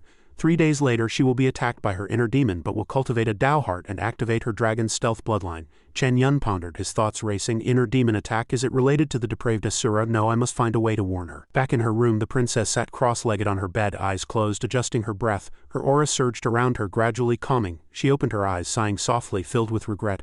"What a pity, I didn't get any news about the dragon cultivator. He's connected to true dragons. I wonder if it also involves our Xianxia royal family?" Suddenly she sensed something amiss, drew out a hidden weapon and softly questioned, "Who's there?" The door was slightly ajar and Chen Yan quietly slipped in, then quickly closed it. He was disguised as the dragon cultivator, with Dragon Soul Ling accompanying him. The princess exclaimed in astonishment, You are the dragon cultivator who killed the calamity serpent?" Chen Yan entered the room, closed the door, then turned to her, his expression serious. "Indeed, it is this old man. Girl, this old man is here to warn you of something related to the heavenly secrets." The princess respectfully bowed, her voice humble. "What is your command, senior?" Dragon Soul Ling on the other side was staring at the princess, her face full of surprise. She flew to his shoulder and loudly said, "Chen Yan, her bloodline seems to be..." The princess was astonished, repeating, "Chen Yan?" The atmosphere instantly froze. Chen Yan quickly waved his hand, his face flushed. "You misheard, this old man is not Chen Yan." Dragon Soul Ling was silent at this moment, her cheeks flushed. The princess stood with her hands on her hips, pointing at him, angrily asserting, "Still saying you're not Chen Yan? Your voice is exactly the same." Dragon Soul Ling whispered in his ear at this moment, "Chen Yan, you forgot to change your voice." Chen Yan was dumbfounded, cold sweat pouring down. He adjusted his mask and transmitted a message to Ling Dang. "I'll settle the score with you when we get back." Dragon Soul Ling hastily cried out, "Ah!" Chen Yan removed his mask, scratching his head awkwardly. "Ahem, it's princess, are you all right?" Luo Shi stood with her hands on her hips, angrily questioning, "What are you doing, acting all mysterious? And why is there a true dragon following you?" Chen Yan nervously quickly explained, "Ahem, don't misunderstand, I'm here to remind you of something on behalf of the dragon cultivator." Luo Shi was surprised. "He's your master?" she secretly complained. No wonder Chen Yan's cultivation reached the golden core stage in such a short time since their last meeting. Where did this guy find such a powerful backer? "Ahem, well, my master observed the celestial phenomena and deduced a hint from countless heavenly secrets," Chen Yan continued, pretending to be serious. "That is, 3 days later, you will suffer an inner demon attack, but as long as your will is firm you will gain something." Chen Yan smiled, his tone comforting. But Luo Zai's face turned pale and she exclaimed in terror, "Inner demon attack, is it related to the depraved Asura?" Chen Yan also had the same thought, nodding, "Indeed, and please convey my thanks to your esteemed master." Luo Shi bowed, her tone serious. Luo Shi will never forget this kindness. Seeing that the matter was settled, Chen Yan pulled Dragon Soul Ling, turned to leave, not forgetting to look back and say, "I will certainly convey it, and I also wish Princess Luo Shi success in your martial path." Watching the young man's receding figure, Luo Shi frowned slightly, deep in thought. The dragon cultivator's disciple, considering the time he spent in the Spirit Spring's secret realm, his luck is truly astonishing. It seems I must befriend him. "Oh dear," Luo Shi suddenly clapped her head, panicking, having forgotten to ask him if his master had any connection with her Xianxia royal family. Outside, golden sunlight cascaded upon the curved eaves. Chen Yan angrily pinched Dragon Soul Ling's cheek, making her cry pitifully. He blamed the foolish dragon for directly calling his name. His disguise was almost exposed. Dragon Soul Ling covered her face, pouting as she explained, "I was just a little excited. The bloodline in Luo Zai's body seems to be related to my true dragon race," she said. Chen Yan crossed his arms calmly, saying, "There's nothing strange about that. Her bloodline was also obtained from the Spirit Spring's secret realm." Chen Yan gently closed his eyes, a pensive look on his face. "The Xianxia dynasty has always claimed to be descendants of true dragons. I wonder if it's just their bragging or if it's true," but it no longer mattered. He put his hand behind his head, shaking it, sighing helplessly. "Forget it, I've already warned her, so I've done my best. I can't control what happens next." 5 days later, in the sect's main hall, Sect Master Wang's Wang summoned Lin Shiu and Chen Yan to discuss. He said, "The reason I've gathered you this time is because a major event has occurred in the Xianxia dynasty. 2 days ago, Princess Luo Shi encountered something, an inner demon invasion, and her life was in critical danger." Lin Shiu was astonished. "Possessed by a demon? Is it related to the depraved Asura?" Sect Master Wang looked at them and said in a deep voice, "I suspect the same. It seems the dragon cultivator's warning has come true. That depraved Asura has probably also escaped its seal." Chen Yan propped his chin, pondering. He was somewhat surprised. He had already warned her, and Luo Shi still almost died. Is this inner demon truly that powerful? The sect master looked at him, then continued, "The princess hopes we can send people to assist, and she specifically requested Chen Yan to help." Chen Yan pointed at himself in surprise. "Ah," Lin Shiu was equally shocked. "She specifically requested junior brother Chen. Why?" "Perhaps because I know more about the Calamity Serpent," Chen Yan chuckled, patting his chest. But then a huge sadness surged and he secretly wiped away the cold sweat beating on his forehead. Chen Yan felt immense grief in his heart, secretly complaining, "Damn it," as expected. "Once the mask slips, disaster follows. Since that's the case, I also want to participate." Lin Shiu stepped forward, proposing to the sect master in a firm tone. Sect Master Wang seemed slightly hesitant, his eyes revealing worry. "This matter, now that the disciple has entered the nascent soul stage, she can protect herself from all danger. Please, Master, rest assured." Lin Shiu clenched her fists, revealing a faint, confident smile. She strongly persuaded him, and after hearing her, the sect master no longer had any misgivings. "All right then. The Xianxia dynasty is now reluctantly allied with us, but you must still be careful." Lin Shiu gently winked at him, responding cheerfully. Chen Yan returned a gentle smile. A magnificent golden dragon-headed flying boat sparkling brilliantly under the sun. In one of the flying boat's rooms, Dragon Soul Ling was bouncing around like a cheerful little rabbit. "Great, I can finally go out and play." Chen Yan sat opposite her, nonchalantly enjoying the scenery outside the window. He leisurely sipped his tea, and soon the Xianxia dynasty's flying boat port came into view, an island suspended in the air with countless flying boats heading towards it. As their flying boat docked, everyone quickly disembarked. Lin Shiu led the team, and people were already there to greet them. A refined and handsome young man bowed slightly, introducing himself in a gentle tone. "Welcome, fellow Taoists from Lingshao's sect. I am Luo Zan, the 4th prince of the Xianxia dynasty, and I have been ordered by Father Emperor to welcome you all." Representing her sect, Lin Shiu bowed. "I am Lin Shiu, 6th elder of Lingshao sect. Thank you, 4th prince, for coming to greet us." In another dark and mysterious room, Luo Quan excitedly clasped his hands, his gaze avidly fixed on the person opposite him.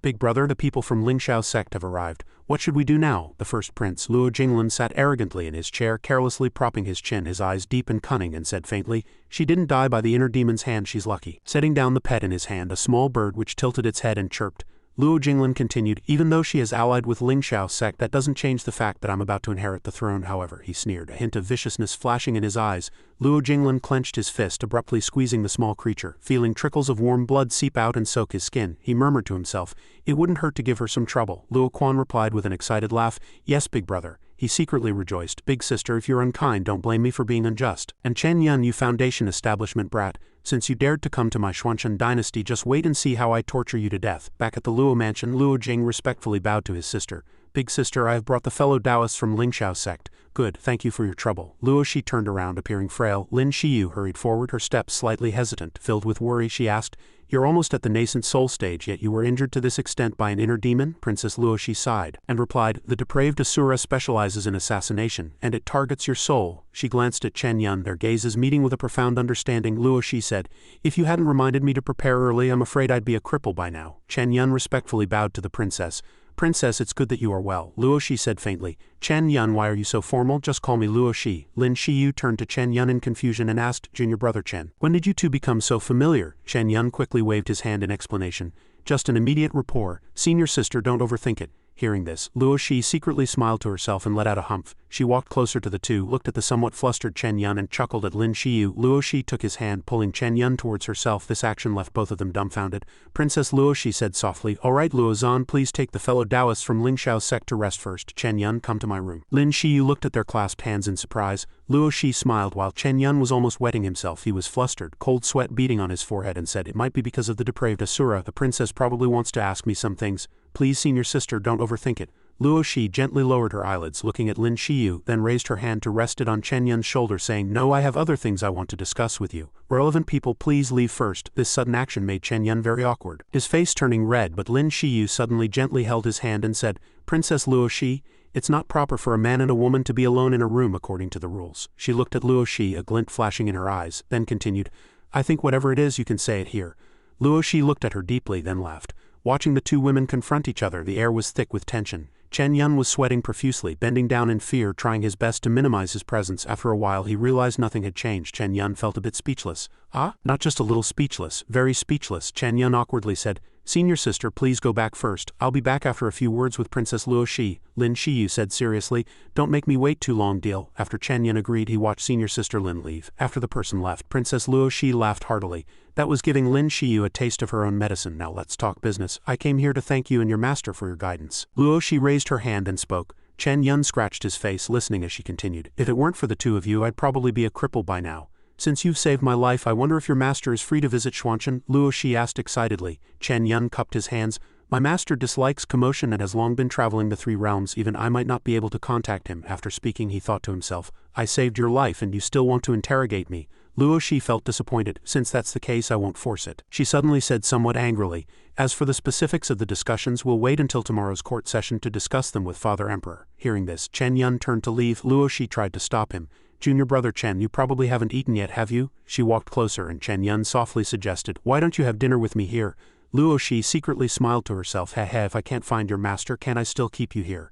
Chen Yan's body stiffened. He took a step back to maintain distance, sweating profusely as he refused. "No, senior sister is still waiting for me." Luo Shi took his hand, looking up and smiling. "I already told you, just call me Luo Shi. Calling me Miss Luo is too formal, and I still want to talk to you more." Chen Yan's face turned pale. He swallowed and fled in a panic, leaving only a next time behind him. Chen Yan ran out. It was already late, and he saw Lin Shiu waiting for him. As soon as she saw him, Lin Shiu asked, "That crazy girl didn't give you any trouble, did she?" Chen Yan shook his head. He looked at the sky and said with some difficulty, "No, it's just that she—" Lin Shiu cut him off, hands on her hips, saying, "She looks like she wants to eat you alive. Did your dragon Taoist identity get exposed? How could that be?" Chen Yan pointed to himself and said, "She now thinks I'm the dragon Taoist disciple." After an incense stick's time sitting in the room, Lin Shiu picked up her teacup and said, "This identity isn't bad, it's enough to deceive others." She shifted her gaze from the teacup to Chen Yan and continued, "Furthermore, although that girl Luo Shi is somewhat clever, she probably won't discover it anytime soon. However, if she keeps this secret, it means she seems to have her own ulterior motives." Chen Yan frowned in confusion and asked, "Ulterior motives? What are you talking about, senior sister?" Lin Shiu answered, crossing her legs.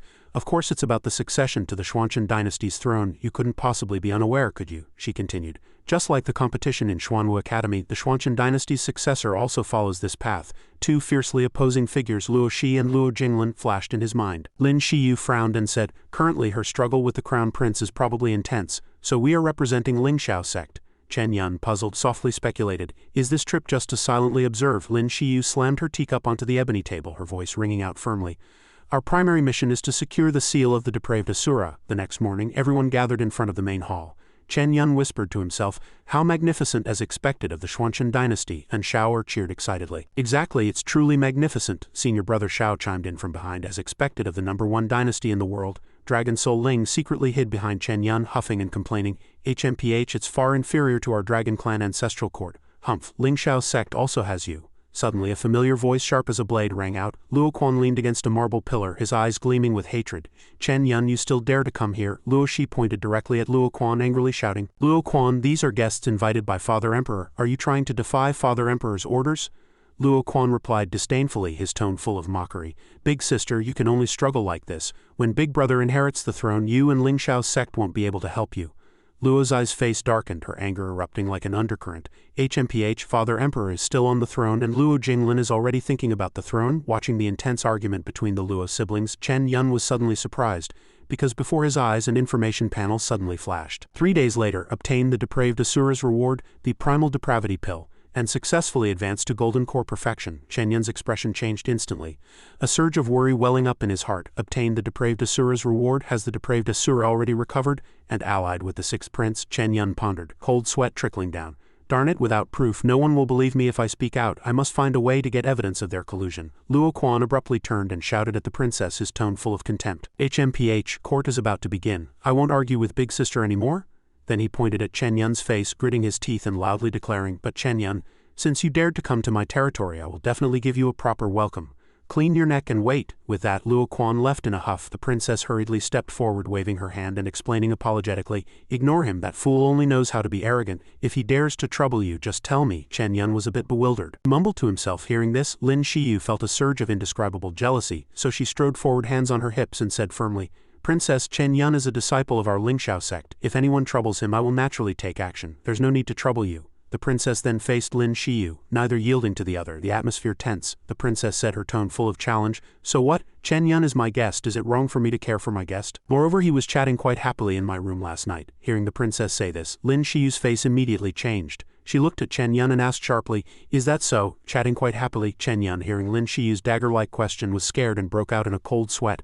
The two women were unyielding, sparks flying. Those behind them secretly chuckled at this scene. Chen Yan quickly tried to smooth things over, reminding both, his tone urgent, "Aren't we supposed to go to court?" Hearing this, Lin Shiu immediately turned around, crossing her arms, and said unhappily, "Indeed, court is the main business. I'm not interested in arguing with other women over a sect disciple." The princess also retorted, unwilling to be outdone, "HMPH, I'm also not interested in arguing with a woman whose cultivation has gone awry and has no charm at all." Seeing the two women argue, Chen Yan was so scared that Dragon Soul Ling trembled and tugged at his sleeve.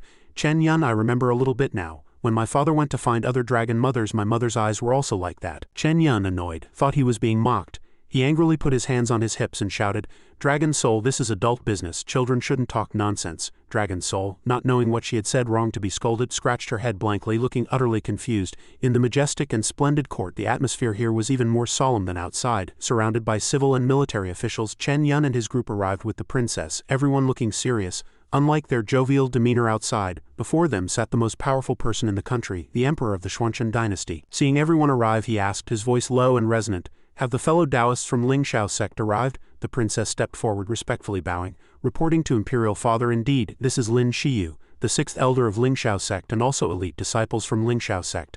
Everyone respectfully bowed to the emperor. Lin Shiu bowed her head and said, "Ling Shiu sect 6th elder Lin Shiu with her disciples pays respects to His Majesty the Emperor of Xianxia dynasty." The emperor looked down, stroked his beard and praised with a smile, "So young yet with such cultivation. I heard you also became a phoenix blood cultivator. Truly, heroes emerge from the young." As soon as he finished speaking, he began to cough continuously, making everyone worried.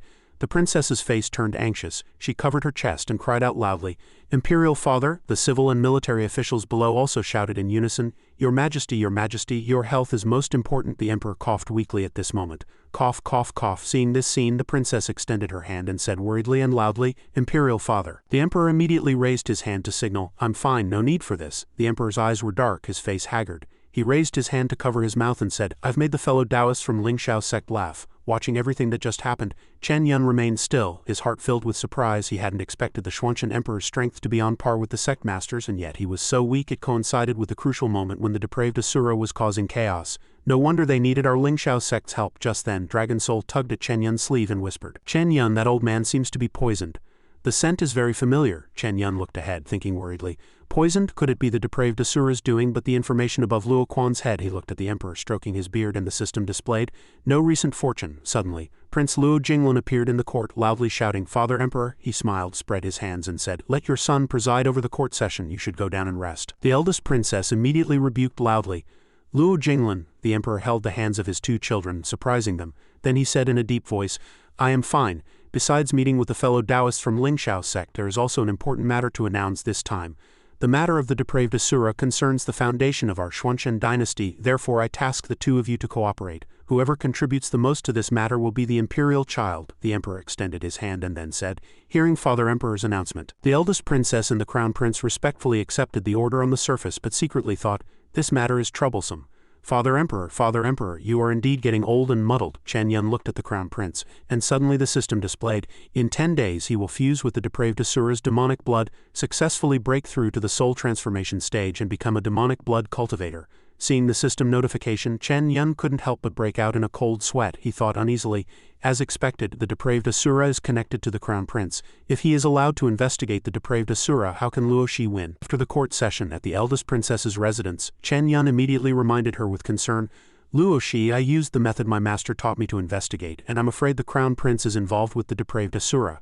The eldest princess, upon hearing this, crossed her arms and looked at Chen Yan, responding, "As expected, I've suspected him for a long time." The eldest princess turned to look at Chen Yan, sighed, and explained, "It's just that I haven't found any evidence yet. Now Father Emperor has ordered him to investigate the depraved Asura. If he becomes the emperor of the dynasty, I'm afraid the entire Xianxia dynasty will be in danger." She continued, "He used to be a kind and good person, but he was attacked on Tianwu Mountain. Half a year ago when he returned, his personality changed drastically, becoming ambitious."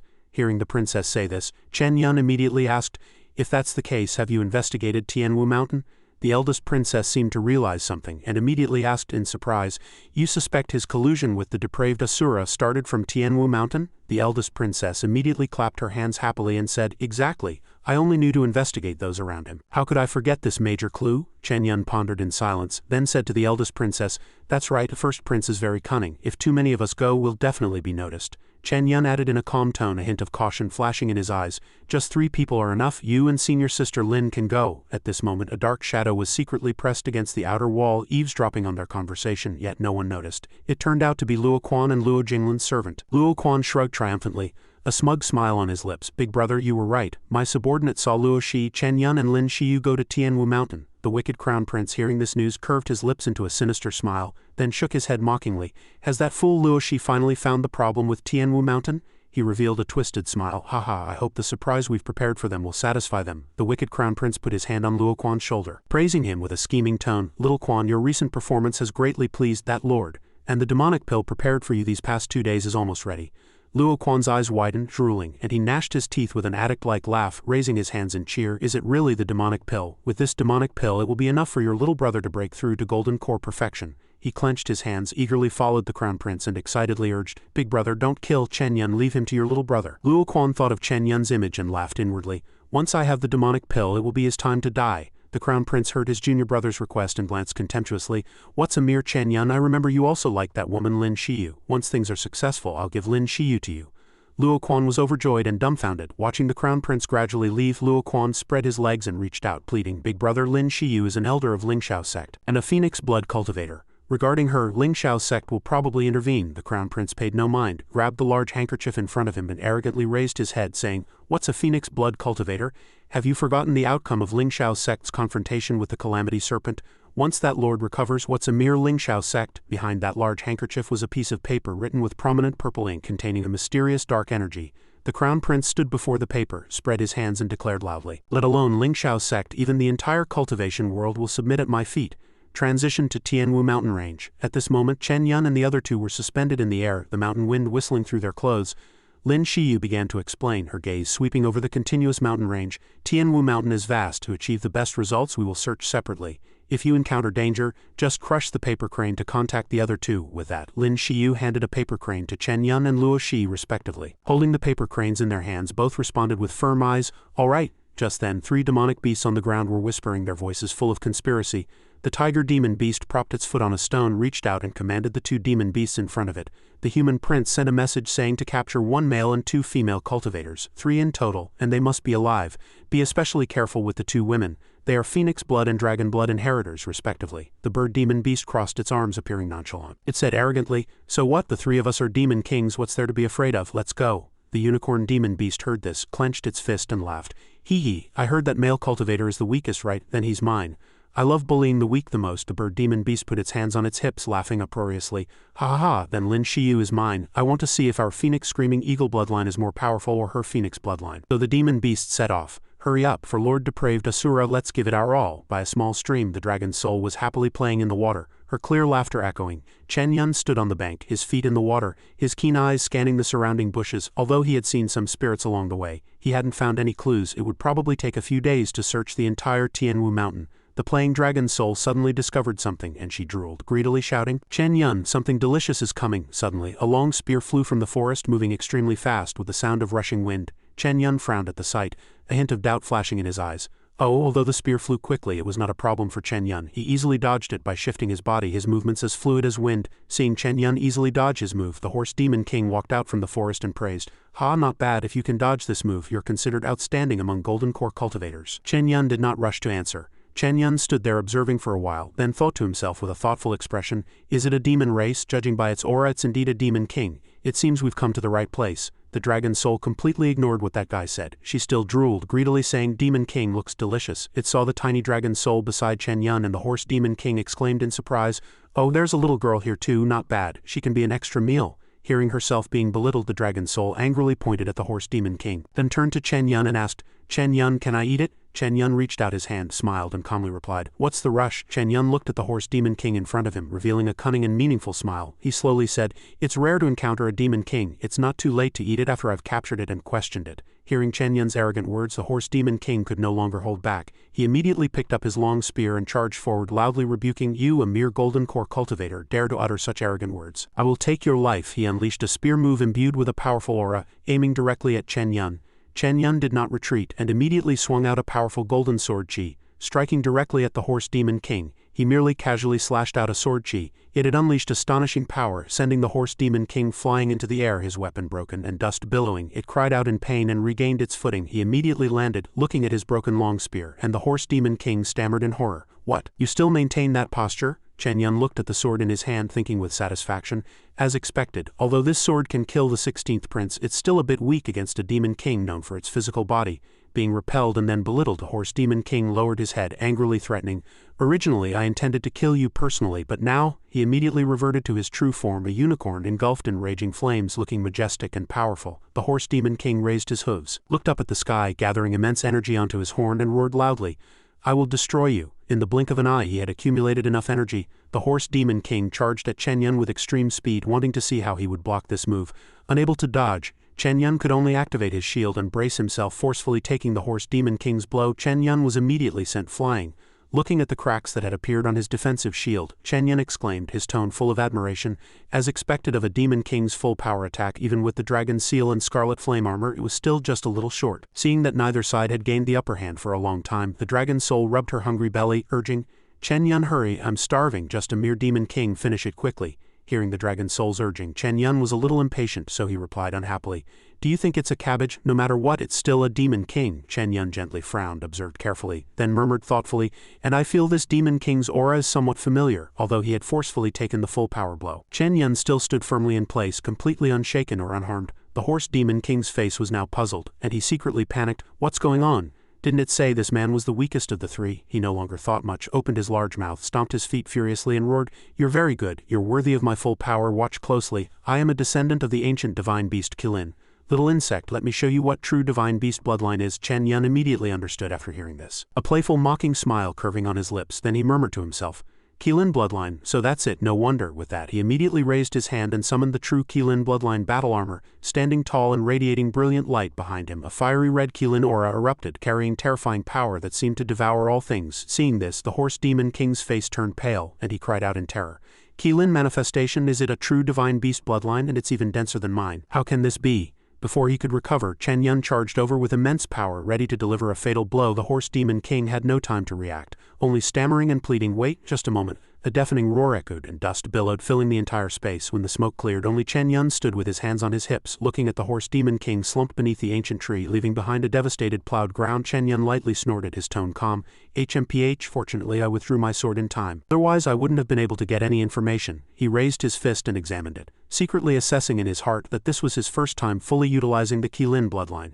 It seemed that it was completely sufficient to deal with ordinary nascent soul stage enemies. Waiting too long made the Dragon Soul unable to bear it any longer. She put her hands on her hips, displeased, and complained, "Chen Yan, you already promised to let me eat it, but now I can only eat half. What's going on?" Looking at the defeated Horse Demon King trembling in front of him, Chen Yan stepped forward, drew his sword, and eagerly asked, "Were you sent by Luo Jinglin?" Chen Yan stomped his foot down on him, scaring the Horse Demon King into a terrified huddle. Chen Yan pressed the tip of his sword against the demon's neck and continued to threaten him in an icy tone.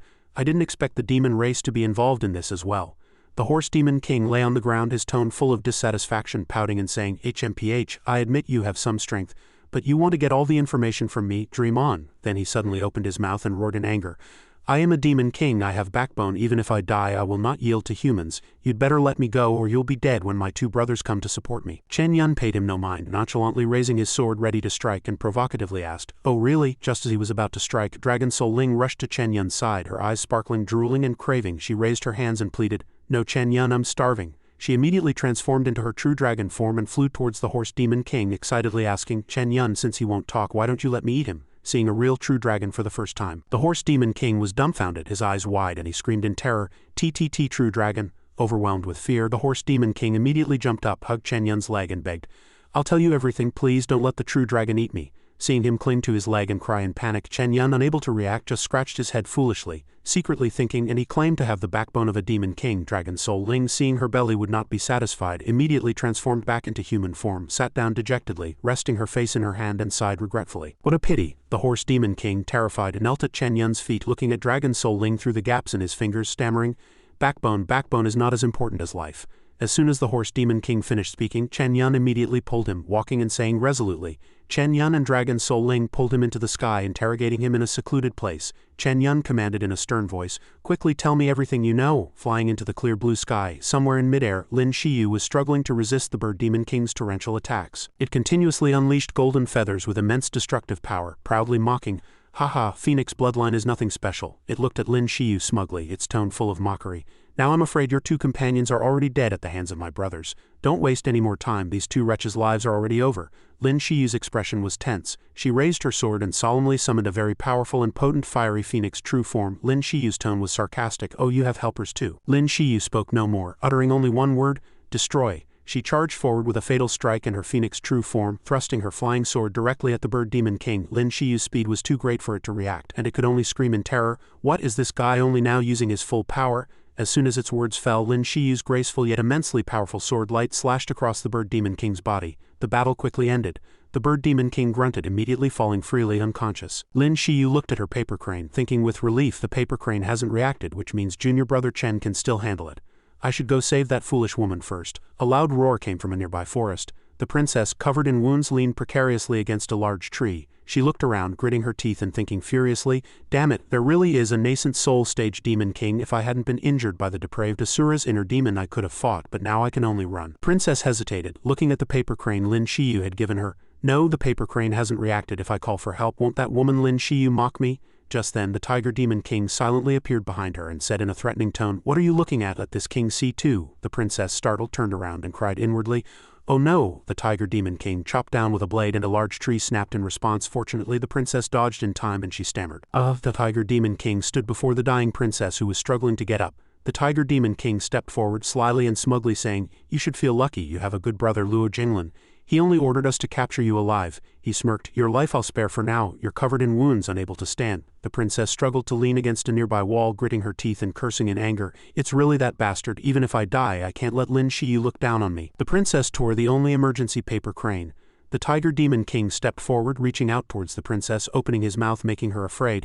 "You don't think someone will come to save you, do you? My two demon king brothers have already gone to deal with your two companions. It's probably already over by now." The princess saw his hand about to touch her face pale, and she thought to herself, "It's over." Suddenly a sword chi appeared from nowhere, cutting straight towards the tiger demon king's arm like a phantom. The two turned around and it was Lin Shiu. Lin Shiu's sword chi seemed to have severed the tiger demon king's arm. Lin Shiu said in an icy tone, "It is indeed over. Your life will also end soon." That wasn't Lin Shiu but Chen Yan. He had arrived just in time. The tiger demon king, seeing Chen Yan instead of his brothers, pointed at Chen Yan's face in confusion and shouted, "How is this possible? You're not dead yet. Where's my second brother?" The tiger demon king stared at Chen Yan, secretly surprised. Did second brother fail to find this kid? He immediately raised his axe and charged straight at Chen Yan's face, proudly threatening, "It seems second brother didn't have much luck, but your luck is even worse. You actually ran into us." The princess, seeing Chen Yan arrive, immediately stood up and warned him loudly with worry, "Be careful, this tiger demon king is already a nascent soul stage cultivator." Chen Yan paid no mind to what the tiger demon king or the princess said. He stood motionless, holding his longsword high. Qilin power poured down like a waterfall, ready to strike the already weakened tiger demon king. His gaze sharply locked onto the enemy. Then he unleashed a thunderous sword chi strike. He roared with a decisive tone, "Slice!" This sword chi was both fierce and swift, carrying immense Qilin power straight towards him, scaring the tiger demon king into retreating repeatedly, pleading in terror, "How can this be?" "Wait just a moment." Chen Yan was confident of victory, a playful mocking smile curving on his lips. The sarcastic tone echoed, "Your second brother didn't have much luck, but your luck is probably even worse than his." The tiger demon king was torn into several pieces, blood splattering and staining the ground. Chen Yan paid no attention to his fate. Stepping towards the exhausted princess, who was kneeling on the ground gasping for breath, he asked softly, his tone full of concern, By the way, Luo Shi, are you alright? What did you just say?" Chen Yan approached and asked gently. Luo Shi blushed and awkwardly propped herself up with her sword. She stammered, "Don't worry about me. I just found it a bit hard to stand." Luo Shi staggered towards Chen Yan, then continued somewhat flustered, "I was just worried you'd die at the hands of the other demon kings. It seems I was too foolish. I didn't expect you to have unknowingly become a bloodline cultivator." Luo Shi didn't dare to look Chen Yan in the eye. She blushed and whispered, "Then in the Spirit Spring's secret realm you were always in control. If Lin Shiu could get the essence blood, how could you not get it, Chen Yan? You wretch!" Before she could finish, a sudden sharp pain struck and the princess swayed, falling forward. In that instant, Chen Yan flew forward and gently caught her like a valiant knight from an ancient tale. He whispered softly, his tone full of worry, "Be careful." The handsome and strong man rushed forward and caught her. The princess's heart pounded. It was love at first sight. She blushed, awkwardly turned her head and stammered, "Sorry, I don't know what happened." Chen Yan still only worried about the princess. He asked, his face cold and charming, "It's all right, but why didn't you use the paper crane earlier?" Still nestled in Chen Yan's arms, the princess pouted and stubbornly replied, "I just didn't want to humble myself before that person." The talented man and beautiful woman, alone in the dense forest with sunlight dappling through the leaves, seemed like a newlywed couple enjoying a sweet honeymoon. Suddenly a sharp voice came from afar. Full of jealousy, "Was that guy talking about me?" From a distance, Lin Shiu descended from the sky. She complained unhappily, "HMPH, I thought you two were on the brink of death, but I didn't expect you'd have time to hug each other here." Lin Shiu landed heavily on the ground and her eyes met Chen Yan's. Chen Yan secretly thought, "Oh no," he cried out awkwardly. "Senior sister." Lin Shiu stood with her arms crossed, unhappily silent, only frowning, her eyes filled with intense jealousy, staring at Chen Yan. Chen Yan immediately let go of the princess. He abruptly turned around, scratched his head awkwardly and quickly said, "Senior sister, things aren't what you think. Luo Shi was just seriously injured and couldn't stand properly." As soon as his words fell, the princess suddenly rushed forward and hugged Chen Yan tightly, making him exclaim, "Ah!" in surprise. She hugged him even tighter with a triumphant air, looking provocatively at Lin Shiu and saying, "Junior brother Chen isn't your Dao companion, why can't I hug him?" The princess, while provoking Lin Shiu, cunningly thought to herself, HMPH, a bloodline cultivator, and the disciple of Dragon Taoist. If I don't fight for him, I wouldn't be a Luo family member. Lin Shiu's face was cold and she retorted with a contemptuous tone, "HMPH, I thought I should save you first, but now it seems I truly wasted my effort." Chen Yan scratched his head, worried. "No, I must change the subject quickly." He immediately ran towards the horse demon king from earlier, stomped on him and yelled in exasperation, "Hey you beast, why don't you quickly tell me what I asked you?" The horse demon king lay on the ground being stomped by Chen Yan, sobbing and thinking aggrievedly, "What kind of fate is this? Haven't I already explained it to you? Why do you have to use me to vent your anger?" He looked up and the air around the horse demon king grew colder and colder. Before him were two women in a silent cold war, neither speaking but both looking at him with expressions that suggested they were about to do something very dangerous. Their eyes were filled with murderous intent, staring furiously at the horse demon king. The horse demon king was dumbfounded, too scared to speak, his mind a mess, unable to even think about what he should do. Just then he reached out his hand, trying to appease the two women before him. Stammering every word, he stammered, "Ah, I finished talking in about an hour." Afterwards, having heard the horse demon king explain the situation in detail, the princess looked up, her eyes wide with anger. Thinking of Luo Jinglan, she trembled with rage and said, "Damn Luo Jinglan, actually colluding with a demon king to assassinate us, yet leaving no clues. Without evidence, even if I complain to Imperial Father, he will probably still get away with it." Lin Shiu continued, her tone thoughtful, "And there are no clues about the first prince's attack half a year ago. I only heard about it occasionally and didn't pay much attention." Dragon Soul Ling, still hungry, walked forward drooling, and excitedly asked everyone, "Then is this person useless? Can I start eating now?" Chen Yan, Lin Shiu and the princess stood with their arms crossed, looking at the kneeling horse demon king before them, at a loss for what to do with him. Fearing that he would be eaten by Dragon Soul Ling, the horse demon king immediately spoke. He reached out his hand, sweat beading on his forehead, and pleaded, "Wait, no, I think I remember. Luo Jinglan once asked us to guard an abandoned mine on Tianwu Mountain for a period."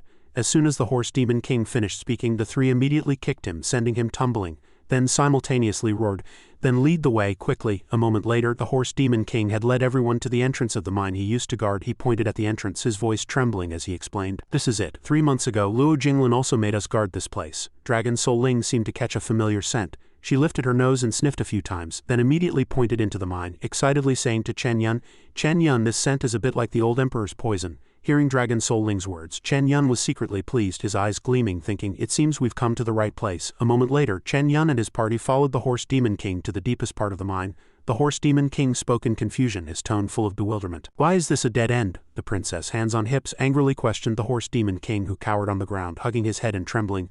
"Are you lying to us?" He was terrified, tears welling up, and he knelt with clasped hands, pleading sincerely.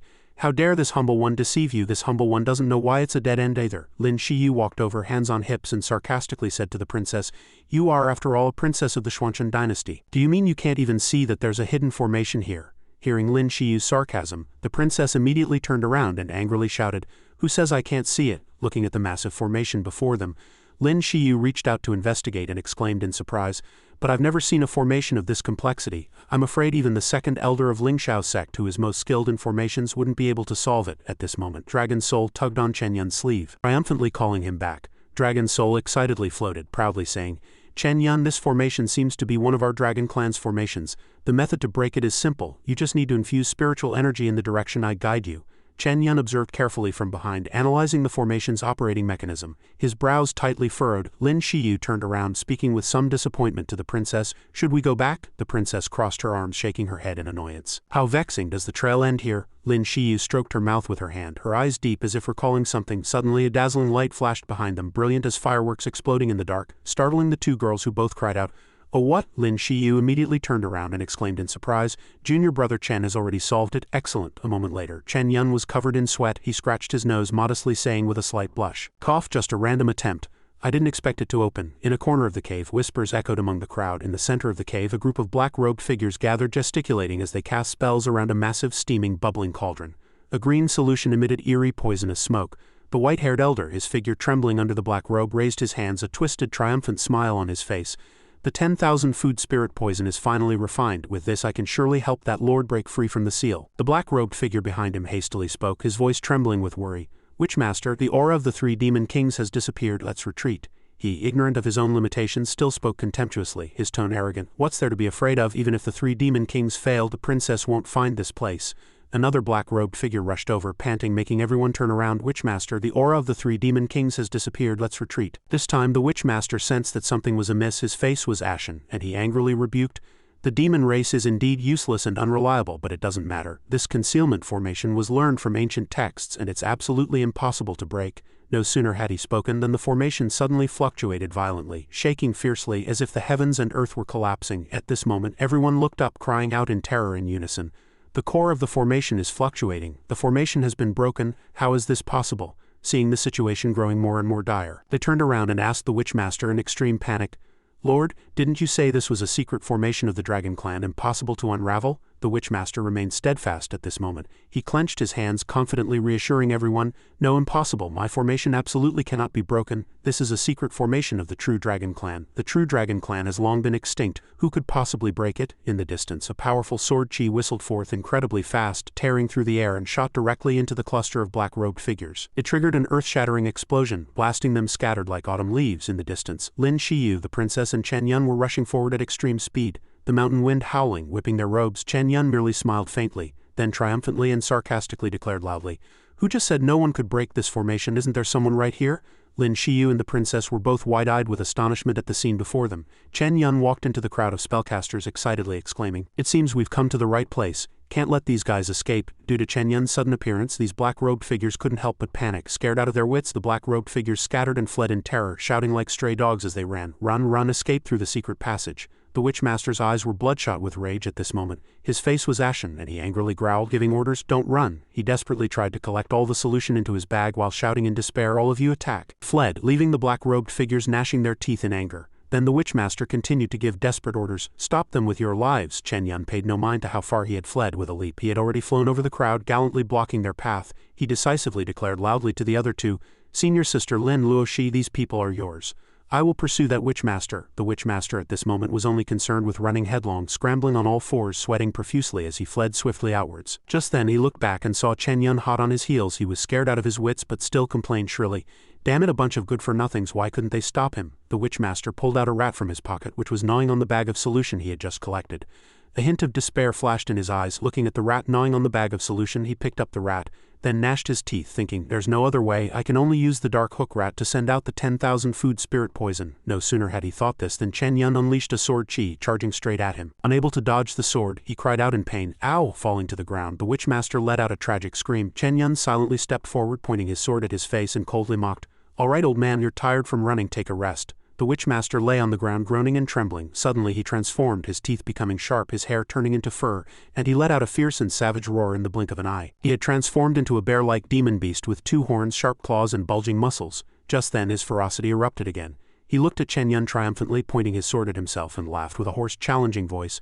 "Haha, you thought I wasn't your match. That's why I ran, right?" He roared loudly again, immediately stood up, emitting a poisonous, murderous aura, and continued to fiercely question Chen Yan. "I've been merciful. Why are you still so stubborn?" The Witchmaster launched a fatal strike at Chen Yan, his claws tearing through the air with a whistling sound. He immediately jumped to dodge. Chen Yan replied with a calm and contemptuous voice, I once killed 2 nascent soul stage demon kings and you only broke through to nascent soul stage after transforming. He unleashed a powerful sword chi, severing his arm. Chen Yan angrily roared. Who gave you the courage to fight me? The Witchmaster let out a tragic groan after taking the hit. The Witchmaster finally felt afraid at this moment. He broke out in a cold sweat, his voice trembling with terror.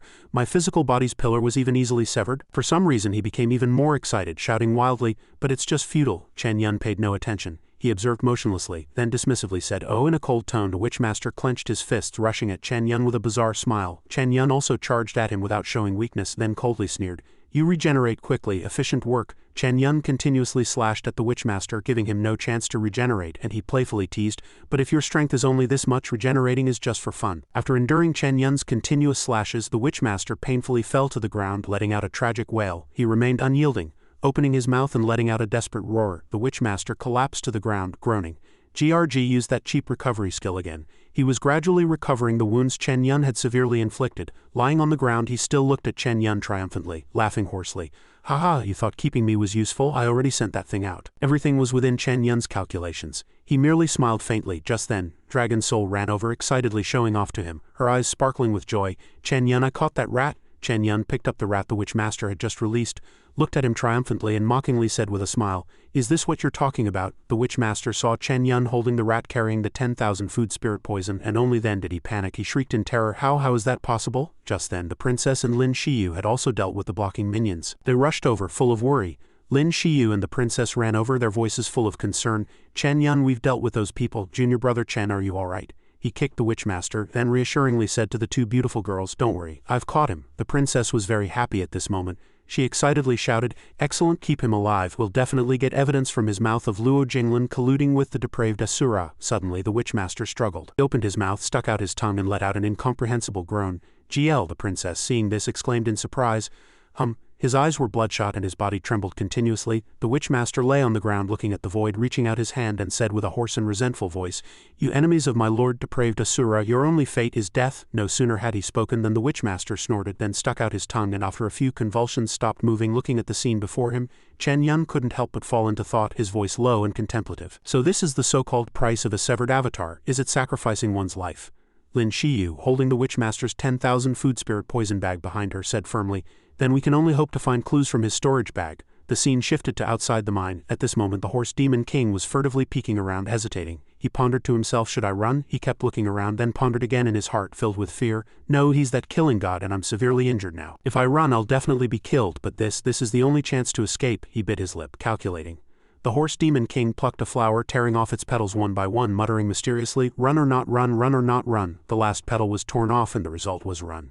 He continued to mutter, full of determination, Run, it seems heaven wants me to run. Just then, Chen Yan and his party walked out. He curiously asked, What are you talking about, running or not running? The horse demon king was flustered at this moment. His face flushed, sweat pouring down. The horse demon king hastily stood up at this moment, hugging his head and stammering with fear, Ma, master, you're out? The Qilin Demon King suddenly rushed over, knelt down and tightly hugged Chen Yan's leg, pleading and explaining, You misheard, my great master, I was just worried about you, counting petals, wondering whether to help you or not. Chen Yan frowned and kicked him away with his foot. Who is your master? I don't have a shameless servant like you. The 4 of them didn't linger at the cave entrance for a second, but hastily left and came to an open area outside. Luo Shi walked ahead.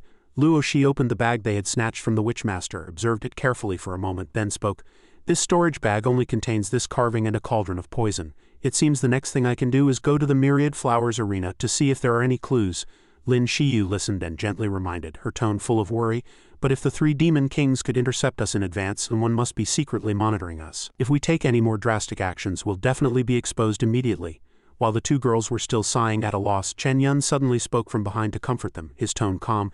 Sister Luo Shi, you 2 don't have to worry. I have a method that will definitely not be discovered. Hearing him say this, a hint of joy immediately flashed in the eyes of the 2 girls. They turned around and pressed. What method? A cunning glint sparkled in Chen Yan's eyes as he glanced at the Qilin Demon King behind him. Little Ma. Then he walked over. He pressed against him, scaring him into a cold sweat. Chen Yan gave a sly smile and asked teasingly, You think this assassination took a heavy toll on me, both physically and mentally? Can you do us a small favor? The Unicorn Demon King forced a smile on his face, but inwardly tears streamed down as he thought, Aren't my body and mind the ones that suffered severe trauma? Looking at you perfectly fine, how can you say you're injured? At this moment, Chen Yan seemed to have read his mind, giving him a knowing glance. What are you thinking? He asked. The Horse Demon King was drenched in sweat, his face pale, and quickly replied, Nothing. Then he tightly hugged Chen Yan's leg and wailed, this old horse, even if he had to jump into a mountain of blades and a sea of fire, would surely complete his master's mission. Luo Shi and Lin Shiu, witnessing this scene, were both stunned. Luo Shi leaned close to Lin Shiu's ear and whispered, was junior brother Chen always like this? I remember he used to be much more upright. Lin Shiu, of course, couldn't answer her question. She merely reached up to wipe away the beads of sweat on her forehead and softly replied, this is my first time seeing him like this too. At this moment, at the Myriad Flowers racecourse, the horses easily cleared various obstacles under their owner's control. Hoofbeats echoed. The stable manager stood by the high wall, watching the horses panting and sweating profusely after the race, and he sighed softly, his tone filled with disappointment. The quality has been getting worse recently. Suddenly, a voice called out from behind him. Manager? Chen Yan had now disguised himself as an ordinary middle-aged man. Beside him was the unicorn demon king from earlier. Chen Yan leaned against him, complaining with a sorrowful tone, our family is truly out of money, so we want to sell this top-grade horse with Qilin bloodline to your racecourse. Don't you dare cheat me. The manager's eyes lit up like stars when he saw the horse. A fine horse, but he couldn't lose his composure in front of a customer, so he just smiled and nodded. All right. Then he hastily approached the horse Chen Yan brought, stroking it carefully from head to tail, reluctant to let go. Indeed, it's an exceptionally good horse. It will surely bring substantial profits to our racecourse. Oh, these sturdy muscles, this majestic demeanor, I must buy it. The unicorn demon king was touched all over by a stranger, feeling extremely displeased, thinking, I, a mighty demon king, never thought I'd one day fall into the hands of an ordinary racehorse gambler. After the manager thoroughly inspected it from head to tail, he turned around and said to Chen Yan with a disdainful tone, messy coat, skinny legs, loose muscles. This decrepit horse, do you dare say it has Qilin bloodline? 100 spirit stones is the highest price.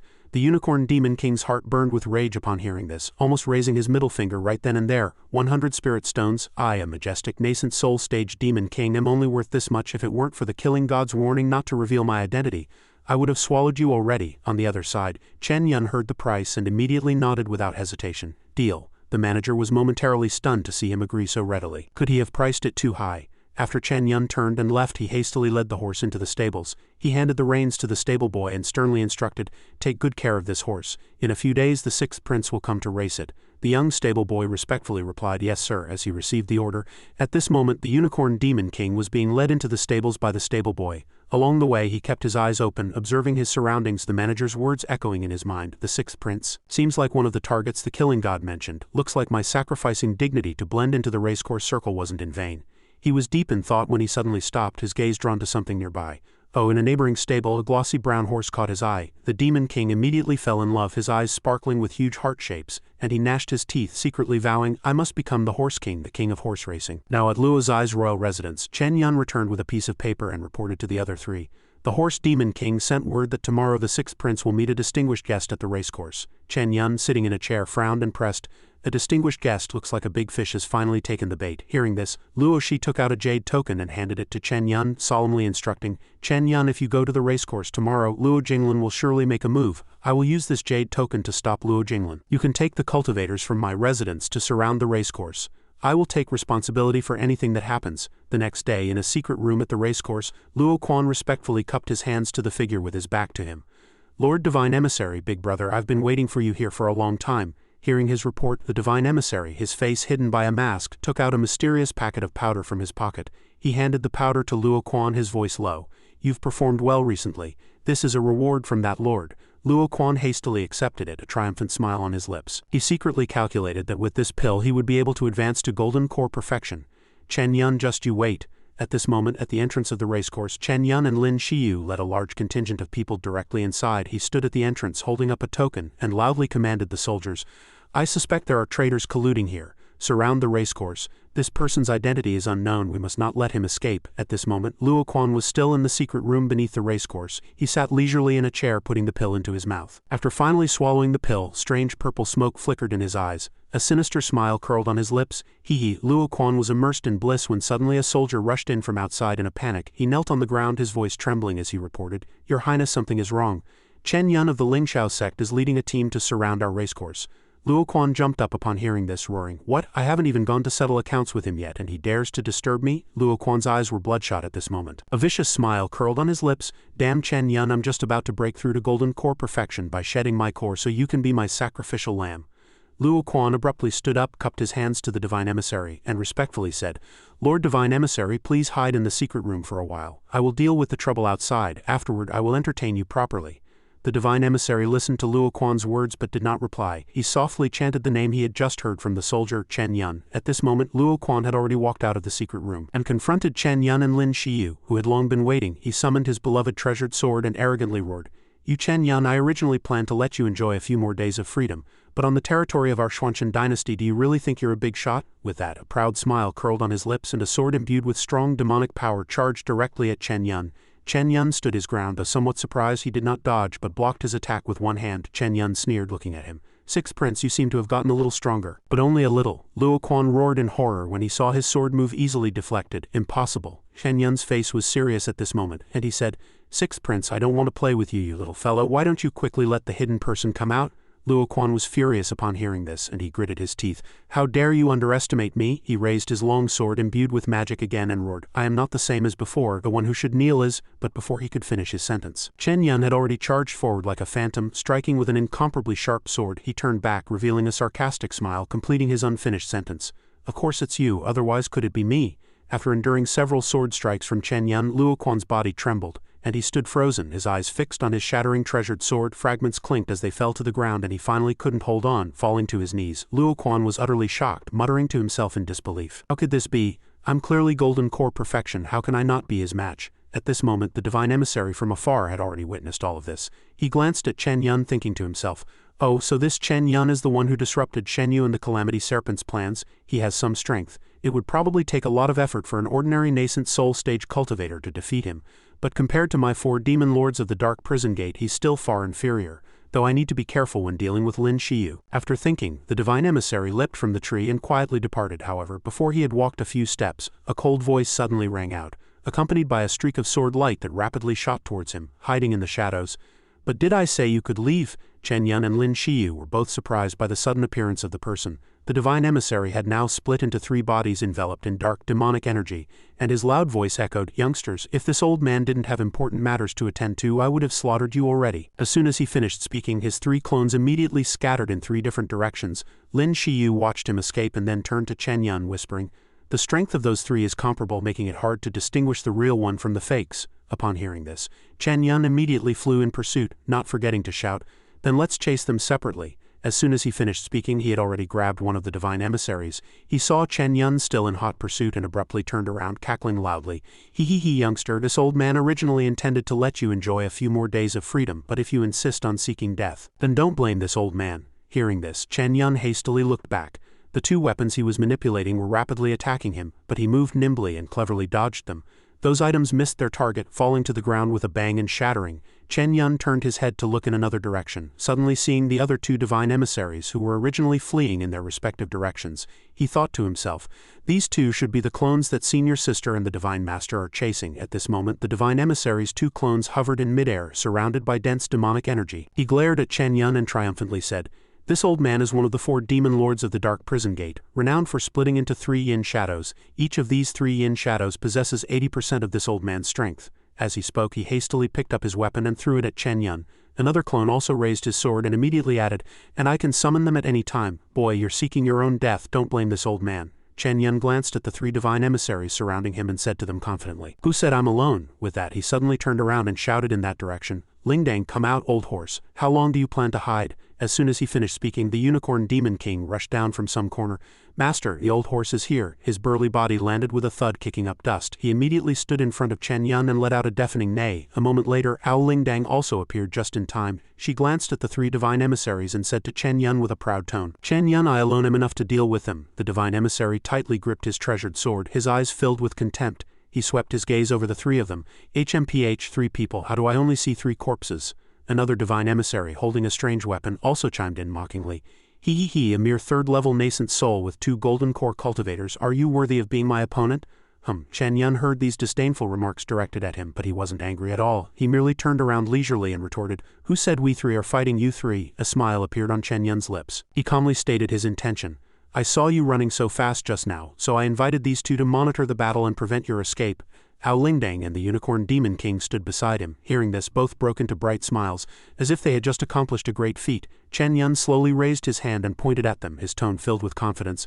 "I alone am enough to take on all three of you." The divine emissary was furious at his arrogant attitude and angrily roared, "A mere golden core stage youngster, how dare you speak such arrogant words? Seeking death." As soon as he finished speaking, he and his two clones simultaneously charged at Chen Yan. Chen Yan remained calm and still. Just as their attacks were about to touch his body, his eyes flickered and a meaningful smile curled on his lips. In an instant, he summoned a massive fire dragon which appeared behind him, sending the three divine emissaries flying far away. The three divine emissaries all widened their eyes at this sight, unable to believe what was happening. How could this be? Divine beast bloodline? Didn't they say only Lin Shiu was a bloodline cultivator? Enormous fire dragon behind Chen Yan let out a deafening roar, shaking the entire space. Chen Yan glanced at the three, provocatively saying, "Is this all the four demon lords of Dark Prison Gate are capable of?" "No way." Hearing these words, the three divine emissaries didn't fly into a rage. Instead, a mocking smile curled on their lips. They said, "With a divine beast bloodline and protective magic artifacts, no wonder a mere golden core cultivator dares to pursue me. However, this much is only enough to deal with an ordinary nascent soul cultivator. To face all three of us is simply wishful thinking." However, before they could even move, Chen Yan retaliated with a sharp streak of sword light. Chen Yan laughed proudly, his voice booming. "Dealing with just one of you is enough." The three were rushing towards him, but under the sword light they were immediately sent flying far away. They cried out in terror.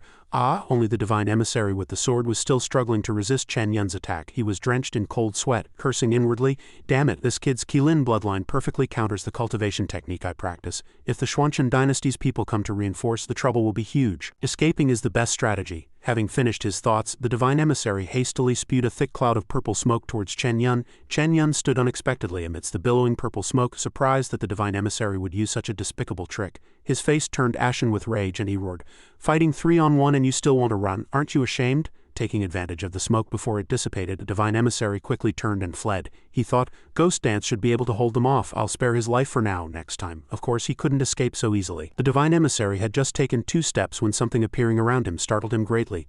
"What?" When he saw clearly what blocked his path, his face turned ashen, cold sweat poured down, and he shrieked, It's a true dragon." Ao Ling had now transformed into her true dragon form. It brought its face close to the divine emissary, spraying out hot breath. The divine emissary's eyes widened in terror. His body abruptly retreated a few steps, and he stammered, "How is this possible? How can there still be a true dragon in this world?" Chen Yan sat leisurely atop the true dragon's head, his cold voice echoing through the sky.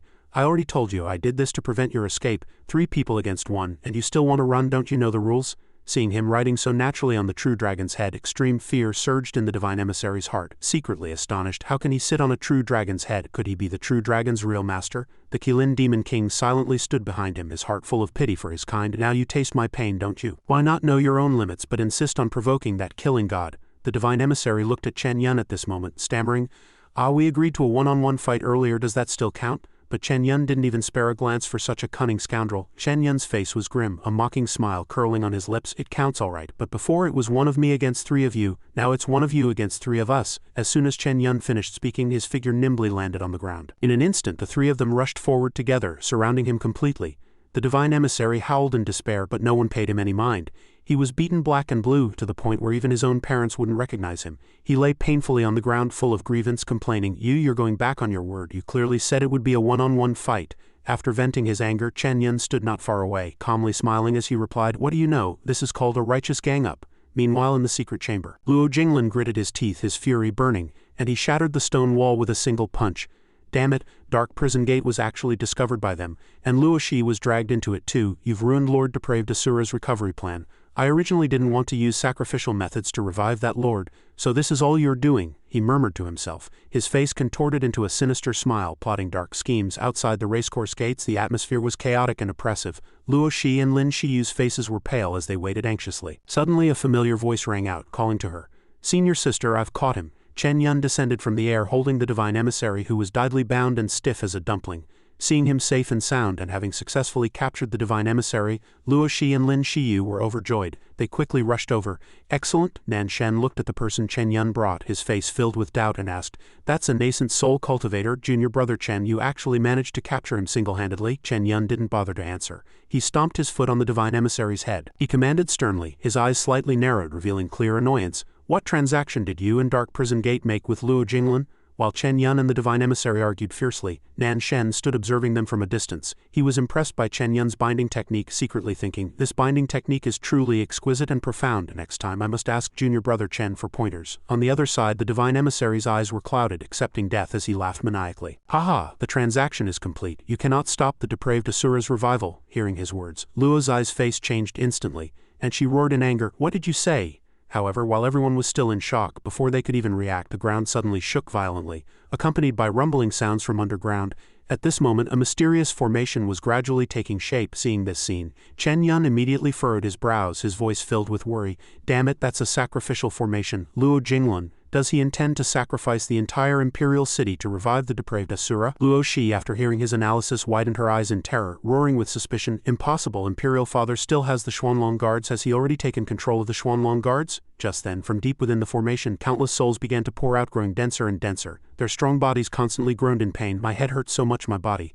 More and more souls appeared. They gathered together and quickly rushed towards Chen Yan and his group. Kill, kill, kill, kill, kill, kill. A soul entity stretched out sharp claws, charged into the crowd, a sinister laugh escaping his lips. For the Grain Lord depraved Asura, haha, I want blood. Chen Yan hastily swung his sword, blocking the frenzied attack. He turned to Luo Shi and her group, urgently warning, these people have probably been completely corrupted by the depraved Asura's murderous intent. He gripped his sword hilt tightly, fighting back fiercely. The center of the Grand Formation is in the Imperial City. We must stop the first prince as soon as possible. The Ling Shiu sect disciples also immediately joined the battle, blocking the soul entities, but of course they couldn't resist at all and were quickly annihilated. Nan Shen repelled the charging soul entity with a palm strike. He turned to Chen Yan and his group, decisively instructing, eldest princess, senior sister Lin, junior brother Chen, the three of you hurry to the Imperial City. And Xiao gripped the talisman in his hand, flew forward to meet them, then nodded in agreement with Nan Shen. That's right, leave this place to us. At this moment in the Imperial Palace Hall, the Xuanzhen Dynasty Emperor sat motionless on his dragon throne. Seeing the first prince, a deep disappointment appeared on his face and he said tremblingly, indeed it is you, how can this power be? Luo Jinglan's face was ashen at this moment, and he replied through gritted teeth, Imperial Father, all the Imperial City Guards have been transferred by your son. No one can come to save you. If you want to blame your son, it's because you were too foolish. Then he suddenly roared like a madman. Only by believing in Lord Depraved Asura, by believing in the Outer Realm Demon Heaven Clan can our human race survive this great calamity. Luo Jinglan frowned and thought. Since things had come to this, he murmured to himself while quickly walking towards the dragon throne where his imperial father sat. The dragon pulse is beneath the Imperial Palace's main hall, so this dragon seal must still be used to activate it. As soon as Luo Jinglan finished speaking, he took out a dragon seal from his storage bag, gripped it tightly in his palm, then raised it high into the air, laughing madly. No wonder I could never find it. The old emperor, sitting on his dragon throne, suddenly spat out a mouthful of blood. He glared at his rebellious son, angrily questioning, how could your family know about the dragon pulse? Luo Jinglan's face was grim. He glanced sideways at his biological father, his cold voice squeezed from between his teeth. Imperial Father, now that the location of the dragon pulse has been found, you are no longer useful. Go die. With that he swung his sword, the shining sword light, intending to immediately end the old emperor. The old emperor tightly gripped the dragon throne's armrest, his eyes blood red, roaring in anger.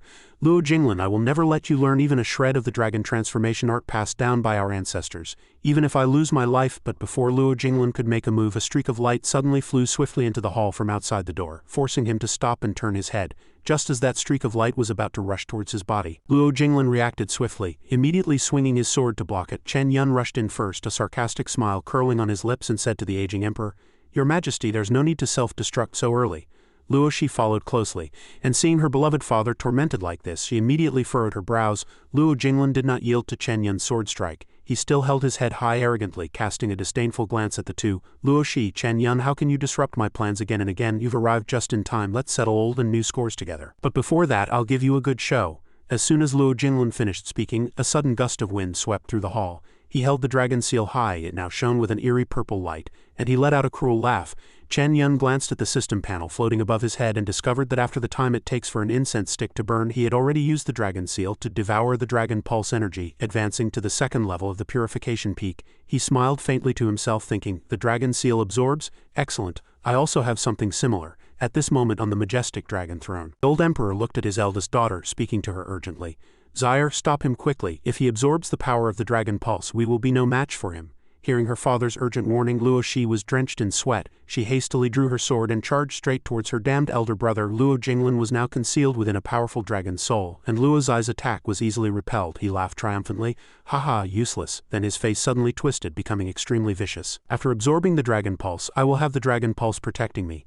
Just wait and despair. Hearing this, both Luo Shi and the old emperor turned pale, cold sweat streaming down their faces. However, at that very moment, Chen Yan, standing nearby, suddenly burst into laughter. He also held something identical to Luo Jinglin's in his hand, provocatively raising it. Crown Prince, go ahead and absorb it, but can you share some with me too?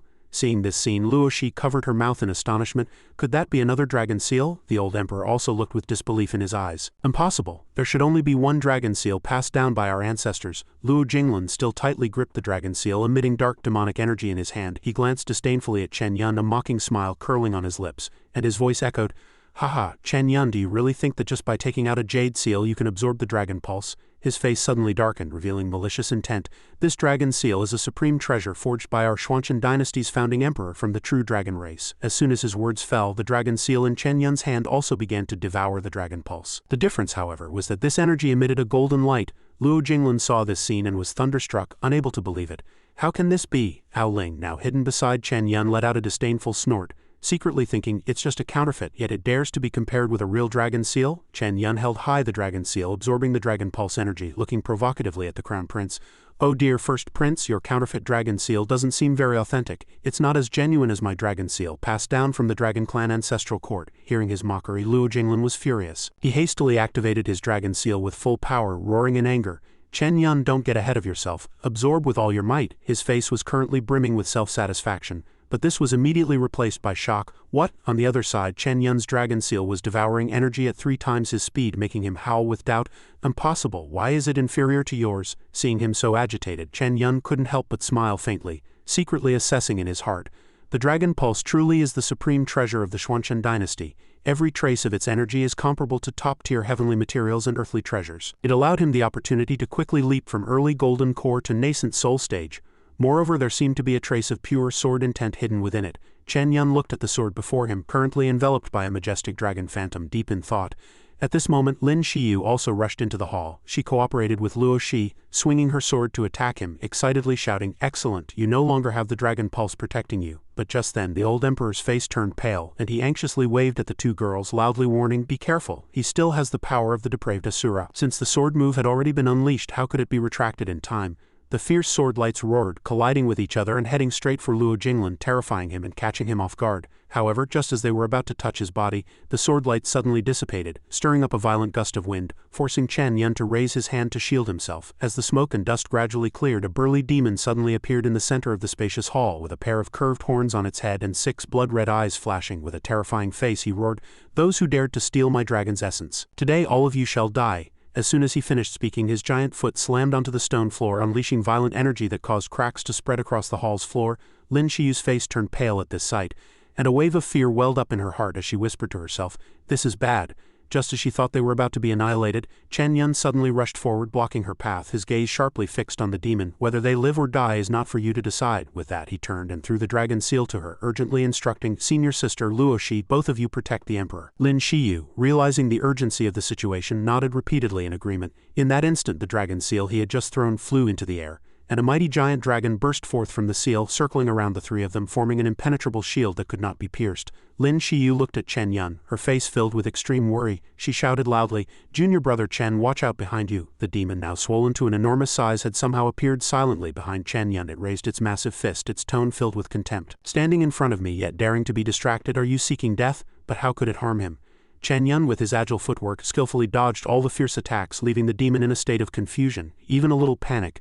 "Oh?" Chen Yan tightly gripped the treasured sword, now entwined with the dragon's essence, his voice echoing coldly as he looked at the demon.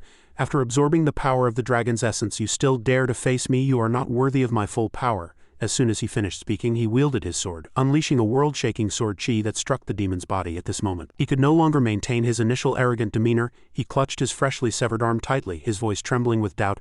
"No, impossible. What did you do?" The old emperor, seeing this, was equally shocked. His eyes widened, staring intently at Chen Yan, and he murmured in awe, That's the 9 heavens dragon chasing sword intent, isn't it?" Luo Shi, hearing her father, quickly turned and asked, 9 heavens dragon chasing sword intent, what is that?" The old emperor, still focused on Chen Yan, explained with a furrowed brow. 1,000 years ago, our ancestor not only forged this dragon seal with the true dragon race, but also sealed a dragon's essence within it. Before his demise, he sealed a trace of true dragon sword intent, so that anyone who comprehended the sword intent could also comprehend the sealed dragon's essence. But our ancestor once said that those without true dragon bloodline could not learn it. which is why no one in our Xuanchen royal family has comprehended this sword intent for thousands of years, he then mused. How did Chen Yan do it? Lin Shiu and Luo Shi naturally couldn't answer him. But they already had their own answers in their hearts. Junior brother is the dragon-nurturing Taoist. No wonder he can comprehend this sword intent. Chen Yan, he must be the disciple of the dragon-controlling Taoist, that must be it. Chen Yan now stood steadily outside the battle circle, tightly gripping the treasured sword wrapped in dragon's essence, his voice filled with confidence and a hint of regret. Too bad I haven't fully mastered it yet. That's why I missed. Moreover, he had also overheard the conversation between the old emperor and senior sister Ling, and secretly mused, 9 heavens dragon-chasing sword intent, no wonder it's so domineering. Suddenly, Luozan rushed into the hall with a few guards, heading straight for the old emperor. He respectfully reported, Imperial Father, the sacrifices outside have almost been suppressed by us. The demon, hearing this, opened its mouth wide and roared in terror. What, you people? Luo Shi stood inside, pointing her sword at him, her voice as cold as frost. Did you think I didn't realize you had swapped out the Imperial City Guards? I had already ordered the Dragon Sparrow Guards to be ready. The demon listened to her, remained silent for a long time, and then suddenly burst into maniacal laughter. Haha, do you think I have already failed? Although the dragon's essence seal has disappeared and the sacrifices are insufficient, I still have one last way to revive that lord and break the seal, and that is to sacrifice myself, the demon declared, plunging its sharp and terrifying hand into its own chest. Lord depraved Asura, please accept me. But how could the demon accomplish this so easily? Before it could finish speaking, Chen Yan flew up, piercing its heart with a sword. He cast a cold glance at it, his expression resolute. Did you think I would let you have your way? At this moment, Luo Shi, Luo Zan and the guards, seeing this, cheered. We succeeded, this is wonderful. Before they could even rejoice, Lingdang hastily grabbed Chen Yan's sleeve, her face showing a hint of unease. Chen Yan, I smell an odor just like that stinky snake. Chen Yan's face instantly turned pale upon hearing this, and a silent fear welled up in his heart. Had Luo Jinglan already completed the sacrificial ritual? Indeed, his premonition came true in a terrifying way. Just at that moment when everyone thought the disaster had passed, an earth-shattering tremor suddenly struck, causing everyone to panic and chatter. What's happening? Their faces were bewildered, pale, and confused. Why is this happening? Luo Jinglan has clearly been eliminated. Outside the palace, a fierce whirlwind swept everything away like a raging hurricane. The sky was dyed a dark purple, exuding a chillingly eerie aura. Suddenly, a giant hand rose from underground, accompanied by laughter that echoed through the 9 heavens. Finally, the dragon's essence has also weakened. At first, it was just a massive finger. Then slowly the entire hand extended, slamming onto the ground with immense force, gradually dragging a colossal body out. It had 3 heads and 6 muscular arms, and as its body fully emerged from the ground, an excited voice echoed, After thousands of years of bitter waiting, I finally have this opportunity. Then its gaze swept towards Chen Yan and his group not far away, and one of them shrieked in terror. That's the depraved Asura! Chen Yan clenched his fists, his knuckles white, his face contorted in pain. What is going on? My killing intent is out of control. Just as he struggled with the pain, Lingdang hastily threw the dragon seal to him. Chen Yan, the dragon seal. He clutched the dragon seal in his palm, taking a deep breath to calm himself. This treasure, already imbued with the dragon's essence, would surely resist the depraved Asura's murderous pull. This thought flashed through his mind, and Chen Yan immediately tossed the dragon seal into the air, shouting, Go, cover the entire imperial city for me. Inside the dragon seal, a majestic giant dragon emerged in response, circling and enveloping the entire imperial city, forming an indestructible armor. The depraved Asura, seeing this, sneered faintly. There's still a trace of dragon's essence. It's been thousands of years and you still only have these tricks. First, I'll kill a few people to appease my depleted murderous desires. As soon as he finished speaking, one of his arms slammed onto the ground, cracking the earth and splitting the space apart. Lin Shiu now flew towards Chen Yan, who was walking at the front, her tone resolute. Junior brother Chen, I'll help you. With that, the two immediately cooperated, launching successive attacks at the depraved Asura. From their sword tips, a giant dragon and a fiery phoenix burst forth, charging directly at the enemy. The two fierce attacks collided, triggering a massive explosion that forced everyone to shield themselves to avoid being blown away. Luo Shi, seeing this, was filled with hope and cheered. Excellent. Chen Yan and Lin Shiu can hold him off. We still have a chance. But of course, how could it be so easy? As the dust gradually cleared, the 3-headed, 6-armed depraved Asura still stood tall, completely unharmed. He looked slightly surprised and said, You can actually block one of my moves? Can you two do as you did 1,000 years ago? Then how about this move of mine? As soon as he finished speaking, one of his palms suddenly emitted a scorching light, rushing rapidly towards Chen Yan. Luo Shi, seeing the depraved Asura still exuding such terrifying power, opened her mouth wide, unable to believe her eyes. Has this depraved Asura already reached the out-of-body or even Mahayana stage of cultivation?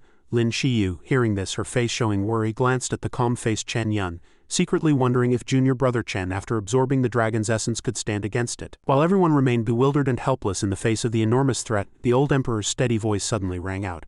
He slowly stepped forward. 1,000 years ago, the Xuanchen dynasty, I was able to seal you, so today I will never sit idly by. Even if I sacrifice this old life, I will seal you again. As soon as he finished speaking, he soared into the air, his eyes blood-red like fire, his body entwined with flashing lightning, his voice filled with majesty. Imperial Heaven's transformation enlightenment. Luo Shi, sensing her father's intention, felt her heart burn with anxiety. She cried out in panic, "Imperial father?" But before the old emperor could act, Chen Yan had already appeared silently behind him, gently placing a hand on his shoulder, stopping him. "Your Majesty, the situation hasn't reached that point yet. You don't need to say those words of self-preservation." The old emperor, hearing this, frowned slightly and gritted his teeth in response. "But there's no other way now." At this moment, Chen Yan stood beside him, holding high the glowing dragon seal, and confidently chuckled. "I have a plan, which is to fight in turns." In an instant, the dragon seal in his hand erupted with dazzling light. Luo Shi on the ground hastily covered her eyes to avoid being blinded by the dazzling light, secretly worrying what's wrong with Imperial Father. While the emperor was still unaware, Chen Yan quietly turned to Ao Lingdang, who had her eyes tightly shut, and signaled with his eyes. "Lingdang, are you ready?" Ao Lingdang's eyes lit up upon hearing this, filled with excitement. "All right." Immediately, Chen Yan's outer robe magically transformed, and a pair of majestic dragon horns grew on his head. The old emperor, seeing this, his heart pounded, utterly terrified. This outfit, could it be the legendary dragon-nurturing Taoists? He looked up from the ground. His face instantly relaxed considerably. Chen Yan's master has unexpectedly arrived. This time we will definitely overcome the danger.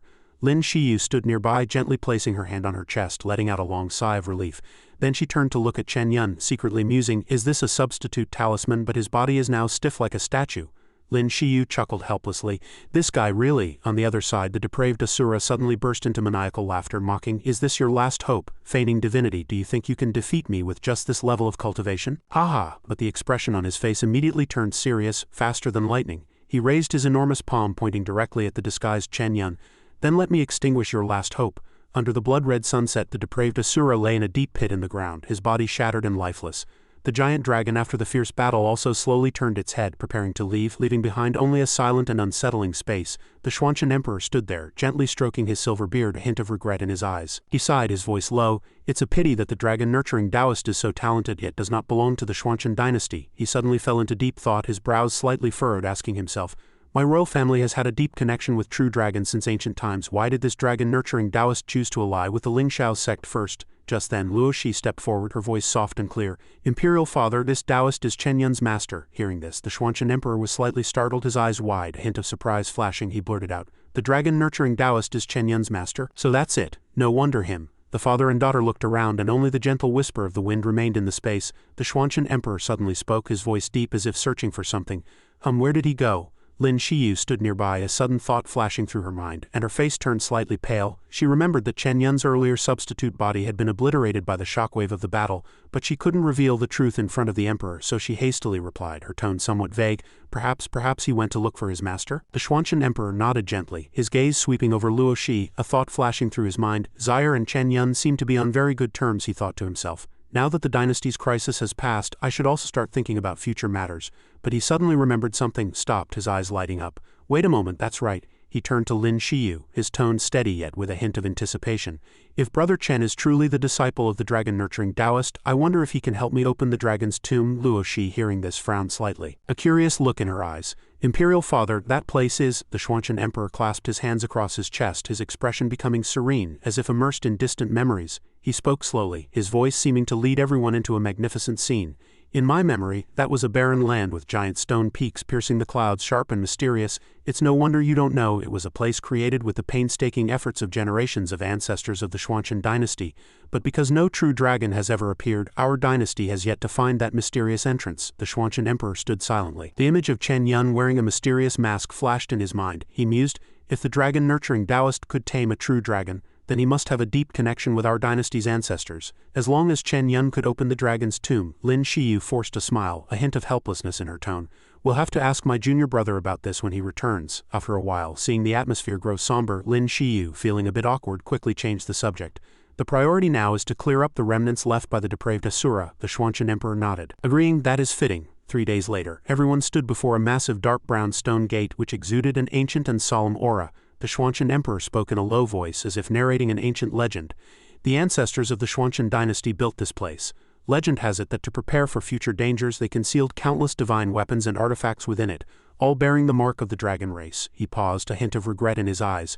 Unfortunately, my descendants' dragon veins have been severed over the years, making it impossible for us to enter that place. Chen Yan frowned upon hearing this and asked curiously, didn't Luo Shi already obtain the Yinglong bloodline? Even that isn't enough to open it? The Xuanchen emperor shook his head, his tone full of helplessness. The guardian stone statue suddenly spoke, its voice booming like thunder.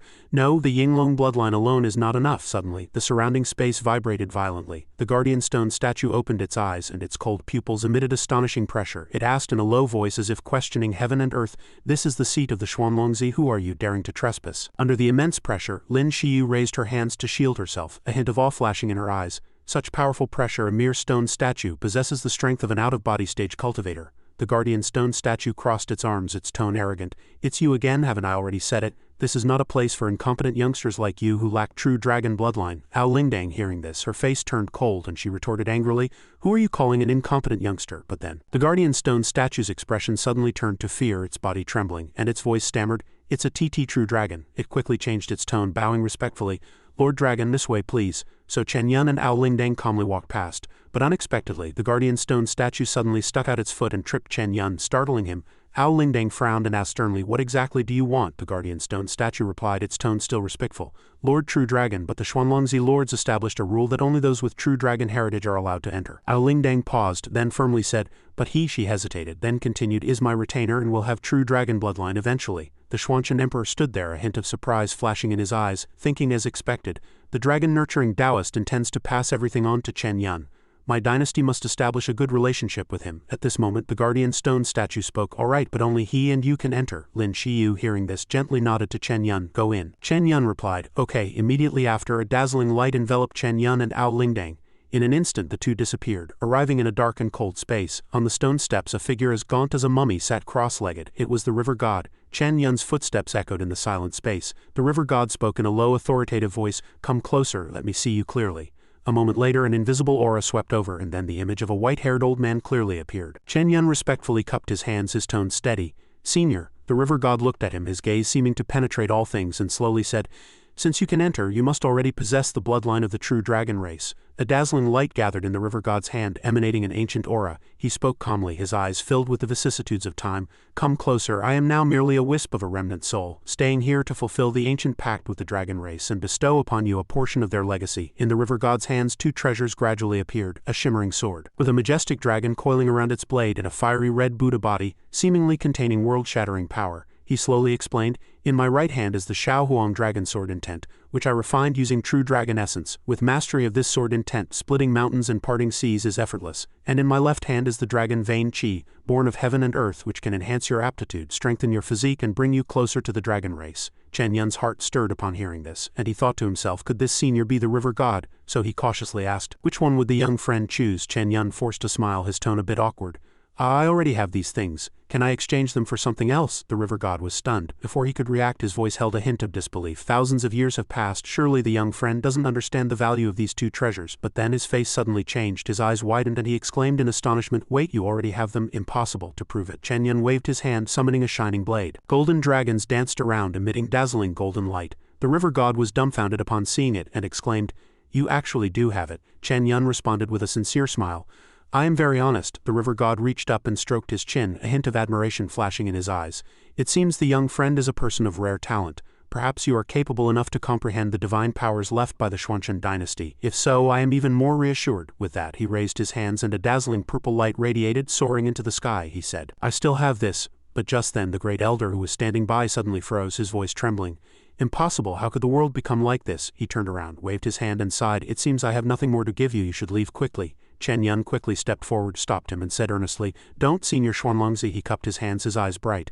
Do you have any magic artifact similar to this sword or information about the extinction of the dragon race? I desperately need them. The great elder, hearing this, immediately summoned a sharp sword shimmering with silver light. He said in a deep voice, this is the Nine Heavens dragon-chasing sword, a magic weapon that once accompanied me in dominating the world. It is not only a treasure but also my burial artifact. As he spoke, he gripped the hilt, a hint of reluctance in his eyes. Then he extended the sword towards Chen Yan, his voice low. I hope you will treat it well in the future. Chen Yan happily stepped forward, his eyes lighting up. A magic artifact, yes please, but as he reached for it the Great Elder held the hilt tightly. As if unwilling to let go, he muttered, "This sword has been with me for over 800 years." Chen Yan was helpless, his tone containing a hint of resignation. "Senior Xuanlongzi, it's time to let go." The Great Elder sighed, reluctantly loosened his grip. So be it. The moment he let go, Chen Yan quickly grasped the sword like lightning, excitedly shouting, "I've got you." He gazed intently at the sword, his eyes sparkling. The Great Elder looked at him and continued in a deep voice, "As for the secrets of the dragon race, if you possess true dragon bloodline," he paused, taking out an oddly shaped item, then continued, "then perhaps you can see what the true dragons once left for me." Chen Yan reached out and touched the item, and immediately a dazzling light shot skyward, forming a giant vortex. In the center of the vortex a majestic dragon head slowly appeared. Ao Lingdang looked up, tears glistening in her eyes, her voice trembling. "For divine forms," it immediately spoke, excitedly saying, "You have inherited the dragon's bloodline. After 1,000 years we have exhausted our entire race's strength to seal the outer realm demons. Must find the last descendant of the true dragon race in this world. Only she can restart the seal." It paused, its voice low. "If the seal is broken, not only the calamity serpent but countless more bizarre things will pour into this world." Chen Yan, hearing this, a hint of surprise flashed in his eyes and he murmured, 3,000 years, that's exactly when the Dragon Clan was established. No wonder the mutated demonic beasts are increasing, and even the depraved Asura and Calamity Serpent have begun to cause chaos. He looked at Ao Lingdang, secretly thinking Lingdang might be the last remaining descendant of the dragon race. It seems the dragon race regards her as the last line of defense for this world. Chen Yan clenched his fists, his face solemn. "I must inform the three major powers about this." In an instant Chen Yan had landed among the waiting crowd. Seeing him, everyone called out in unison. The Xuanchen Emperor quickly stepped forward, his eyes sparkling, his tone full of anticipation. "Chen Yan, have you met the Xuanlongzi, ancestor of the Xuanchen dynasty?" Chen Yan unhesitatingly drew the sword in his hand, his tone calm. "Senior Xuanlongzi," he held up the sword which shimmered with great power, allowing everyone to admire it. Luo Shi was stunned, a look of surprise in her eyes. "I think I've seen this sword somewhere before," the Xuanchen Emperor continued, his voice low and filled with emotion. "Isn't this our Xuanchen dynasty's Nine Heavens dragon-chasing sword? I never expected it to be in the dragon's tomb." Nan Shen stood empty-handed nearby, gently scoffing, a hint of jealousy in his tone. "It's actually a magic artifact sword, how enviable." And Xiao cupped his hands, a hint of admiration in his eyes. "Ling Xiao sect, I only have 9 magic artifacts. Junior brother Chen's strength will surely greatly increase this time." A subordinate of the Xuanchen Emperor suddenly spoke. "Your Majesty, if this is an ancestral artifact then—" The Xuanchen Emperor immediately waved his hand, interrupting sternly. "What do you mean by that? Chen Yan is a benefactor to the Xuanchen dynasty. Can a Nine Heavens dragon-chasing sword even compare to the grace of saving the nation? Furthermore, this was personally bestowed by the ancestor." The image of Luo Shi and Chen Yan holding hands flashed in his mind, and he secretly thought of fostering a marriage between Zaire and Chen Yan. He smiled, his eyes gleaming with profound meaning. "Anyway, this sword still belongs to our Xuanchen dynasty, and with the dragon-nurturing Taoist secretly protecting it, this is indeed far-sighted." He walked to Luo Zai's side, gently patted her shoulder, his tone gentle. "You and Chen Yan are of the same generation. Remember to chat more and practice swordplay together. Good people like Chen Yan are rare, my dear daughter." As if giving instructions, he gently smiled. "Your imperial father is creating opportunities for you. Whether you can seize them is up to you." Luo Shi, hearing this, blushed and said shyly, "Imperial father, what are you saying?" The Xuanchen Emperor's words reached Lin Shiu's ears, making her feel indignant. She thought to herself, her eyes cold, how can the dignified Xuanchen Emperor act like this, openly selling his daughter? Seeing Luo Zai's embarrassed expression, Lin Shiu couldn't help but step forward, gripping Chen Yan's wrist tightly, her tone sharp. "Junior brother Chen belongs to our Ling Xiao sect, so his majesty needn't worry." Just then, Chen Yan felt a hint of murderous intent from Lin Shiu. He quickly walked to the Xuanchen Emperor's side and respectfully cupped his hands, "Reporting to your majesty. Besides this matter, I also learned something of great importance from Senior Xuanlongzi that concerns the safety of all living beings." The Xuanchen Emperor's face immediately turned solemn. "Let's discuss it back in the palace." After settling in, everyone respectfully bowed to him in the palace. The Xuanchen Emperor stroked his beard, musing, "The Dragon Clan ancestral court seal, to think such a thing exists." Suddenly, a subordinate rushed in a panic, knelt before him, held up a Ling Xiao jade token and said in a trembling voice, "Your Majesty, something terrible has happened. The Ling Xiao sect master sent a long-distance message. The Gaiyuan sect has been annihilated." The Xuanchen Emperor's face turned pale upon hearing the news, and he blurted out, "What did you say?" His subordinates discussed amongst themselves, their voices filled with terror. "That's Gaiyuan sect, a sect as renowned as our Xuanchen dynasty. How could it be? Gaiyuan sect was actually annihilated?" A ray of light flashed from the Ling Xiao jade token, and the image of an elder appeared, speaking urgently. 2 days ago, a group of Gaiyuan sect disciples rushed to Ling Xiao sect for help in a sorry state. According to them, Elder Huang, one of the 3 scourges, had broken the seal and joined forces with the Dark Prison Gate to besiege Gaiyuan sect. Now the sect is on the verge of collapse with fewer than 100 disciples having escaped. Chen Yan pondered, thinking no wonder the dark prison gate disappeared in the Xianxia dynasty. They were pouring all their efforts into attacking Yuan sect. He stepped forward, respectfully cupping his hands. Reporting to your majesty, since things have come to this, I request to return to Ling Shiu sect first. The Xianxia emperor nodded, his tone steady. Let Luo Shi go with you. The situation is very urgent now. The Xianxia dynasty and Ling Shiu sect need to cooperate closely to overcome this difficulty. Luo Shi cupped her hands, her tone clear. As you command, Imperial Father. Watching the three gradually receding figures, the Xianxia emperor pondered, his heart heavy. The Yuan sect annihilated, and now the seal of the outer realm demons at the Dragon Clan ancestral court. Is this world truly facing a great calamity? He let out a gentle sigh, but a hint of hope flashed in his eyes. Fortunately, I still have the dragon nurturing Taoist to help. Luo Shi will be safer following his disciple. A few days later, everyone arrived at Ling Shiu sect. An elder exclaimed, his tone filled with worry. Who would have thought that the Xianxia dynasty almost fell into peril too? Fortunately, the dragon-nurturing Taoist intervened, otherwise the consequences would have been unimaginable. Regarding the Yuan sect matter, he continued, I have already joined forces with the Xianxia dynasty and rallied various prestigious sects from all over the world to collectively deal with Elder Huang. But he sighed, a hint of helplessness in his tone. However, the matter of the Dragon Clan ancestral court truly gives me a headache. Chen Yan patted his chest, his voice filled with determination. Sect Master, leave the matter of the Dragon Clan ancestral court for us to investigate, he secretly thought anyway. The last descendant of the dragon race is right here by my side. Suddenly Yi Ran stepped forward, angrily declaring, the matter of the Dragon Clan ancestral court concerns the safety of the world. Are we going to entrust it to a mere youngster? Chen Yan calmly looked at him and retorted, who are you? Yi Ran roared furiously, have you forgotten that we once clashed in the Calamity Serpent secret realm? I am Yi Ran, the chief disciple of Yuan sect, he continued in a contemptuous tone. You are merely a foundation establishment cultivator. Where do you get the nerve to bluster here? Do you know where the dragon descendant is? Chen Yan clapped his hands, his eyes flashing with a gleam. Ah, now that you mention it, I do recall you a little. With a wave of his hand, dozens of identical swords instantly appeared, their tips pointing directly at Yi Ran, radiating a sharp aura. A strange symbol on his clothes flashed, making Yi Ran's face pale as he thought, impossible, I'm already at the 7th layer of golden core, yet I couldn't even see how he drew his sword. Chen Yan picked up a sword, lightly dusted it off, and mockingly said, I'm not particularly talented, but I broke through to nascent soul stage a few days ago. This statement shocked the sect master, who blurted out, nascent soul stage? The great elder was equally surprised. Chen Yan, you've only been in the Xianxia dynasty for a little over a month, yet you've already broken through to nascent soul stage. Yi Ran still couldn't believe it, his voice trembling as he said, impossible, even a once-in-a-millennium genius couldn't possess such talent. These words made Chen Yan frown slightly. A hint of displeasure in his heart, Chen Yan decisively plunged his sword into the ground, his gaze sharp and his tone filled with challenge. Then come try my sword. Hearing this, Yi Ran didn't hesitate, and quickly retreated a few steps. He gritted his teeth, clenched his fists and roared furiously, even if you've reached nascent soul stage, what then? Didn't the true dragon secret realm say to find the true dragon descendant first? Do you know where it is? Chen Yan's lips curled into a slight smile, a hint of triumph in his eyes. The true dragon descendant you speak of, I do know, it is by my master's side. Yi Ran was stunned, his voice filled with doubt. Your master? Do you think I'm a fool? If the true dragon were truly in Ling Shiu sect, how could we not have discovered it? He stepped forward, his gaze probing. Chen Yan calmly replied, his tone certain. Your information is outdated. I have already been accepted as a disciple by the dragon nurturing Taoist. The entire room instantly fell silent, everyone stunned. The sect master suddenly stood up, his voice filled with astonishment. What? Chen Yan's master is the dragon-nurturing Taoist? The great elder also blurted out, hand to his forehead, cold sweat trickling down his cheeks. Did I hear that right? He murmured to himself. No wonder the dragon-nurturing Taoist helped us in the Calamity Serpent secret realm. I was wondering why he would help us, having no ties with Ling Shiu sect. But it was all because of Chen Yan. The sect master pondered, a gleam in his eyes. Our Ling Shiu sect actually has such a powerful figure protecting us. Chen Yan is truly a rare treasure. Chen Yan smiled confidently, his voice resounding. Indeed, my master's white dragon is the Dragon Clan princess, and she will assist us when the time comes. But his face quickly darkened as he thought, I originally intended to keep a low profile and surprise everyone, but the current situation doesn't allow for further concealment. Yi Ran suddenly understood. A hint of complexity flashing in his eyes, and he hastily changed his tune. I never expected the dragon-nurturing Taoist to be your master. In that case, entrusting the matter of the Dragon Clan ancestral court to you is not out of the question. Chen Yan frowned slightly, turning to look at him, wondering why his attitude had changed so quickly. The sect master immediately raised his hand, his tone decisive.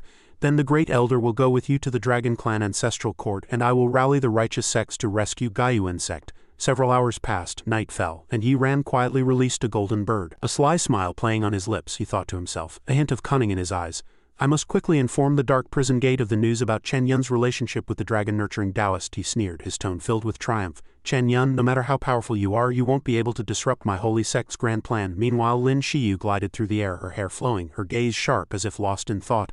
Lin Shiu smiled faintly, calculating in her heart, the flying boat will depart for the Dragon Clan Ancestral Court tomorrow. I should go find junior brother Chen now to discuss the itinerary. At the same time, Luo Shi stood quietly to the side, her gaze deep. If Chen Yan truly has a profound connection with the dragon race, perhaps he can help me optimize the Yinglong bloodline within my body. I must go discuss it with him. In the depths of the dark forest, Ningan's petite figure was faintly visible. As she walked, her heart was filled with worry. Senior brother Chen has been working too hard outside. A gentle smile bloomed on her face as she carried a steaming bowl of chicken soup, hoping her senior brother would like it. At this moment, Chen Yan was in secluded cultivation, but a sudden unease surged within him. Sweat trickled down his forehead, and he thought to himself, strange, why do I suddenly have a premonition of impending disaster? Suddenly, a familiar voice sounded outside the door. Junior brother Chen, are you free to discuss the itinerary? Chen Yan quickly got up and opened the door, only to see Lin Shiu standing there, her eyes bright. But at that very moment, Luo Shi descended from the sky, landing gracefully at the door. She looked up but immediately froze as she saw Lin Shiu. Luo Shi frowned, her tone icy. Why are you here? Lin Shiu was not to be outdone. Retorting, I should be asking the eldest princess of the Xuanchen dynasty what she's doing at a Lingxiao sect male disciple's door late at night. Chen Yan reached up to rub his forehead, feeling a headache at their tense demeanor. Just as an argument was about to erupt, Ningan gracefully approached from behind, gently calling out, Senior brother Chen. Lin Shiu stood with her hands on her hips. Luo Shi with her arms crossed, both glaring at each other. Seeing this, Ningan quickly stepped forward and offered a thermos of soup. Senior brother, would you like to try the chicken soup I made? Lin Shiu turned her head curiously. Junior sister Wang, why are you here too? Ningan gritted her teeth, thinking, what? Another one? She turned around, her voice soft but with a hint of sharpness. Senior sister Lin, princess, what business do you have with senior brother Chen so late at night? Lin Shiu and Luo Shi simultaneously turned away, masking their awkwardness. Both said in unison, nothing, just wanted to chat. But then a murderous aura erupted from both of them simultaneously, directed at each other, sending shivers down Chen Yan's spine. They roared in unison, Chen Yan, who are you planning to chat with tonight? Ningan stood there, only able to helplessly watch the two of them. Chen Yan gave a wry smile, thinking, I'd rather face the depraved Asura again than deal with this situation. Just then his gaze fell upon Ao Lingdang and an idea sparked. He instantly brightened. Chen Yan swiftly snatched the chicken soup thermos from Ningan's hand and grabbed Ao Lingdang by the collar, pulling her over. He poured the chicken soup into her mouth, rambling, Sorry, Lingdang and I still need to discuss some Dragon Clan secrets tonight. If you want to chat, let's do it another time. I'll accept this bowl of chicken soup on behalf of junior sister Wang. Lingdang really enjoys drinking it. Ao Lingdang's eyes widened, her mouth full of soup, and she mumbled, What Dragon Clan stories do I have? Chen Yan glared at her, his eyes full of menace. Although Ao Lingdang was angry, she reluctantly continued to drink the soup, secretly thinking, Chen Yan, that scoundrel, is using me as a shield again. She took a big gulp, then quickly added, I really do have something to tell Chen Yan. The silent confrontation between Lin Shiu and Luo Shi intensified. Both turned to leave simultaneously. They said in unison, Then we shall take our leave first. Lin Shiu's lips curled into a slight smile, thinking, There's nothing to be done. As long as Luo Shi doesn't disturb junior brother Chen, I can accept it for now. On the other side, Luo Shi stood quietly, her gaze sharp. There's nothing to worry about with junior sister Wang as long as I guard against Lin Shiu. Seeing this, Ningan clasped her hands and softly said, In that case, senior brother Chen, I'll also take my leave. Chen Yan let out a sigh of relief, feeling lighter, and gently patted Ao Lingdang's head, smiling, That was close. Fortunately, I'm quick-witted. Lingdang, you did very well. Ao Lingdang looked up at the receding figures of Lin Shiu and Luo Shi, a hint of dissatisfaction in her eyes. Ningan stood nearby, her cheeks flushed, her hands clasped tightly, secretly delighted. Both senior sisters are gone, this is the perfect opportunity. She quickly rushed forward, loudly calling out, Senior brother Chen, wait. Chen Yan was about to enter, heard the call and turned around, asking in surprise, What's wrong, junior sister Wang? Is there anything else? Ningan timidly handed over a small red brocade pouch, her voice soft. Senior brother Chen is going to the Dragon Clan Ancestral Court tomorrow. This is a talisman of good fortune I learned from ancient texts in the scripture pavilion. I hope senior brother will keep it with you always. Chen Yan silently accepted it. Inadvertently noticing the shy expression on her face, he gave a wry smile, his tone warm. I'll keep it with me, junior sister, you're very thoughtful. The next morning, Chen Yan strode forward. The sect master spoke calmly, Chen Yan, the fate of all living beings rests on your shoulders. Chen Yan turned around, cupped his fists and replied, Sect master, please be careful on your way to Gaiyuan sect. With that, the flying boat carrying Chen Yan soared into the sky, flying away under the gaze of the sect master and Yi Ran.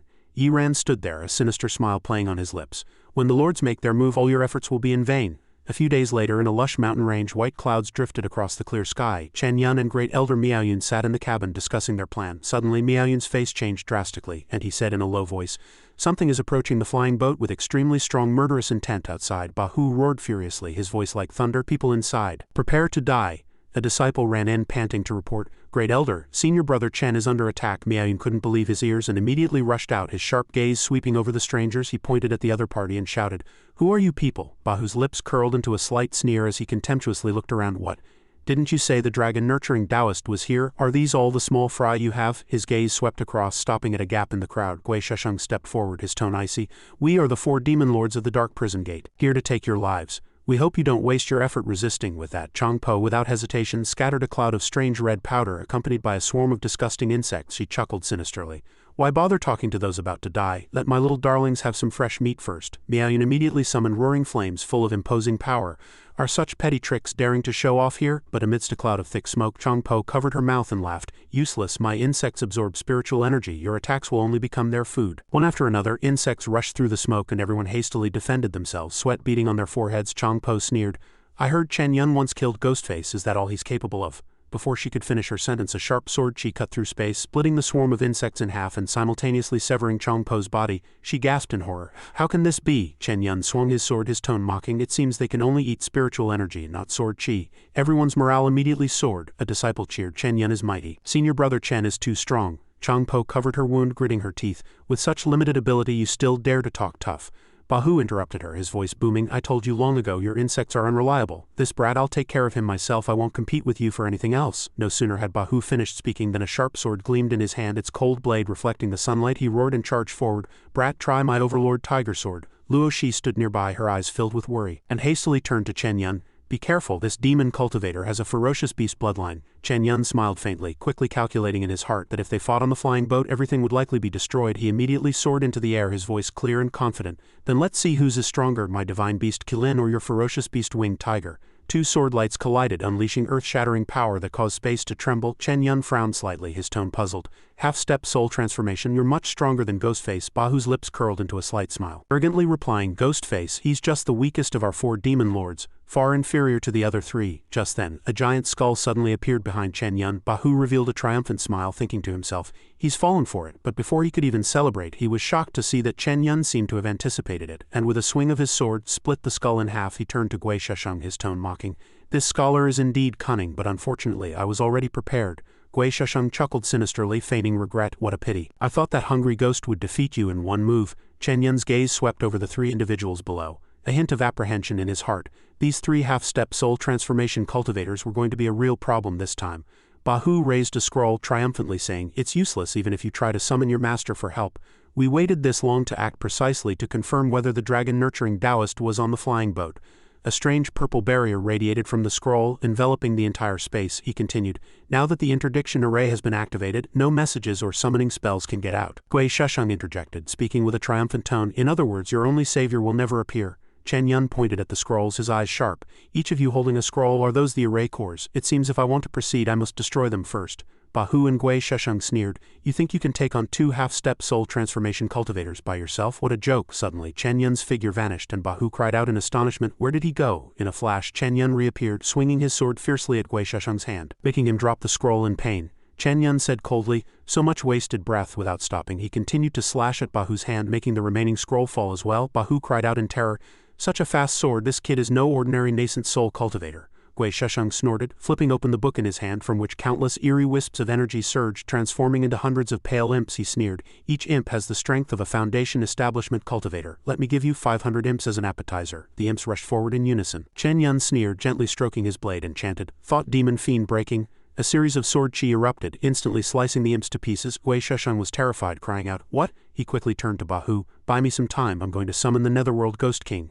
Bahu confidently replied, "Even a single breath is enough for me to take his life." He charged forward, roaring, "How dare you underestimate me, Bahu, die!" Behind him, a giant fierce tiger materialized, exuding a brutal aura. Chen Yan frowned slightly, and calmly replied, "Then try my 9 Heavens Imperial Dragon Sword." Intent. Both slashed simultaneously. Bahu remained supremely confident. "Such a slow sword, you're asking for death." But he immediately froze as Chen Yan's blade was already at his neck. Bahu hastily retreated, clutching his neck, narrowly dodging the sword. He panicked, not understanding how the sword chi could break through. Seeing Chen Yan ignore him and rush towards Gui Shesheng, Bahu roared a provocation, "Trying to run? Come back and fight me, old man." Chen Yan turned, his eyes sharp and full of contempt. "I'm not interested in fighting a dead man. Put down your sword."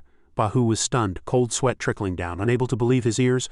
"I'm dead, impossible." Before he could finish speaking, his eyes widened. The sword in his hand broke into two and he let out a painful howl before collapsing motionless. Gui Shesheng stammered in horror. "Impossible." He defeated Bahu in just 5 breaths. Though unwilling, he hastily chanted a spell to summon. Even if he could only summon half of the Ghost King, he had no other choice. He roared, "Netherworld Ghost King, appear." From the book, 2 giant hands stretched out, dragging half of a colossal Ghost King's body, exuding a terrifying aura. It roared, "Mortal cultivator, why have you summoned this king?" Gui Shesheng pointed at Chen Yan respectfully, saying, "My lord, please quickly eliminate this cultivator. In the future I will offer you 1,000 lives." Chen Yan stood there, slightly surprised in his heart, thinking only half a body, yet it already possesses the power of an early soul transformation cultivator. If fully summoned, it would be a huge problem. I must use the Dragon Vein Qi. The Ghost King glanced at Chen Yan, speaking with contempt, just a nascent soul stage rookie.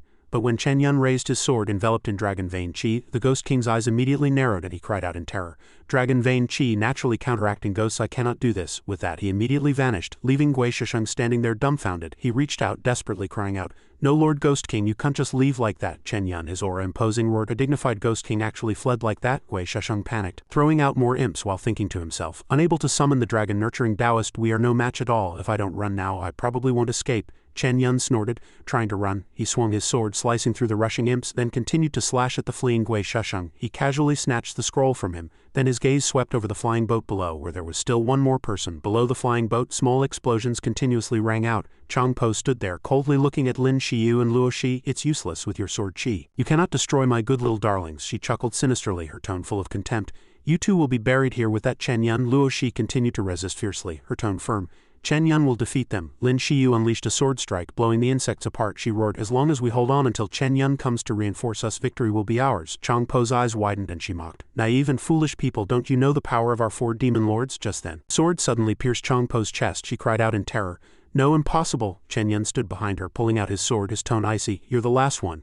Chang Po felt death approaching, her eyes wide, but she still didn't give in, raising her hands and summoning 2 giant centipedes, roaring, "Even if I die, I'll drag you down with me." Chen Yan immediately swung his sword to form an array, blocking the rushing centipedes, his eyes unwavering. Chen Yan was too late to stop the other centipede, which charged directly towards the flying boat, just as he sliced through the centipede in front of him. Lin Shiu's scream rang out and he hastily flew over. He saw her anxiously cradling Miaoyun, who had been severed into 4 pieces by the centipede, tears streaming down Lin Shiu's face. Miaoyun weakly said, "It seems this old man was a step too slow, allowing Chang Po to succeed in her sneak attack." Chen Yan leapt down, rushed to his side and said urgently, "Let me see." He channeled a wisp of Dragon Vein Qi into Miaoyun's shoulder, emitting a faint light. Lin Shiu anxiously asked, "Junior brother Chen, how is it? Can Master still be saved?" Chen Yan crossed his arms, sat down and mused, "I'm not sure what kind of centipede this is. Fortunately, the Dragon Vein Qi has cleared all the toxins, saving Grand Elder's life, but his cultivation has suffered a significant loss." Lin Shiu remained worried. Miaoyun chuckled, comforting her, "I'm fine, Shiu. Don't be sad. This old man took 100 years to reach the nascent soul stage. What does another 100 years matter? Cultivators inherently defy the heavens. This is not worth worrying about." On the ground, an imp suddenly twitched and a strange hand emerged from its body. Gui Shesheng sat up, relieved. "Fortunately, I had a backup plan, hiding these monsters." He hastily collected the imp, but a shadow flashed by, making him lift his head sharply. The shadow vanished, leaving only Ao Lingdang sitting nearby, gnawing on a tiger leg, a satisfied expression on her face. Gui Shesheng cautiously and nervously asked, "LL little friend, who are you?" Ao Lingdang swallowed the meat, smiling. "I came to eat the big tiger." Gui Shesheng trembled. "Is it the fierce beast Bahutasi tiger? You ate it." He rubbed his hands, his tone fawning. "Little friend, uncle will treat you to chicken legs. Can you pretend you didn't see me?" Ao Lingdang didn't hesitate, directly slapping him across the face. "No, you're a bad person." Chen Yan walked over, his tone icy. "I've already said it, we can't let bad people run away." A moment later, a light flashed on the flying boat. Ao Lingdang triumphantly held up Gui Shesheng. "Chen Yan, I caught this bad guy." Looking at Gui Shesheng being thrown down, Chen Yan thought to himself, "This guy actually survived a sword strike from me." He stood up, patted Ao Lingdang's head. "Well done, Lingdang." After a while, Gui Shesheng woke up, opened his eyes to see Chen Yan and everyone surrounding him. He was scared but still stubborn. "You won't get any information from me." Miaoyun sighed. "These demon cultists are very stubborn. It will probably be difficult to extract information." Chen Yan smiled confidently. "No rush, let's play with him first," he loudly called out. "Old horse." The Demon King immediately appeared, holding a whip and a saw, a sinister smile on his face. "Master, don't worry, leave it to Old Horse." Gui Shesheng trembled and roared, "Demon race, what do you want to do? I won't say anything." The Demon King charged forward, laughing. "Let you taste Old Horse's might." Gui Shesheng's painful wails echoed on the flying boat. "You can scream until your throat breaks, it's useless. Then watch." After a while, the Demon King helplessly turned to Chen Yan. "Master, this guy is really stubborn. He won't open his mouth no matter how I interrogate him." Gui Shesheng interrupted him, weakly saying, "Open my mouth for what? You didn't even ask anything." Chen Yan was stunned. "You didn't ask." The Demon King naively replied, "Ask what?" Eventually, Chen Yan had to take action himself, seriously asking, "How did you defeat Guiyuan sect? What methods did you use?" Gui Shesheng sighed. "I can only tell you we don't know either. All actions against Guiyuan sect were carried out by the cult master and the saintess. We 4 demon lords were only responsible for clearing out affiliated sects," Miaoyun interjected, his tone low. "The cult master of Dark Prison Gate is cunning, always hiding in the shadows, but the Righteous Alliance has already sent reinforcements. I trust the various sect masters." Gui Shesheng sneered. "Righteous Alliance? You don't know. Those Guiyuan sect disciples who escaped are all spies released by Dark Prison Gate. Now your alliance has probably fallen into the trap of Worry-Free Valley, destined for a gruesome end." Miaoyun and Luo Shi were stunned. He blurted out, "What did you say?" Luo Shi stammered. "No, impossible." Gui Shesheng continued, speaking with triumph. "Our 4 demon lords' goal isn't to kill you, but to buy time for the saintess to reach the Dragon Clan ancestral court and break the seal. At that time all of you will die." After the interrogation, silence fell upon the flying boat. Miaoyun looked at Chen Yan, his tone heavy. "If the Righteous Alliance is completely annihilated, I'm afraid no one will be able to stop the Dark Prison cult." Chen Yan shook his head, his eyes firm. "No, there's still time. Calculating the time, the Righteous Alliance couldn't have gathered and set off that quickly. If we immediately change course and return at the flying boat's fastest speed, I believe we can warn everyone in time." Miaoyun frowned, his tone filled with worry. "But if we fully support the Alliance, what about the Dragon Clan ancestral court?" Chen Yan placed his hand on his chest, his tone resolute. "I'll go there alone." Hearing this, Luo's eyes flickered with panic. "You alone? Lin Shiu stood nearby, her expression calm, secretly thinking as the disciple of the dragon-nurturing Taoist, junior brother Chen is the most suitable. She spoke with a tone full of trust. "Trust junior brother Chen. His strength has long surpassed all of us." Miaoyun sighed, a hint of self-reproach in his eyes. "This old man's cultivation is now ruined. I would only be a burden to you." He handed Chen Yan an ancient bottle. "I obtained this mortal world bottle long ago, but have never been able to break its seal. Chen Yan, I entrust it to you. You must protect the Dragon Clan Ancestral Court seal." Chen Yan took it, his eyes fervent. "As long as I live, the Dragon Clan Ancestral Court seal will never be broken." With that, he immediately summoned his sword, transforming into a streak of light, and rushed out of the flying boat. Lin Shiu stood on the deck watching Chen Yan's figure gradually disappear into the clouds, softly murmuring, "Junior brother Chen, we will do our best to hold on until you return." Chen Yan swept through the clouds so fast that even a nearby squirrel was startled and fled. 2 days passed, and he and Ao Lingdang had already flown over countless layers of mountains. He thought to himself, "We're almost at the Dragon Clan Ancestral Court's dustless realm. I wonder how the sect master and the others are doing." Suddenly, Ao Lingdang yawned, her tone weary. "Chen Yan, after eating that fierce beast, I seem to have awakened a new divine ability. I want to sleep for a while. I'll probably wake up in 5 days." Chen Yan smiled, his eyes gleaming with satisfaction. "If you've awakened a new divine ability, our chances of success at the Dragon Clan Ancestral Court will be much greater." Ao Lingdang nodded, then immediately disappeared. Just then, a sharp arrow whistled through the air. Although it was as fast as lightning, Chen Yan skillfully dodged it. His movements light as water, he turned, roaring. "Who's there?" A dragonkin rushed over, imposing and loud as thunder. "Beyond this point is the Dragon Clan Ancestral Land. You outsider, you have crossed the boundary." Chen Yan hastily bowed his head, respectfully cupping his hands. "I am Chen Yan, here for matters concerning the Dragon Clan Ancestral Court," he thought to himself. This must be the Dragonkin, the guardians of the Dragon Clan Ancestral Court, just as described in the ancient texts. The Dragonkin was surprised, his eyes lighting up. "You're also here for the Ancestral Court? Why didn't you say so earlier? Come with me quickly." Chen Yan curiously muttered to himself. The Dragonkin wondered, "What do you mean also? Has someone else already arrived?" A moment later, the Dragonkin led him to Dragon Cliff Village, where people were coming and going, an endless stream. A voice from the crowd caught Chen Yan's attention. "Register here." 1,000 spirit stones. Chen Yan pointed at the crowd, asking in confusion, "Are all these people here for the Dragon Clan Ancestral Court seal?" The Dragonkin nodded. He replied with a smile, "Exactly. I'm not sure where the news came from, but for the past 2 days, countless cultivators have rushed to enter the dustless realm." Chen Yan frowned, crossing his arms. "Didn't you say the area ahead is the Dragonkin Ancestral Land, and outsiders are not allowed to enter?" The Dragonkin scratched his head and laughed. "That's our village chief's idea. He said to tell everyone that, so they would pay the money. This is our village's chance to get rich." Chen Yan's face turned pale, secretly thinking, "Your village chief is truly a character," he continued, his tone serious. "But I truly came for the seal, and I also brought a true dragon princess." The Dragonkin clapped his hands sharply, his eyes lighting up. "Ah, that's right, I almost forgot. I heard you also brought a princess." Just then, a burly man walked over, accompanied by a Dragonkin girl. He held up a bag of gold, his voice booming. "Here's 1,000 spirit stones. I'm here for the dustless realm." The girl beside him added, "That's right, I am the dragon princess." Chen Yan was stunned and quickly retorted, "But the true dragon princess is really with me." The Dragonkin frowned and asked, "Then where is your dragon princess?" Chen Yan vigorously shook Ao Lingdang. "Lingdang, wake up quickly." Ao Lingdang lethargically waved her hand, sleepily mumbling, "Transforming to prove what? I haven't finished digesting yet." The Dragonkin seized the opportunity to say with a smile, "Exactly. As long as you hand over 1,000 spirit stones, I'll believe she's the dragon princess." Chen Yan was helpless. Though unwilling, he placed a bag of spirit stones in his hand. The Dragonkin handed him a jade token, his tone calm. "Later, when the dustless realm opens, if you encounter danger, use this jade token to call, and we will come to your rescue." Chen Yan held the jade token, wondering what exactly was going on, but he shook his head, thinking to himself, the important thing is to enter the dustless realm to search for the Dragon Clan ancestral court. Suddenly an unfamiliar voice sounded and a strange person stepped forward, handing Chen Yan a book. I see you have a good eye. This is the top secret manual of the dustless realm, only 100 spirit stones. Chen Yan carefully examined the book, filled with curiosity, and eventually bought it. Turning each page, he was surprised. The dustless realm was originally a secret place of the Dragon Clan ancestral court. I never expected this book to describe it in such detail. Suddenly a man nearby shouted, the three rogue cultivators are here. Chen Yan immediately looked in the direction he pointed, secretly thinking the three rogue cultivators, each having reached the nascent soul stage, are the most famous rogue cultivators outside the three major immortal cultivation forces. I didn't expect them to be here too.